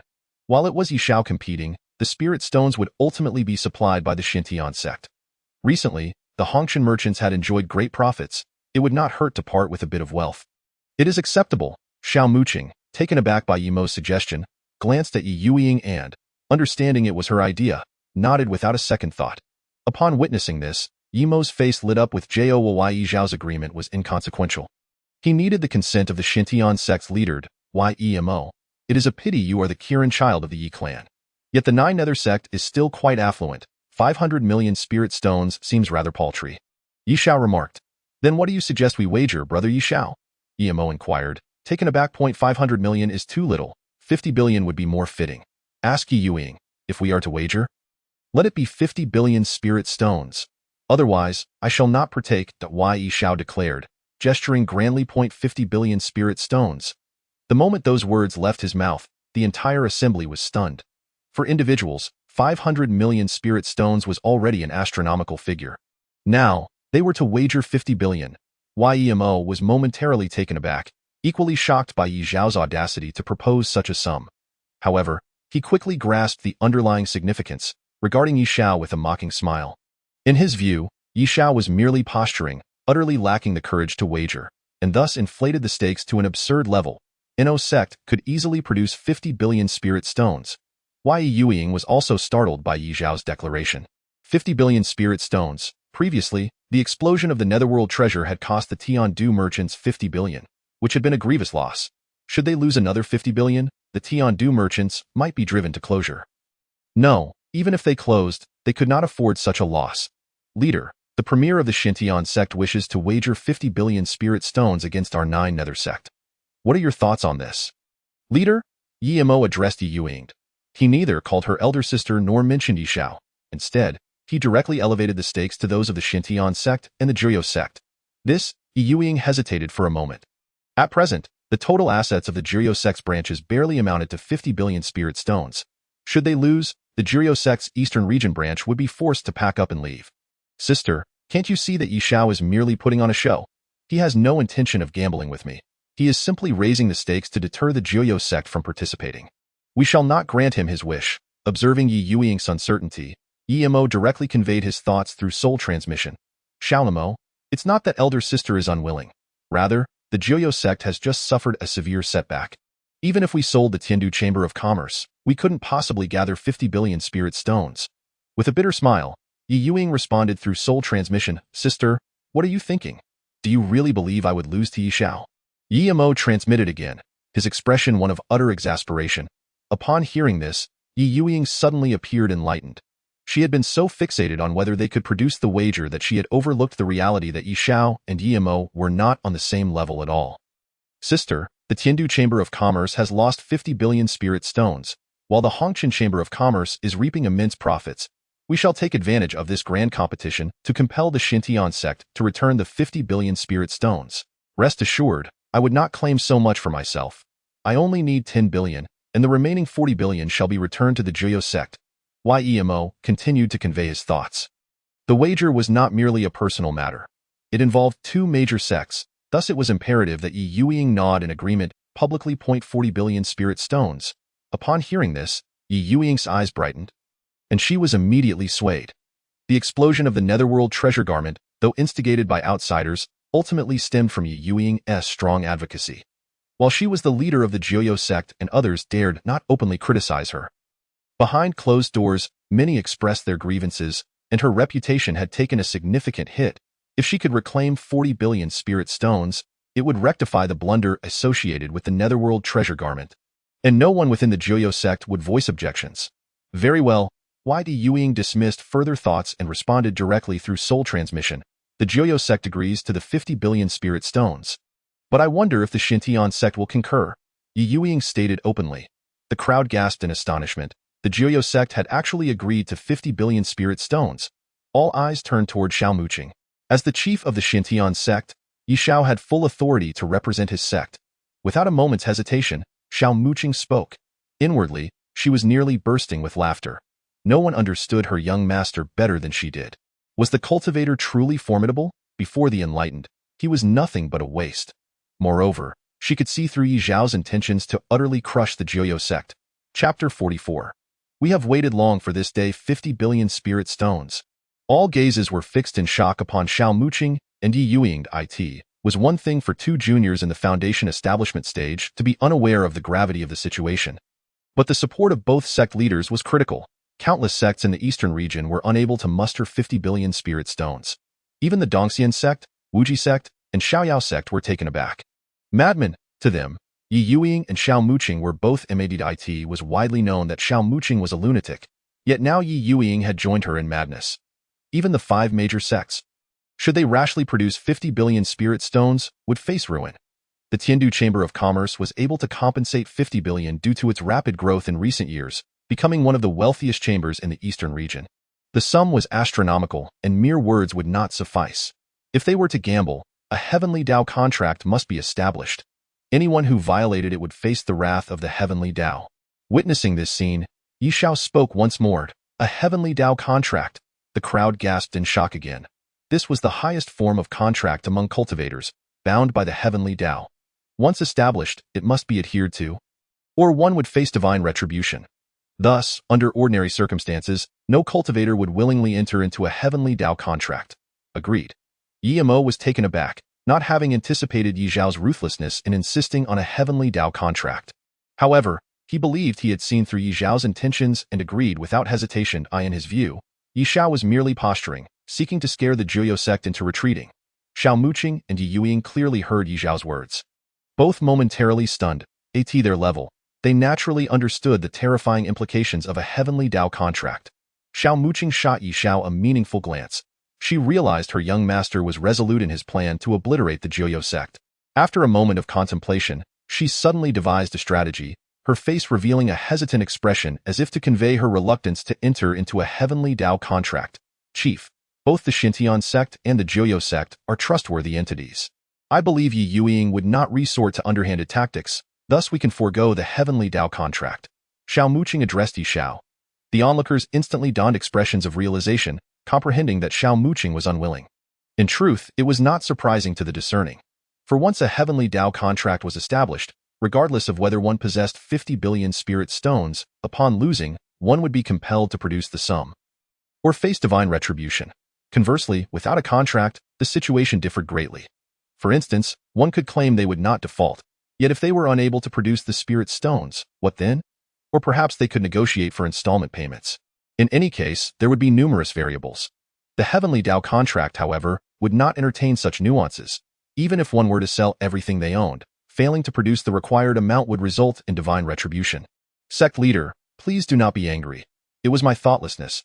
Ye Xiao discerned Xiao Muqing's intentions and expressed a hint of contrition. That will not do. Xiao Muqing is right. If we are to gamble, and if a contract is necessary, it must be a heavenly Dao contract for assurance. Xiao Muqing, you do not intend to default should you lose, do you? Ye Youying, upon hearing the mention of the heavenly Dao contract, also displayed hesitation. After all, this was a matter of great consequence. However, upon hearing the exchange between Xiao Muqing and Ye Xiao, she immediately altered her stance. In her view, Xiao Muqing was merely attempting to avoid accountability. Alternatively, she could slowly repay, perhaps over a century, leaving the Ye sect at a loss. Particularly, from Xiao Muqing's evident unease, she sensed that Xiao Muqing had little confidence. Thus, she naturally aimed to seize the opportunity, insisting that Xiao Muqing enter into a heavenly Dao contract. In that moment, Ye Youying found herself increasingly favorable towards Ye Xiao. Truly, he was a splendid younger brother. For a fleeting instant, She even considered that Ye Xiao had joined the Shenon Sect solely to undermine it. However, she quickly dismissed that thought. One thing was certain. Ye Xiao appeared increasingly agreeable. Why, Ye Youying? What absurd nonsense are you spouting? Do you think this sect leader would resort to dishonesty? Am I afraid of your tricks? Xiao Muqing retorted angrily. Rest assured, the Jiuyou sect can afford to lose. If Ye Mo were to lose, the Jiuyou sect would exhaust its entire fortune to fulfill the debt, not a single spirit stone less. However, we must establish a heavenly Dao contract for assurance. Ye Youying said with a teasing smile. To her, Xiao Muqing's anger only revealed her vulnerability, further motivating her to insist on the heavenly Dao contract. She intended to compel the Shenon sect to return all the spirit stones they had recently acquired, ideally leading to their complete bankruptcy. Xiao Muqing glared furiously at Ye Youying, then shot a fierce glance at Ye Xiao.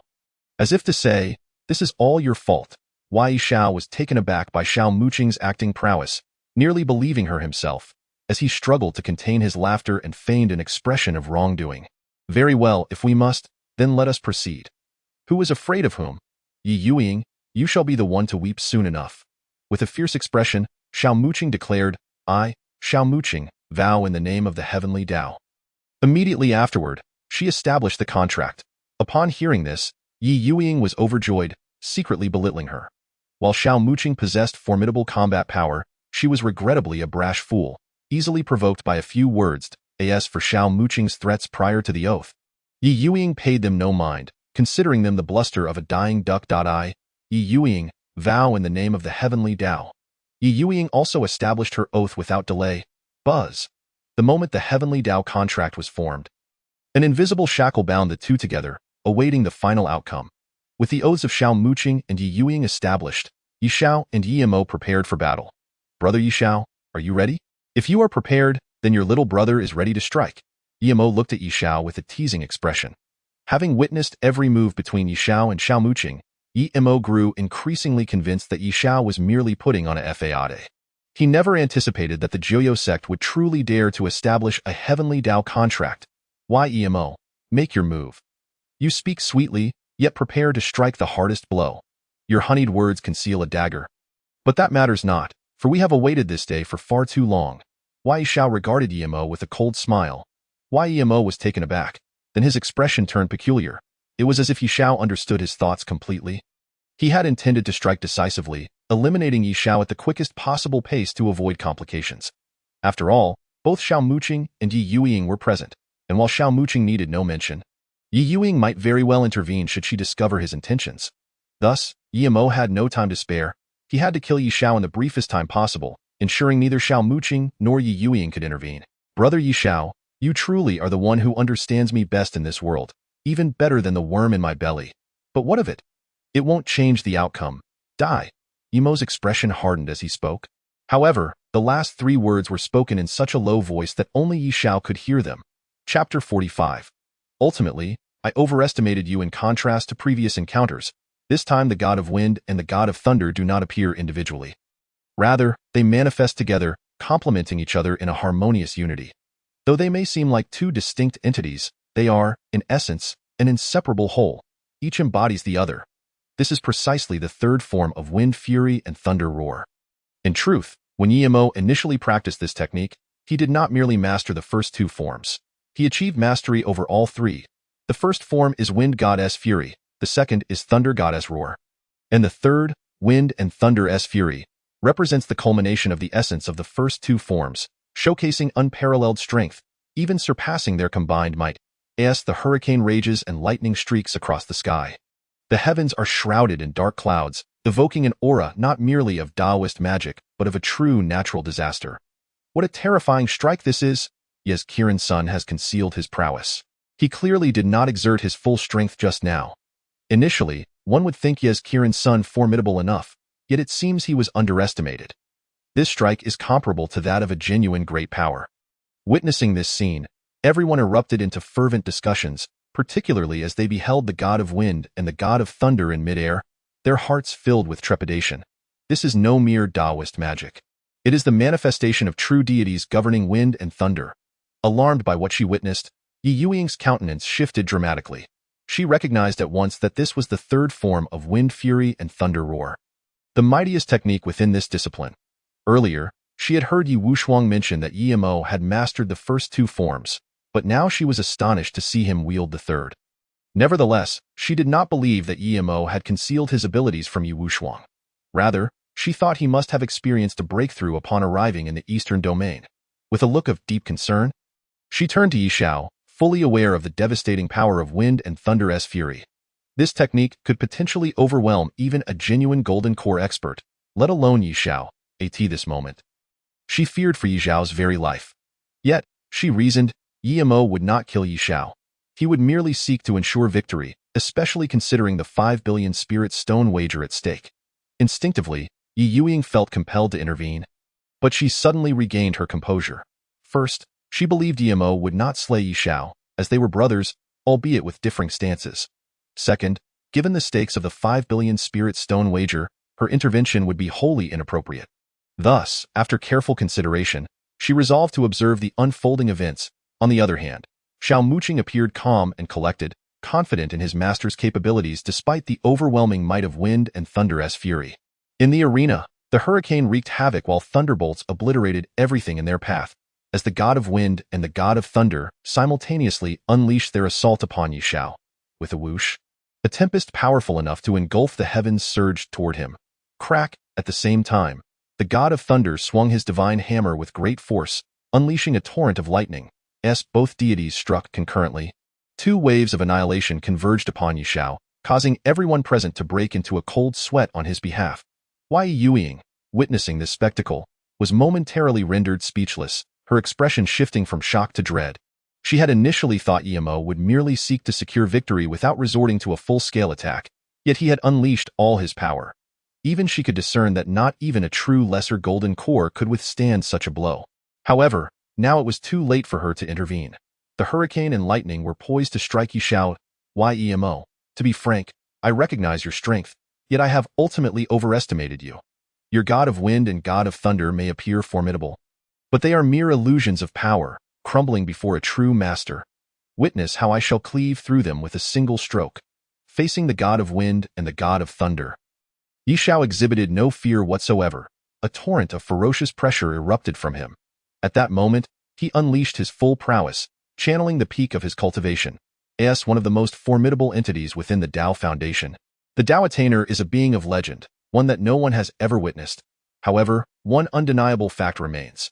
A Dao Attainer is incomparable to any Dao Walker, and even in terms of momentum. Ye Xiao eclipsed Ye Mo the 100-zhang demon blade. Ye Xiao shifted his hands, executing the first stroke of the defiant blade, and a violent aura surged forth, coalescing around him to form a massive 100-zhang demon blade, as if to slice through the very fabric of reality. The appearance of the 100-zhang demon blade unleashed an overwhelming aura of slaughter, instilling profound fear in the hearts of all witnesses. The attribute of slaughter is the supreme quality among the 10 attributes, vastly surpassing the elemental and wind thunder attributes. However, despite the pervasive fear, aside from Xiao, none could recognize the path of slaughter, as it was a talent unique to the demon realm. Xiao, along with the elders of the Shenon Sect, could identify it due to their familiarity with the ancient texts left behind by Xiao. The average individual would be completely oblivious. Blade, shatter, heavens. Ye Xiao wielded the 100-zhang demon blade, executing the most powerful technique within the defiant blade. The 9 demon blades refer to 9 distinct blades, each containing myriad powerful techniques. Having mastered the first stroke of the defiant blade, Ye Xiao inherently commanded all the techniques encompassed within it. The technique blade shatters the heavens stands as the most formidable of them all. With a resounding roar, the 100-zhang demon blade descended, and wherever it passed, the very heavens erupted, and all creation was annihilated, the void itself seeming to implode in a cataclysmic spectacle. Ye Mo, observing Ye Xiao's 100-zhang demon blade, was left dumbfounded, for the first time experiencing genuine fear.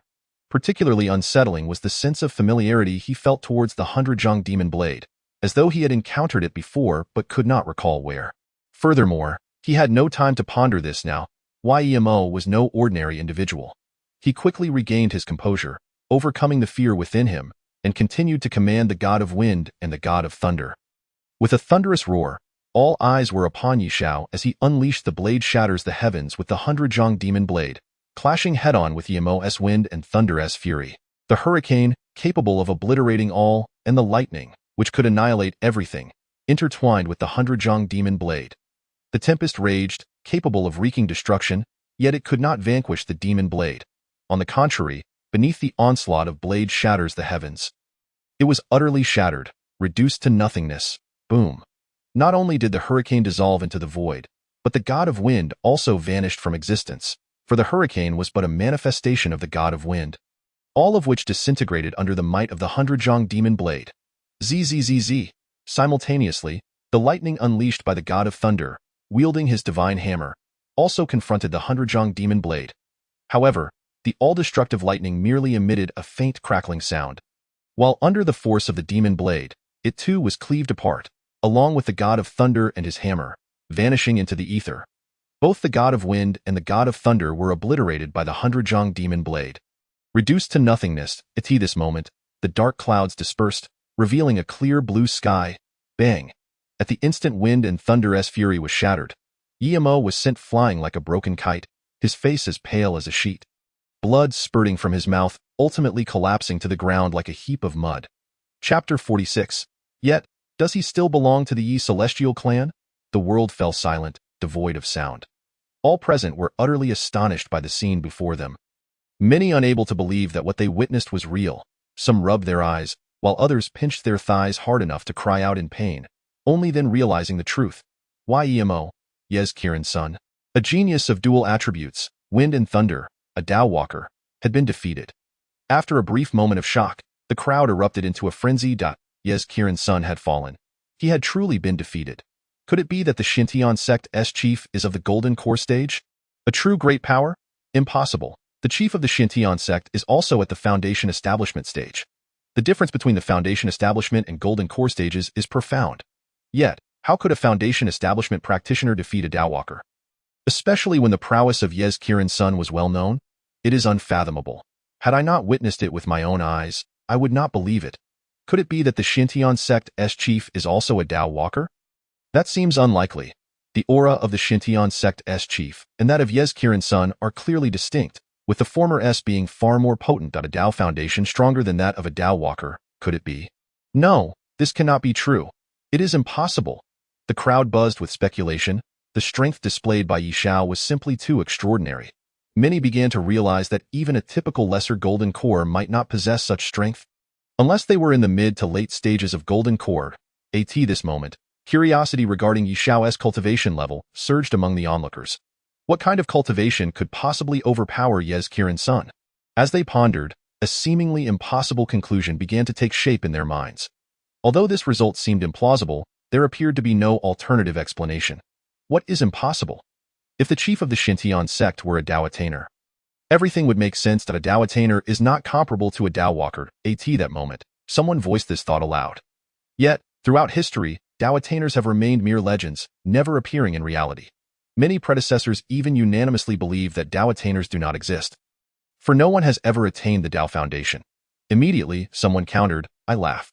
Just because they have not appeared does not mean they do not exist. If they truly did not, why would there be 4 types of Tao foundations rather than 3? The existence of 4 types indicates that Tao attainers must exist. I believe the Shenon Sect's chief is a Tao attainer. That would explain everything. Others stepped forward in support of this claim.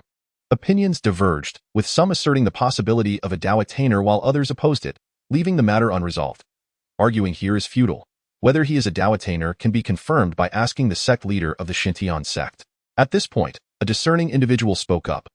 All eyes turned to Xiao Muqing, though no one dared to directly inquire. May I ask the leader of the Shenon Sect, is the chief of the Shenon Sect a Tao attainer? A brave cultivator mustered the courage to pose the question to Xiao Muqing. Ye Youying also turned her gaze toward him, her heart racing. The previous battle had been so astonishing that it had completely upended her understanding. Leaving her in disbelief, Ye Youying was struck with astonishment upon witnessing Ye Qiushui unleash the third form of wind fury thunder roar, for Ye Xiao was far more formidable than she had anticipated. A fleeting worry for Ye Xiao's life crossed her mind. Yet, as if the tides had turned, Ye Xiao demonstrated absolute prowess, overwhelming Ye Qiushui and causing Ye Youying to doubt the very reality before her. Was this truly the Ye Xiao she had come to know? Was he genuinely her once inept younger brother? What kind of demonic power could possibly defy the heavens in such a manner? Soon after, she overheard inquiries about whether Ye Xiao was an enlightened being. Ye Youying gazed at Xiao Muqing, equally eager for an answer, for she too found it hard to believe that anyone could defeat Ye Mo at the Foundation establishment stage. However, if that individual were indeed an enlightened being, then it would be a different matter altogether. Enlightened beings, the legendary Dao Foundations, had never before been witnessed. Although practitioners were rare, several had appeared throughout the ages, leaving traces behind. Yet, enlightened beings had never materialized, leading many ancestors to believe in their non-existence, dismissing them as mere fabrications. Nevertheless, the existence of the 4 Dao Foundations was an unalterable truth. Xiao Muqing, sensing the crowd's curiosity, exhibited a moment of hesitation, clearly uncertain about whether to divulge the information.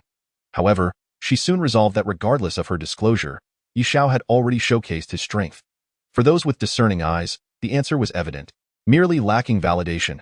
The chief, Ye Xiao, is indeed an enlightened being, an unprecedented enlightened being, Xiao Muqing proclaimed loudly. The declaration left the onlookers in stunned silence, unable to regain their composure. Even those who had speculated beforehand wore expressions of disbelief. After all, conjecture and confirmation were 2 entirely different matters. Now, with the sect leader of Xintian personally attesting that Chief Ye Xiao was an enlightened being, an unprecedented enlightened being, the atmosphere shifted dramatically. Yet, a voice soon questioned, if he is an enlightened being, why can we not discern his attributes? That last strike bore no trace of the elemental properties: metal, wood, water, fire, earth, wind, or thunder. The crowd recalled the 7 elemental properties of the human realm. Acknowledging that any Dao technique should reveal some aspect of its nature, Ye Mo had exhibited wind and thunder attributes, while others like Shangguan Han showcased water attributes. Admittedly, there were esoteric powers that transcended these attributes. Yet Ye Xiao's swordplay was palpably not one of them. All eyes turned once more to Xiao Muqing, seeking clarity. Furrowing her brow, she let out a soft huff. The crowd quickly regained their senses. Realizing their impudence, the mere revelation of the Dao Foundation was already a significant concession. Did they truly expect her to reveal all her secrets?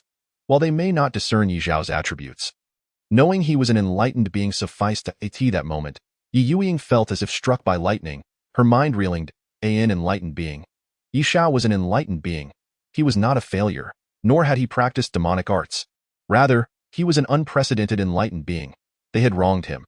She recalled how Ye Xiao had sacrificed for his mother and father. Though she had not been present at the time, she had learned of the details. The Ye clan had falsely accused Ye Xiao of being a demonic cultivator, claiming he practiced dark arts in a village at the foot of the mountain. Ye Xiao had vehemently denied it, leading to a severance of ties.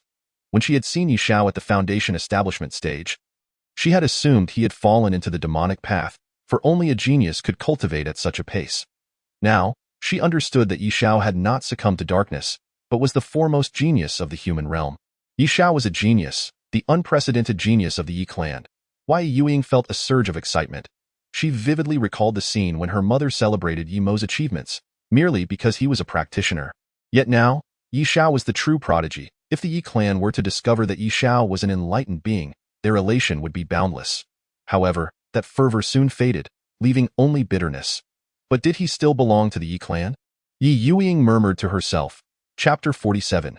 Today, I shall slay you with the might of the heavenly force golden cord. In the arena, Ye Xiao stood quietly, the 100-foot demonic blades around him dissipating, while Ye Mo lay sprawled on the ground like a defeated dog. Everyone presumed the battle had concluded, yet Ye Xiao knew otherwise. This was not Ye Mo's true strength. As expected, Ye Mo, on the ground, showed no signs of pain, exuding an unsettling calmness. Slowly, he rose, brushing off the dirt from his clothes, his gaze fixed on Ye Xiao like an abyss. An enlightened being. So you are an enlightened being. No wonder you have become my destined nemesis. Ye Mo spoke calmly, as if he were not the one who had just been battered. Nemesis? You overestimate yourself. I am your destined nemesis. Ye Mo in this life. You shall find no escape, Ye Xiao replied, a cold smile adorning his face. In his previous life, he had been thrust into the 3 souls' nails by Ye Mo, his talent stifled, living perpetually in Ye Mo's shadow. In this life, with his talents fully revealed, he naturally sought retribution for grievances. Ye Xiao, you overrate yourself. Do you truly believe that a fleeting victory can defeat me? Dream on. An enlightened being may indeed surpass a practitioner. But that is only if the gap in realms is not vast. If the disparity is too great, it is all in vain. Ye Xiao, Open your eyes and see clearly what realm I occupy. Ye Qiushui bellowed. With a resounding roar, the overwhelming pressure of the golden core erupted from Ye Qiushui, and at that moment, he was no longer merely a late-stage practitioner but had soared directly to perfection in the practitioner realm. Perfection in the practitioner realm, however, this was not the end. After breaking through to perfection, Ye Qiushui continued to ascend. Suddenly, a brilliant golden core coalesced from within Ye Qiushui, the unique golden core of the golden core stage. Yet, upon closer inspection, one would realize that Ye Qiushai's golden core, while seemingly identical to Mao Chao's, was of a vastly superior quality. The might of the golden core surged, instantly shocking all present. Everyone had initially believed the battle to be over, only to be taken aback by Ye Qiushui's astonishing display of power, a golden core. Ye Qiushui was a formidable being of the golden core stage. No, like Mao Chao, he too was at the false golden core stage, merely a half step into greatness. Though both were in the false golden core stage, Ye Qiushui's golden core was immensely stronger than Mao Chao's. It was well known that golden cores were categorized into 4 types: lesser heavenly golden core, greater heavenly golden core, and ultimate golden core. This was akin to the 4 Dao foundations at the foundation establishment stage. Generally, golden core practitioners were lesser heavenly golden cores, comprising 90% of all cultivators. Only a select few possessed the greater heavenly golden core. Though the distinction between lesser and greater heavenly golden cores seemed minor, the difference was monumental. Above the greater heavenly golden core lay the heavenly golden core, whose rarity rivaled that of practitioners. Ye Qiushui's golden core was extraordinarily powerful, prompting many to instinctively believe it to be a greater heavenly golden core. Yet, there were perceptive individuals who discerned that this was not the case. For the pressure of a greater heavenly golden core did not compare to that of the exceedingly rare heavenly golden core. Logically, the heavenly golden core was too scarce to be believed. Yet considering Ye Qiushui was himself a practitioner, it became understandable. If there existed a Dao foundation capable of transforming into a heavenly golden core, it could only be that of a practitioner. All eyes were fixed on Ye Qiushui, astonished by the presence of the heavenly golden core. Initially, the outcome of this battle seemed predetermined, yet now, uncertainty reigned. An enlightened being was indeed formidable, but the heavenly golden core belonged to a being of great power. Even if the false golden core stage was merely a half step into greatness, it was not something a foundation establishment practitioner could contend with. The heavenly golden core, witnessing this scene, Ye Youying was once again rendered speechless. Ye Qiushui was not a late-stage practitioner but a false golden core stage, having already condensed a heavenly golden core, on the verge of becoming a true golden core practitioner. She knew Ye Qiushui was a genius. Yet she had not anticipated his power to be this terrifying. It was fortuitous, for this competition involved 50 billion spirit stones. If Ye Qiushui were to lose, the Jiuyou sect would struggle to survive in the eastern region. Soon, however, Ye Youying regained her composure. Though she had been astonished by Ye Xiao's talents, she was also concerned that if Ye Qiushui were to lose, the Jiuyou sect would face exorbitant compensation. Fortunately, Ye Qiushui had surprised her. Xiao Muqing, observing the scene, remained calm and collected. Although the heavenly golden core was indeed fearsome, she had witnessed Ye Xiao wield his sword and knew that his demonic blade was merely a warm-up. Ye Xiao, I have already condensed a heavenly golden core. Though I may be in the false golden core stage and not yet a true golden core practitioner, it is more than sufficient to contend with you.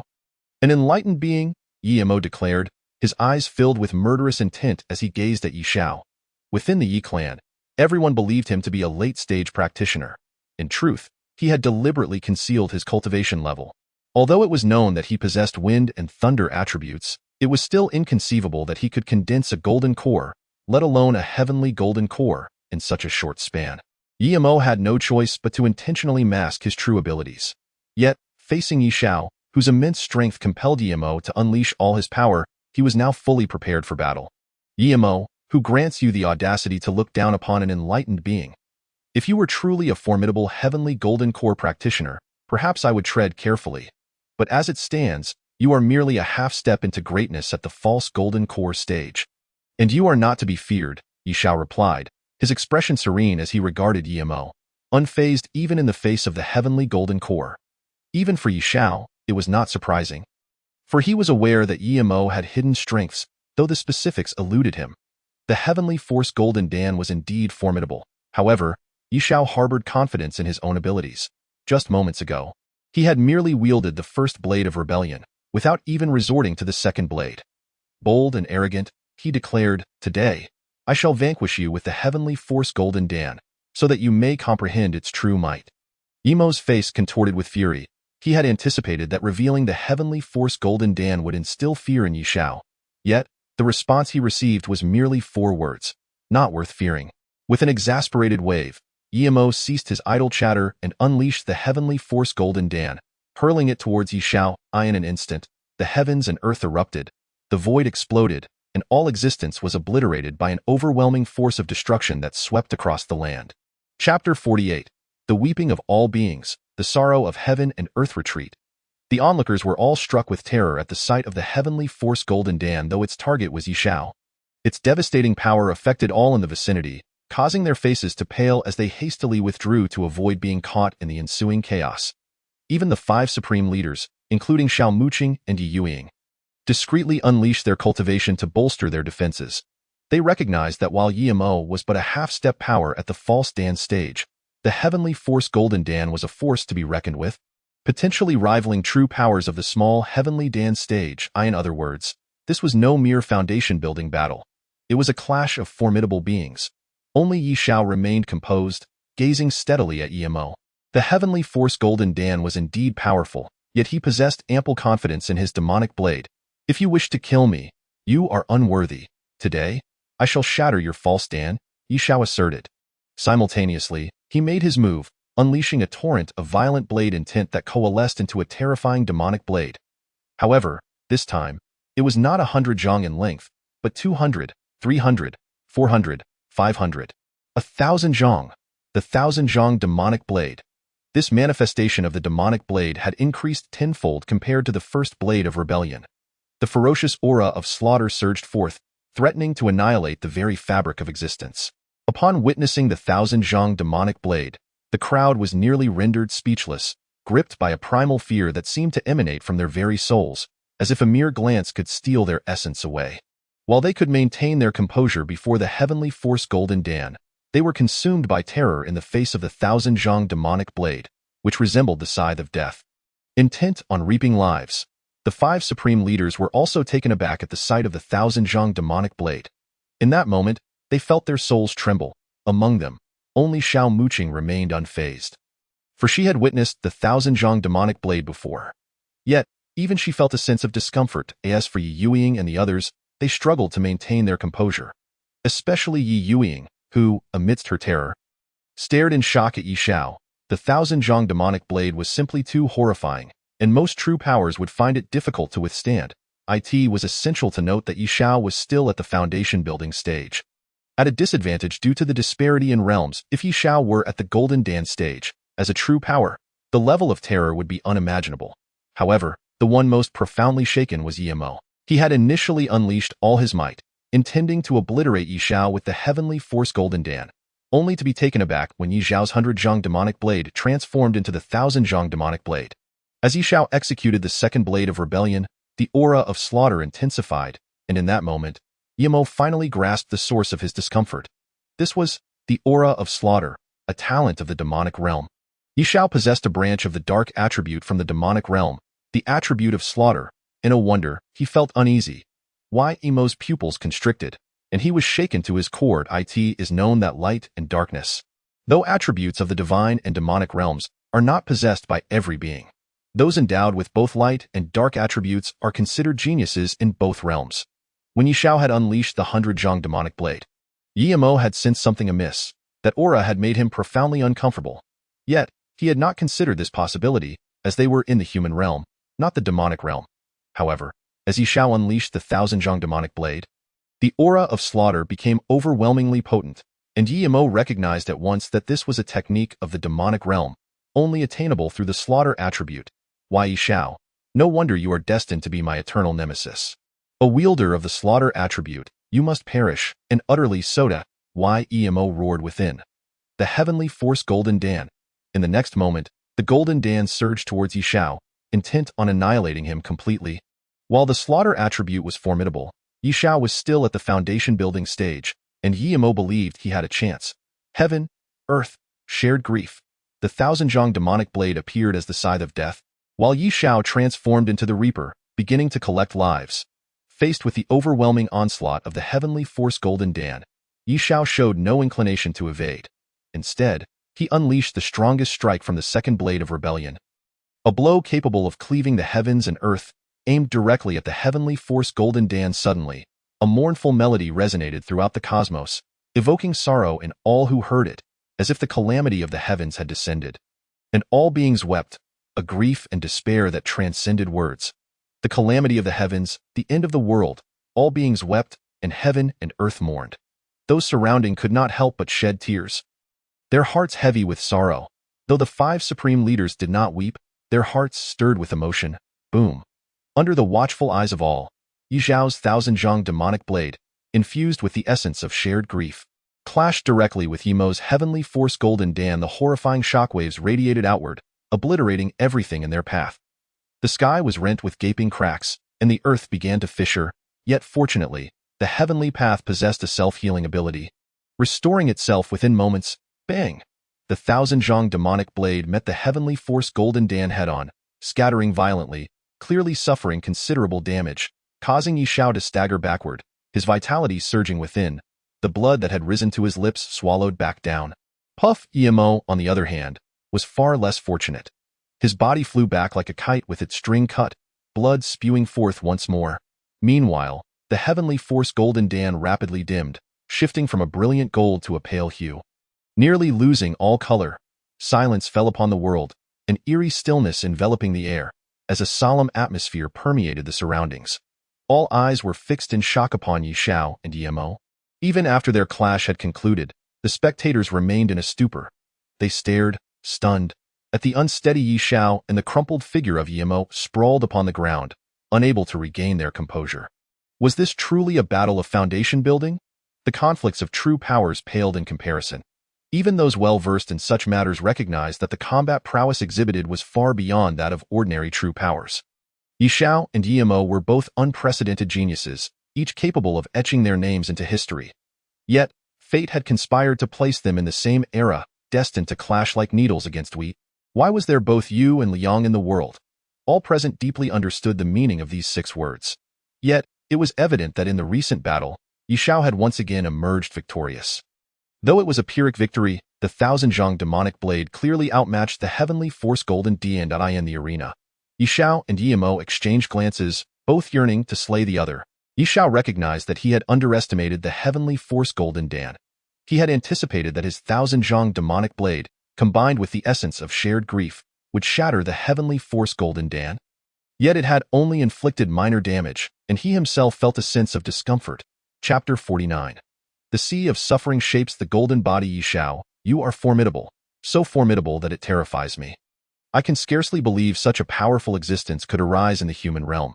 You are still but at the foundation building stage. If you truly reach your potential, there would be none to rival you in the 6 realms. Yet, alas, you shall not have the chance to grow. Ye Mo, battered, struggled to rise from the ground, wiping the blood from the corner of his mouth, gazing at Ye Xiao with an unsettling calmness. Logically, after being suppressed twice by Ye Xiao, Ye Mo should have been gripped by fear. However, he was not. He maintained an air of confidence, as though he believed he would ultimately emerge as the victor. Why, Ye Mo, you truly have forgotten the pain of your wounds. I have said it before. If you wish to kill me, you are unworthy. I, Ye Xiao, shall become the nightmare you can never erase. Why, Ye Xiao regarded Ye Mo with a cold smile. Though Ye Xiao's previous strike had been a hard-fought victory, it was clear he had gained the upper hand, and he recognized that Ye Mo's heavenly force Golden Dan had lost its fighting spirit. He could not fathom where Ye Mo's confidence stemmed from. A nightmare? You overestimate yourself. The slaughter attribute of the demonic realm is indeed powerful, but it is not invincible, Ye Mo retorted with a sneer. To outsiders, the heavenly force Golden Dan appeared to be Ye Mo's trump card. Yet, Ye Mo knew it was a hidden ace he preferred not to reveal. He had once resolved not to expose his true strength until he possessed absolute power. However, Ye Xiao's rise had completely disrupted his plans. Because Ye Xiao was too monstrous, too powerful, Ye Mo was willing to go to any lengths to eliminate him, even if it meant revealing his own secrets.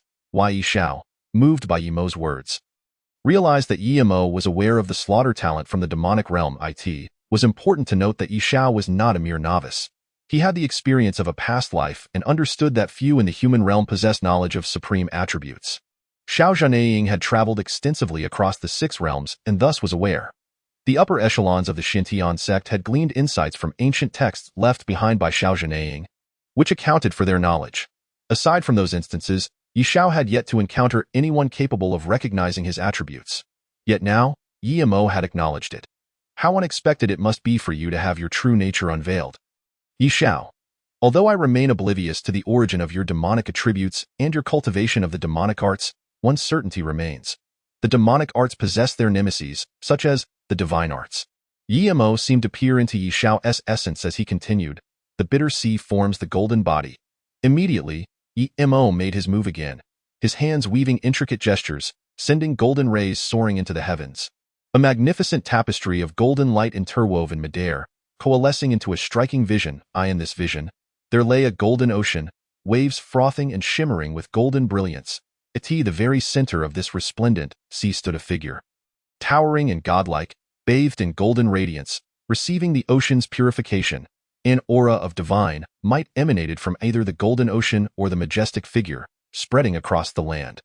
Everyone gazed at the extraordinary spectacle in the sky, rendered speechless. Even many of the weaker individuals knelt in reverence, compelled by a profound sincerity that resonated from the depths of their souls. In this world, akin to the bitter sea, the physical body serves as a vessel navigating through its depths. One must choose whether to cultivate the body, fortifying the vessel to reach the other shore, or allow oneself to drift aimlessly, sinking into the abyss of suffering, devoid of rebirth.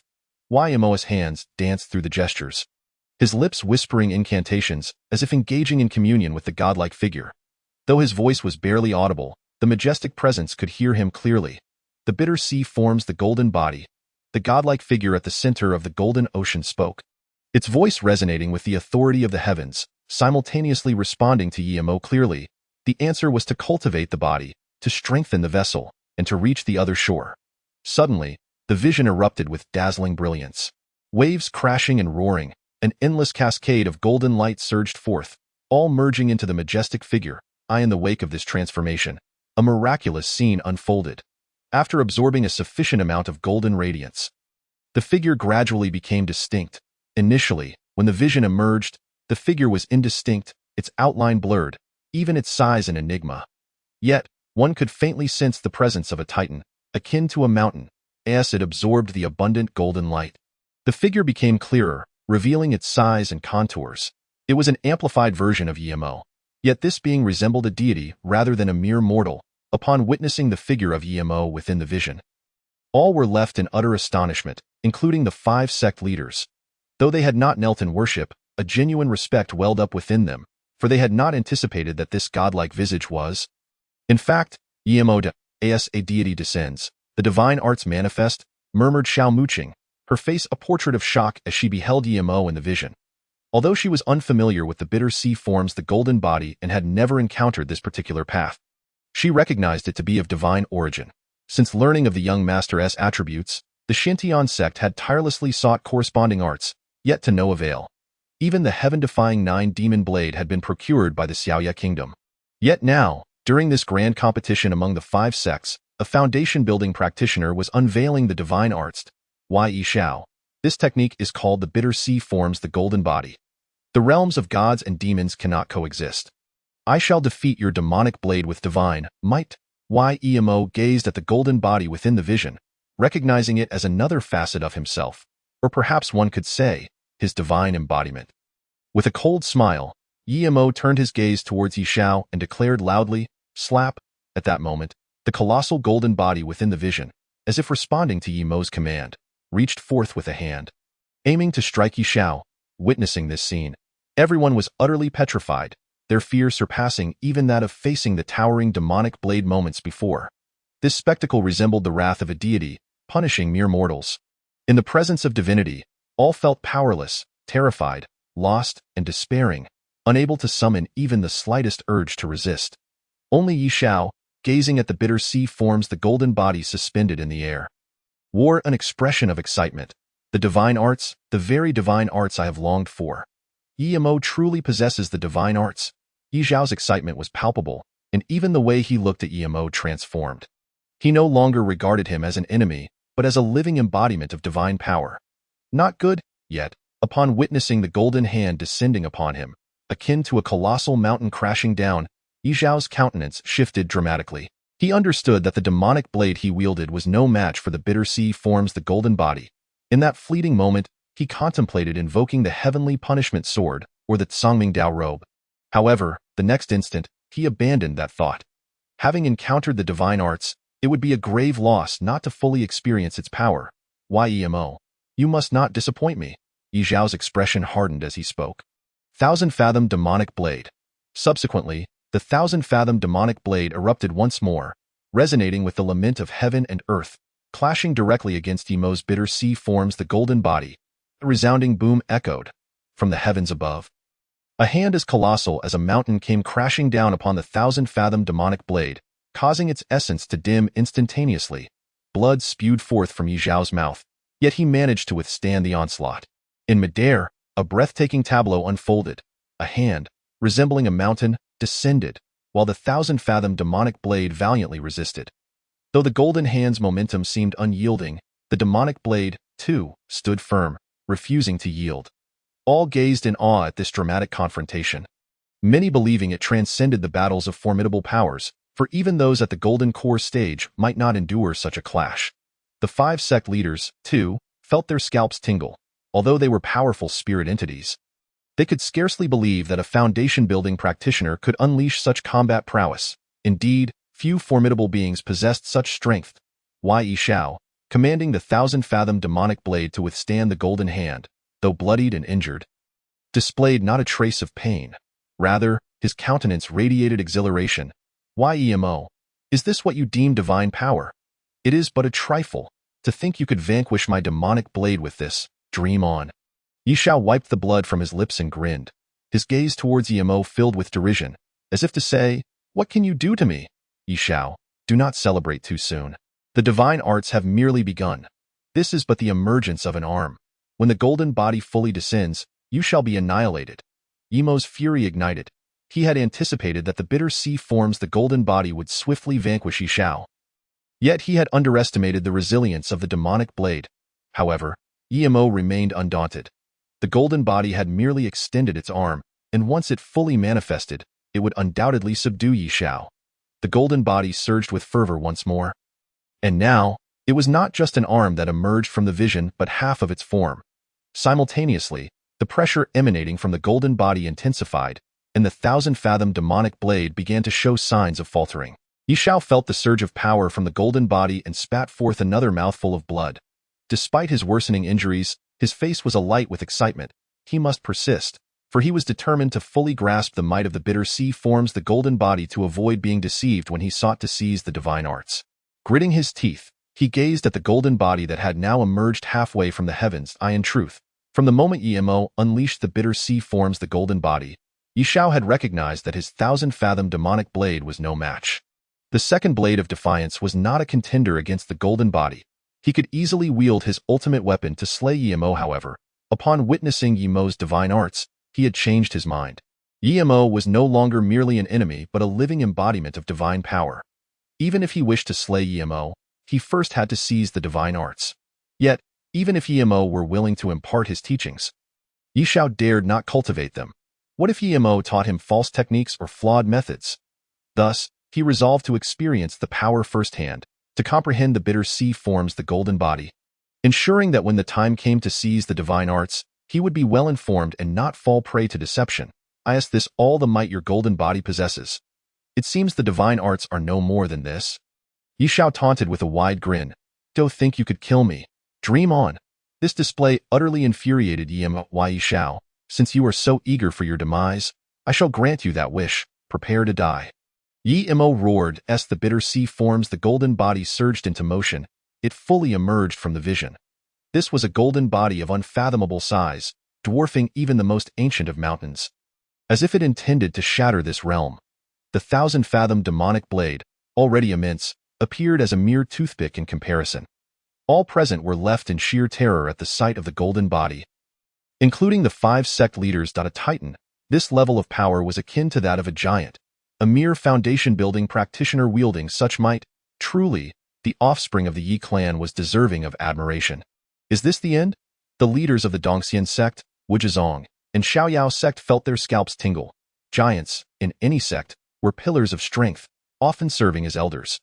Yet now, a foundation-building practitioner was exhibiting the power of a giant. Who would believe it if they had not witnessed it with their own eyes? Ye Youying, amidst her astonishment, felt a surge of pride. This was the Ye clan's progeny, her beloved younger brother. Only Xiao Muqing maintained her composure. Having spent considerable time with Ye Xiao, she believed she understood him well. Seeing him in a state of furious madness, continuously shouting, she sensed a deception at play. It was undeniable that Ye Mo was powerful. So powerful that even she, the leader of the Shenon sect, felt shaken within. Yet she also knew that her young master was even more formidable. She vividly recalled how he had once slain a giant of the Jiuyou sect. With a thunderous roar, as the golden body fully emerged from the vision, the 1,000-fathom demonic blade could no longer hold its ground and exploded upon impact. Blood poured from Ye Xiao as if it were of no consequence. In that moment, he resembled a piece of meat laid bare upon a chopping block, at the mercy of the blade. Instead, a look of excitement adorned Ye Xiao's face, for he had witnessed the true essence of the bitter sea forging the golden body. Thus, in the future, when seizing divine laws, he would not be deceived. It was time to bring this to a close. Ye Xiao murmured to himself, yearning to wield the heavenly punishment sword. With the emergence of this third-grade heavenly sword, it could surely slay the golden body on the spot. He had just discerned that the power of the bitter sea golden body was comparable to that of a titan, albeit slightly inferior to the Lu Mu he had vanquished previously. Ye Xiao recognized that it was not the inadequacy of the bitter sea golden body that posed a challenge. Rather, it was his own strength that was insufficient for complete mastery. Had Ye Mo been a true celestial-level golden core powerhouse, he would have been capable of slaying titans with his golden body. Just as Ye Xiao was poised to command the heavenly punishment sword to strike down the golden body, a sudden surge of life energy within him began to operate frantically, unleashing a torrent of life essence that surged forth, visibly mending his injuries at an astonishing pace. This life energy possesses such miraculous effects. Ye Xiao was taken aback by this revelation. Moments ago, he had suffered severe injuries while using the 1,000-zhang demon blade to counter the golden body. Yet it had remained within his tolerable limits.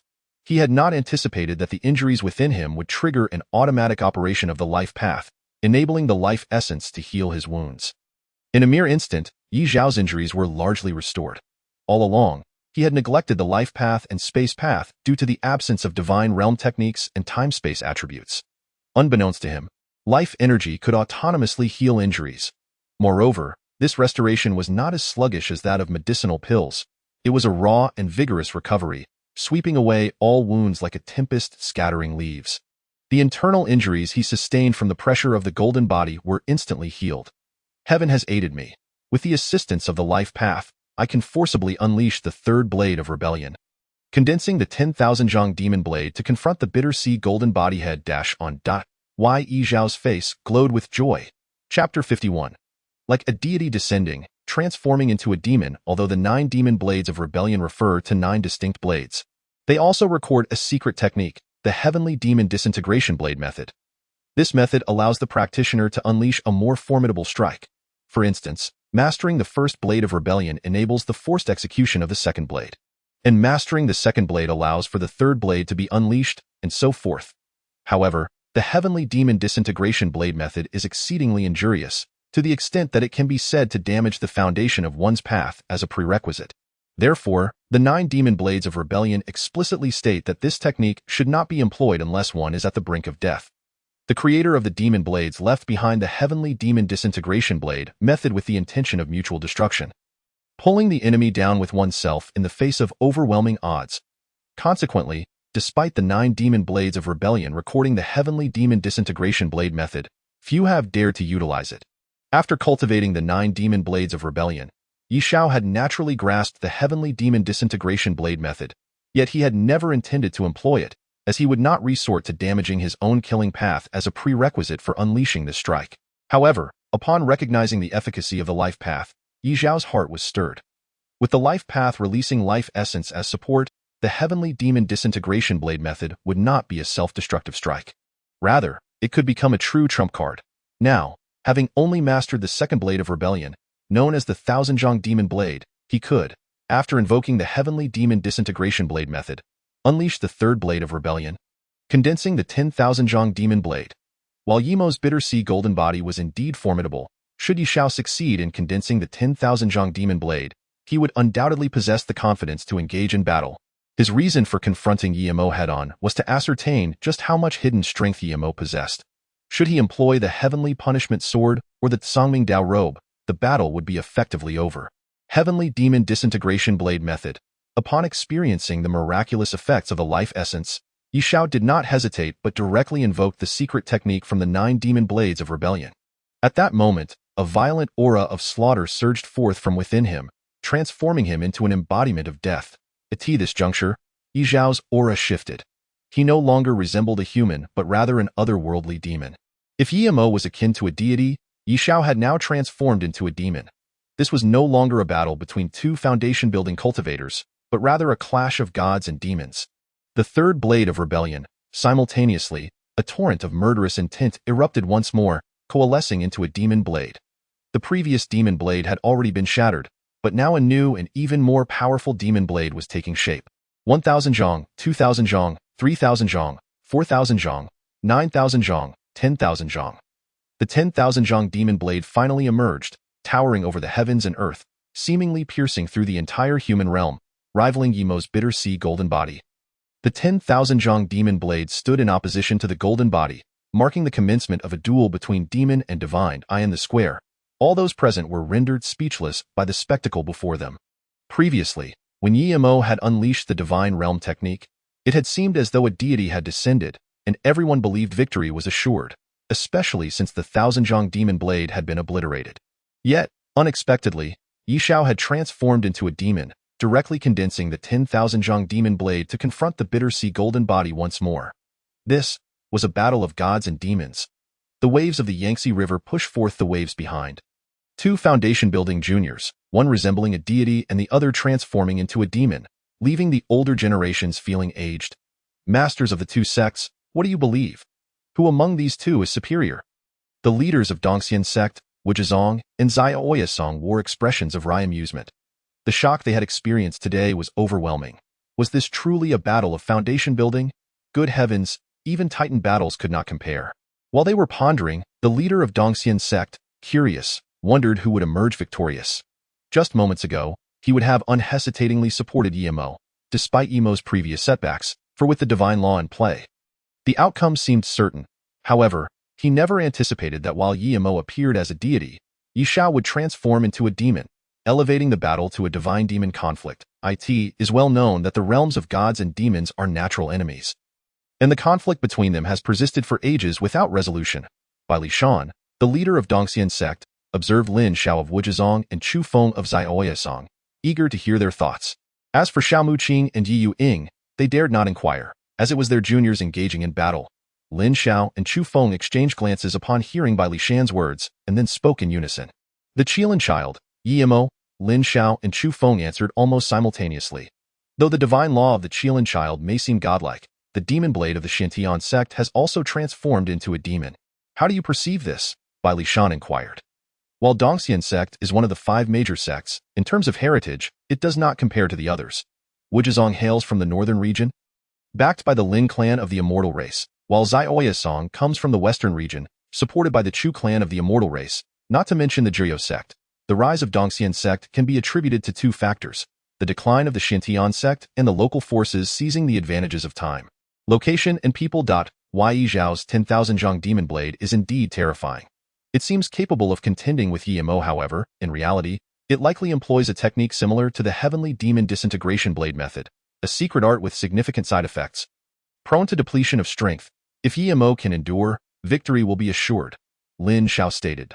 As the leader of Wuzhang and a member of the Lin clan of the northern region, he possessed a certain level of insight.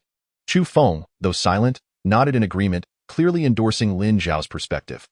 Bai Lishan appeared enlightened, realizing that he had failed to discern this. Though he too was a formidable figure among the divine, his combat prowess was not far from that of Lin Xiao and Chu Feng.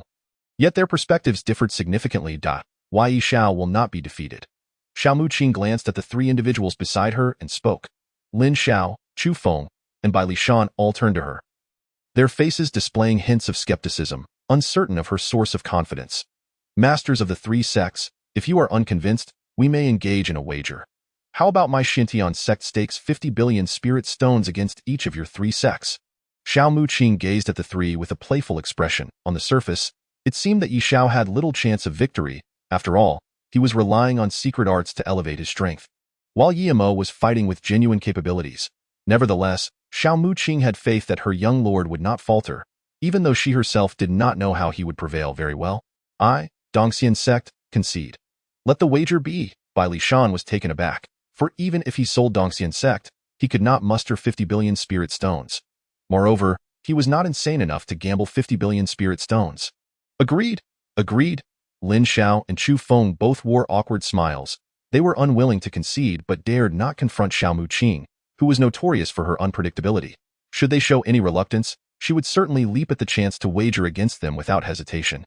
Chapter 52. Ye Mo, I now feel sympathy for you in mid-air. The 10,000 Zhang demon blade and the bitter sea golden body stood in opposition. Ye Xiao and Ye Mo gazed at each other, their eyes as frigid as ice, capable of causing the surrounding temperature to plummet. Particularly Ye Mo, whose eyes glinted like those of a venomous serpent, fixated intently on Ye Xiao, scarcely believing the reality before him. Moments ago, Ye Xiao's 1,000 Zhang demon blade had been shattered, and victory seemed assured. Who would have thought he would recondense the 10,000 Zhang demon blade? Moreover, Ye Mo could sense the terror emanating from the 10,000 Zhang demon blade. It was formidable enough to rival the bitter sea golden body. However, he quickly recognized the underlying flaw, a mocking smile crossing his face. Ye Xiao, you truly seek your own demise, forcibly employing the heavenly demon disintegration blade method to enhance your strength. Setting aside whether you can slay your opponent, you will undoubtedly harm yourself. After this battle, you may not perish, but you will certainly be rendered incapable. Ye Mo gazed at Ye Xiao with derision. The demon realm was notorious for employing such extremes. When unable to best an opponent, they would resort to self-harm in a bid for power, wishing for mutual destruction. Yet, Ye Mo remained unafraid, for he understood the drawbacks of the heavenly demon disintegration blade method. It would soon result in depletion of strength. With its duration being painfully brief, I fear I must disappoint you. I shall thrive splendidly. For you, it may be the celestial demon's disintegration technique, yet for me, it is merely an ordinary secret art. Ye Xiao stated. His assertion was not a mere pretense, but rather a reflection of reality. With the assistance of the path of life, the injuries sustained from employing secret techniques had already been healed. Ye Mo, I am quite curious as to how you came to possess divine techniques.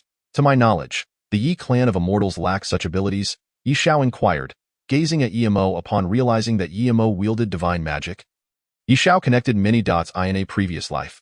Ye Mo had risen like a comet, and Ye Xiao was aware that Ye Mo harbored numerous hidden talents, including having witnessed Ye Mo practicing techniques in secret on multiple occasions. Techniques he had never encountered before. Though he had not recognized them as divine techniques in his past life, he was enlightened now. Do you wish to know? I shall not divulge it. You might as well inquire with King Yen, for he may possess the answer, Ye Mo retorted with a mocking smile. This was his greatest secret. His reluctance to employ divine techniques stemmed from a desire to prevent its revelation. Even if you remain silent, I can surmise. If I am not mistaken, you must be a reincarnation of the divine clan. Ye Mo, your presence in the Ye clan of immortals has always been a conspiracy. The so-called auspicious signs of the Qilan sun, the heavenly blessings, the golden lotus emerging from the earth, and the purple aura rising from the east for 3,000 miles are all illusions you have meticulously crafted, all to secure your place within the Ye clan. Ye Xiao asserted, pointing at Ye Mo, though Ye Mo's schemes did not concern him, and in fact, he hoped Ye Mo would hasten his plans to transform the entire Ye clan into a hell on earth. He nonetheless needed to ascertain Ye Mo's true identity, in his previous life. Limited by his perspective, he had encountered many inexplicable phenomena while interacting with Ye Mo, yet he had never pondered deeply. For instance, Ye Mo possessed numerous hidden talents, all of which were divine techniques. Others might assume he had experienced fortuitous encounters, even believing that an ancient deity resided within him. However, Ye Xiao understood otherwise. If Ye Mo harbored a powerful entity within him, it would be impossible to remain completely unaware in his previous life. Ye Mo had always acted alone without assistance, leading Ye Xiao to contemplate another possibility: reincarnation of the divine clan. In truth, for the realms of gods, demons, and immortals, reincarnation and possession were not uncommon occurrences. It was merely rare in the human realm. requiring at least the power of a celestial sovereign to achieve such feats. Yet one must recognize how few celestial sovereigns existed in the human realm, each one immensely powerful and unlikely to fall easily to Ye Xiao. What utter nonsense are you spouting? I cannot comprehend your words. What divine clan reincarnation? I suspect you are the one who is a reincarnation of the demon clan. Yemo's pupils constricted, appearing calm on the surface while internally shocked. He had never anticipated that the secret he endeavored to conceal would be unveiled by Ye Xiao, who seemed to possess an uncanny insight into his thoughts. Indeed, he was originally of the divine clan, having perished in a great war in the divine realm, after which his remnants traversed through a spatial rift and entered the human realm, inhabiting Yemo's body, thereby reincarnating. However, though Ye Xiao had spoken this truth, he would certainly not acknowledge it matters not whether you admit it. I am aware of the truth. Yemo, I now find myself sympathizing with you. For your current existence will be fraught with suffering. Ye Xiao observed Yemo's expression, fully understanding the implications. Whether Yemo admitted it or not was irrelevant. He merely sought the truth. With this understanding, many mysteries from his previous life could be unraveled. Ye Xiao, you remain oblivious to the circumstances. Do you truly believe that by relying on the celestial demon's disintegration technique, you can contend with me? Dream on. Today, I shall demonstrate the true power of the golden body formed from the sea of suffering. Yemo's expression tightened. He had no desire to engage in further banter, only wishing for a swift resolution to eliminate Ye Xiao. Golden body formed from the sea of suffering. With that, Yemo changed his hand seals, and at that moment, the golden ocean within the phenomenon began to churn violently. Golden brilliance illuminated the world, with waves crashing in fury, leaving all spectators awestruck, even terrified. The once ethereal golden ocean now manifested as a tangible force, as if the waters of the celestial river flowed freely. The waters of the great river descend from the heavens. Subsequently, the golden ocean, akin to the Milky Way cascading from the ninth heaven, descended upon the golden body of suffering, transforming into a radiant glow. With a resounding roar, the golden body surged with brilliance before unleashing a ferocious strike, aiming to utterly obliterate the towering magic blade. All eyes were wide with astonishment at this spectacle, including the 5 great sect masters, for this was divine magic, rare and invaluable. Very well, allow me to reveal to you the true might of the third blade of defiance. Ye Xiao's expression hardened as he struck again. All things are silent. Ye Xiao clasped his hands above his head and brought them down forcefully. The towering magic blade followed suit as if it were an extension of his will. This was a strike capable of withering all, a blow that would reshape chaos, a slice that rendered all things silent. It was as if the entirety of existence was being reverted to chaos and transformed into nothingness. All who beheld this strike felt their hearts tremble, as if their souls had plummeted into the deepest abyss of the 18 hells. With a thunderous roar, Yemo's golden body formed from the sea of suffering clashed head-on with Ye Xiao's all things are silent. While the golden body was formidable, it was evident that the towering magic blade held the upper hand, especially with Ye Xiao wielding all things are silent, which directly shattered the golden body of suffering. At the moment the golden body erupted, it resembled a blazing sun exploding, casting endless golden radiance across the heavens, transforming the world into a golden realm. Boom. Yemo's body was sent hurtling backward like a kite with a severed string, blood gushing forth uncontrollably as his flesh erupted, leaving no part of him unscathed, ultimately collapsing to the ground like a lifeless dog. In contrast, Ye Xiao merely staggered, sustaining no substantial harm. The disparity between the two was stark and evident. Chapter 53. For you shall perish beneath your mother's artifact. Silence enveloped the heavens and earth, with the sound of a pin drop audible. Once again, all present were left in awe of Ye Xiao's overwhelming power. Since Yemo's appearance, he had been the focal point, the 5 characters Qilin, son of the Ye clan, serving as a guarantee. However, since the battle commenced, Yemo had been relentlessly crushed, whether through wind and thunder attribute techniques, the heavenly force of the golden core, or the divine techniques just demonstrated. All had been overwhelmed by Ye Xiao. At this moment, all were left in a state of shock, their confidence shattered. No, more accurately, they were charred inside and out. Such power was terrifying and utterly invincible. Even the 5 great sect masters looked on in disbelief at Ye Xiao, especially by Li Shan, Lin Xiao, and Chu Feng, who were left with expressions of incredulity. They were certain that Ye Xiao had employed a secret method to enhance his strength. Logically, such methods bore significant side effects, and Ye Xiao should have been unable to endure the battle. Yet, they were mistaken. Ye Xiao once again asserted his dominance over Ye Mo. It was as if the enhancements he had utilized bore no adverse effects whatsoever. At this moment, the three felt a wave of relief for not having rashly gambled with Xiao Muqing. For otherwise, they would have faced ruin, so that is how it is. Xiao Muqing's gaze fixated on Ye Xiao, a sudden realization dawning upon her. Outsiders might fail to perceive the subtleties, but she had discerned that Ye Xiao was employing a technique akin to the celestial demon's disintegration technique to boost his power without inflicting harm. From Ye Xiao, she sensed a robust life force, as if a vital essence were mending his wounds. Most would be unaware of the path of life and thus ignorant of its essence. Yet she understood. However, she had not anticipated such miraculous effects from the vital essence. He is lost. Ye Mo has lost. The Nine Nether Sect must compensate 50 billion spirit stones, Ye Youying remarked, dumbfounded by the scene unfolding. At that moment, she could scarcely concern herself with why Ye Xiao bore no side effects. Her mind was consumed by the thought that Ye Mo had lost, and the Nine Nether Sect was obligated to pay 50 billion spirit stones. Following the previous incident with the hellish garb, the Tiandu Merchant Association was already in dire straits. Now, even if they sold the entire association, they could not produce 50 billion spirit stones. Yet she had signed a contract with the Heavenly Tao. And thus, she was compelled to compensate this sum. I, Ye Youying, once believed myself a paragon of excellence, destined to elevate the Nine Nether Sect. I had thought the eastern region would be my first step away from the southern region.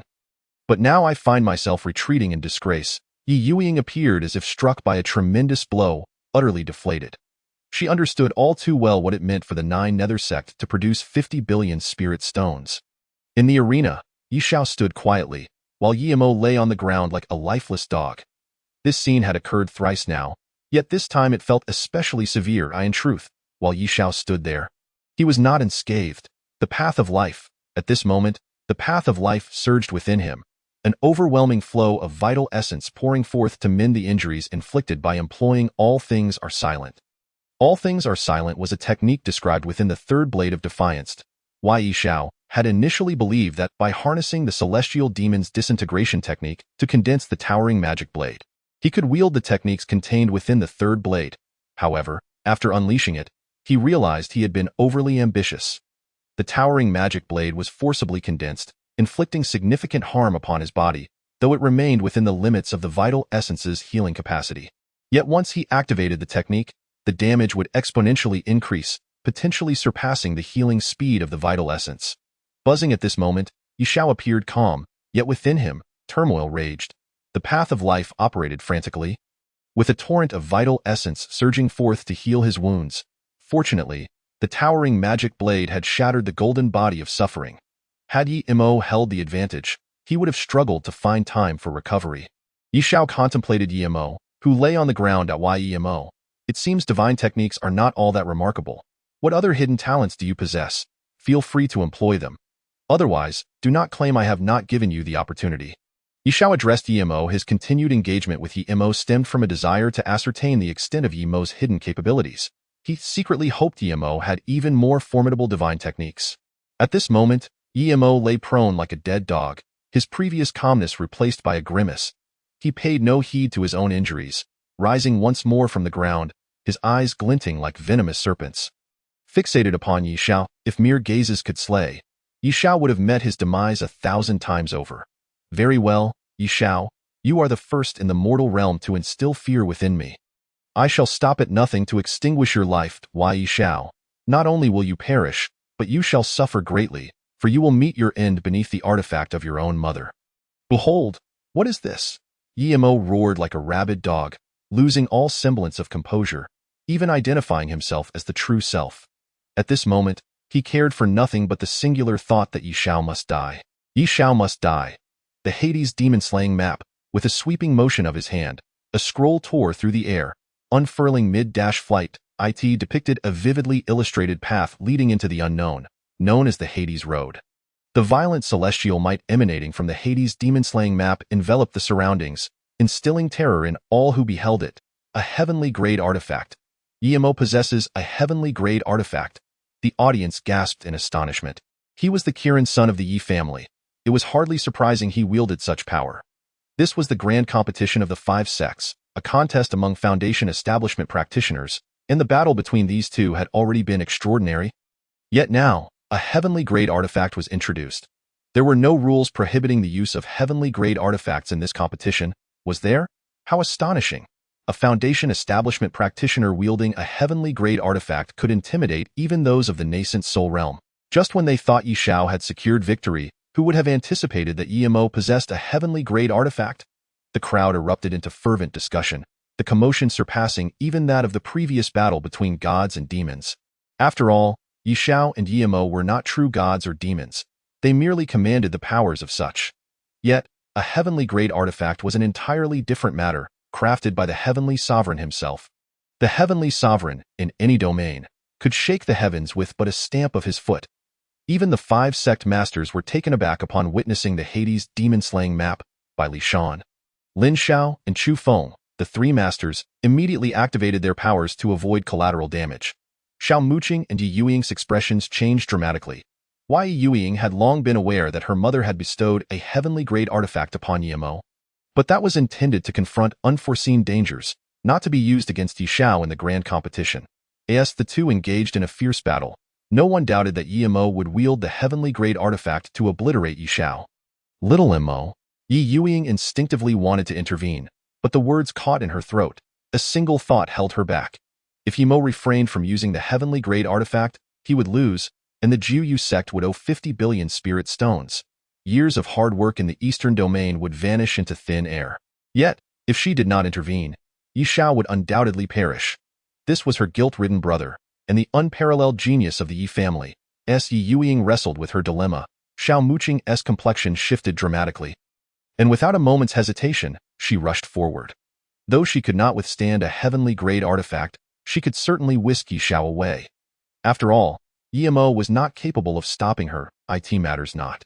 The competition has no rules against using heavenly-grade artifacts, and if he possesses one, he is free to employ it. Ye Xiao seemed to have discerned Xiaomuqing's intentions and spoke with a calm demeanor. Xiaomuqing paused, realizing the meaning behind Ye Xiao's words. He was instructing her not to interfere. Despite her disbelief, she resolved to comply. Once Ye Xiao steadied Xiaomuqing, he turned his gaze towards Ye Mo and the heavenly-grade 6th-rank artifact. The Hades demon-slaying map. Ye Mo, your mother truly dotes on you, bestowing upon you even the Hades demon-slaying map.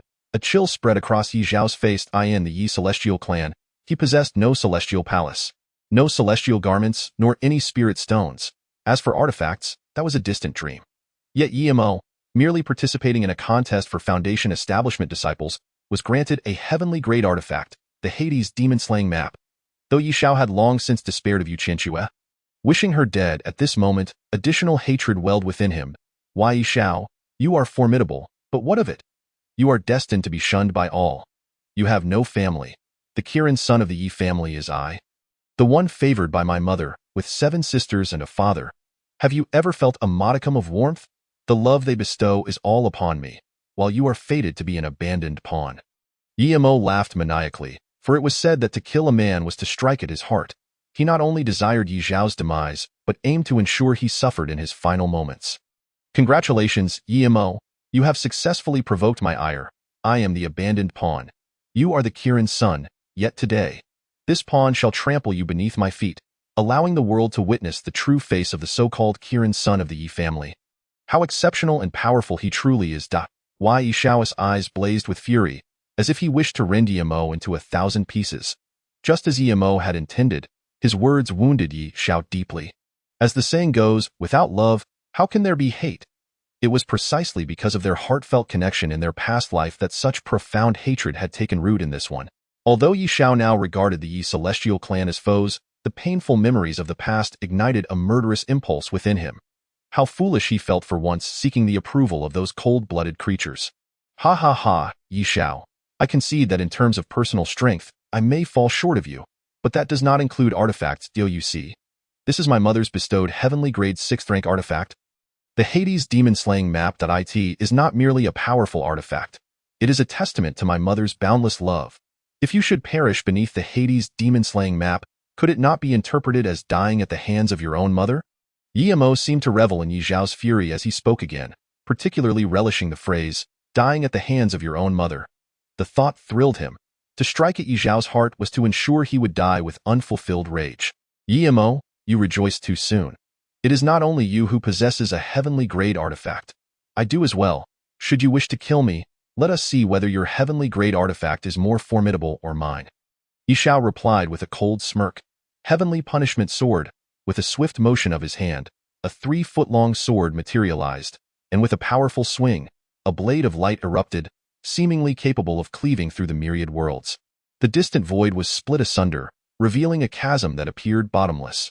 All eyes widened in disbelief at the sight of the heavenly punishment sword, and the crowd erupted into a frenzy once more. A heavenly grade flying sword.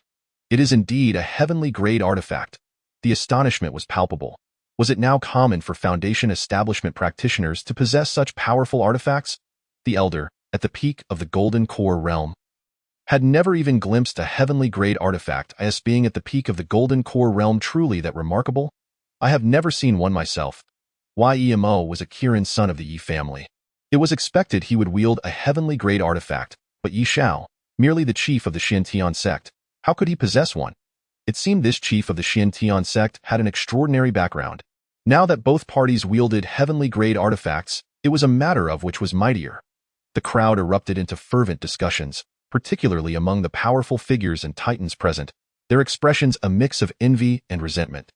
Both Ye Xiao and Ye were mere Foundation establishment practitioners, yet their combat prowess was astonishing, and now they each possessed a heavenly grade artifact. Truly, it was a case of the more one compares, the more one feels vexed. Even the 5 sect masters were green with envy. These were artifacts forged by the heavenly sovereign himself, something that even the 5 great sects lacked. Were it not for the backgrounds of Ye Xiao and Ye, many of the sect masters would have sought to usurp them, for these were heavenly grade artifacts. Ye Xiao also possessed a heavenly grade artifact.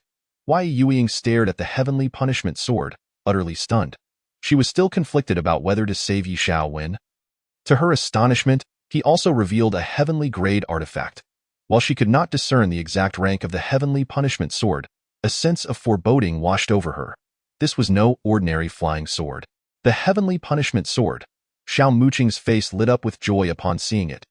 Outsiders only recognized it as a heavenly grade flying sword, without grasping its true rank, but Xiao Muqing immediately recognized it as the flying sword of the former celestial sovereign. A heavenly grade 3rd rank flying sword, the heavenly punishment sword. Even among heavenly grade artifacts, it was among the upper echelons. Although she was unaware of the rank of the Hades demon-slaying map, she could sense that it was inferior to the heavenly punishment sword. With Ye Xiao wielding the heavenly punishment sword, he stood on the precipice of invincibility. In the arena, Ye stared, dumbfounded, at the heavenly punishment sword in Ye Xiao's hand. He could hardly believe that Ye Xiao, too, possessed a heavenly grade artifact, and one renowned for its offensive capabilities. Unfortunately, he was currently too weak to discern the exact rank of the heavenly punishment sword. Humph, even if you possess a heavenly grade artifact. So what?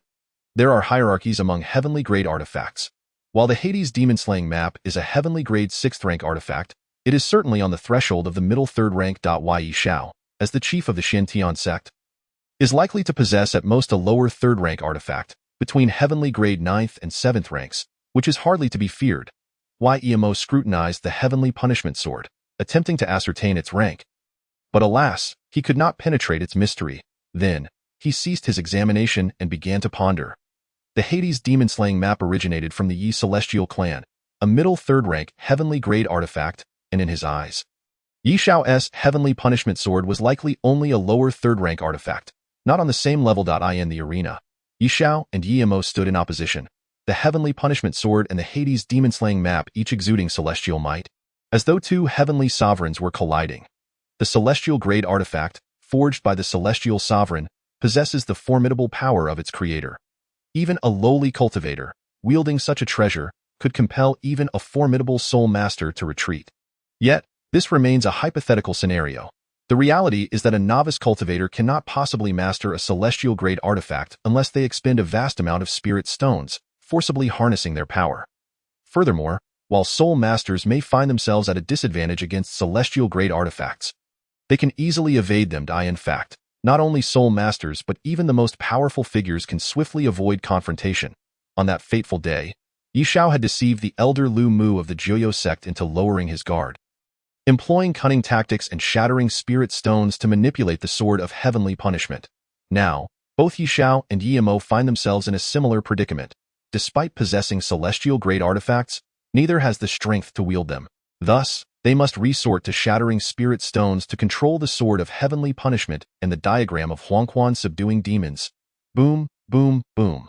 The two locked eyes, akin to a standoff between sharp needles, before simultaneously waving their hands to produce a plethora of spirit stones from their storage pouches. Instantly, an overwhelming number of spirit stones exploded forth. The chaotic essence of heaven and earth surged around them, as two dense streams of nearly liquefied spiritual energy flowed into the sword of heavenly punishment and the diagram of Huangquan subduing demons. As the heir of the Ye clan, Ye Mo was certain to provide ample spirit stones for the diagram. A gift from Yue Qianxue. Meanwhile, Ye Xiao, recently rewarded with 100 million spirit stones from the Xuantiangong, faced no shortage of resources. With Huangquan unleashed, death is inevitable. Ye Xiao, tread the path of Huangquan, Ye Mo bellowed. As the diagram of Huangquan subduing demons absorbed the vast influx of spirit stones, it radiated an intense brilliance, unleashing boundless celestial might that ravaged the skies. The path of Huangquan materialized, manifesting from the diagram itself. An ancient road stretched forth, leading into the unknown, exuding an aura of death that wafted ominously in all directions. Everyone present was struck with terror at the sight of the Huangquan path. Hastily retreating, for this was a road leading to certain death, to step upon it was to invite annihilation. Whoosh, whoosh, whoosh. Even the 5 grandmasters, Xiao Muqing, Ye Youying, Lin Xiao, Chu Feng, and Bai Li Shan, immediately withdrew, maintaining a safe distance from the ominous path. Despite their status as soul masters, they felt an instinctive dread. Entering Huangquan meant facing an inescapable demise. Yet, Ye Xiao stood fearless, wielding the sword of heavenly punishment like an invincible sword deity, cleaving through the void. This sword, named Heavenly Punishment, symbolized celestial retribution. Why, Emo? Your misdeeds will earn you the wrath of heaven, Ye Xiao declared coldly.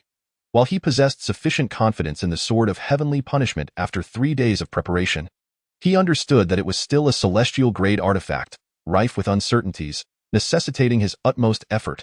Whoosh, whoosh, whoosh. As the torrential spiritual energy surged into the sword of heavenly punishment, it blazed with a brilliance even greater than when he had slain Lu Mu. With an abundance of spirit stones at his disposal, Ye Xiao wasted no time and struck directly at the ethereal Huangquan path suspended in midair. Boom. The sword of heavenly punishment clashed head-on with Ye Mo's diagram of Huangquan subduing demons. The sword's radiance, capable of cleaving through 3,000 realms of splendor, struck the path of Huangquan with devastating force. In an instant, the heavens erupted and the void shattered, creating a chasm that expanded at an observable rate, ultimately splitting the world in twain. The Huangquan path trembled violently under the impact of the sword of heavenly punishment, symbolizing a road leading to death, a one-way street. Yet, at that moment, the sword of heavenly punishment carved a path through death itself. As if piercing directly to the depths of the underworld, buzz, buzz, buzz. The two overwhelming celestial forces intertwined violently. One represented the sword of heavenly punishment from the upper 3 heavens, while the other embodied the diagram of Huangquan subduing demons from the middle 3 heavens. Though both forces wielded the power to obliterate worlds, it was evident that the sword of heavenly punishment held the upper hand. Boom, boom, boom. Under the horrified gazes of all present, the Huangquan path erupted in an explosive display, akin to the end of the world, vanishing into silence. The terrifying aftershocks rippled outward, obliterating everything in their path, reducing it to dust. The crowd, overwhelmed by the force, hastily activated their protective shields. However, many with lesser cultivation found their barriers shattered. Coughing up blood, whoosh, whoosh, whoosh, as the Huangquan path detonated, the diagram of Huangquan subduing demons suffered severe damage, its celestial might dissipating rapidly, its surface dimming to resemble an ordinary road map rather than a celestial-grade artifact. Cough, cough, with the diagram injured, Itamo spat blood once more, his strength waning to the point of being blown away by a mere breeze. His eyes widened in disbelief as he stared at Ye Xiao. The artifact from the upper 3 heavens.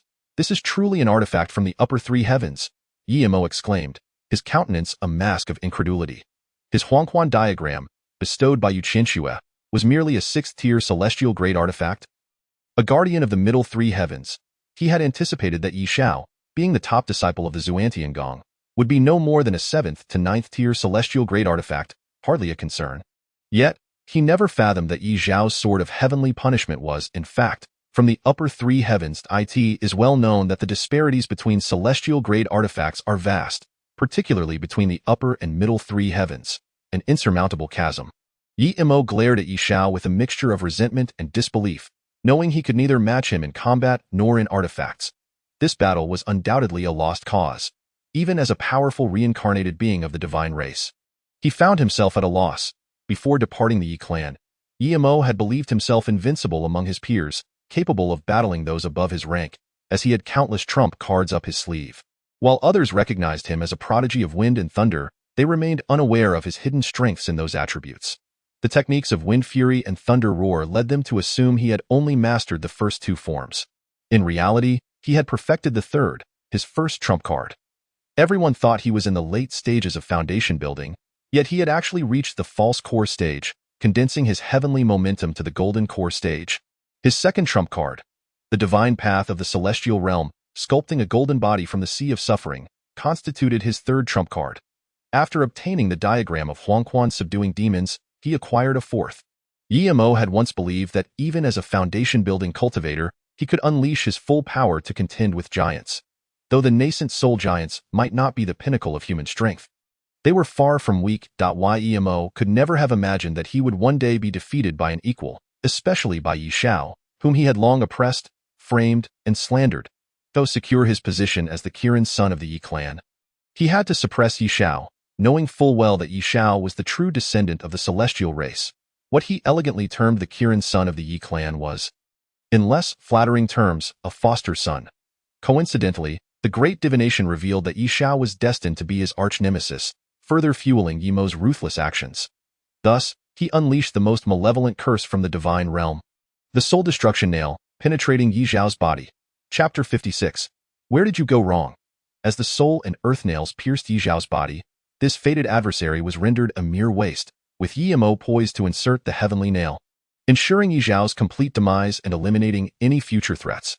However, considering Ye Xiao's status as the scion of the Ye clan, eliminating him could provoke significant repercussions, especially if a discerning party were to investigate the soul destruction nail, which was not without traces. After much deliberation, Ye Imo refrained from using the heavenly nail, resolving to wait until he was utterly powerful, so strong that he would face no qualms in eliminating Ye Xiao. In the initial years, everything unfolded as he had anticipated, but a frame-up led to an unexpected turn of events. Previously, he had successfully slandered Ye Xiao on multiple occasions, leading him to believe that this time would be no different. However, Ye Xiao appeared to have undergone a transformation, resolutely refusing to yield, even severing ties with the Ye clan. After Ye Xiao departed, Ye Imo was astounded to discover that the soul destruction nail had exploded, signifying the failure of the divine realm's curse. Realizing he could no longer afford to wait, he resolved to kill Ye Xiao, his destined adversary. During this period, he remained largely unconcerned, even without the divine curse. How could a mere mortal from the human realm withstand the reincarnation of a divine being? As the grand tournament of the 5 sects approached, Ye Imo encountered Ye Xiao once more, solidifying his intent to kill him. Yet, Ye Xiao had undergone a profound transformation, now exuding a strength that instilled fear.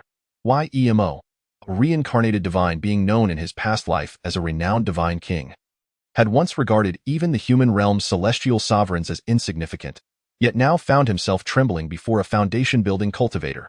Ye Imo gazed at Ye Xiao in terror. Ye Xiao raised his hand and sheathed the sword of heavenly punishment before striding forward. Ye Imo, kneel!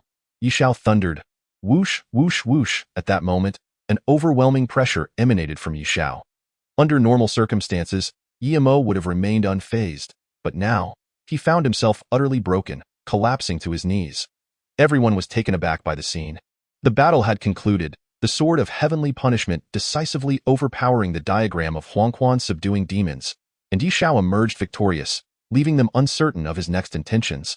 Little Imo. Ye Youying's expression shifted dramatically. She instantly recognized the damage to Ye Imo's resolve. If this continued, he might be irreparably harmed. He was their mother's most cherished son and her beloved brother. Should he be ruined here? She would bear the blame. Ye Youying, what do you intend to do? Do you believe this sect master is inconsequential? Just as Ye Youying contemplated intervening to save Ye Imo, Xiao Muqing restrained her. Although their combat prowess was closely matched, she found it easy to contain Ye Youying's actions. Ye Xiao, Little Imo is your brother.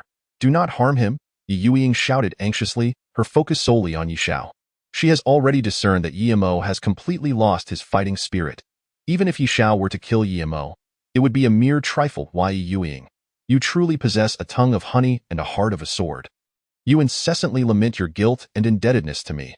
Yet when Ye Imo launched his ruthless attacks against me, your voice was conspicuously absent. Now that Ye Imo has been defeated, you begin to speak of familial bonds. With a look of utter disdain, Ye Xiao glared at Ye Youying, wishing fervently to grind her into the ground as well. Why, Ye Youying opened her mouth, intending to offer an explanation, but the words died on her lips. She found it utterly shameful to defend herself. Indeed, throughout this time, all eyes have been on Ye Imo, whose every move has left everyone in shock. Many believe that Ye Xiao was destined to fail. And even if she had once spoken up for Ye Xiao, she could just as easily speak up for Ye Imo now. But she did not. When Ye Imo unleashed his celestial might, she remained silent. When he employed the divine clan's techniques, she did not utter a word. When Ye Imo revealed the Huangquan Fumo map, still, she kept her silence. Although Ye Imo's ultimate trump cards were all turned against him by Ye Xiao, she had not once voiced her support, so now, what right does she have to plead for Ye Xiao's mercy? Ye Youying, did you not express concern for your false brother? Did you not always regard him as filial, sensible and kind-hearted? Very well, today I shall unveil the true nature of your false brother before your eyes. Why? Ye Xiao's gaze was filled with malice as he glared at Ye Youying. Then, with a swift motion, his eyes darted to the kneeling Ye Imo, his face a mask of ferocity. Brother Ye Xiao, please do not kill me. I do not wish to die. I was wrong. I apologize. Beneath Ye Imo's veneer of fear, a flicker of ruthlessness glimmered. The recent battle had indeed damaged his resolve, plunging him into despair. Yet he was no ordinary man. He was a reincarnation of a divine being, a powerful king from the divine realm. Ye Imo understood that on the path of cultivation, one must not judge victory or defeat by transient outcomes. He had been defeated by Ye Xiao in his foundational stage. What if he were to regain his strength as a formidable king? Killing Ye Xiao would be as easy as squashing an ant. However, he must first navigate the immediate crisis. Why? Ye Xiao regarded Ye Imo with a hint of surprise. In his previous life, he was all too familiar with such expressions. Ye Imo had perfected the art of deceit, ultimately leading to his own demise. He had expected the recent confrontation to shatter Ye Imo's resolve, rendering him lifeless, yet to his astonishment, he had swiftly regained his composure. At this moment, Ye Xiao could easily surmise Ye Imo's intentions. He was beginning to play the victim once more. A cold smile curled at the corners of Ye Xiao's lips. What did you do wrong? He retorted that Ye Imo was taken aback. Indeed. What had he done wrong? His plea for mercy had been instinctive. He had not contemplated it deeply, and he himself was unaware. Not knowing what he had erred in, he deserved a beating. With a fierce expression, Ye Xiao struck him across the face. Smack! The sound echoed as Ye Xiao's hand made contact with Ye Imo's face, blood mingling with teeth spilling forth. His cheeks swelling grotesquely, clearly marked by 5-finger imprints. Ye Imo knelt on the ground, clutching his swollen cheek. Terror etched across his face as he gazed at Ye Xiao. What did you do wrong? Ye Xiao pressed once more. Wrong, wrong, wrong. Imo's words became slurred, his mind racing, yet he still could not fathom his transgression. He had merely spoken out of desperation, never believing he had done anything wrong. It seemed he had yet to recognize his faults. He needed another lesson. Ye Xiao's chilling laughter filled the air as he stepped forward, seizing Ye Imo by the collar. Slap, slap, slap, slap. Ye Xiao lost count of how many slaps he delivered, continuing until Ye Imo's face was a bloody mess, exposing his cheekbones, before finally relenting. Ye Imo, having been struck into a daze, found blood surging from his mouth, his teeth all but obliterated, his tongue even mangled. Strangely, each time he teetered on the brink of unconsciousness, a surge of life force would rush in, keeping him awake yet unable to heal his wounds, leaving him acutely aware of the pain. Witnessing this scene, everyone present wore expressions of deep sympathy. Here stood an extraordinary prodigy, reduced to a state unrecognizable as human or ghost. Chapter 57. Blossoms and Rainbows, the Broad Road. Xiao Imo. Ye Youying looked at Ye Imo with a heart full of sorrow, as if it were her own face being struck rather than Ye Imo's. Although Ye Imo was nominally the adopted son of the Ye family, her false brother, no one within the Ye celestial clan had ever regarded him as anything but their own. She too treated him as a real brother. Now, witnessing her beloved brother in such a wretched state filled her with anguish. Yet every time she felt compelled to intervene, she was met with the unyielding gaze of Xiao Muqing.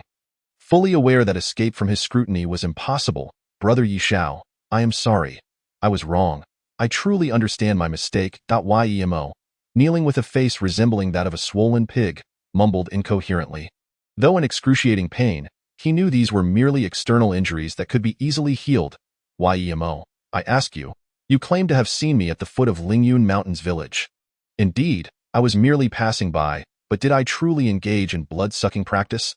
Did I create the bloodless corpses?" Ye Xiao delivered a kick to Yemo, sending him sprawling to the ground. Ye Xiao stepped forward, placing his foot upon Yemo as if intending to crush him into a pulp, demanding, "Who did it?"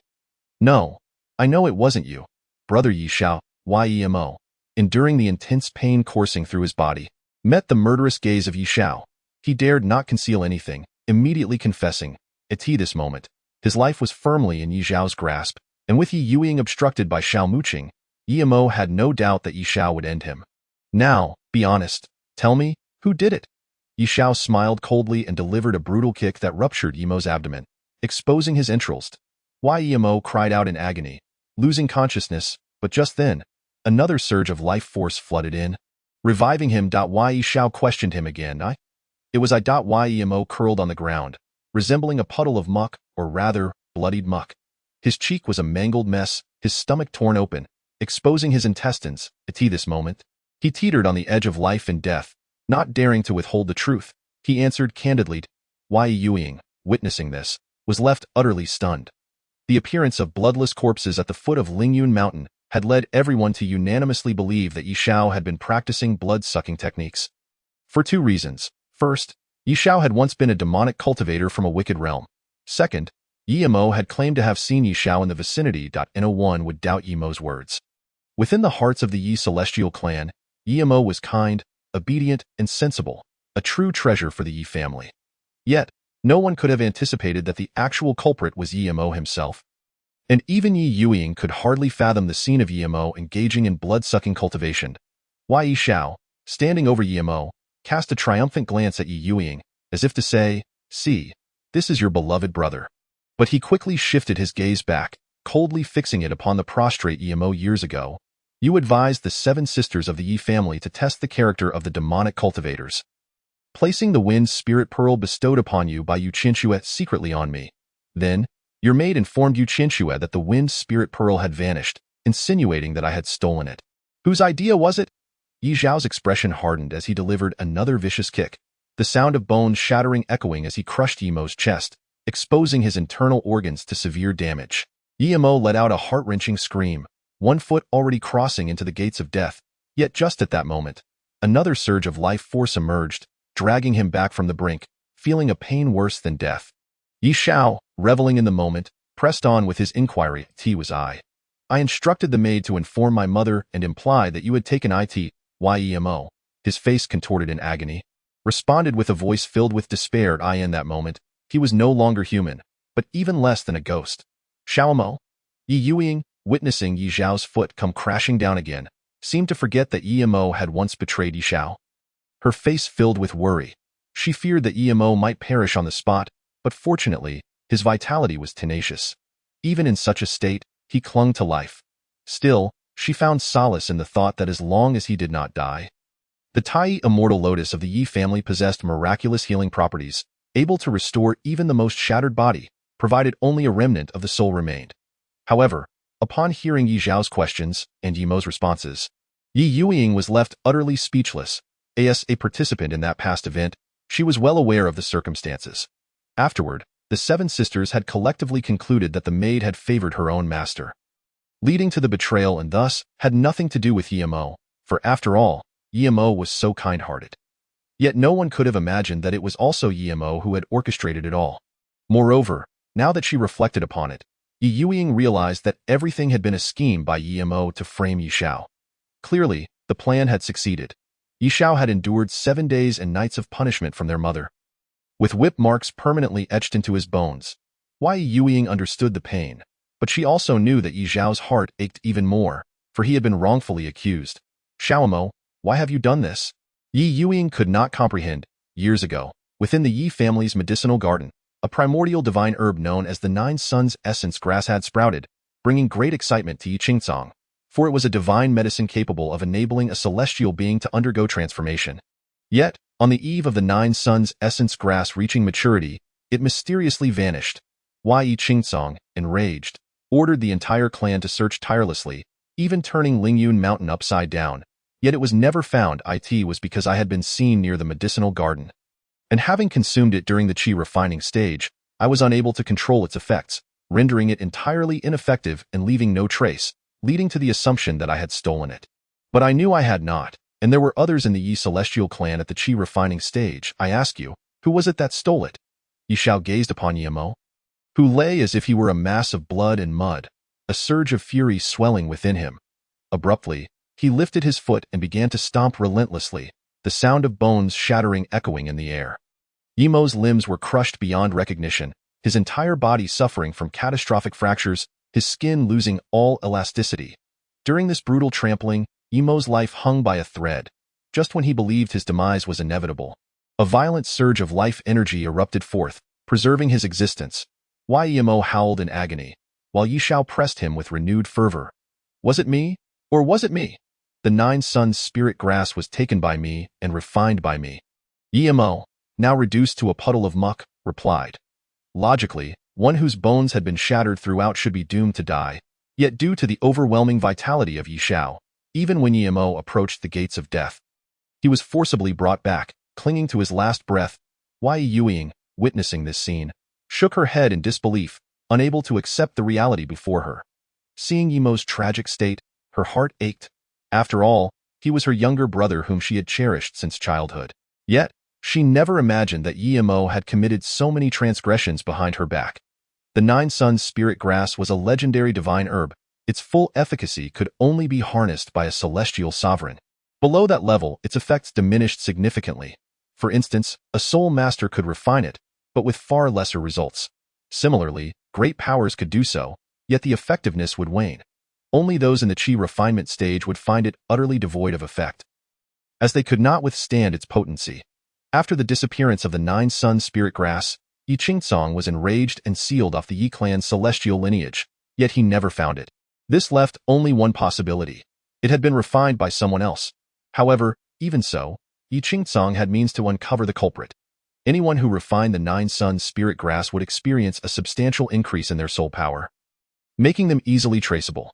Yet, no leads were found, leaving only the grim conclusion that it had been refined by someone in the qi refinement stage, resulting in its effects dissipating entirely, making detection impossible. Because Ye Xiao was in the qi refinement stage, coupled with rumors of his penchant for theft, Ye Qingcang suspected him of taking it for his own use, and in a fit of rage, he cast him into the abyssal ant lair. Within the lair, Ye Xiao was devoured by soul-eating ants, leaving not even a bone behind, and his very soul was on the verge of being consumed before he was finally released. Now, the truth was laid bare.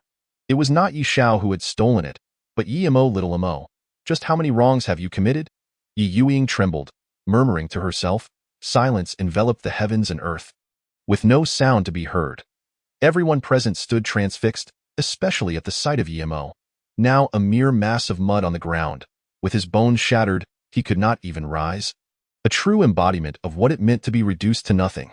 The crowd was left in a daze, recalling that just moments ago, Ye Mo was the spirited scion of the Ye clan, brimming with vigor, poised to ascend to the golden core stage, wielding the divine laws of the realm, and adorned with celestial artifacts. Meanwhile, Ye Xiao stood quietly, an unprecedented sense of liberation washing over him. His past life had been fraught with suffering, forever overshadowed by Ye Mo. But now, all darkness had vanished, replaced by the promise of blooming flowers and a broad, radiant path ahead. Ye Xiao looked down at Ye Mo, contemplating the possibility of ending his life completely. However, he chose to spare him, first to unveil Ye Mo's true nature to Ye Youying, and second, to strip Ye Mo of his divine abilities. With a shift of gaze, he met the eyes of Xiao mooching in the distance, who seemed to intuitively understand Ye Xiao's intentions and subtly nodded in agreement. In a flash, Ye Xiao showed no hesitation, seizing the seemingly lifeless Ye Mo and disappearing without a trace. Little Mo, Ye Youying was taken aback, her expression shifting dramatically as she shouted, Ye Xiao, please show mercy. Little Mo is barely clinging to life. Although she did not comprehend Ye Xiao's motives for abducting Yemo, she could infer that it was not a benevolent act. Yemo could not endure any further torment. Yet, Ye Xiao's figure had vanished entirely. Without a moment's thought, Ye Youying activated her teleportation to pursue him. However, just as her silhouette began to fade, she was locked in by an imposing aura. Xiao Muqing had made his move, intercepting her. Xiao Muqing, during the 5-sect tournament, my Jiuyo sect concedes, but little Emo cannot die.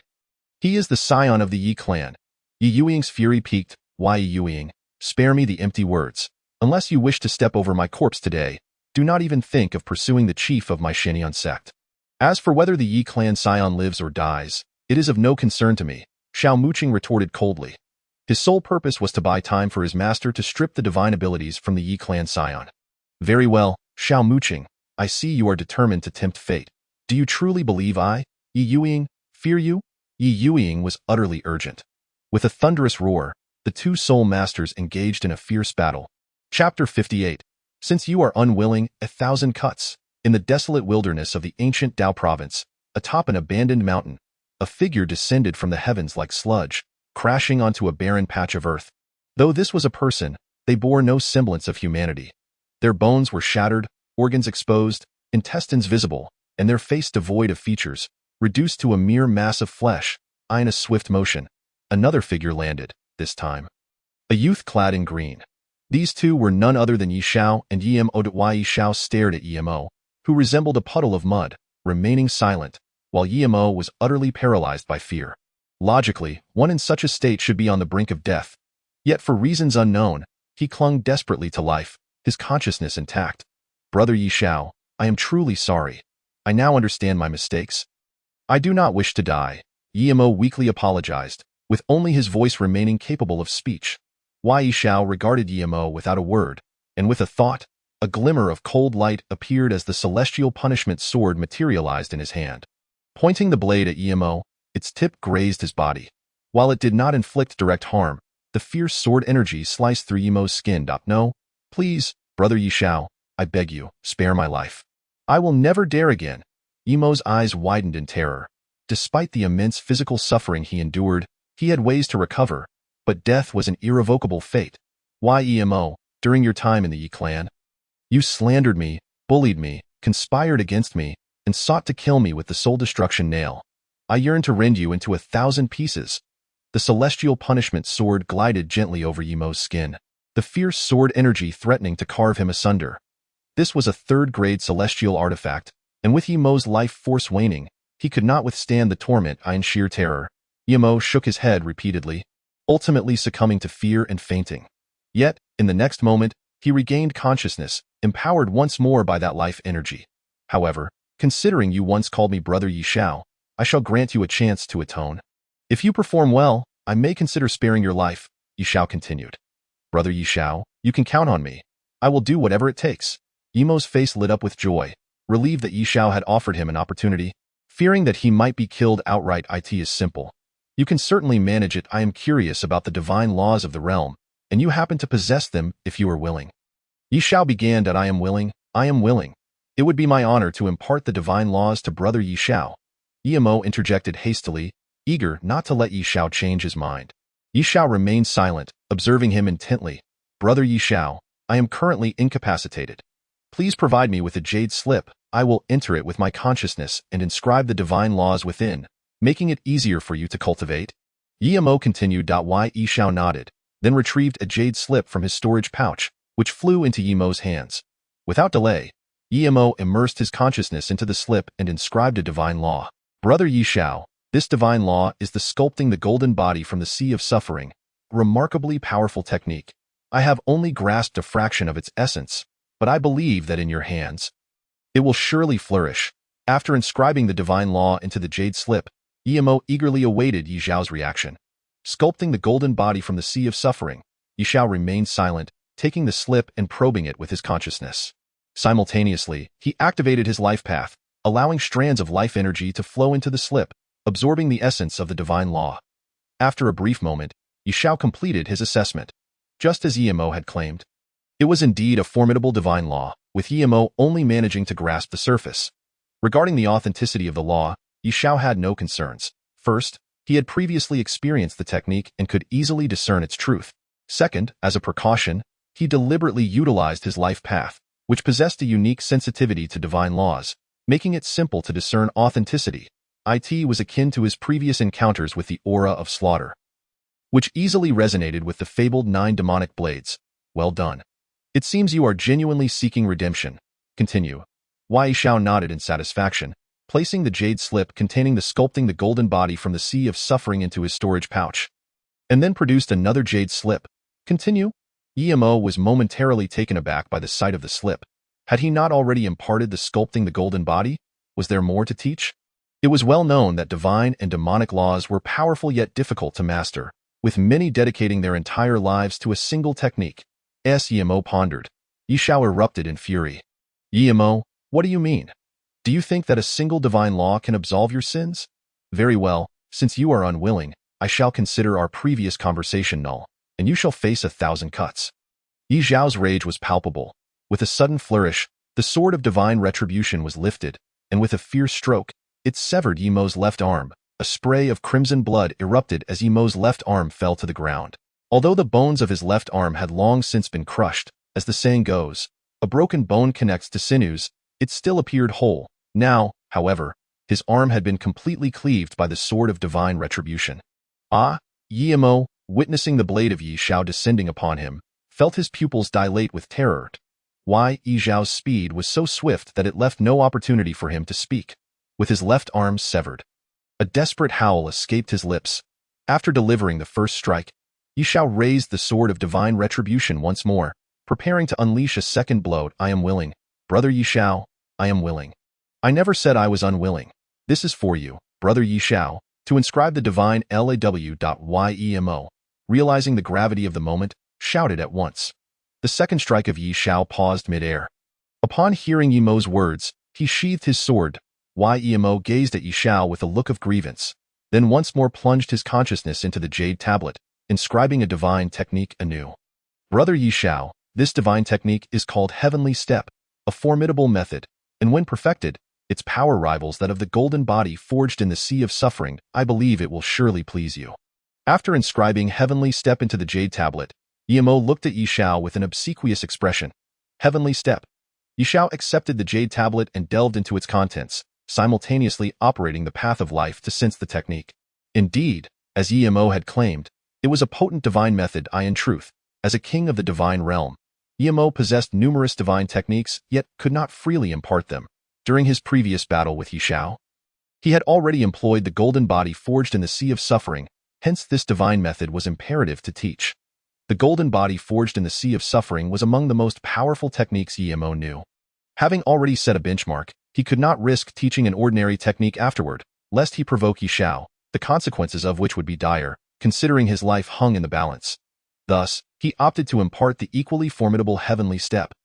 Both techniques were powerful even within the divine realm. Chapter 59. Brotherhood and Harmony.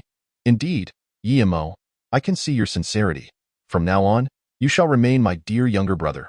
Come, continue. Ye Xiao gazed at the prostrate Emo with a look of satisfaction. Having even begun to refer to him as a brother, though an outsider, it would seem they were the epitome of brotherly affection. Continue.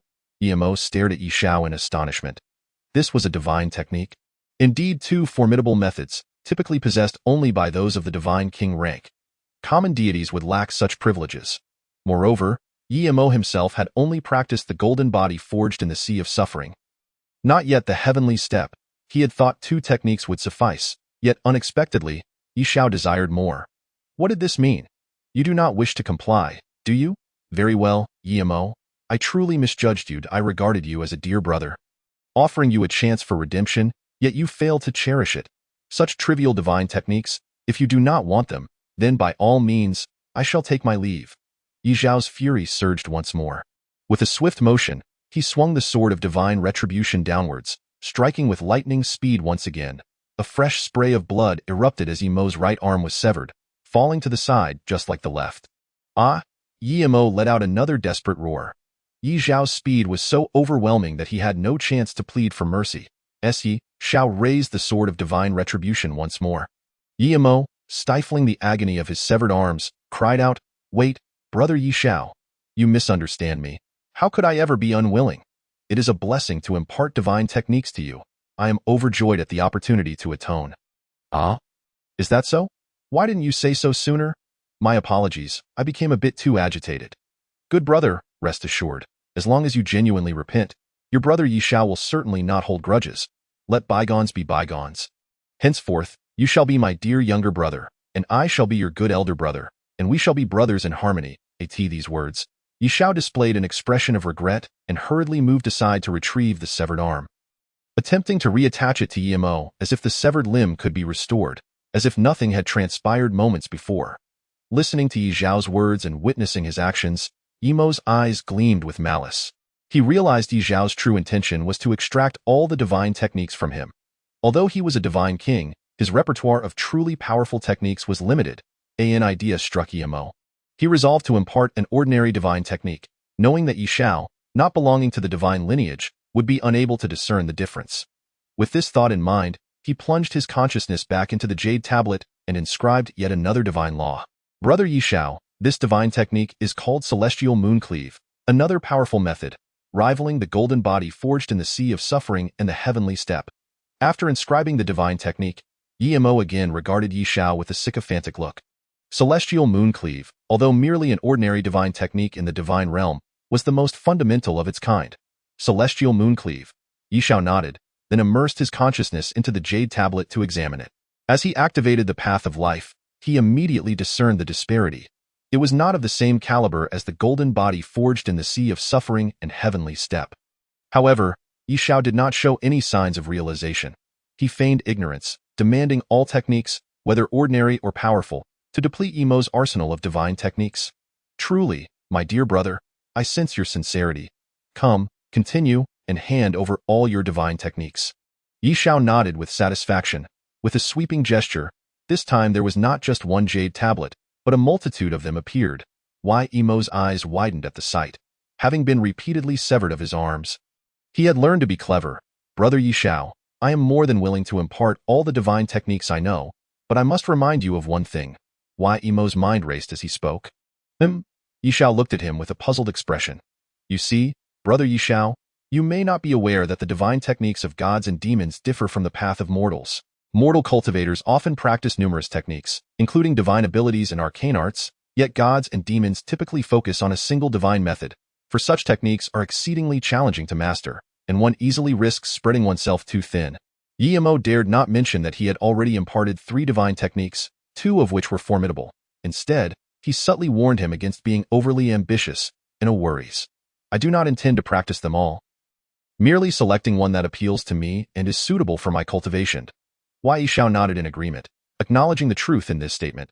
He had experienced similar feelings while cultivating the 9 demonic blades, which, while appearing as a singular demonic art, actually comprised 9 blades, each containing thousands, if not tens of thousands, of divine laws.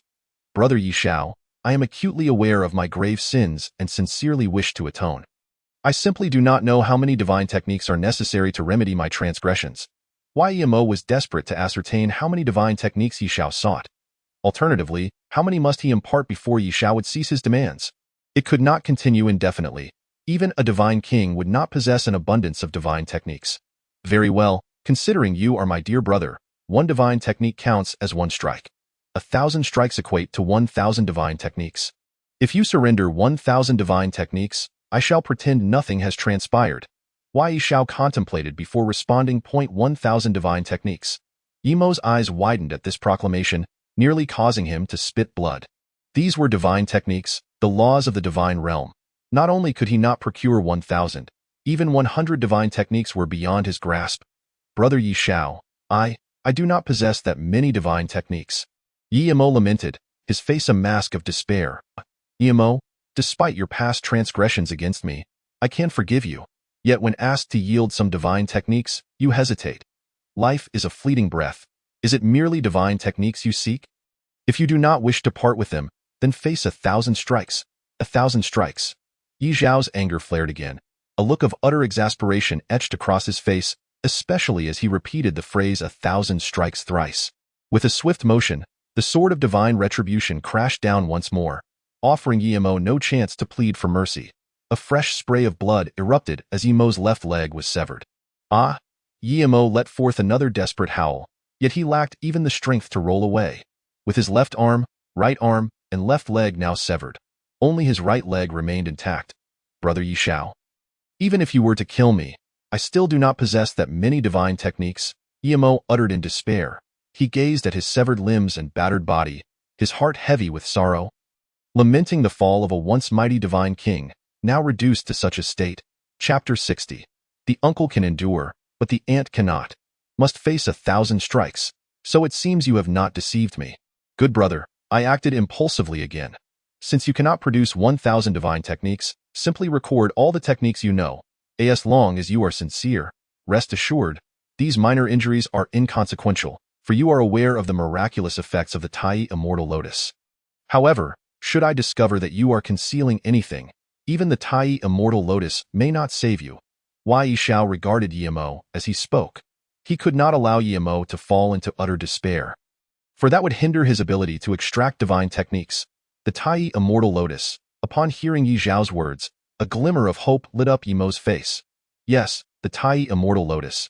As long as he had that, these injuries were trivial. Even if he were to lose his physical form entirely, reduced to mere remnants of his soul, he could still restore his body. However, until the very last moment, Yemo was unwilling to relinquish his corporeal form. For once the Tai immortal lotus reunited with his body, it would mean his cultivation would be rendered null and void, including the need to recultivate his divine techniques. This was the reason he had always sought to preserve his physical being. Rest assured, Brother Ye Xiao, I will submit all the divine techniques I possess, ensuring your satisfaction, Yemo immediately declared. With that, he ceased his prattle and plunged his consciousness into the jade slip, commencing the engraving of divine techniques. One jade slip, one divine technique, and then another.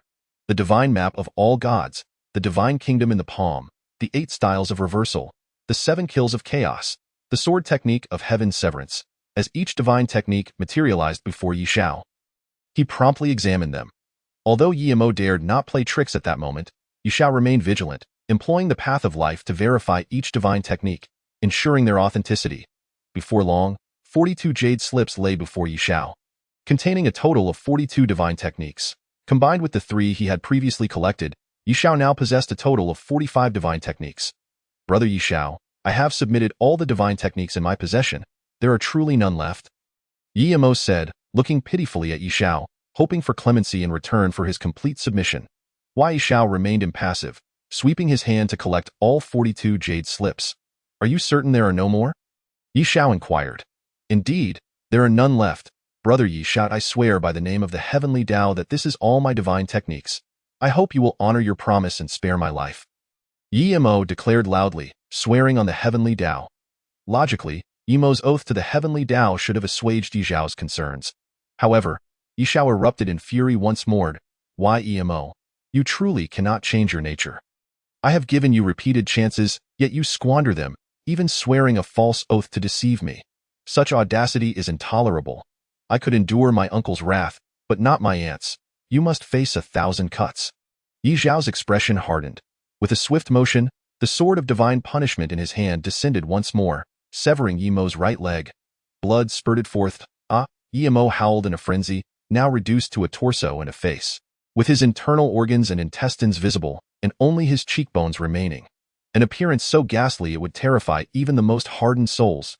Ye Xiao, you are despicable and untrustworthy. I have sworn by the heavenly Tao that I would impart all my divine techniques. Yemo bellowed, having realized that Ye Xiao had no intention of allowing him to escape, merely dangling him for the sake of acquiring his divine techniques. Yemo, you claim to impart divine techniques. But do you dare assert you have no secrets? Ye Xiao's pupils narrowed as he fixed his gaze on Yemo. Yemo's expression fluctuated, but fortunately, his lack of flesh rendered his emotions unreadable. I have sworn by the heavenly Tao. How could I hide anything? Yemo retorted. While I do not understand why you dare swear by the heavenly Tao, you seem to have forgotten the bloodless corpse at the foot of Lingyun Mountain. I wish to know what technique that was. Ye Xiao sneered.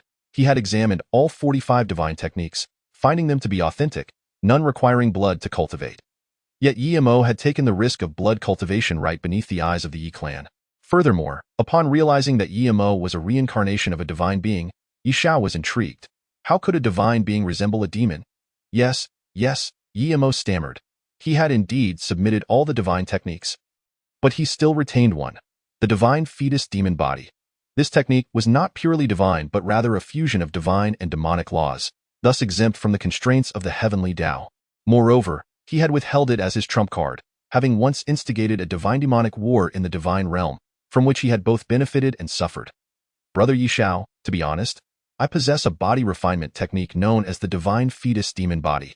However, this is a fusion of divine and demonic laws, and even if I were to pass it on to you, it would be of no use, for you cannot cultivate it, Ye said.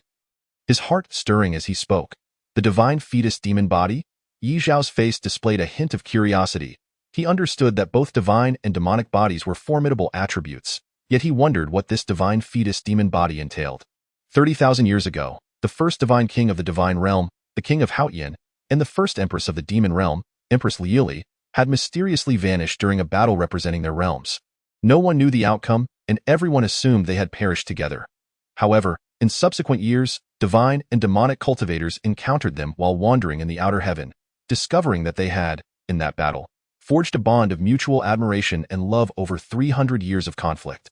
Knowing that the realms of gods and demons could not coexist, they feigned their deaths and retreated to the outer heaven, vowing never to return. Had they remained undiscovered, it would have been one thing. But now both realms knew that the king of Haotian and Empress Liuli were alive and well in the outer heaven.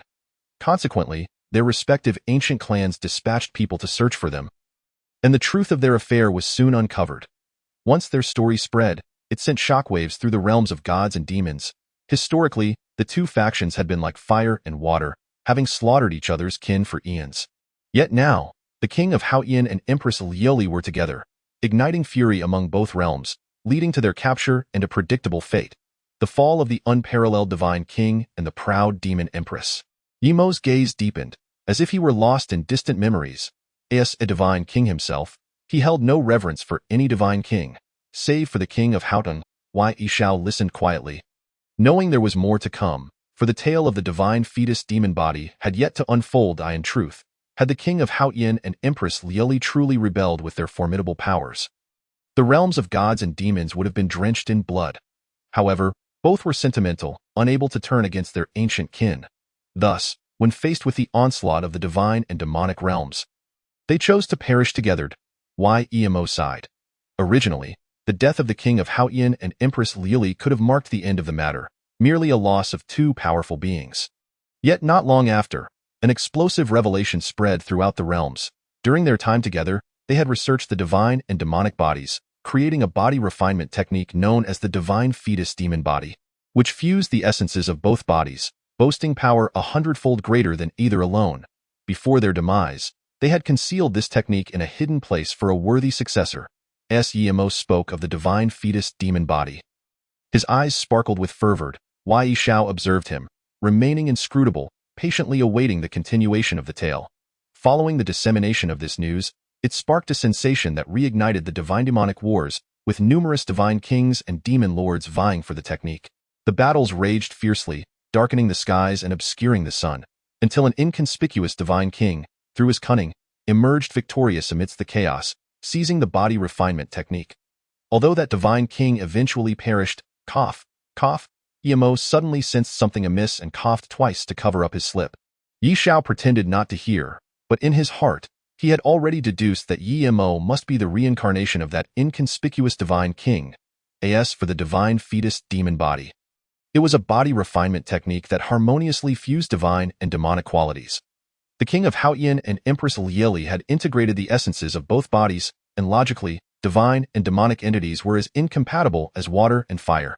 Yet the divine fetus demon body achieved a balance, exponentially enhancing its power. This technique ideally required the simultaneous possession of both divine and demonic bodies.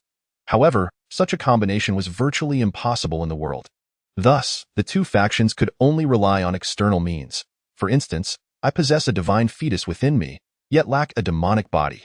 Therefore, I resort to the most rudimentary method of absorbing blood energy to refine a demonic body. While it may not compare to a true demonic body, it enables me to slowly cultivate the divine fetus demon body. Once I accumulate enough power, the divine fetus demon body will undergo a transformation. Ye continued. While Ye Xiao listened, his eyes gradually lighting up. The divine and demonic bodies represented life, attributes, and attributes of slaughter, a constitution seemingly tailor-made for him. Yet, despite his excitement, Ye Xiao did not reveal his feelings. Brother Ye Xiao, you possess the attribute of slaughter, which should be considered a demonic body. However, regrettably, based on my understanding of the divine fetus demon body, only the divine fetus can accommodate a demonic body. While the reverse is not true, if you had attributes of the divine realm, you could cultivate the divine fetus demon body as I do. Alas, you possess attributes of the demon realm, making it impossible for you to cultivate it. Ye regarded Ye Xiao, which was also the reason he dared to speak candidly. The realms of gods and demons believed that possessing either a divine fetus or a demonic body would allow for cultivation. Yet Ye, through his own experience, had realized that only a divine fetus could embrace a demonic body, for the life force of the divine fetus was immense. Otherwise, one would simply explode. Chapter 61. I have made up my mind. I decided to kill you, thus, it is not that I refuse to impart this to you, but rather that sharing it would be futile. While Ye gazed at Ye Xiao with a look of grievance. If this were in the divine realm, he would rather die than expose the secret of the divine fetus demon body. Yet here, in the mortal realm, revealing it would hold no consequence and truth. Ye had yet to reveal a crucial detail. The reason he placed such importance on this physical form was primarily due to the Shintai demon body. Since arriving at the Ye clan's celestial lineage, he had clandestinely refined the demon body, even at great risk, in hopes of one day achieving transformation.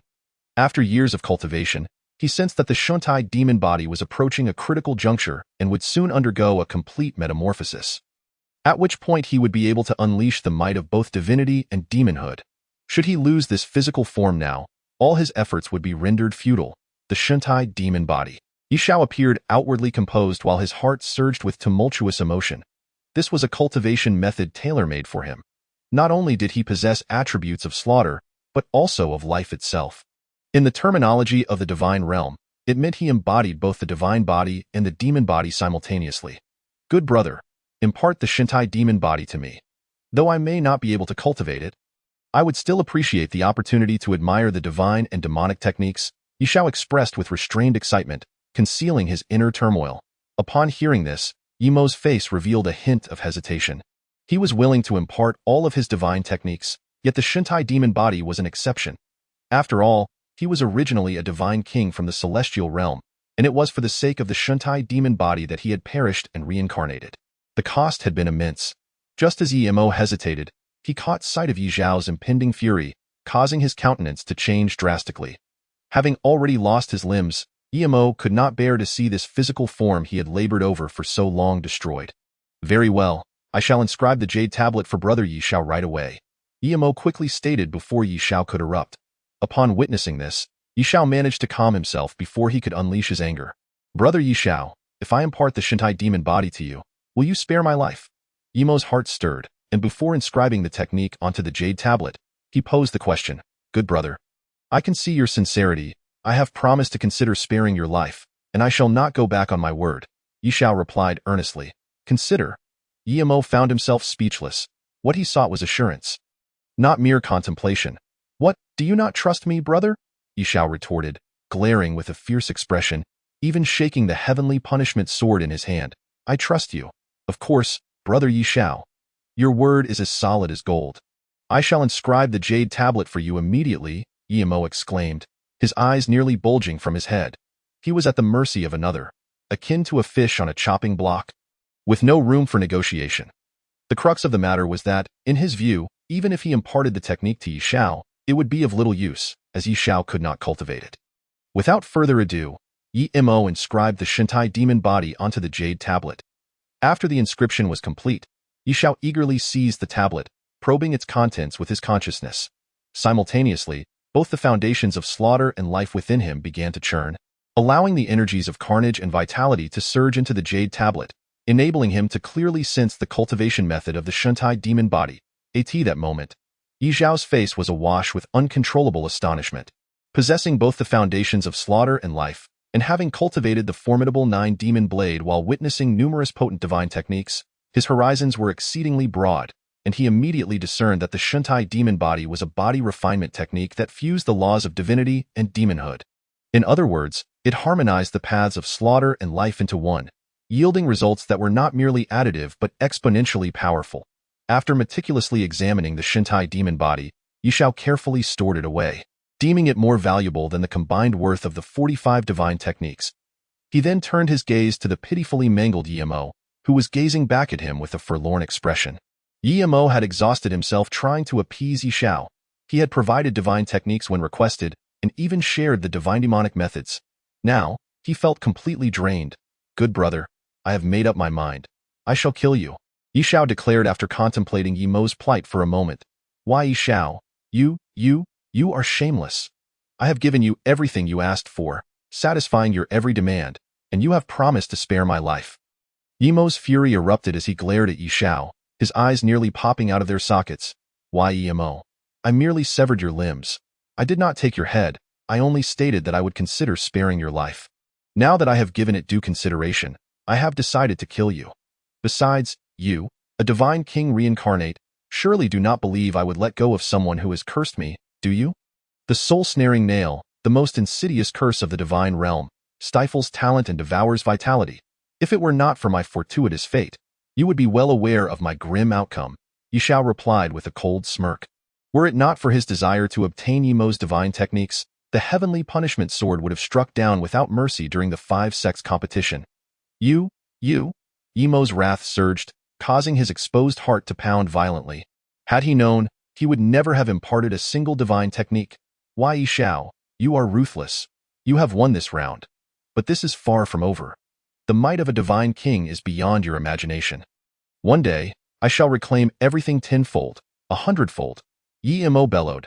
At this point, he could no longer be bothered to explain himself and openly acknowledged his identity as a reincarnated divine king. Still defiant in the face of death. May you meet the king of hell, Ye Xiao's expression hardened. With a thunderous crash, the heavenly punishment sword struck down once more, obliterating the remnants of Ye Mo's physical form, leaving behind only a storage pouch and a scroll known as the Diagram of Subduing Demons in the Yellow Springs. Just as Ye Mo's corporeal form was annihilated, a spectral shadow emerged, revealing Ye Mo's lingering soul. Ye Xiao showed no mercy, swinging the heavenly punishment sword again, intent on obliterating Ye Mo's essence entirely. Ensuring he could not reincarnate, as the heavenly punishment sword descended upon the spectral shadow, a radiant light suddenly erupted from it, resembling a beacon in the dark. Initially, the light was but a tiny speck. Yet it rapidly expanded, ultimately rivaling the brilliance of the sun and moon. With a resounding thud, the heavenly punishment sword struck the radiant light, slipping from Ye Xiao's grasp as he staggered backward. His internal energy surging. What is this? Ye Xiao's eyes widened in shock as he beheld the radiant light. The third-tier heavenly punishment sword appearing as mere scrap metal before its majesty, utterly devoid of lethal power.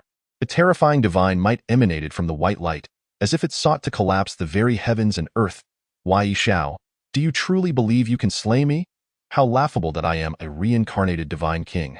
Bearing the mark of divinity, you may destroy my physical form, but you cannot eradicate the mark of the divine king, Ye Xiao. As the mountains remain unchanged and the waters flow eternally, I concede this time.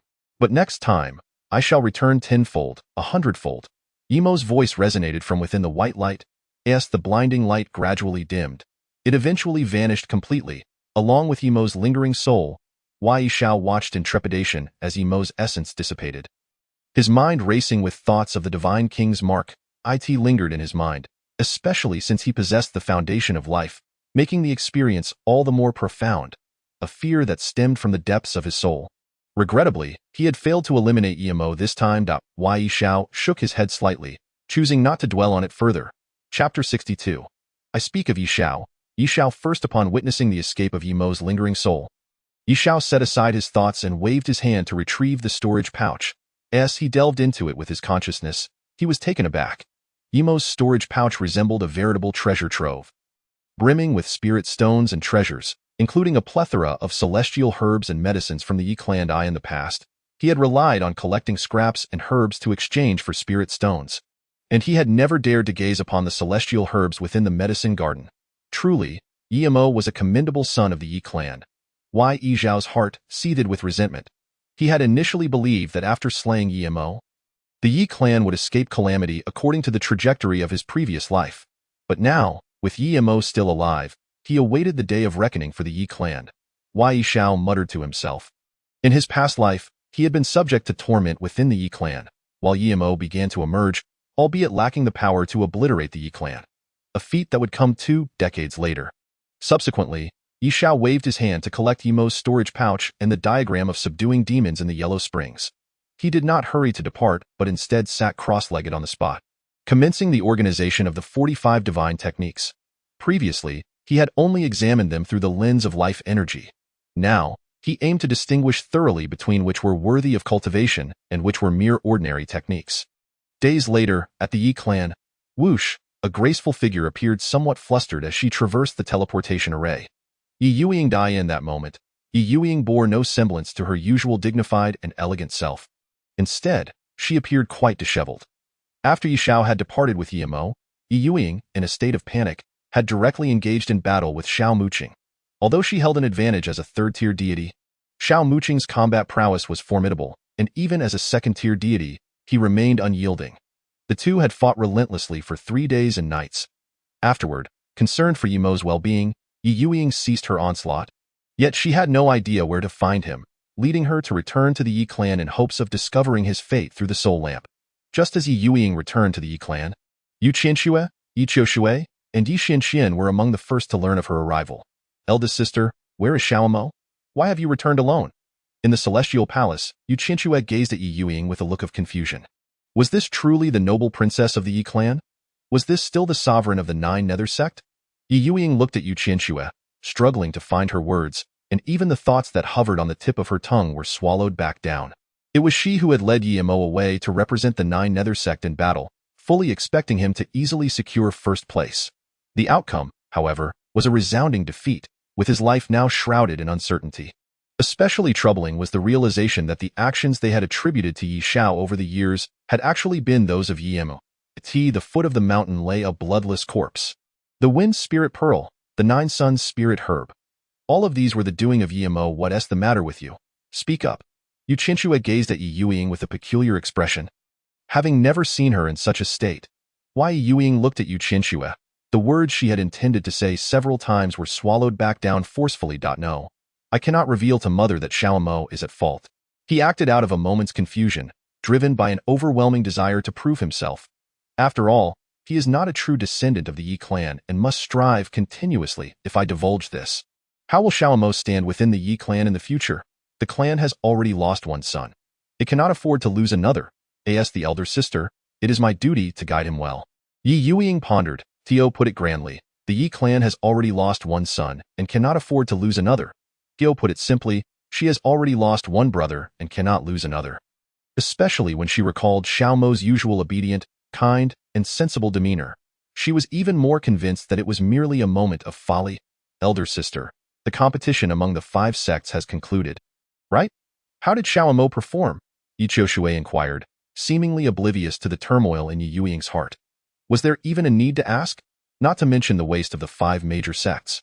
Even among the 4 great celestial clans of the southeast, southwest, northeast, and northwest, Xiao Mo is a rare gem. The competition among the 5 sects is hardly a challenge for him. Ye Xianxuan chimed in with a smile. Although she had not witnessed the competition firsthand, she could easily deduce that Xiao Mo had secured the top position. Indeed, my Ye clan's prodigy participating in the competition among the 5 sects is somewhat of an overqualification. Ye Qiushui nodded earnestly. Seeing Ye Qiushui and Ye Xianxuan harmonizing, Ye Youying felt a pang of discomfort. Xiao Mo is not first. Ye Youying suddenly interjected. Both Ye Qiushui and Ye Xianxuan were taken aback. And Yue Qianxue also froze, her expression one of disbelief.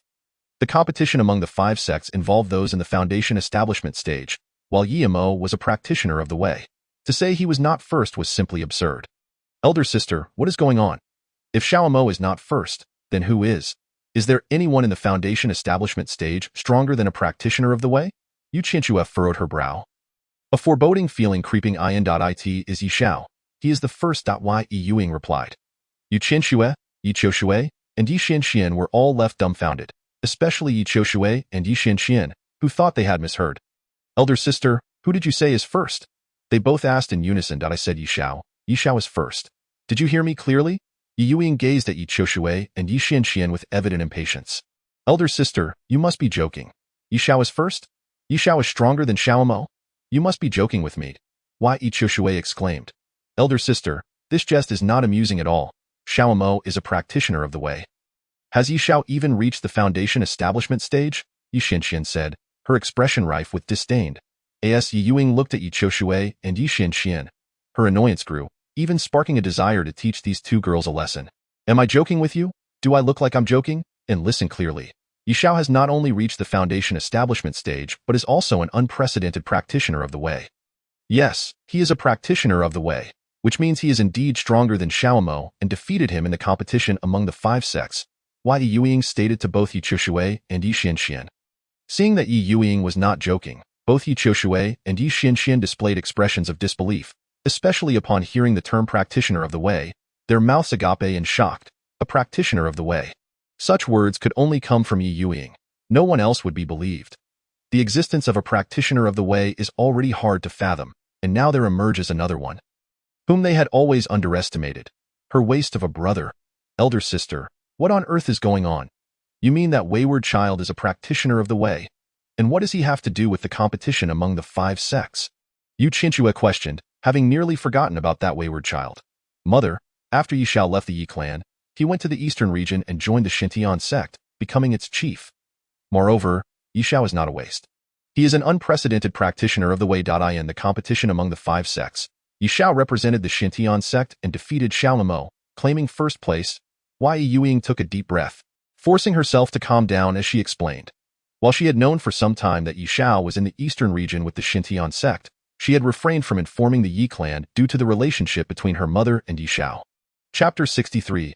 How can he be so ruthless? Upon learning the circumstances, Yue Qianxue, Ye Qiushui, and Ye Xianxuan were all left incredulous. Ever since Ye Xiao had departed from the Ye clan, they had neglected him, never once considering that he could thrive outside. They had thought that his departure would only lead to his subjugation. Never would they have imagined that Ye Xiao had gone to the eastern region, joined the Shenon Sect, and risen to become its chief, even achieving the status of an unprecedented practitioner of the way. They did not know how extraordinary a practitioner of the way could be, but they understood that Ye Mo was a practitioner of the way, and now, Ye Xiao surpassed Ye Mo in every regard. Where is Xiaomo? Where is he? Yue Qianxue inquired with a furrowed brow. While she found it hard to believe, she recognized that Ye Youying would not lie and suspected that she might have misjudged Ye Xiao. At that moment, her thoughts immediately turned to Ye Mo. Xiaomo, he? Ye Youying stammered. What exactly is happening? Yue Qianxue sensed something amiss and demanded loudly.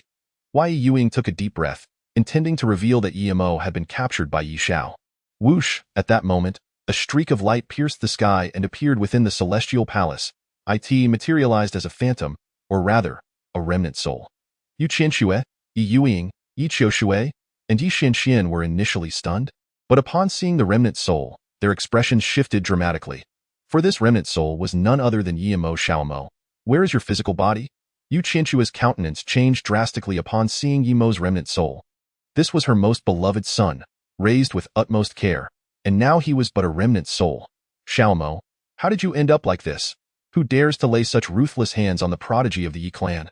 Ye Qiushui and Ye Xuanxuan's faces also changed, their expressions filled with anger. Only Ye Youying, amid her worry, revealed a trace of clarity, as if she knew who was responsible. She could surmise with certainty that it must be Ye Xiao who had destroyed Ye Mo's physical body. Mother, elder sister, fourth sister, fifth sister. Upon returning, Ye Mo's remnant soul immediately bowed in respect, stealing glances at Ye Youying. It turned out that, with the aid of the divine King's mark, Ye Mo had escaped after drifting for several days. Now, devoid of a physical body, he needed to find a way to reconstruct it. Naturally, Ye Mo instinctively thought of the immortal lotus of the Ye clan. However, recalling the pressure he had felt from Ye Xiao that day and admitting to some past misdeeds made him hesitant, fearing retribution from the Ye clan. But upon reflection, Ye Mo believed that would not be the case. First, these misdeeds were trivial matters and had occurred a long time ago. Second, he could sense that the Ye clan genuinely cared for him as their adopted son. Even if he made mistakes, it would suffice to admit them. Ye Mo was confident that the Ye clan would not hold it against him. After much contemplation, Ye Mo resolved to return to the Ye clan. Little did he expect that upon his return, he would encounter Ye Youying also returning. Ye Mo had initially thought that Ye Youying would inform on him, but hiding in the shadows, he noticed that she had not revealed anything to anyone. Instead, she seemed to be intentionally concealing it. Ye could guess the reason behind this, so he revealed his remnant soul and appeared before them. Mother, it was Ye Xiao who captured me after the competition among the 5 sections. Perhaps it was because of my past mistakes that he harbored resentment against me, and he sought to kill me. Fortunately, although my physical body was destroyed, my remnant soul managed to escape back. Ye spoke tearfully, deliberately framing his words to convey his stance to Ye Youying. By admitting to his past mistakes, he sought to express his attitude, while it was evident that Ye Xiao intended to kill him and destroy his physical body. To Ye Youying, his words seemed reasonable. Though brutal, there were indeed causes and effects. However, while she viewed it this way, Yue Qianxue, Ye Qiushui, and Ye Xianxuan did not share her perspective. To them, Ye Mo's so-called mistakes were merely childish squabbles between brothers. And Ye Xiao's actions were those of a petty-minded individual who harbored resentment to the extent of wanting to kill his own brother. You wayward child, this wayward child would even kill his own brother. Utterly inhumane. Yue Qianxue seethed in fury. With a furious outburst, a violent aura surged forth, threatening to shatter the surrounding void, causing the very space around them to warp and fold. How despicable! How could he be so ruthless? Ye Qiushui gritted her teeth in anger. The demonic cultivators have lost all sense of morality. If they can strike against Xiao today, they will surely turn against us tomorrow. Ye Xianxuan added, her face a mask of rage. All right, this wayward child relies on the backing of the Nine Sect to act lawlessly. I shall personally step in and see who can stop me, Yue Qianxue declared. Ye Youying looked at Yue Qianxue in shock, realizing that her mother had misunderstood Ye Xiao again. She wanted to clarify, yet found no words to do so. However, upon further reflection, she thought that if her mother took action and brought Ye Xiao back, that would be the best outcome. Zhaolian. Immediately, Yue Qianxue called out to the outside of the celestial palace, her voice not loud, yet it carried clearly. Whoosh, a figure quickly appeared. It was Zhaolian. Greetings, matriarch, princess, 4th princess, 5th princess. Young Master Zhaolian bowed deeply but revealed a hint of surprise upon seeing Ye Zhaolian. Take Xiao away to reconstruct his physical body with the Tai immortal lotus. Yue Qianxue waved her hand. Yes, matriarch. Zhaolian acknowledged the command and led Ye Mo's remnant soul away. Dear elder, accompany me on a journey to the eastern domain. I am eager to uncover the intentions of that ungrateful child. Moon Qianxue forcefully suppressed the fury surging within her. Yes, mother. Ye Youying nodded in agreement. Mother, I will join you as well, so will I. Both Ye Qiushui and Ye Xuanxuan chimed in eagerly in the eastern domain. At the Shenon Sect, after Ye Xiao meticulously organized all divine techniques, he promptly returned to the sect. Previously hindered by a lack of divine methods, he was unable to refine the foundation of life. However, now that he possessed an abundance of divine techniques, he was naturally eager to enter seclusion and practice. Young master, have you obtained the divine techniques? Upon Ye Xiao's return, Xiao Muqing immediately inquired, I have acquired them. Ye Xiao replied with a subtle nod. Excellent. Among the 3 supreme attributes, we now possess 2 supreme attribute techniques. Xiao Muqing expressed her delight. She had discerned that the method of forging a golden body from the sea of suffering was an exceptionally powerful divine technique, and Ye had not fully unleashed its potential. How have you fared? Ye Youying has not troubled you, has she? Ye Xiao asked. Rest assured, young master. If Ye Youying were to trouble me, she would need the capability to do so. After you departed, we engaged in a 3-day battle, after which Ye Youying wisely chose to leave. Xiao Muqing recounted. That's good to hear. By the way, don't forget the bet of 5 billion spirit stones. Ye Youying has established a heavenly contract and will not dare to renege, Ye Xiao affirmed. Indeed, I will ensure that the elders personally go to collect the debt. I am curious to see how the Joyo sect will manage to produce 5 billion spirit stones. Xiao Muqing replied. After exchanging a few more casual remarks, Ye Xiao prepared to enter seclusion for his practice. Chapter 64. Ungrateful child, do you truly believe I dare not kill you amidst swirling mists? The surrounding void twisted dramatically, as if on the brink of being torn asunder. A shocking fissure materialized, and 4 figures emerged. Moon Qianxue, the matriarch of the Ye clan, Princess Ye Youying, Princess Ye Qiushui, and Princess Ye Xuanxuan. Upon their arrival, their gazes swiftly turned to the structures below. Mother, what lies beneath is the Nine Sect, Ye Youying pointed out. Moon Qianxue surveyed the Nine Sect and let out a soft snort. A hint of celestial might emanating from her. Ungrateful child, come forth at once, Moon Qianxue commanded gently. With a thunderous roar, the entire Nine Sect trembled. Though her voice was not loud, it struck like a bolt from the blue, shocking the very cosmos, especially as it carried the weight of celestial authority, an aura only a celestial sovereign could wield. Presumptuous. Who dares to cause a ruckus at the Shenon Sect? Whoosh, whoosh, whoosh, as Moon Qianxue's thunderous voice resonated. Countless disciples, stewards, and elders of the Shenon Sect transformed into streaks of light, gazing warily at the four figures suspended in the air. This is bad. A celestial sovereign. It is indeed a celestial sovereign. The expressions of the four elders shifted dramatically upon seeing Moon Qianxue. While ordinary cultivators could sense her strength, they could not gauge its true extent. However, the four elders recognized her as a celestial sovereign at a glance. For only a celestial sovereign could unleash such celestial might.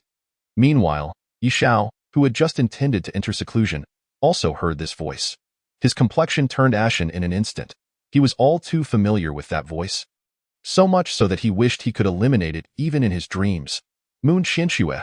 Ye Xiao lifted his gaze to the four figures in the sky, his demeanor akin to a wild beast. Eyes glinting with ferocity. He knew all too well the purpose of Moon Qianxue's visit. Celestial sovereign, beside him, Xiao Muqing was equally terrified. She was merely at the second stage of the divine realm, with a long journey ahead within the 8 transformations of the divine. Facing Ye Youying, who was more powerful than her, she felt confident in a confrontation, but in the presence of a celestial sovereign, she found herself bereft of courage to even fight back. Young master, are they here to seek you? Xiao Muqing quickly discerned Ye Xiao's unusual demeanor and, upon noticing Ye Youying beside Moon Qianxue, made an instinctive guess. Why Ye Xiao did not respond, instead glaring fiercely upwards to eye in the air. Moon Qianxue, Ye Youying, Ye Qiushui, and Ye Xuanxuan scanned the area below. Despite the multitude of over 10,000 disciples at the Shenon Sect, their formidable strength made it easy to locate Ye Xiao. Especially Moon Qianxue, who seemed to possess the eyes of 1,000 miles, piercing through layers of void to fixate on Ye Xiao. Their eyes met, one exuding icy nobility, the other radiating fierce hostility. We have found him. Ye Xiao is right there. How dare he glare at us? He has truly grown arrogant, Ye Qiushui and Ye Xuanxuan exclaimed as they spotted Ye Xiao among the disciples of the Shenon Sect. Ungrateful child, return with me. Moon Qianxue glared at Ye Xiao with a combination of pride and coldness, then spoke again. With a violent burst of celestial might, she locked onto Ye Xiao, followed by a tsunami of overwhelming pressure cascading down from above. Thud, thud, thud. As Ye Xiao felt the weight of Moon Qianxue's pressure, his complexion turned pale, as if a colossal mountain were poised to crush him. He immediately activated the 3 foundational paths, Path of Slaughter, Path of Life, and Path of Space, desperately channeling his energy. Yet, it was to no avail. The pressure emanating from the celestial sovereign was far too terrifying, forcing him to stagger backwards, nearly toppling to the ground. To compel me to return, I would rather perish. Ye Xiao glared defiantly at Moon Qianxue, his voice resolute. Although his words were not loud enough for those around him to hear, he knew that Moon Qianxue would. For she was a celestial sovereign. Ungrateful child, you infuriate me. Do you truly believe I would hesitate to slay you? Should you dare to harm Xiaomo, I shall deny ever having borne you. Moon Qianxue's fury nearly erupted, her voice echoing with intensity. Boom. The tumultuous celestial might ravage the void, leaving only the area surrounding Moon Qianxue intact, while everything else descended into chaos, as if the apocalypse had arrived. Everyone was struck by this scene. The stewards and disciples of the Shenon Sect were nearly paralyzed with fear. A celestial sovereign. This was the terrifying power of a celestial sovereign. It was worth noting that there was not a single celestial sovereign within the entire Shenon Sect. Even the sect leader, Xiao Muqing, could not be compared to a celestial sovereign. Xiao Muqing gazed at Moon Qianxue with trepidation, then turned her attention to Ye Xiao. Young master, rest assured, Muqing swears to protect you at all costs. She declared. Whoosh, after uttering those words, Xiao Muqing transformed into a streak of light, soaring into the skies. Simultaneously, a voice resonated throughout the Shenon Sect. Elders, heed my command. Set up the 5 emperors' heavenly slaughter formation. Whoosh, whoosh, whoosh, whoosh. Just as Xiao Muqing's voice fell, 4 figures shot into the sky. It was the 4 elders of the Shenon Sect. 5 emperors' heavenly slaughter formation. As Xiao Muqing and the 4 elders took their designated positions, each of them performed hand seals to execute the formation. Although the Shenon Sect lacked a celestial sovereign as a subsidiary power of the Xiao clan, they possessed a formation specifically designed to counter celestial sovereigns, requiring the combined efforts of 5 individuals to activate. Green Emperor Wood Sovereign, in position. Red Emperor Fire Sovereign, in position. White Emperor Gold Sovereign, in position. Black Emperor Water Sovereign, in position. Yellow Emperor Earth Sovereign, in position. Xiao Muqing and the 4 elders spoke in unison. As they did, each of them manifested a towering blade of light, akin to neither sword nor knife, seemingly poised to cleave the very heavens asunder. Moreover, these 5 blades appeared to resonate with one another in an almost mystical manner, forming a perfect synergy that dramatically amplified their power. The Green Emperor Wood Sovereign could rejuvenate life. The Red Emperor Fire Sovereign could transmute all fire elements. The White Emperor Gold Sovereign was renowned for its sharpness. The Black Emperor Water Sovereign was expansive and unending, while the Yellow Emperor Earth Sovereign could assimilate all earthly energies. Countless disciples of the Shenon Sect gazed upon this scene with glimmers of hope. All core disciples were well aware of the 5 Emperors' heavenly slaughter formation. This was not merely a 5-element formation, but rather an intricate array that harnessed the principles of mutual generation and restraint among all things, enabling the 5 participants to consolidate their combat capabilities into a singular force, dramatically amplifying their might. Ye Xiao fixated intently on the 5 Emperors' heavenly slaughter formation. As the foremost disciple of the Shenon Sect, he was no stranger to it. However, he harbored little confidence, for he understood that while the formation could contend with a celestial sovereign, it could only do so against an average one. A celestial sovereign of superior strength would prove insurmountable. And as Ye Xiao was aware, Ye Qianxue was no weakling among celestial sovereigns, being at the 9th refinement stage. Chapter 65. I truly regret not having taught you properly in the air. Xiao Muqing and the 4 elders arranged the 5 emperors' heavenly slaughter formation, poised to confront Ye Qianxue. The 5 elemental blades hovered menacingly, ready to strike at any moment. However, it was evident from the expressions of Xiao Muqing and her companions that even with the 5 emperors' heavenly slaughter formation, their confidence was waning. After all, a celestial sovereign was overwhelmingly powerful. Elder, this is the Shenon Sect. I implore you to exercise restraint. Xiao Muqing admonished Ye Qianxue, her expression stern. You must be the sect leader. Xiao Muqing, this is not a matter for you to dictate. Do not presume that merely setting up a trivial formation will impede me. You are courting death, Ye Qianxue replied, her gaze fixed contemptuously on the 5 emperors' heavenly slaughter formation before shifting to Xiao Muqing. Even if we cannot stop you, we must try. Since you insist on this course, do not blame me for being ungracious, Xiao Muqing retorted fiercely. The Xiao clan's celestial lineage was marked by clear hierarchies. The branches existed solely to serve the main lineage. The immortal lord entrusted the young master to her care, and she would protect him with her life. Very well, I shall witness how a mere second-stage divine realm cultivator like you intends to obstruct a celestial sovereign. Ye Qianxue scoffed, a mixture of fury and amusement evident in her demeanor. As a celestial sovereign, she was proud, even disdainful of engaging with the Yuan spirit cultivator. However, if the Yuan spirit sought its own demise, that was an entirely different matter. Xiao Muqing, the 5 emperors' heavenly slaughter formation is an ancestral array of the Xiao clan, originally designed to be deployed by 5 celestial sovereigns, capable of unleashing tremendous power. Yet here it is, in your hands, reduced to an array of mere Yuan spirits and giants. It is truly a disgrace to the 5 emperors' formation, and to think you could use it to hinder a celestial sovereign is laughable. Ye Qianxue gazed at the 5 emperors' heaven-slaying formation with a mocking expression. Were it the true 5 emperors' heaven-slaying formation, crafted by 5 celestial venerables in unison, even the most mediocre among them would warrant her utmost vigilance, requiring her to be on high alert, perhaps even to the point of being excessively cautious. Yet now, it was merely a formation set by 5 primordial spirit titans, which, in Ye Qianxue's eyes, rendered the situation laughable. Heavenly light. With a swift transformation of hand seals, a radiant beam of light emerged from her palms, a kaleidoscope of colors coalescing into a brilliant spectrum, comprising red, orange, yellow, green, blue, indigo, and violet, the 7 hues. Initially, this rainbow light was merely the width of her arm. But in an instant, it surged towards the heavens, transforming into a radiant column thick enough for dozens to embrace. Wherever the 7-colored divine light passed, the heavens and earth shattered, and all existence perished. The void erupting into a cataclysmic scene reminiscent of the apocalypse. Above the entire Shenon Sect, the azure sky and white clouds were nowhere to be seen, replaced instead by an abyss of impenetrable darkness. Most terrifyingly, Due to the overwhelming lethality of the seven-colored divine light, it surpassed the restorative power of heavenly law, meaning that as long as the light persisted, this void could not mend itself. The heavenly light was the supreme divine power of the Ye clan. Xiao Muqing observed the seven-colored divine light with a face awash in terror. Anyone with a modicum of experience would know that the heavenly light of the Ye clan was an unparalleled divine ability, capable of obliterating all, including the very heavens. The elder's words rang true. The five emperors' heaven-slaying formation, as a legacy of the Xiao clan, was indeed sullied by our primordial spirit titans.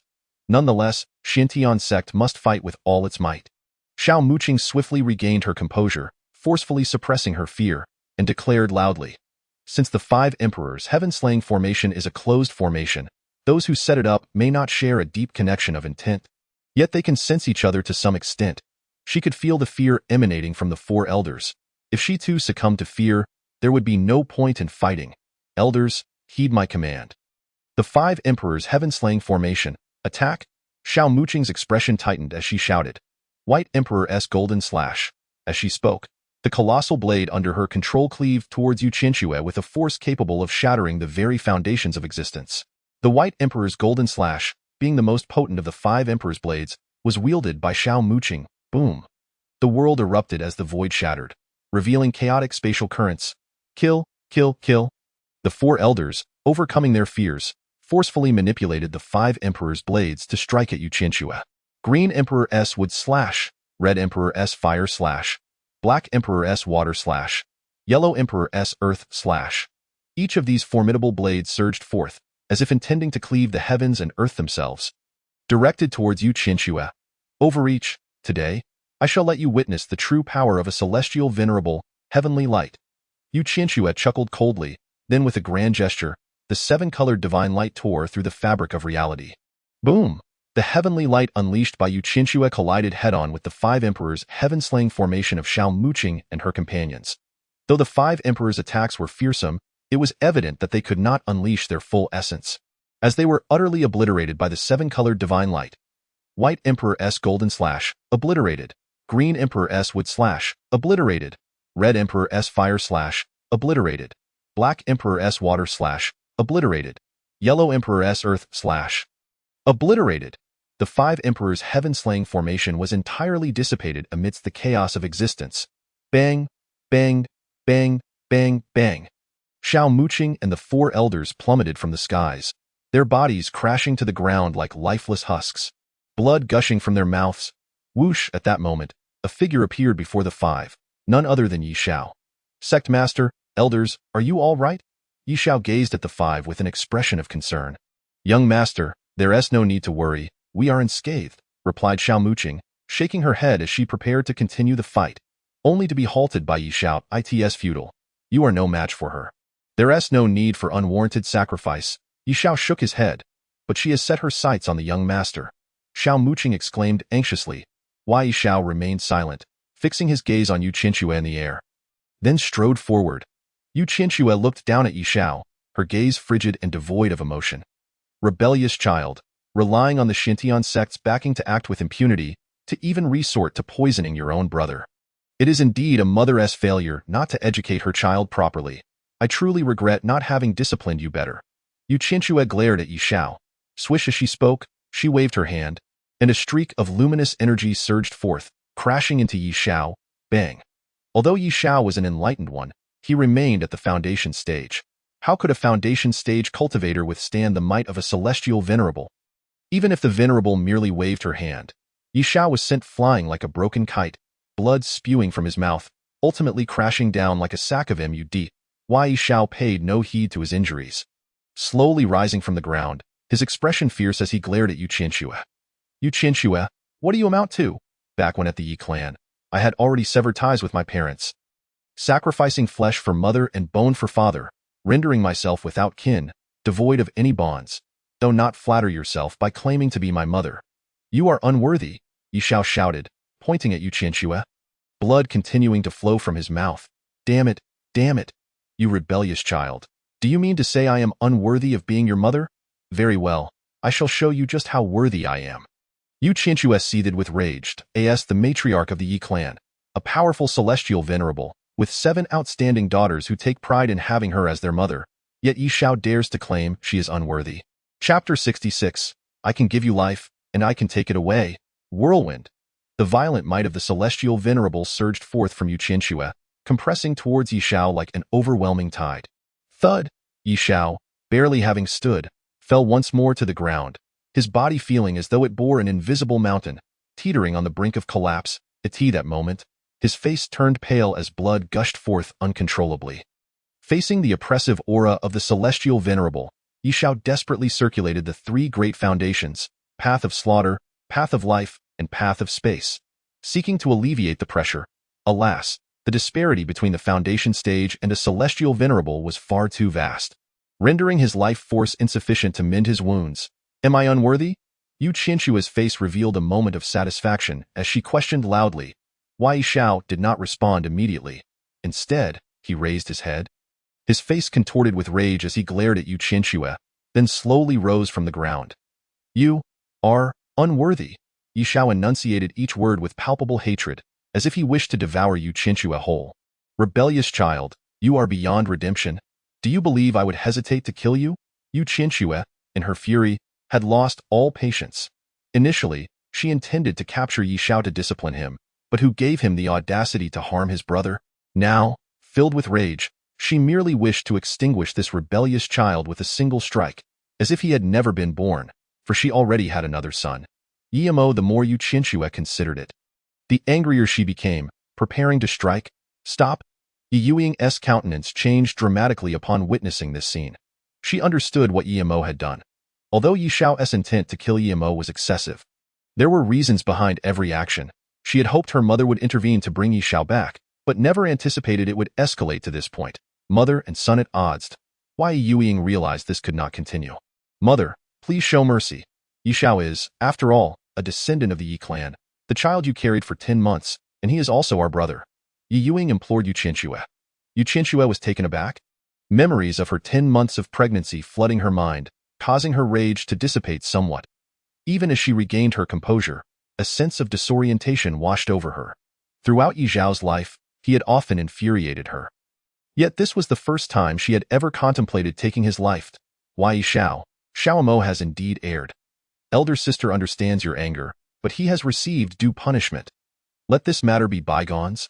Shall we? Come back with us. The Ye clan is your true home.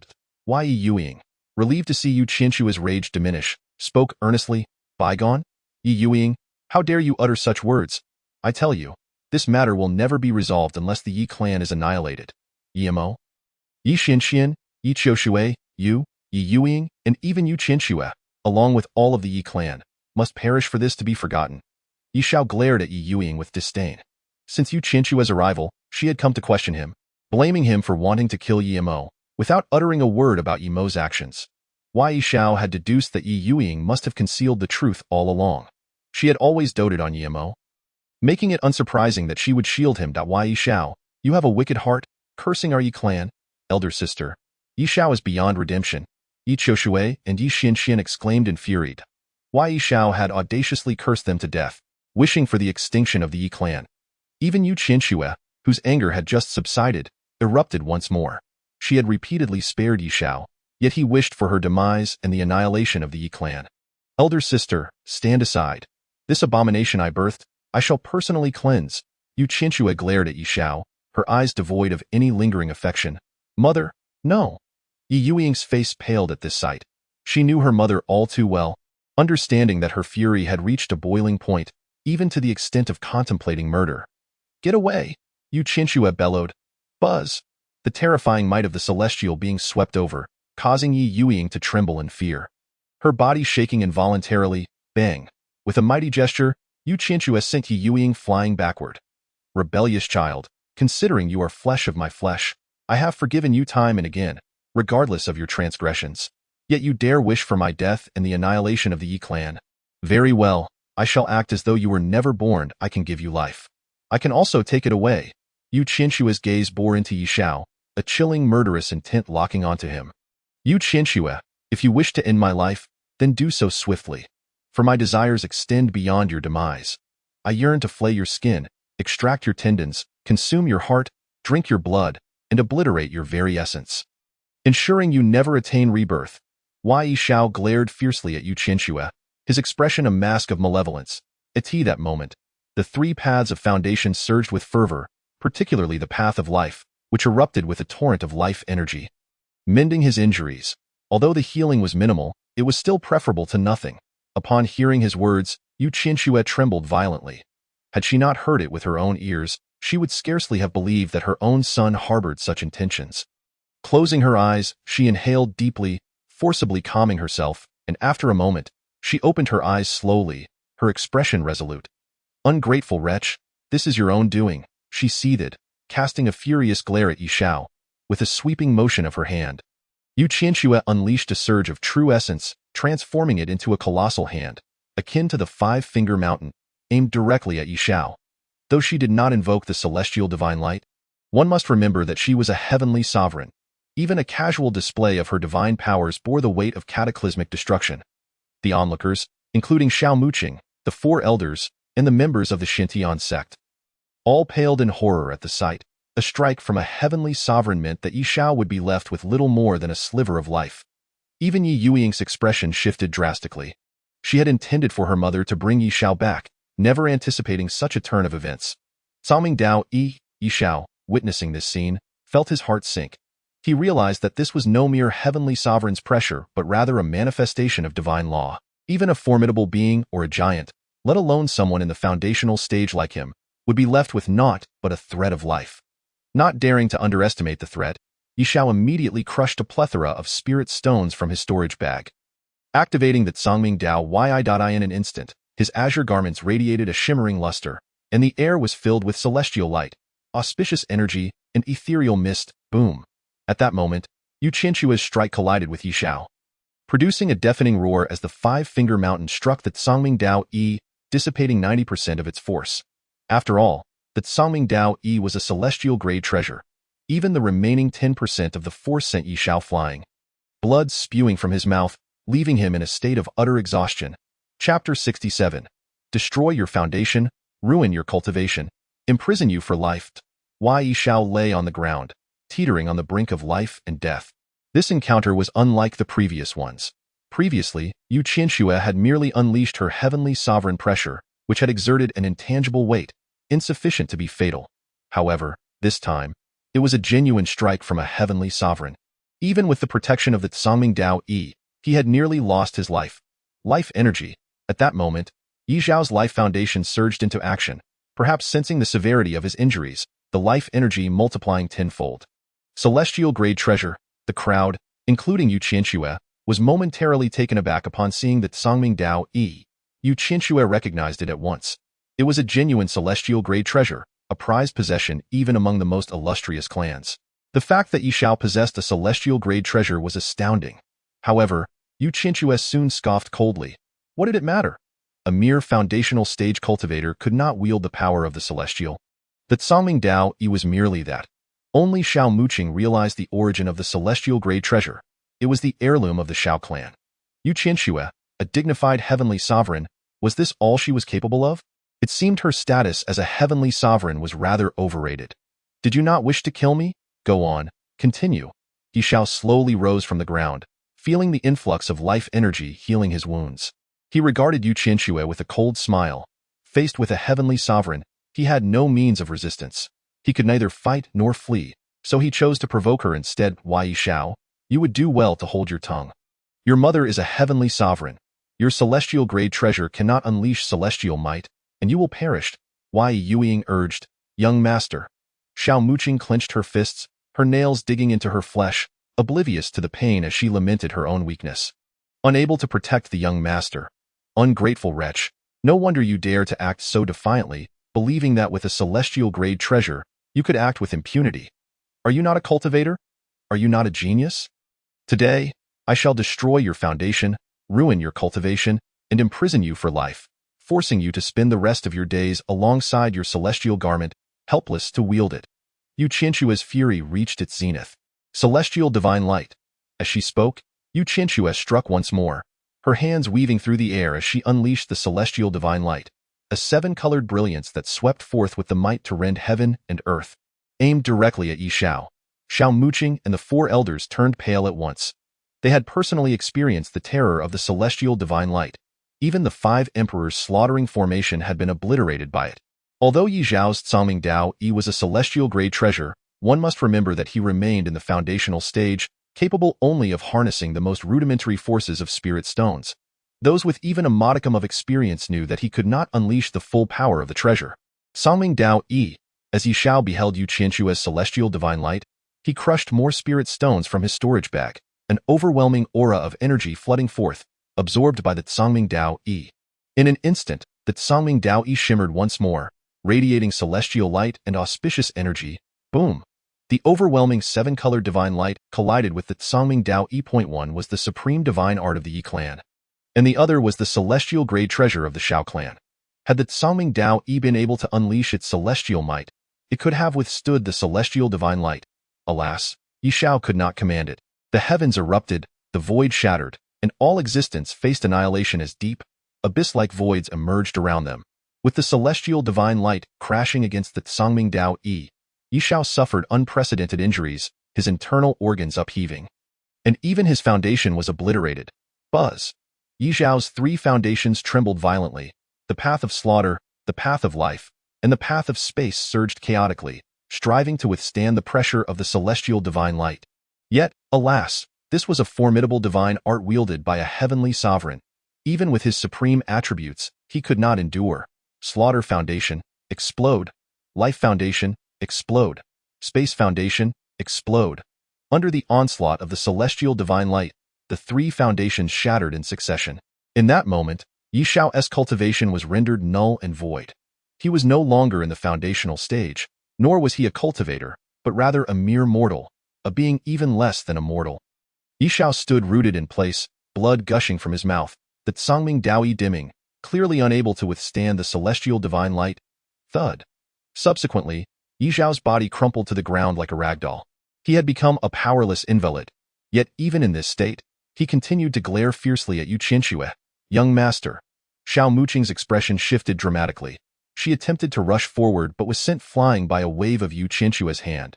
Ungrateful wretch, you have brought this upon yourself. Yue Qianxue regarded the prostrate Ye Xiao with an expression devoid of emotion, her sleeve sweeping dismissively. Yue Qianxue, if you have the audacity, kill me now. Otherwise, know that one day, I shall ensure your demise. Ye Xiao gritted his teeth, seething. Eldest and second, take this ungrateful wretch back to Lingyun Mountain, imprison him in Tiangang Cliff, and let him reflect upon his transgressions for the remainder of his wretched life. Yue Qianxue chuckled coldly, dismissing the threat. To her, it was merely the bluster of a powerless individual. She then addressed Ye Qiushui and Ye Xianxian, instructing them. Yes, mother. Ye Qiushui and Ye Xianxian nodded, preparing to advance. Suddenly, a radiant sword light materialized in the arena, appearing in an instant from the horizon. This blade of light was so ferocious that it seemed to cleave the heavens asunder, heading straight for the crowd. Ye Qiushui, Ye Xianxian, Ye Youying, Xiao, and the others all paled in unison. They recognized at a glance the formidable power of this sword light, capable of annihilating a primordial spirit.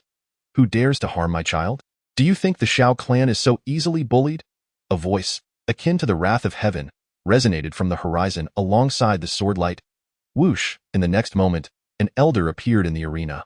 All eyes turned towards the elder, filled with trepidation, including Yue Qianxue, who recognized him as another heavenly sovereign. Only Xiao was overwhelmed with joy. Muqing pays respects to the celestial lord. Xiao immediately knelt in reverence. The visitor was none other than the celestial lord of the Xiao clan, Xiao Zhanaying, child. Xiao Zhanaying nodded gently, but before he could speak, he noticed Ye Xiao, who lay like a mere puddle on the ground. And a look of deep concern crossed his face. The Xiao clan has encountered great tribulations, the main lineage has fallen, leaving him as the sole survivor. He had thought himself destined to live out his days in solitude. Yet heaven had shown mercy, bestowing upon him a foster son.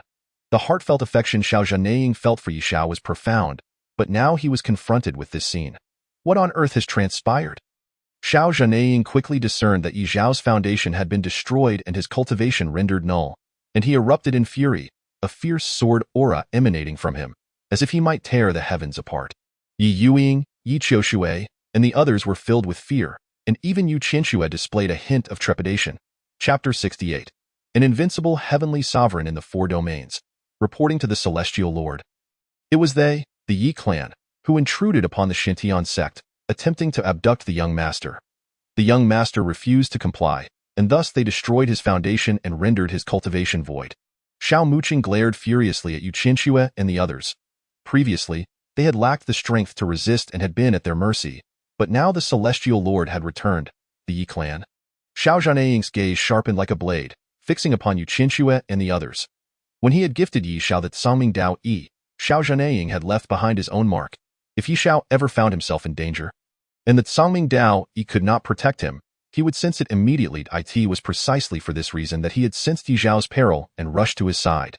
Xiao Zhanaying was aware that Ye Xiao had encountered formidable foes, yet he was taken aback to discover that they belonged to the Ye clan's celestial lineage. He scrutinized Ye Qianxue closely, disregarding Ye Youying and the other two altogether, for to him, anyone beneath the status of celestial sovereign was akin to an ant. Even those possessing a primordial spirit were hardly worthy of mention. Might you be the esteemed elder Xiao Zhanaying? Ye Qianxue inquired, her gaze fixed on him, hesitating momentarily before speaking. Though she was unfamiliar with Xiao Zhanaying, she had heard Xiao Muqing refer to him as the celestial sovereign, the very title that belonged to Xiao Zhanaying himself. Indeed, it is I. And you are? Xiao Zhanaying replied, forcibly suppressing the fury that boiled within him. It truly is Xiao Zhanaying. A wave of astonishment washed over Ye Qianxue. Among the celestial sovereigns of the four domains, he was one of the few, and he was renowned as the foremost among them. Yet, 60 years prior, the Xiao clan had suffered a catastrophic calamity, and the once mighty lineage was extinguished overnight. It was rumored that Xiao Zhanaying had perished in battle. Who would have thought he still lived? Elder Zhanaying, I am Ye Qianxue, the matriarch of the Ye clan. She introduced herself. Since when did the Ye clan have a matriarch? Could it be that that old coot Ye Tianqiong has taken a younger wife? Xiao Zhanaying murmured, a look of skepticism on his face. The former celestial sovereign has abdicated. The current leader of the Ye clan is my husband, Ye Qingcang, Ye Qianxue explained, a hint of embarrassment crossing her features. Why Ye Qingcang? That cunning little wretch has actually become the celestial sovereign of the Ye clan? It appears Ye Tianqiong's eyesight has indeed failed him, selecting the most incapable individual for such a position. Xiao Zhanaying muttered, lost in a distant reverie, his expression shifting from doubt to realization, clearly indicating he had known Ye Qingcang in the past. Old man, on what grounds do you disparage my father? He is the celestial sovereign of the Ye clan, the strongest among them. Ye Qiushui interjected, her face contorted in displeasure. From childhood, her father Ye Qingcang had been their idol, and they took pride in having such a father, yet now, he was being belittled by Xiao Zhanaying. Xiao Zhanaying cast a cold glance at Ye Qiushui, a sardonic smile gracing his lips, choosing not to respond. He considered himself above such trivial disputes with a mere junior child. Forgive me for my tardiness, he said gently as he approached Ye Xiao, helping him to his feet with a visage full of concern. Uncle, it is not too late. Your arrival is quite timely, Ye Xiao replied, shaking his head. Rest assured, you are now my adopted son, Xiao Zhanaying's heir, and regardless of whether it be the Ye clan, the Lin clan, or the Chu clan, anyone who dares to harm you shall face my righteous wrath, Xiao Zhanaying declared. However, his words left Ye Qianxue, Ye Youying, Ye Qiushui, and Ye Xianxian utterly dumbfounded. Adopted son of Xiao Zhanaying, heir of the Xiao clan. Ye Xiao was not only the foremost of Nine Sect, but also Xiao Zhanaying's adopted son and heir of the Xiao clan. Elder Zhanaying, Ye Xiao is my rebellious son. This is a family matter of the Ye clan, and I kindly ask you to refrain from intervening, Ye Qianxue said, her brow furrowing. Nonsense, Ye Qianxue. I have long severed ties with my parents. I, Ye Xiao, am without father or mother, Ye Xiao retorted vehemently. Unfilial wretch. You were born a member of the Ye clan and shall die as a specter of the Ye clan. That can never be changed. Ye Qianxue thundered, her anger boiling over, yet upon noticing Xiao Zhanaying nearby, she quickly composed herself. Can it truly not be changed? I would like to test that theory, Xiao Zhanaying interjected suddenly. Xiao Zhanaying, you are an ancient celestial sovereign, and while I respect you as an elder, do not overstep. You may be the sovereign of the Xiao clan, but you are not the sovereign of the Ye clan, and it is not your place to meddle in our affairs. Furthermore, as a mother, I shall discipline my own son, and no one has the right to object, Ye Qianxue retorted coldly. Despite Xiao Zhanaying being the first among celestial sovereigns of the four domains, Ye Qianxue had discerned his unstable aura and sensed his injuries upon their first meeting, bolstering her confidence. It was not uncommon for a mother to discipline her child, but to destroy his foundation, cripple his cultivation, or even seek to end his life was indeed rare. In her 100+ years of existence, it was her first encounter with such a situation. Xiao Zhanaying regarded Ye Qianxue with a chilling smile. Though he had not witnessed the events firsthand, he could easily surmise that had Ye Xiao not been shielded by the Tsangming Dao robe, his life would likely be forfeit at that very moment. How I choose to discipline my son is my own affair. It is not for outsiders to dictate, Ye Qianxue declared. Seemingly stripped of her dignity, her fury ignited, losing the respect she had previously shown. I shall also inform you that Ye Xiao is now my adopted son and heir of the Xiao clan. Anyone who dares to harm him must first seek my permission, Xiao Zhanaying asserted. The two glared at each other, the formidable might of their respective statuses clashing like the sharpest of blades. One was a newly ascended, powerful celestial sovereign, while the other was an elderly celestial sovereign bearing injuries. Xiao Zhanaying, while you were once the first celestial sovereign of the 4 domains, you are now aged and, if I am not mistaken, wounded as well. I advise you not to meddle in affairs that do not concern you. Ye Qianxue warned, her eyes ablaze with intensity, fixated upon Xiao Zhanaying. Ha ha ha, I have roamed the 4 domains for nearly a century, and never has anyone dared to threaten me. Even that old coot Ye Qianxue treats me with utmost respect. Yet you are the first to challenge my authority. It seems I have been in hiding for too long, to the point where people have nearly forgotten that an invincible celestial sovereign exists in the 4 domains. Xiao Zhanaying boomed with laughter. As he spoke, a fierce sword energy erupted from him, as though he were a peerless sword cutting through the fabric of reality itself. Xiao Zhanaying, the waves of the Yangtze pushed the previous waves aside. Do you truly believe yourself to be the invincible celestial sovereign of your? You are but an old celestial sovereign with 1 foot in the grave, and severely injured at that, since you refuse to recognize the situation. Do not blame me for being impolite, Ye Qianxue declared, her expression tightening as she raised her voice. Heavenly light of the upper realm. As her words fell, Ye Qianxue shifted her hand seals, summoning forth a spectacular display of 7-colored divine light. This 7-colored divine light, consisting of red, orange, yellow, green, blue, indigo, and violet, began to evolve before her. With the addition of black and white, it transformed into a 9-colored divine light. 9-colored divine light. The vibrant hues intertwined, unleashing a cataclysmic force that surged forth, amplifying its power 100-fold. The 9-colored divine light soared into the heavens, poised to strike at Xiao Zhanaying. Upon witnessing this spectacle, Xiao Muqing and the 4 elders turned ashen, their souls seemingly leaving their bodies. They realized that the 9-colored divine light was far more terrifying than even the 7-colored version. In truth, not only they, but even Ye Qiushui and Ye Xianxian were taken aback, as though they had just learned that the heavenly light of the upper realm had a 9-colored form. Sister, wasn't the heavenly light of the upper realm 7-colored? How did it become 9-colored? Ye Qiushui asked Ye Youying. The heavenly light of the upper realm is categorized into minor completion, major completion, and perfection, corresponding to 5 colors, 7 colors, and 9 colors respectively.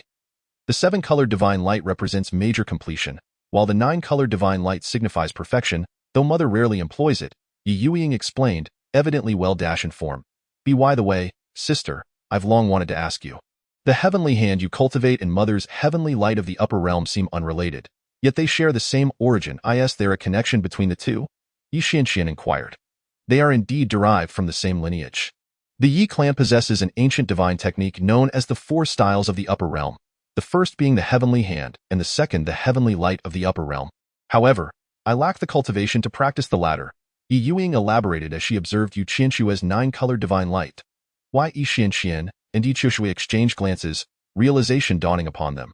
One was a formation master, the other a potion master, both accomplished in their fields, yet their cultivation levels were average, rendering them unqualified to practice the 4 styles of the upper realm, and this was indeed their first encounter with such knowledge. Holding the 9-colored divine light, Ye Qianxue glared at Xiao Zhanaying. Though he had once been a renowned invincible celestial sovereign of the eastern domain, that was a matter of the past. She could clearly sense his injuries, emboldening her resolve. The 2nd style of the upper realm, the 9-colored divine light, bears some resemblance to that old coot Ye Qianxiang, but alas, I have suppressed him my entire life. Xiao Zhanaying regarded the 9-colored divine light with a carefree demeanor, as though it were merely an ordinary beam of light rather than a harbinger of destruction. You speak with such arrogance, Xiao Zhanaying, though not presume upon your age in my presence. Today, I, Ye Qianxue, Intend to see how you shall withstand my nine-colored divine light, she declared, her expression resolute as she shouted, "Nine-colored divine light." In an instant, the overwhelming might of the nine-colored divine light surged forth, aiming to obliterate everything in its path as it hurtled toward Xiao Zhanaying. Unfazed, he made no attempt to evade. Instead, he brought his fingers together, wielding them as a sword, pointing skyward. The tempestuous might of heaven surged upward. And in an instant, the atmosphere shifted, lightning flashed, thunder roared, and countless winds, bolts of lightning, rain, and spiritual energy converged, forming a sword that seemed to dominate the nine heavens. This sword, known as the Nine Heavens Sword, descended as if it were a river cascading from the heavens. The sword from the great river descends from the sky. The Nine Heavens Sword tilted downward, landing upon Xiao Zhanaying's fingertips, merging man and sword into one. He was the Nine Heavens Sword, and the Nine Heavens Sword was he, as an ancient, resonant battle song echoed. It wove a magnificent chapter of glory, as the wind rises, the clouds soar, and the sword energy stretches across 30,000 miles. In the depths of the void, an ancient melody reverberated. All were entranced by its enchanting rhythm and fervent vocals, save for Xiao Muqing, whose body trembled, tears brimming in her eyes. Xiao Clan's sword song. It is indeed the Xiao Clan sword song, she murmured to herself in her childhood. She had heard her father mention that the Xiao Clan possessed an invincible sword song, and he had been fortunate enough to witness the immortal lord demonstrate it in his youth. At that time, the immortal lord was resplendent, conquering all, and none could rival him with a mere sword. Alas, since the downfall of the Xiao Clan and the disappearance of the immortal lord, she had been deprived of such a sight. A deep source of regret. Even her father, before his passing, had urged her to seek out the opportunity to witness it once more. "Father, your daughter has finally fulfilled your wish. Not only have I found the immortal lord, but I have also been fortunate enough to behold the Xiao Clan sword song." Xiao Muqing spoke through her misty tears. "Eye in the air, the nine-colored divine light, capable of annihilating the world, continued to surge forth." Upon witnessing the sword of the nine heavens and hearing the ancient battle song, Yue Qianxue momentarily froze, a fragment of memory surfacing in her mind. Clearly, she was not unfamiliar with the Xiao Clan sword song. However, as a formidable celestial sovereign, she was self-assured in her primordial divine abilities, pressing forward with the nine-colored divine light unyieldingly. The ancient melody spread across the world. As the great winds rise and clouds soar, the sword energy stretches for 30,000 miles, a mere 14 characters, yet each was imbued with supreme sword intent, as if to tear through the void and slice the heavens. The sword of the nine heavens struck with an unstoppable force. Boom! The clash between Yue Qianxue's nine-colored divine light and Xiao Zhanaying's Xiao Clan sword song erupted. While the nine-colored divine light was indeed ferocious, capable of obliterating all, it was evident that it could not overpower the sword of the nine heavens. The piercing sword energy radiated in all directions, traversing 30,000 miles, just as the melody had foretold. Conversely, under the might of the sword of the nine heavens, the nine-colored divine light was shattered. Its vibrant hues of red, orange, yellow, green, cyan, blue, purple, black, and white all reduced to nothingness. The nine-colored divine light dissipated into the cosmos. With a resounding thud, under the impact of the Xiao Clan sword song's 30,000 miles, Yue Qianxue was sent reeling backward, her form exceedingly disheveled, her breath unsteady. "Mother!" Ye Youying, Ye Qiushui, and Ye Xuanxuan's expressions changed drastically upon witnessing this scene, yet upon seeing that Yue Qianxue had not sustained any real harm, they secretly breathed a sigh of relief. It was rumored that each stance of the Xiao Clan sword song possessed its own unique melody.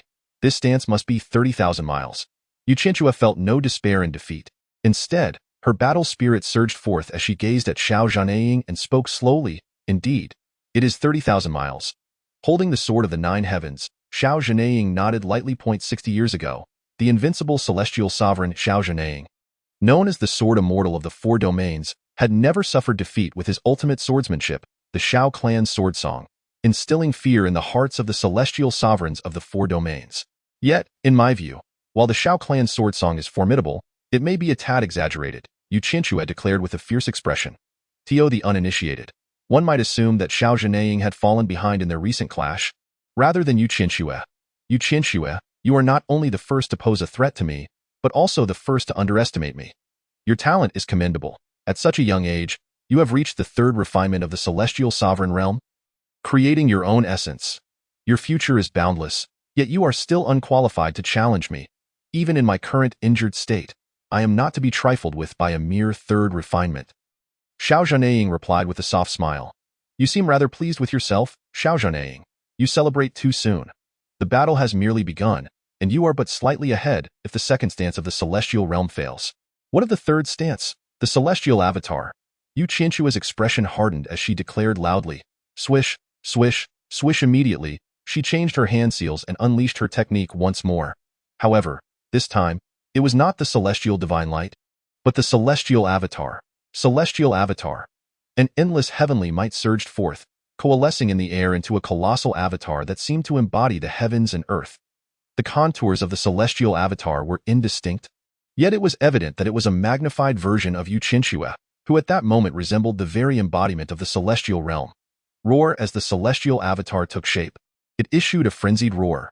Though it was Yue Qianxue's voice, it resonated like the growl of a wild beast. Boom, boom, boom. The celestial avatar towered over the heavens and earth, each step causing the ground to tremble, as if it sought to annihilate the world. All present were struck with fear by the celestial avatar, their hearts racing, except for Ye Youying, who wore a shocked expression. The wrath of the celestial realm. It is indeed the wrath of the celestial realm, Ye Youying murmured in astonishment, momentarily doubting her own eyes. As a practitioner of the four stances of the celestial realm, no one understood them better than she. This was a supreme ability passed down from the ancient era. According to the ancient texts of the Ye clan, most of the Ye clan members only mastered the first two stances, namely the celestial hand and the celestial divine light. As for the latter two, few had succeeded. Throughout the ancient history of the Ye clan, those who had mastered them numbered less than 5. The third stance, known as the Wrath of the Celestial Realm, was renamed the Celestial Avatar by the Ye clan's ancestors due to a belief that its original name was unfavorable. Elder sister, is the Celestial Avatar truly formidable? Ye Qiushui and Ye Xianxuan inquired, their gazes fixed upon Ye Youying. For those of our caliber, even the first stance, the Celestial Hand, is immensely powerful. As for the second and third stances, they are beyond our comprehension, Ye Youying replied, nodding. That's splendid. I hope Mother can thoroughly teach that old man a lesson, ideally leaving him searching for his teeth, Ye Qiushui expressed angrily. Were it not for the sudden emergence of this old man, they would have already brought Ye Xiao back to the Ye clan and imprisoned him at the Tiangang cliff. Just based on Yue Qianxue, she dares to challenge. Such an arrogant individual. If not for my father's injuries preventing him from unleashing his full power, he could have obliterated her with a single sword strike. Yet even so, she is not a match for Yue Qianxue. Hearing the words of Ye Qiushui and the others, Ye Xiao retorted. In his past life, he had known Yue Qianxue to be immensely strong, even among celestial sovereigns, yet Xiao Zhanaying was even stronger. An invincible celestial sovereign of the 4 domains, known as the Sword Immortal. Ye Xiao, you truly are incorrigible, siding with outsiders. Once you are captured and returned to the Ye clan, not only will you be imprisoned at the Tiangang cliff, but you will also be thrown into the dark ant demon abyss, where you will find neither life nor death. Ye Qiushui spat through gritted teeth. Silence. Can you not refrain from speaking? Ye Youying glared at Ye Qiushui. Ye Qiushui opened her mouth to retort, but ultimately refrained, for apart from her mother, her greatest fear was her elder sister. However, she mentally noted to settle the score with Ye Xiao upon their return. In the air, the celestial avatar loomed, poised to suppress Xiao Zhanaying. Throughout, Xiao Zhanaying maintained an air of calm, yet upon closer inspection, a flicker of surprise could be discerned in his gaze. The 4 great celestial clans had long engaged in both overt and covert conflict, and Xiao Zhanaying was no stranger to the 4 stances of the celestial realm. Yet, as far as he knew, few had mastered the third stance in the annals of the Ye clan's history, and it could be said that the number was pitifully low. The defeated Ye Tianxiong had yearned to master the third stance for years, yet he had never succeeded. To his astonishment, Yue Qianxue, a mere celestial sovereign of the third refinement, had managed to achieve the celestial avatar. Interesting. The third stance of the celestial realm, the celestial avatar. Yue Qianxue, aside from your cultivation, you surpass Ye Tianxiong, yet it is regrettable that it will not suffice to defeat me. Xiao Zhanaying remarked as he regarded the celestial avatar. 800 prefectures. Xiao Zhanaying unleashed the sword of the 9 heavens once more, employing a completely different sword technique from 30,000 miles, which surged forth like an endless torrent of sword light, illuminating the heavens and earth, piercing and fierce. In that moment, the 800 prefectures of the eastern domain felt the intensity of the sword light. All gazed skyward towards the direction of the Xuantian gong. Simultaneously, another battle song echoed, a melodious tune that entranced the listeners, while the impassioned vocals ignited their spirits. A sword's light chills 800 prefectures, its might resounding across the seas, returning home.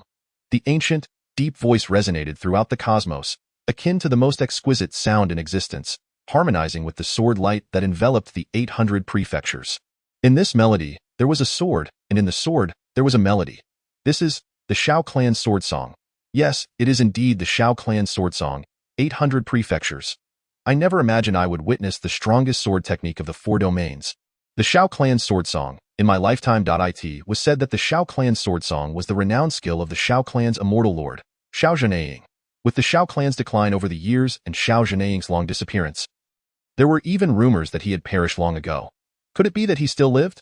If 30,000 miles had merely stirred local commotion, then the emergence of 800 prefectures sent shockwaves throughout the entire eastern domain.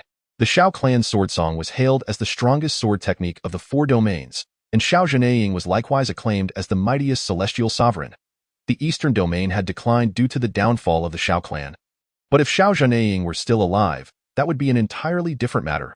At this moment, the various factions in the eastern domain shifted in tone, with many convening sect meetings to discuss future developments. However, that is a matter for another time. Above the Xuantian gong, Xiao Zhenaying's 800 prefectures collided directly with Yue Qianxue's celestial avatar. Swish, swish, swish. Upon witnessing 800 prefectures, Yue Qianxue's expression hardened. This sword was exceedingly powerful. She could distinctly sense that if Xiao Zhenaying wished, he could obliterate the 800 prefectures in an instant.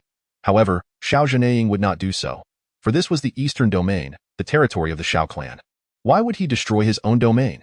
Yet even with the might of 800 prefectures, Yue Qianxue remained confident in the celestial avatar. This was the 3rd stance among the 4 stances of the celestial realm. With fewer than 5 practitioners recorded in the entirety of the Yi clan's ancient history, and she was one of them. The celestial avatar, capable of devastating the heavens and earth, was unleashed to suppress 800 prefectures, which in turn sought to cleave the celestial avatar asunder. Thus, the 2 forces clashed head-on. Boom. The celestial manifestation, despite possessing the most terrifying destructive power in existence, is evidently overshadowed by the piercing brilliance of the sword light emanating from the 800 prefectures. This sword light penetrates every crevice, and each thread of it is capable of obliterating the world. A thunderous roar reverberates, causing the very heavens and earth to tremble, and in an instant, the celestial manifestation erupts, dissolving into nothingness amidst the cosmos. Chapter 71. How can valiant warriors guard the 4 corners, when the sword's might can withstand 1,000,000 troops? Bang! At the moment of the celestial manifestation's explosion, Yue Qianxue's body was sent hurtling backward like a kite severed from its string. Spurt. Blood gushed forth uncontrollably.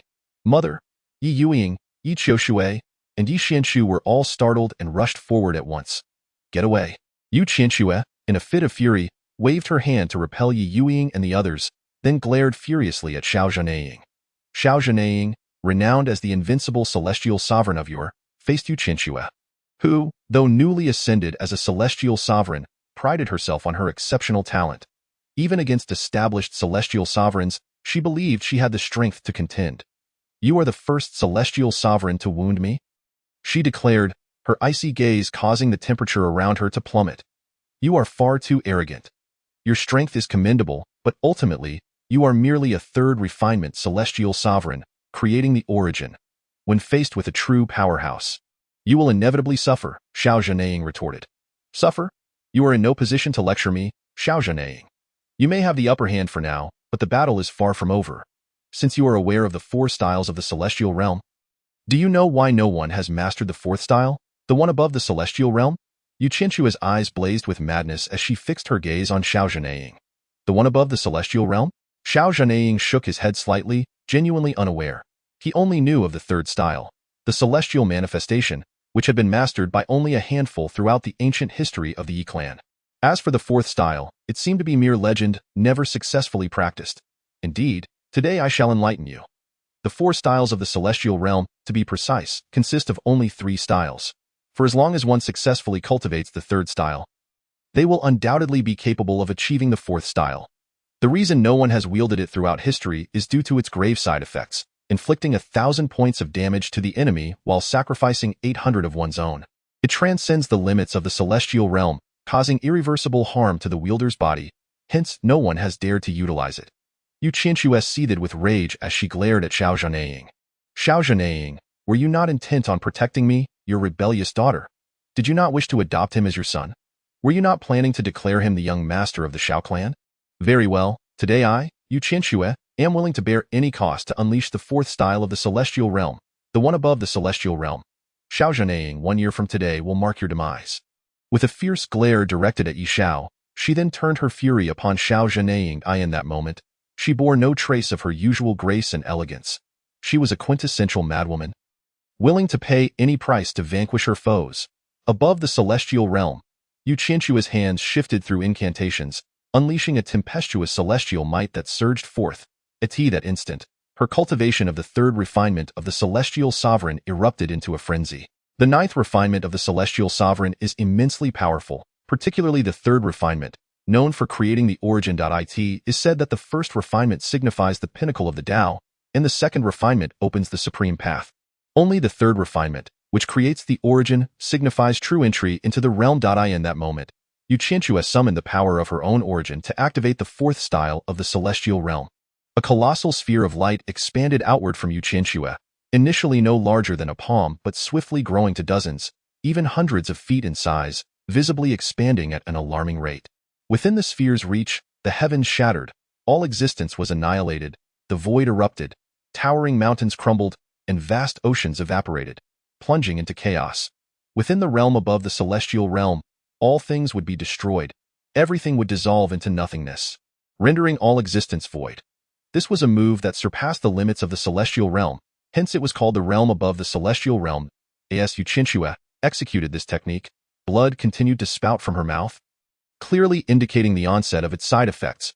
However, she appeared utterly deranged, disregarding her own injuries as she relentlessly channeled the power of the realm above the celestial realm, the sphere of light expanding at an ever-increasing pace. Notably, the realm above was no longer confined to the sky but began to envelop the ground, targeting the Shenon Sect. Die! Everyone in the Shenon Sect must perish. Everyone in the eastern region must die. Let all things return to silence and be reformed into chaos. Let everything be obliterated. Ye Qianxue cackled maniacally as she spewed blood. Mother, no. Please stop. The realm above the celestial realm is too damaging. Your body cannot endure it. Ye Youying was left dumbfounded by the scene. She had never anticipated her mother would become so deranged as to wish for the annihilation of everyone in the Shenon Sect and even the entire eastern region. The critical point was that she had also practiced the first style of the celestial realm and felt her mother's origin energy depleting. Though she could not perform the fourth style, she understood the danger of its execution. Nevertheless, Ye Qianxue paid no heed to Ye Youying, continuing to fervently invoke the realm above the celestial realm, the sphere of light rapidly expanding to cover Xiao Zhanaying, Ye Xiao, the Shenon Sect, and the entire eastern region. Xiao Muqing, the four elders, and even the incapacitated Ye Xiao all changed countenance in alarm. To them, Ye Qianxue was nothing short of a madwoman. Ye Qianxue? You seek your own demise. Out of consideration for your youth, I have shown restraint, but do you truly believe you can contend with me? Absurd. Today, I shall shatter the realm above the celestial realm. Xiao Zhanaying's expression hardened, his fury ignited. 1,000,000 troops. Grasping the sword of the 9 heavens, he began to wield it, initially resembling a graceful sword dance. Yet, as the dance unfolded, a formidable sword force coalesced behind him. It was a vivid tableau, reminiscent of a battlefield filled with clashing forces, where 1,000,000 soldiers brandished their weapons and charged forth. This scene was nothing short of breathtaking. These were not ordinary mortal troops.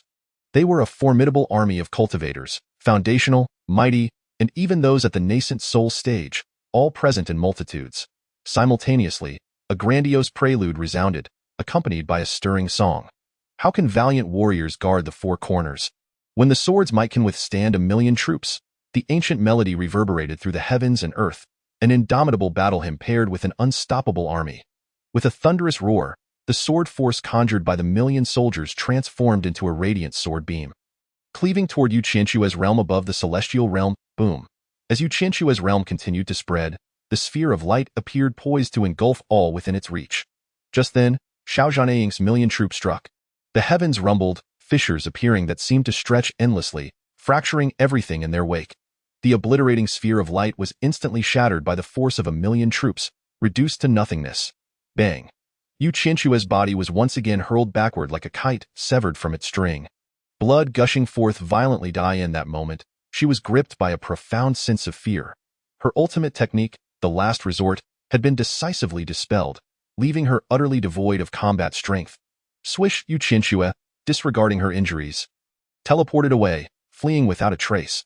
Mother, Ye Youying, Ye Qiushui, and Ye Xianxue, witnessing Ye Qianxue's retreat, dared not linger and promptly followed suit.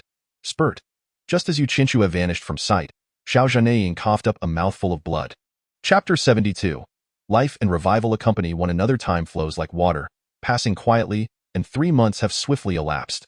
During this period, the eastern region underwent a drastic transformation, as the 5 major sects became a relic of the past. Originally, the Shenon Sect declared war on the Ye Sect, and this was no mere economic or disciples' conflict. It was a battle for annihilation. Shenon Sect Master Xiao Muqing, leading the 4 elders and the sect's elite, emerged from seclusion to wage war against the Ye Sect. It is said that the battle was cataclysmic, shrouded in darkness, with rivers overflowing and countless casualties. The Ye Sect's eastern branch was awash with blood, littered with corpses, as 3 esteemed elder-level figures, including the branch leader Wang Chong, perished in battle. As for the Ye Sect's disciples, they suffered grievous losses, including their leader Ye Youying, who was wounded and forced to flee. The Ye Sect was thus consigned to the annals of Eastern history, and the 5 major sects were reduced to 4. The Eastern region bore witness to the might of the Shenon Sect and the ferocity of Dong Muqing. Although this battle transformed 5 sects into 4, the Wushuang, Xiaoyao Sect, and Dongxian Sect all chose to temper their ambitions. In particular, Wushuang and Xiaoyao Sect were reported to be liquidating their assets in the eastern region, preparing to retreat to the northwest. Both Wushuang and Xiaoyao Sect, like the Ye Sect, were not native to the eastern region but hailed from external territories. With the collapse of the Xiao clan's celestial lineage, they sought to invade the eastern region and claim a share of the spoils. However, with the emergence of the Xiao clan sword song and the widespread belief that Xiao Zhanaying still lived, the Shenon Sect seized the momentum, annihilating the Ye Sect's eastern branch, prompting much speculation. In summary, within a mere 3 months, the power dynamics of the eastern region were rewritten. The once weakest Shenon Sect now stood resplendently dominant, unrivaled in its might. Within a secret chamber of the Shenon Sect, an elderly figure and a youthful one sat cross-legged. The elder was none other than Xiao Zhanaying, while the youth was Ye Xiao. The conflict between the Shenon Sect and the Ye Sect had no bearing on their affairs. Ever since Xiao Zhanaying repelled Ye Qianxue, the two had retreated into seclusion, paying no heed to the outside world. While Xiao Zhanaying had successfully repelled Ye Qianxue, he bore his own injuries, and Ye Xiao was no better off, having suffered the destruction of his 3 foundational paths, reduced to a state of helplessness. Suddenly, as Ye Xiao sat cross-legged, a black hole manifested within his body, voraciously drawing in the surrounding spiritual energy. Xiao Zhanaying immediately took notice, his eyes widening in surprise as he beheld the seated form of Ye Xiao. It succeeded, he murmured to himself. Boom! With a sweeping gesture, he activated the spiritual stones prepared in advance within the chamber, causing them to explode. In an instant, the chamber transformed into a veritable ocean of spiritual energy, enveloping both of them as though they were bathing in a sea of vitality. With a resounding whoosh, an astonishing and almost unbelievable scene unfolded. The vast ocean of spiritual energy began to surge into the black hole on Ye Xiao's body, which appeared as an insatiable abyss, voraciously absorbing the spiritual essence. A breath, reminiscent of life yet entirely distinct, emerged. The attribute of revival, the counterpart to the attribute of life, exists in 2 significant branches within the divine realm's light attribute, the life attribute and the revival attribute. It is said that life and revival are born together. Where there is life, revival must follow, and where there is revival, life must exist. It remains a mystery as to when the other half shall awaken. This young man is indeed a prodigy, thought Xiao Zhanaying, utterly astounded. After Ye Xiao's foundation was destroyed and his cultivation rendered null, Xiao Zhanaying sought ways to aid him in recovery. However, the 3 supreme attributes are not easily restored. Ultimately, he recalled the legends surrounding the divine realm's light attribute, which suggests that life and revival are intrinsically linked. Ye Xiao had already awakened his life attribute spirit root, and logically, he should possess a revival attribute spirit root as well. If he could awaken the revival attribute spirit root, even the 3 destroyed foundations could be reborn. Yet, although Xiao Zhanaying informed Ye Xiao of this potential method, he himself held little confidence, for he knew that many prodigies of the divine realm possessed branches of the light attribute. But those capable of awakening the other half were exceedingly rare. Throughout the annals of the divine realm, they are few and far between. Embracing a desperate hope, Xiao Zhanaying conveyed this to Ye Xiao, who had no other options. After all, things could hardly become worse. He entered seclusion on the spot, but unexpectedly, in merely 3 months, he awakened his revival attribute spirit root. With a whoosh, the spiritual energy in the secret chamber surged frantically into the revival black hole, and Ye Xiao completely awakened his revival attribute spirit root. Adoptive father, I have succeeded. I have awakened my revival attribute spirit root, Ye Xiao exclaimed, his eyes sparkling with joy as he gazed at the revival black hole. Congratulations, little Xiao. With the revival attribute spirit root, you can restore the destroyed foundations of slaughter, life, and space. Moreover, the revival and life attributes can merge into a complete light attribute, granting you the most supreme foundation of the divine realm. Xiao Zhanaying nodded in affirmation. Very well, then I shall seize this opportunity to fully restore myself. I not only aim to recover the foundations of slaughter and space, but also to fuse them into the light foundation, Ye Xiao declared with fierce determination. With a whoosh, he closed his eyes once more, as the revival attribute voraciously consumed spiritual energy, and at that moment, subtle changes began to manifest in his physical form.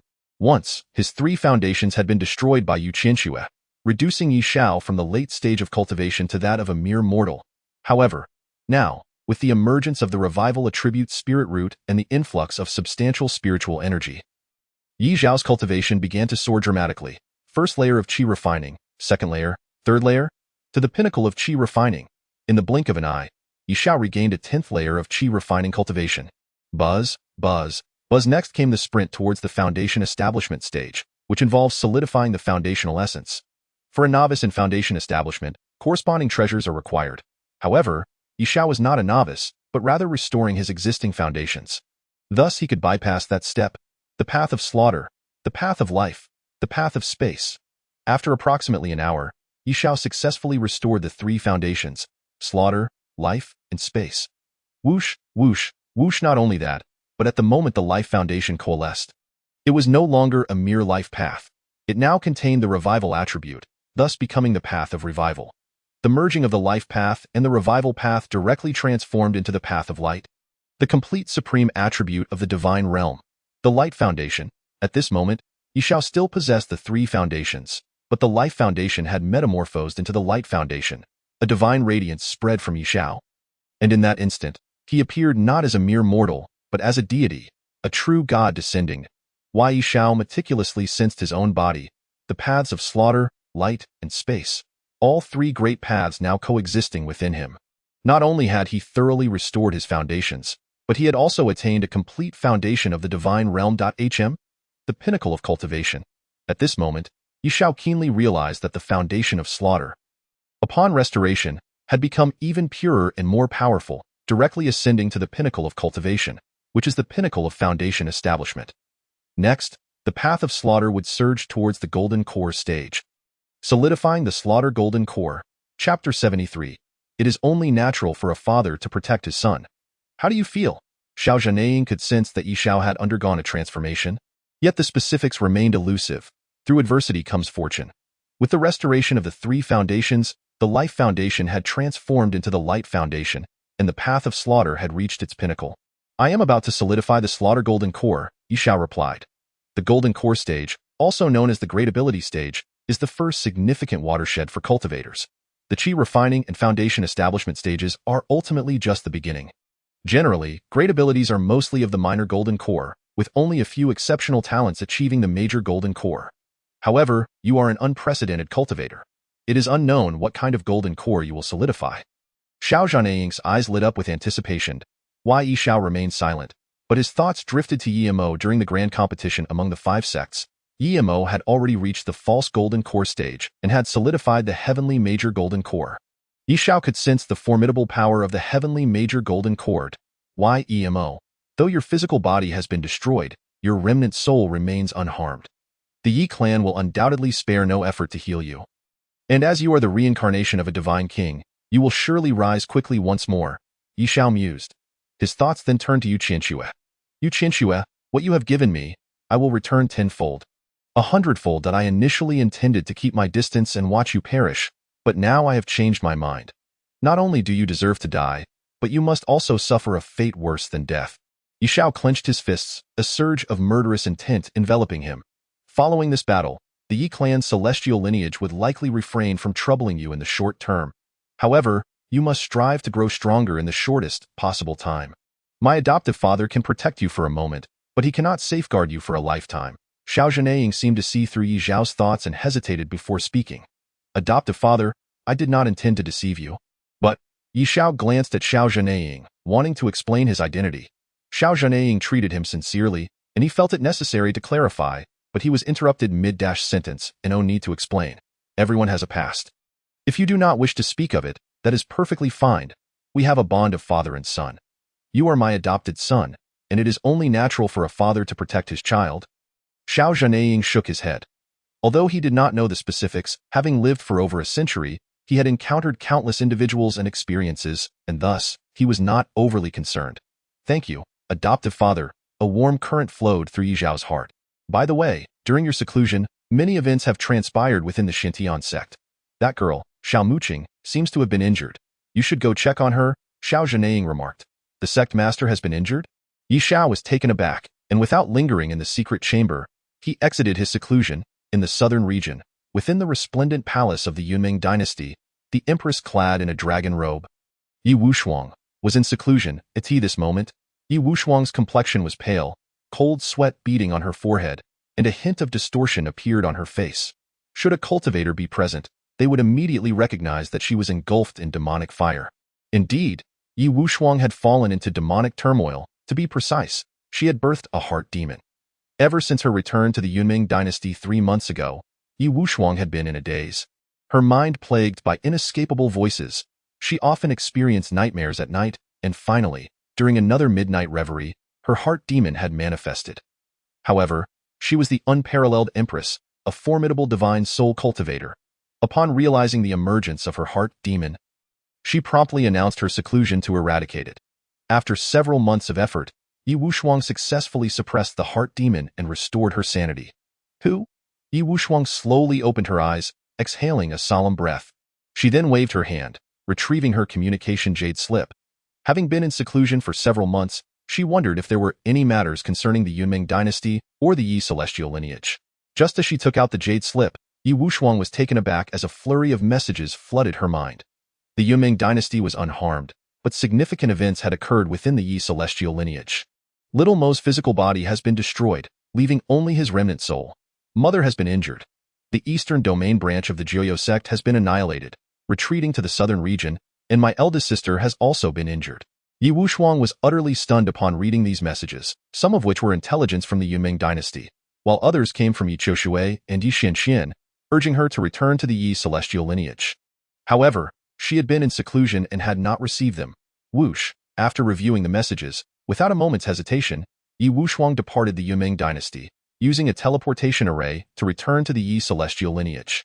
Upon her return, she encountered Ye Youying, who appeared disheveled and weary. In just a few months, Ye Youying seemed to have aged a decade, no longer the dazzling master of the Ye sect, but rather a middle-aged woman facing hardship. Eldest sister, Ye Wushuang gasped in shock upon seeing Ye Youying, calling out, "Little sister, you have returned." Ye Youying replied, her expression devoid of emotion as she nodded slightly. "Eldest sister, what has happened? I heard that the eastern domain branch of the Ye sect was destroyed. That you were injured, that mother was also injured, and that little Mo's physical body has been destroyed. What on earth transpired?" Ye Wushuang inquired urgently, while Ye Youying regarded Ye Wushuang, initially reluctant to elaborate, but ultimately recounted the recent events. Ye Wushuang was profoundly shaken. In her view, Xiao Zhanaying's survival and the destruction of the Ye sect's eastern domain branch were inconsequential. One was an old-fashioned heavenly sovereign with no ties to her, and the other was merely a sect conflict. However, upon hearing that Ye Mo had been defeated by Ye Xiao, and that Ye Xiao was an unprecedented cultivator, she was utterly alarmed. Yes, the unparalleled Empress. She was acutely aware of the multitude of talents within the Yunmeng dynasty, and thus, she understood better than anyone the extraordinary nature of a cultivator. She had thought that Ye Mo being a practitioner was already astonishing. Yet Ye Xiao turned out to be a cultivator, an unprecedented cultivator. He was not a waste, but a genius we must all look up to. Ye Wushuang murmured to herself. Alas, it is no longer the case. My mother has shattered Ye Xiao's foundation and rendered him a mere shell of his former self, a useless being, and I bear the blame for this. Ye Youying looked upon her with a face full of guilt. Sister, how can you hold yourself accountable? Ye Xiao cursed our mother, defied her authority, and committed an act of treachery. It was our mother who personally incapacitated him. Ye Wushuang responded with a hint of skepticism. You are unaware, but in truth, Xiaomo. Ye Youying glanced around cautiously, ensuring no one was within earshot, before divulging the detailed account of the grand competition of the 5 sects, having only previously mentioned the outcomes without elaborating on the events that transpired between the two. What? It was all Xiaomo's doing? Ye Wushuang's eyes widened in disbelief, her expression one of utter incredulity. For so long, she had viewed Ye Mo as kind-hearted, obedient, and understanding. She took pride in having such a brother. Yet now, Ye Youying revealed that Ye Mo had been engaged in such clandestine acts. The events have unfolded, and Xiaomo has faced the consequences he deserves. I had no intention of informing our mother, hoping she would bring Ye Xiao back, allowing our family to reunite. But unexpectedly, it has developed into this. Ye Xiao was not brought back and has been reduced to a mere invalid. He must harbor an intense hatred for our mother and for the Ye clan. Ye Youying lamented. Chapter 74. Would you forgive someone who seeks to kill you? Sister, your actions are justified. Were I in your position, I would act similarly. On the surface, Xiaomo is regarded as the favored son of the Ye clan. Yet everyone knows he is merely an adopted son. I believe Xiaomo is acutely aware of this, which is why he strives so fiercely, even to the point of extremism, committing acts that are beyond reason. We have already lost one brother. We cannot afford to lose another. With proper guidance in the future, I am certain we can lead Xiaomo back onto the right path. Ye Wushuang contemplated before speaking. I share your sentiments. Ye Youying nodded, clearly moved by Ye Wushuang's words. Second sister, your demeanor towards Ye Xiao today seems somewhat peculiar. Suddenly, Ye Youying sensed something amiss in the past. Whenever Ye Xiao was mentioned, regardless of the circumstances, Ye Wushuang would be furious and unconditionally support Ye Mo. But now her words lacked their former fervor. Ye Wushuang remained silent, a bittersweet smile appearing on her face. Second sister. Have you been to the storage cave and seen the jade slips? Ye Youying inquired abruptly. Ye Wushuang did not deny it. She simply nodded gently. After a pause, she continued, Sister, to be frank, I have recently been plagued by inner demons, which is why I have been in seclusion to suppress them. Inner demons? No wonder I have been unable to reach you lately. Ye Youying was taken aback, but quickly regained her composure. The fact that Ye Wushuang stood before her unharmed indicated that all was well. After reviewing the jade slips, I recalled many things and suddenly realized how cruel I had been. Ye Xiao is my own brother. How could I have been so heartless as to strike him down? The people of the southern domain sing my praises, admire me, and revere me, yet I contemplated the murder of my own flesh and blood. Ye Wushuang expressed her remorse.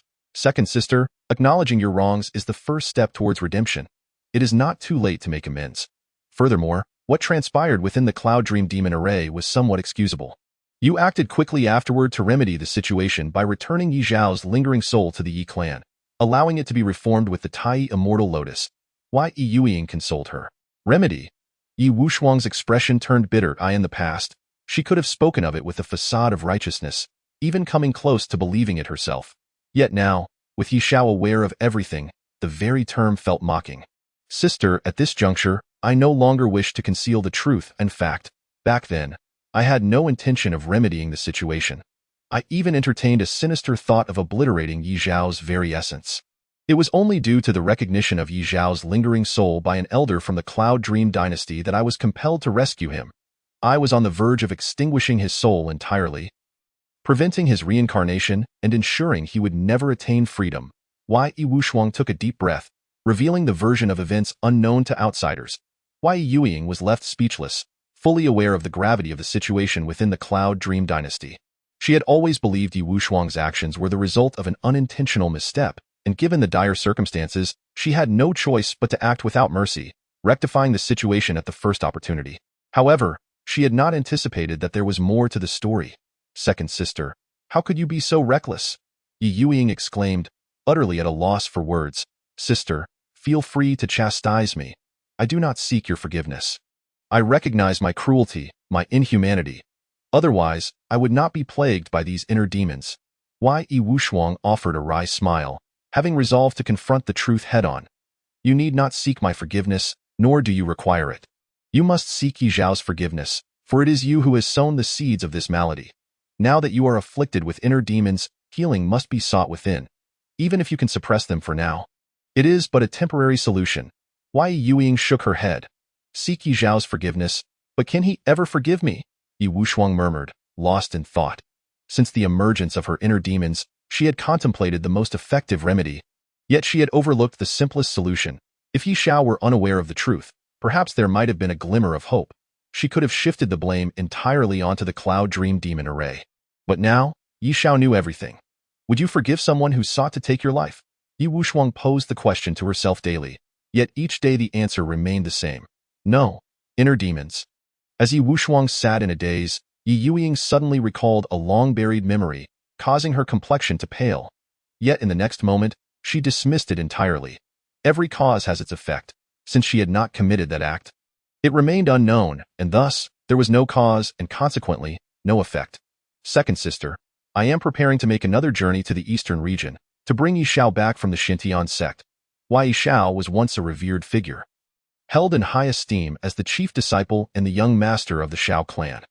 However, now that his foundation has been destroyed and his cultivation wasted, he must be suffering greatly. His current plight is a direct consequence of my actions, and I must take responsibility. Will you accompany me?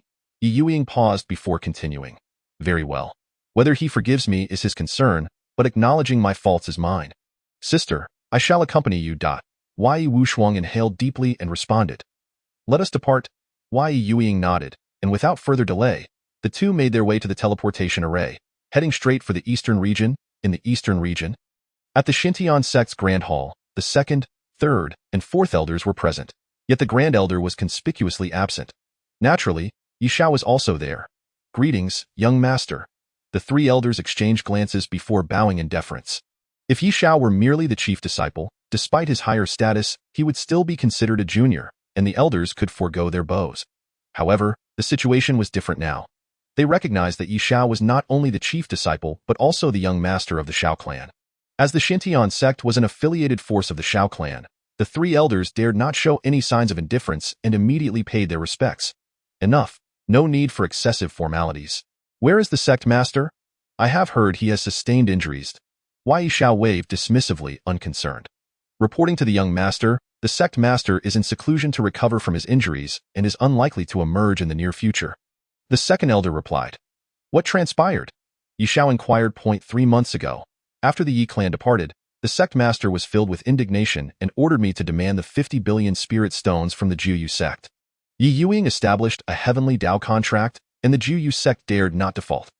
However, Wang Chong, the leader of the sect, drained the Tiandu Commerce Association of its resources, reportedly selling off many hidden treasures at low prices. In the end, the entire Tiandu Commerce Association was transferred in order to gather the 50 billion spirit stones. I received the spirit stones from the Jiuyu sect, thinking the matter concluded. But little did I expect that as I left the Jiuyu sect's branch, I was ambushed by the three leaders of the Jiuyu sect, who sought to kill me and reclaim the spirit stones. I refused to comply, and a fierce battle ensued. Alas, I was outnumbered, and the 50 billion spirit stones were snatched back, leaving me injured. Fortunately, I managed to escape with my life and return to the Nine Sect. The fourth elder added, his voice filled with indignation. Chapter 75. The methods of the Cloud Dream Dynasty will not work here. Upon hearing this, Ye Xiao's expression darkened. He understood well the machinations of the Jiuyu sect. Once a heavenly Dao contract was established, it could not be broken without incurring divine retribution. The Jiuyu sect delivered the spirit stones as promised, but the subsequent attempt to kill and steal was an entirely different matter. The Jiuyu sect had gone too far. When the sect master learned of this, he was furious. Every day, he worried for the young master and reproached himself for his inability to protect him. In a fit of rage, the sect master declared war on the Jiuyu sect, and our Nine Sect's strongest warriors were deployed to fight to the death against them. The fourth elder continued. Ye Xiao was astonished. He had not anticipated such events unfolding over the past 3 months. A sect extermination war was unlike a mere economic conflict. Previously, the Hongshan Commerce Association and the Tiandu Commerce Association had merely engaged in petty skirmishes, cutting off each other's spirit stone supply. However, a sect extermination war was a fight to the finish. All sect masters, elders, and disciples would be involved. Though the Jiuyu sect was formidable, their stronghold lay in the southern region, while the eastern region was merely a branch. With the Xintian sect resolutely committed to the extermination war, after a month of bloody conflict, the Jiuyu sect's eastern region branch was utterly annihilated. The three leaders, including Wang Chong, perished in battle, and even Ye Youying returned to the southern region in a disheveled state. The fourth elder paused before continuing. Ye Xiao's expression revealed his surprise. Ye Youying was a third-tier deity in the transformation stage, while Xiao Muqing was only a second-tier deity in the same stage. If it had truly come down to life and death, Ye Youying would have had the upper hand.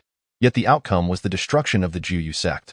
Our Xintian sect also suffered heavy casualties. In addition to numerous elite disciples falling in battle, the Grand Elder was slain on the spot, and the sect master sustained severe injuries. Fortunately, during an intense battle with Ye Youying, he broke through his constraints and reached the third-tier deity stage. With no disparity in cultivation level and his formidable combat prowess, he forced Ye Youying to flee, ensuring our Xintian sect's complete victory. The fourth elder continued. The Grand Elder has passed away. A surge of anger welled up within Ye Xiao. Having served as the chief for an extended period, he had developed a harmonious relationship with the four elders. He vividly remembered the first day he arrived at the Xintian sect, when the Grand Elder had presented him with a welcoming gift.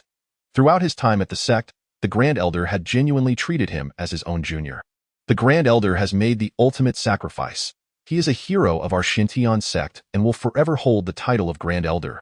Though he has departed from this world, his position will always be reserved for him. I shall remain the second elder eternally. The second elder spoke solemnly.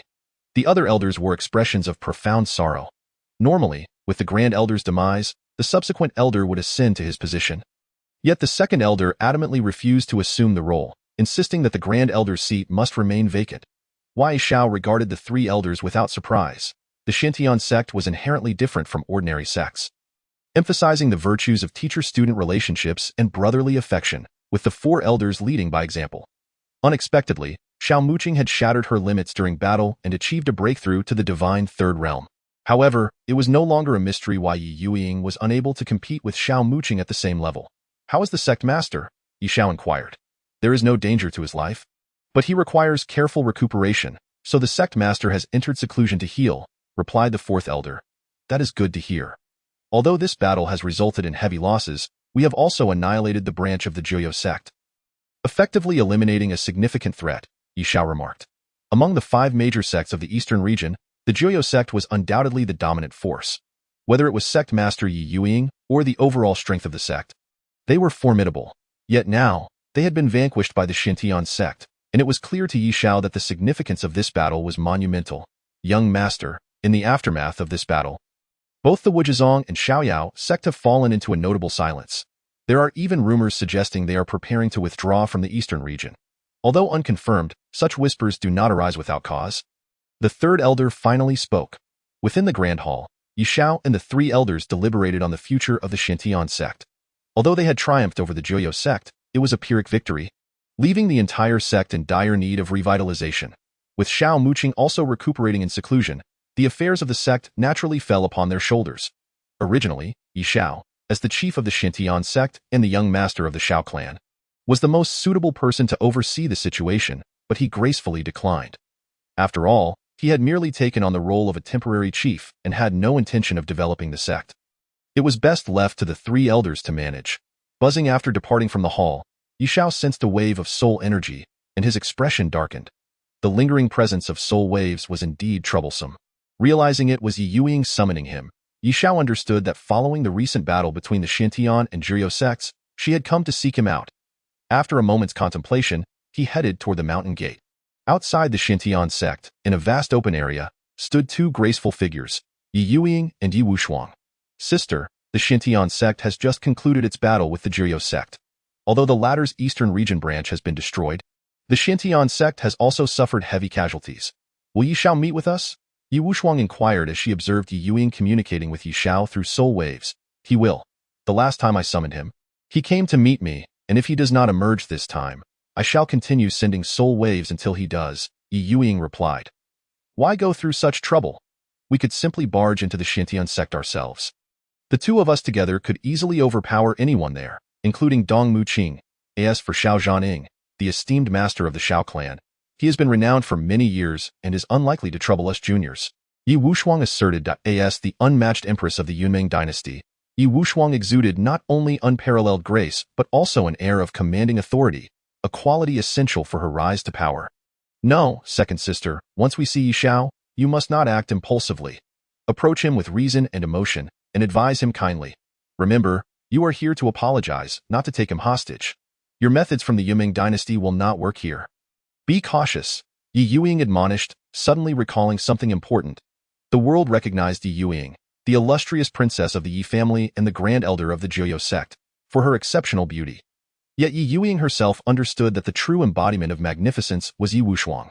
Nevertheless, Ye Wushuang held deep respect for her elder sister and never competed for the spotlight within the Ye family in the Yunmeng dynasty. However, the Empress Wushuang was akin to a divine being. Proud and powerful, seemingly untouched by the mundane world. Ye Youying suddenly realized that for someone as proud as Ye Wushuang to acknowledge her mistakes and willingly apologize was a rare occurrence. Ye Xiao must forgive her. If he did not, it would reflect poorly on him, much like a sovereign willing to admit faults to a commoner, which would typically result in forgiveness. However, one must question whether Ye Xiao could be equated to an ordinary citizen. As the two conversed, footsteps approached from the distance, revealing Ye Xiao himself, who was intent on uncovering Ye Youying's motives. Moreover, he understood that if he did not show himself, she would likely buzz around like a persistent fly. As Ye Xiao approached, he immediately spotted Ye Wushuang beside Ye Youying, causing his expression to turn icy. Not only had Ye Youying come, but Ye Wushuang had also joined her. Why, Ye Xiao, you have arrived. My elder sister has come to see you, and look, your second sister has come along as well, Ye Youying exclaimed, her face lighting up upon seeing him. Why, Ye Youying, are you out of your mind? I have no parents. How could I possibly have a sister? And for heaven's sake, can you stop incessantly sending soul waves? What exactly do you want? Ye Xiao retorted, his expression one of utter disdain. Ye Xiao, do not speak to me that way. My elder sister cares for you and wishes to know how you have been doing lately. Now that your cultivation has been crippled, you are essentially a waste. Has the Nine Sect mistreated you? Ye Youying said with genuine concern. Such false sympathy. You know perfectly well why my cultivation was ruined, don't you? I assume that the wretched Yue Qianxue is still unaware of the dreadful deeds her precious son has committed. But it matters little. Given her insane personality, even if she found out, she would likely forgive him, for he is her most beloved adopted son, Ye Xiao remarked, his disdain for Ye Youying palpable, as if merely looking at her was an affront to his senses. If an outsider were present, they might be moved by Ye Youying's apparent sincerity. For a cultivator, losing a leg was significant but not insurmountable, as healing elixirs could restore it easily. Yet Ye Xiao was acutely aware that Ye Youying was not as she appeared. She was a complete hypocrite, a venomous woman. In fact, in Ye Xiao's eyes, she fell short of Ye Qiushui and Ye Qianxuan, who at least had the courage to acknowledge their actions openly, while Ye Youying believed herself to be cunning, meticulously maintaining the facade of a caring elder sister each day. Ye Xiao, regarding your issues with Xiaomo, let's not dwell on them.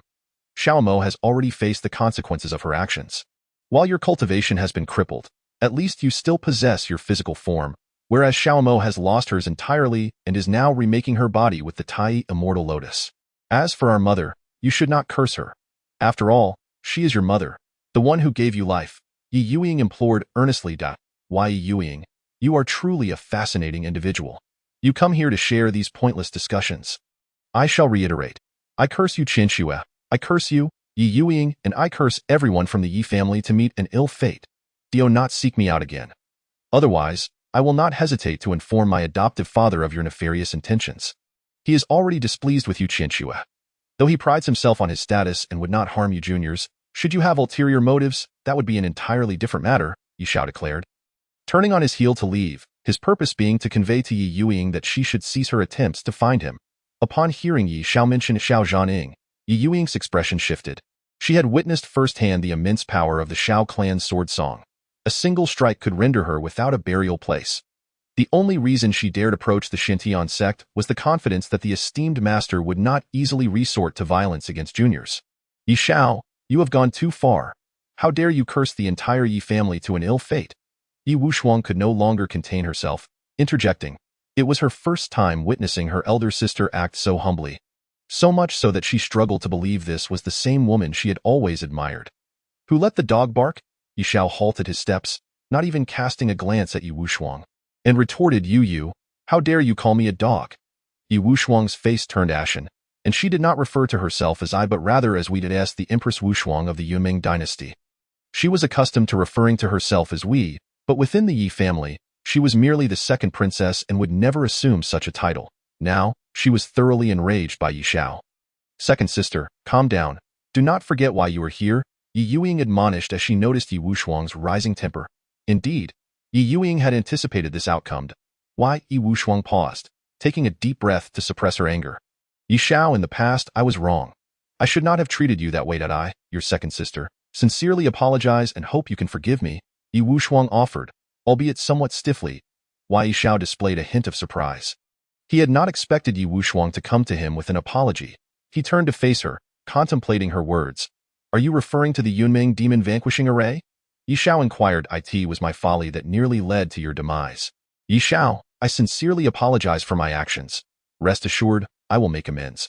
Whatever you desire, I can provide. In this world, all lands belong to the sovereign, and all subjects are at the sovereign's service, Ye Wushuang affirmed.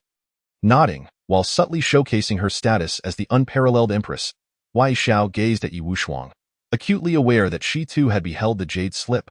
However, this revelation was hardly surprising. If Ye Youying could see it, then naturally Ye Wushuang could as well. What perplexed Ye Xiao was Ye Wushuang's demeanor.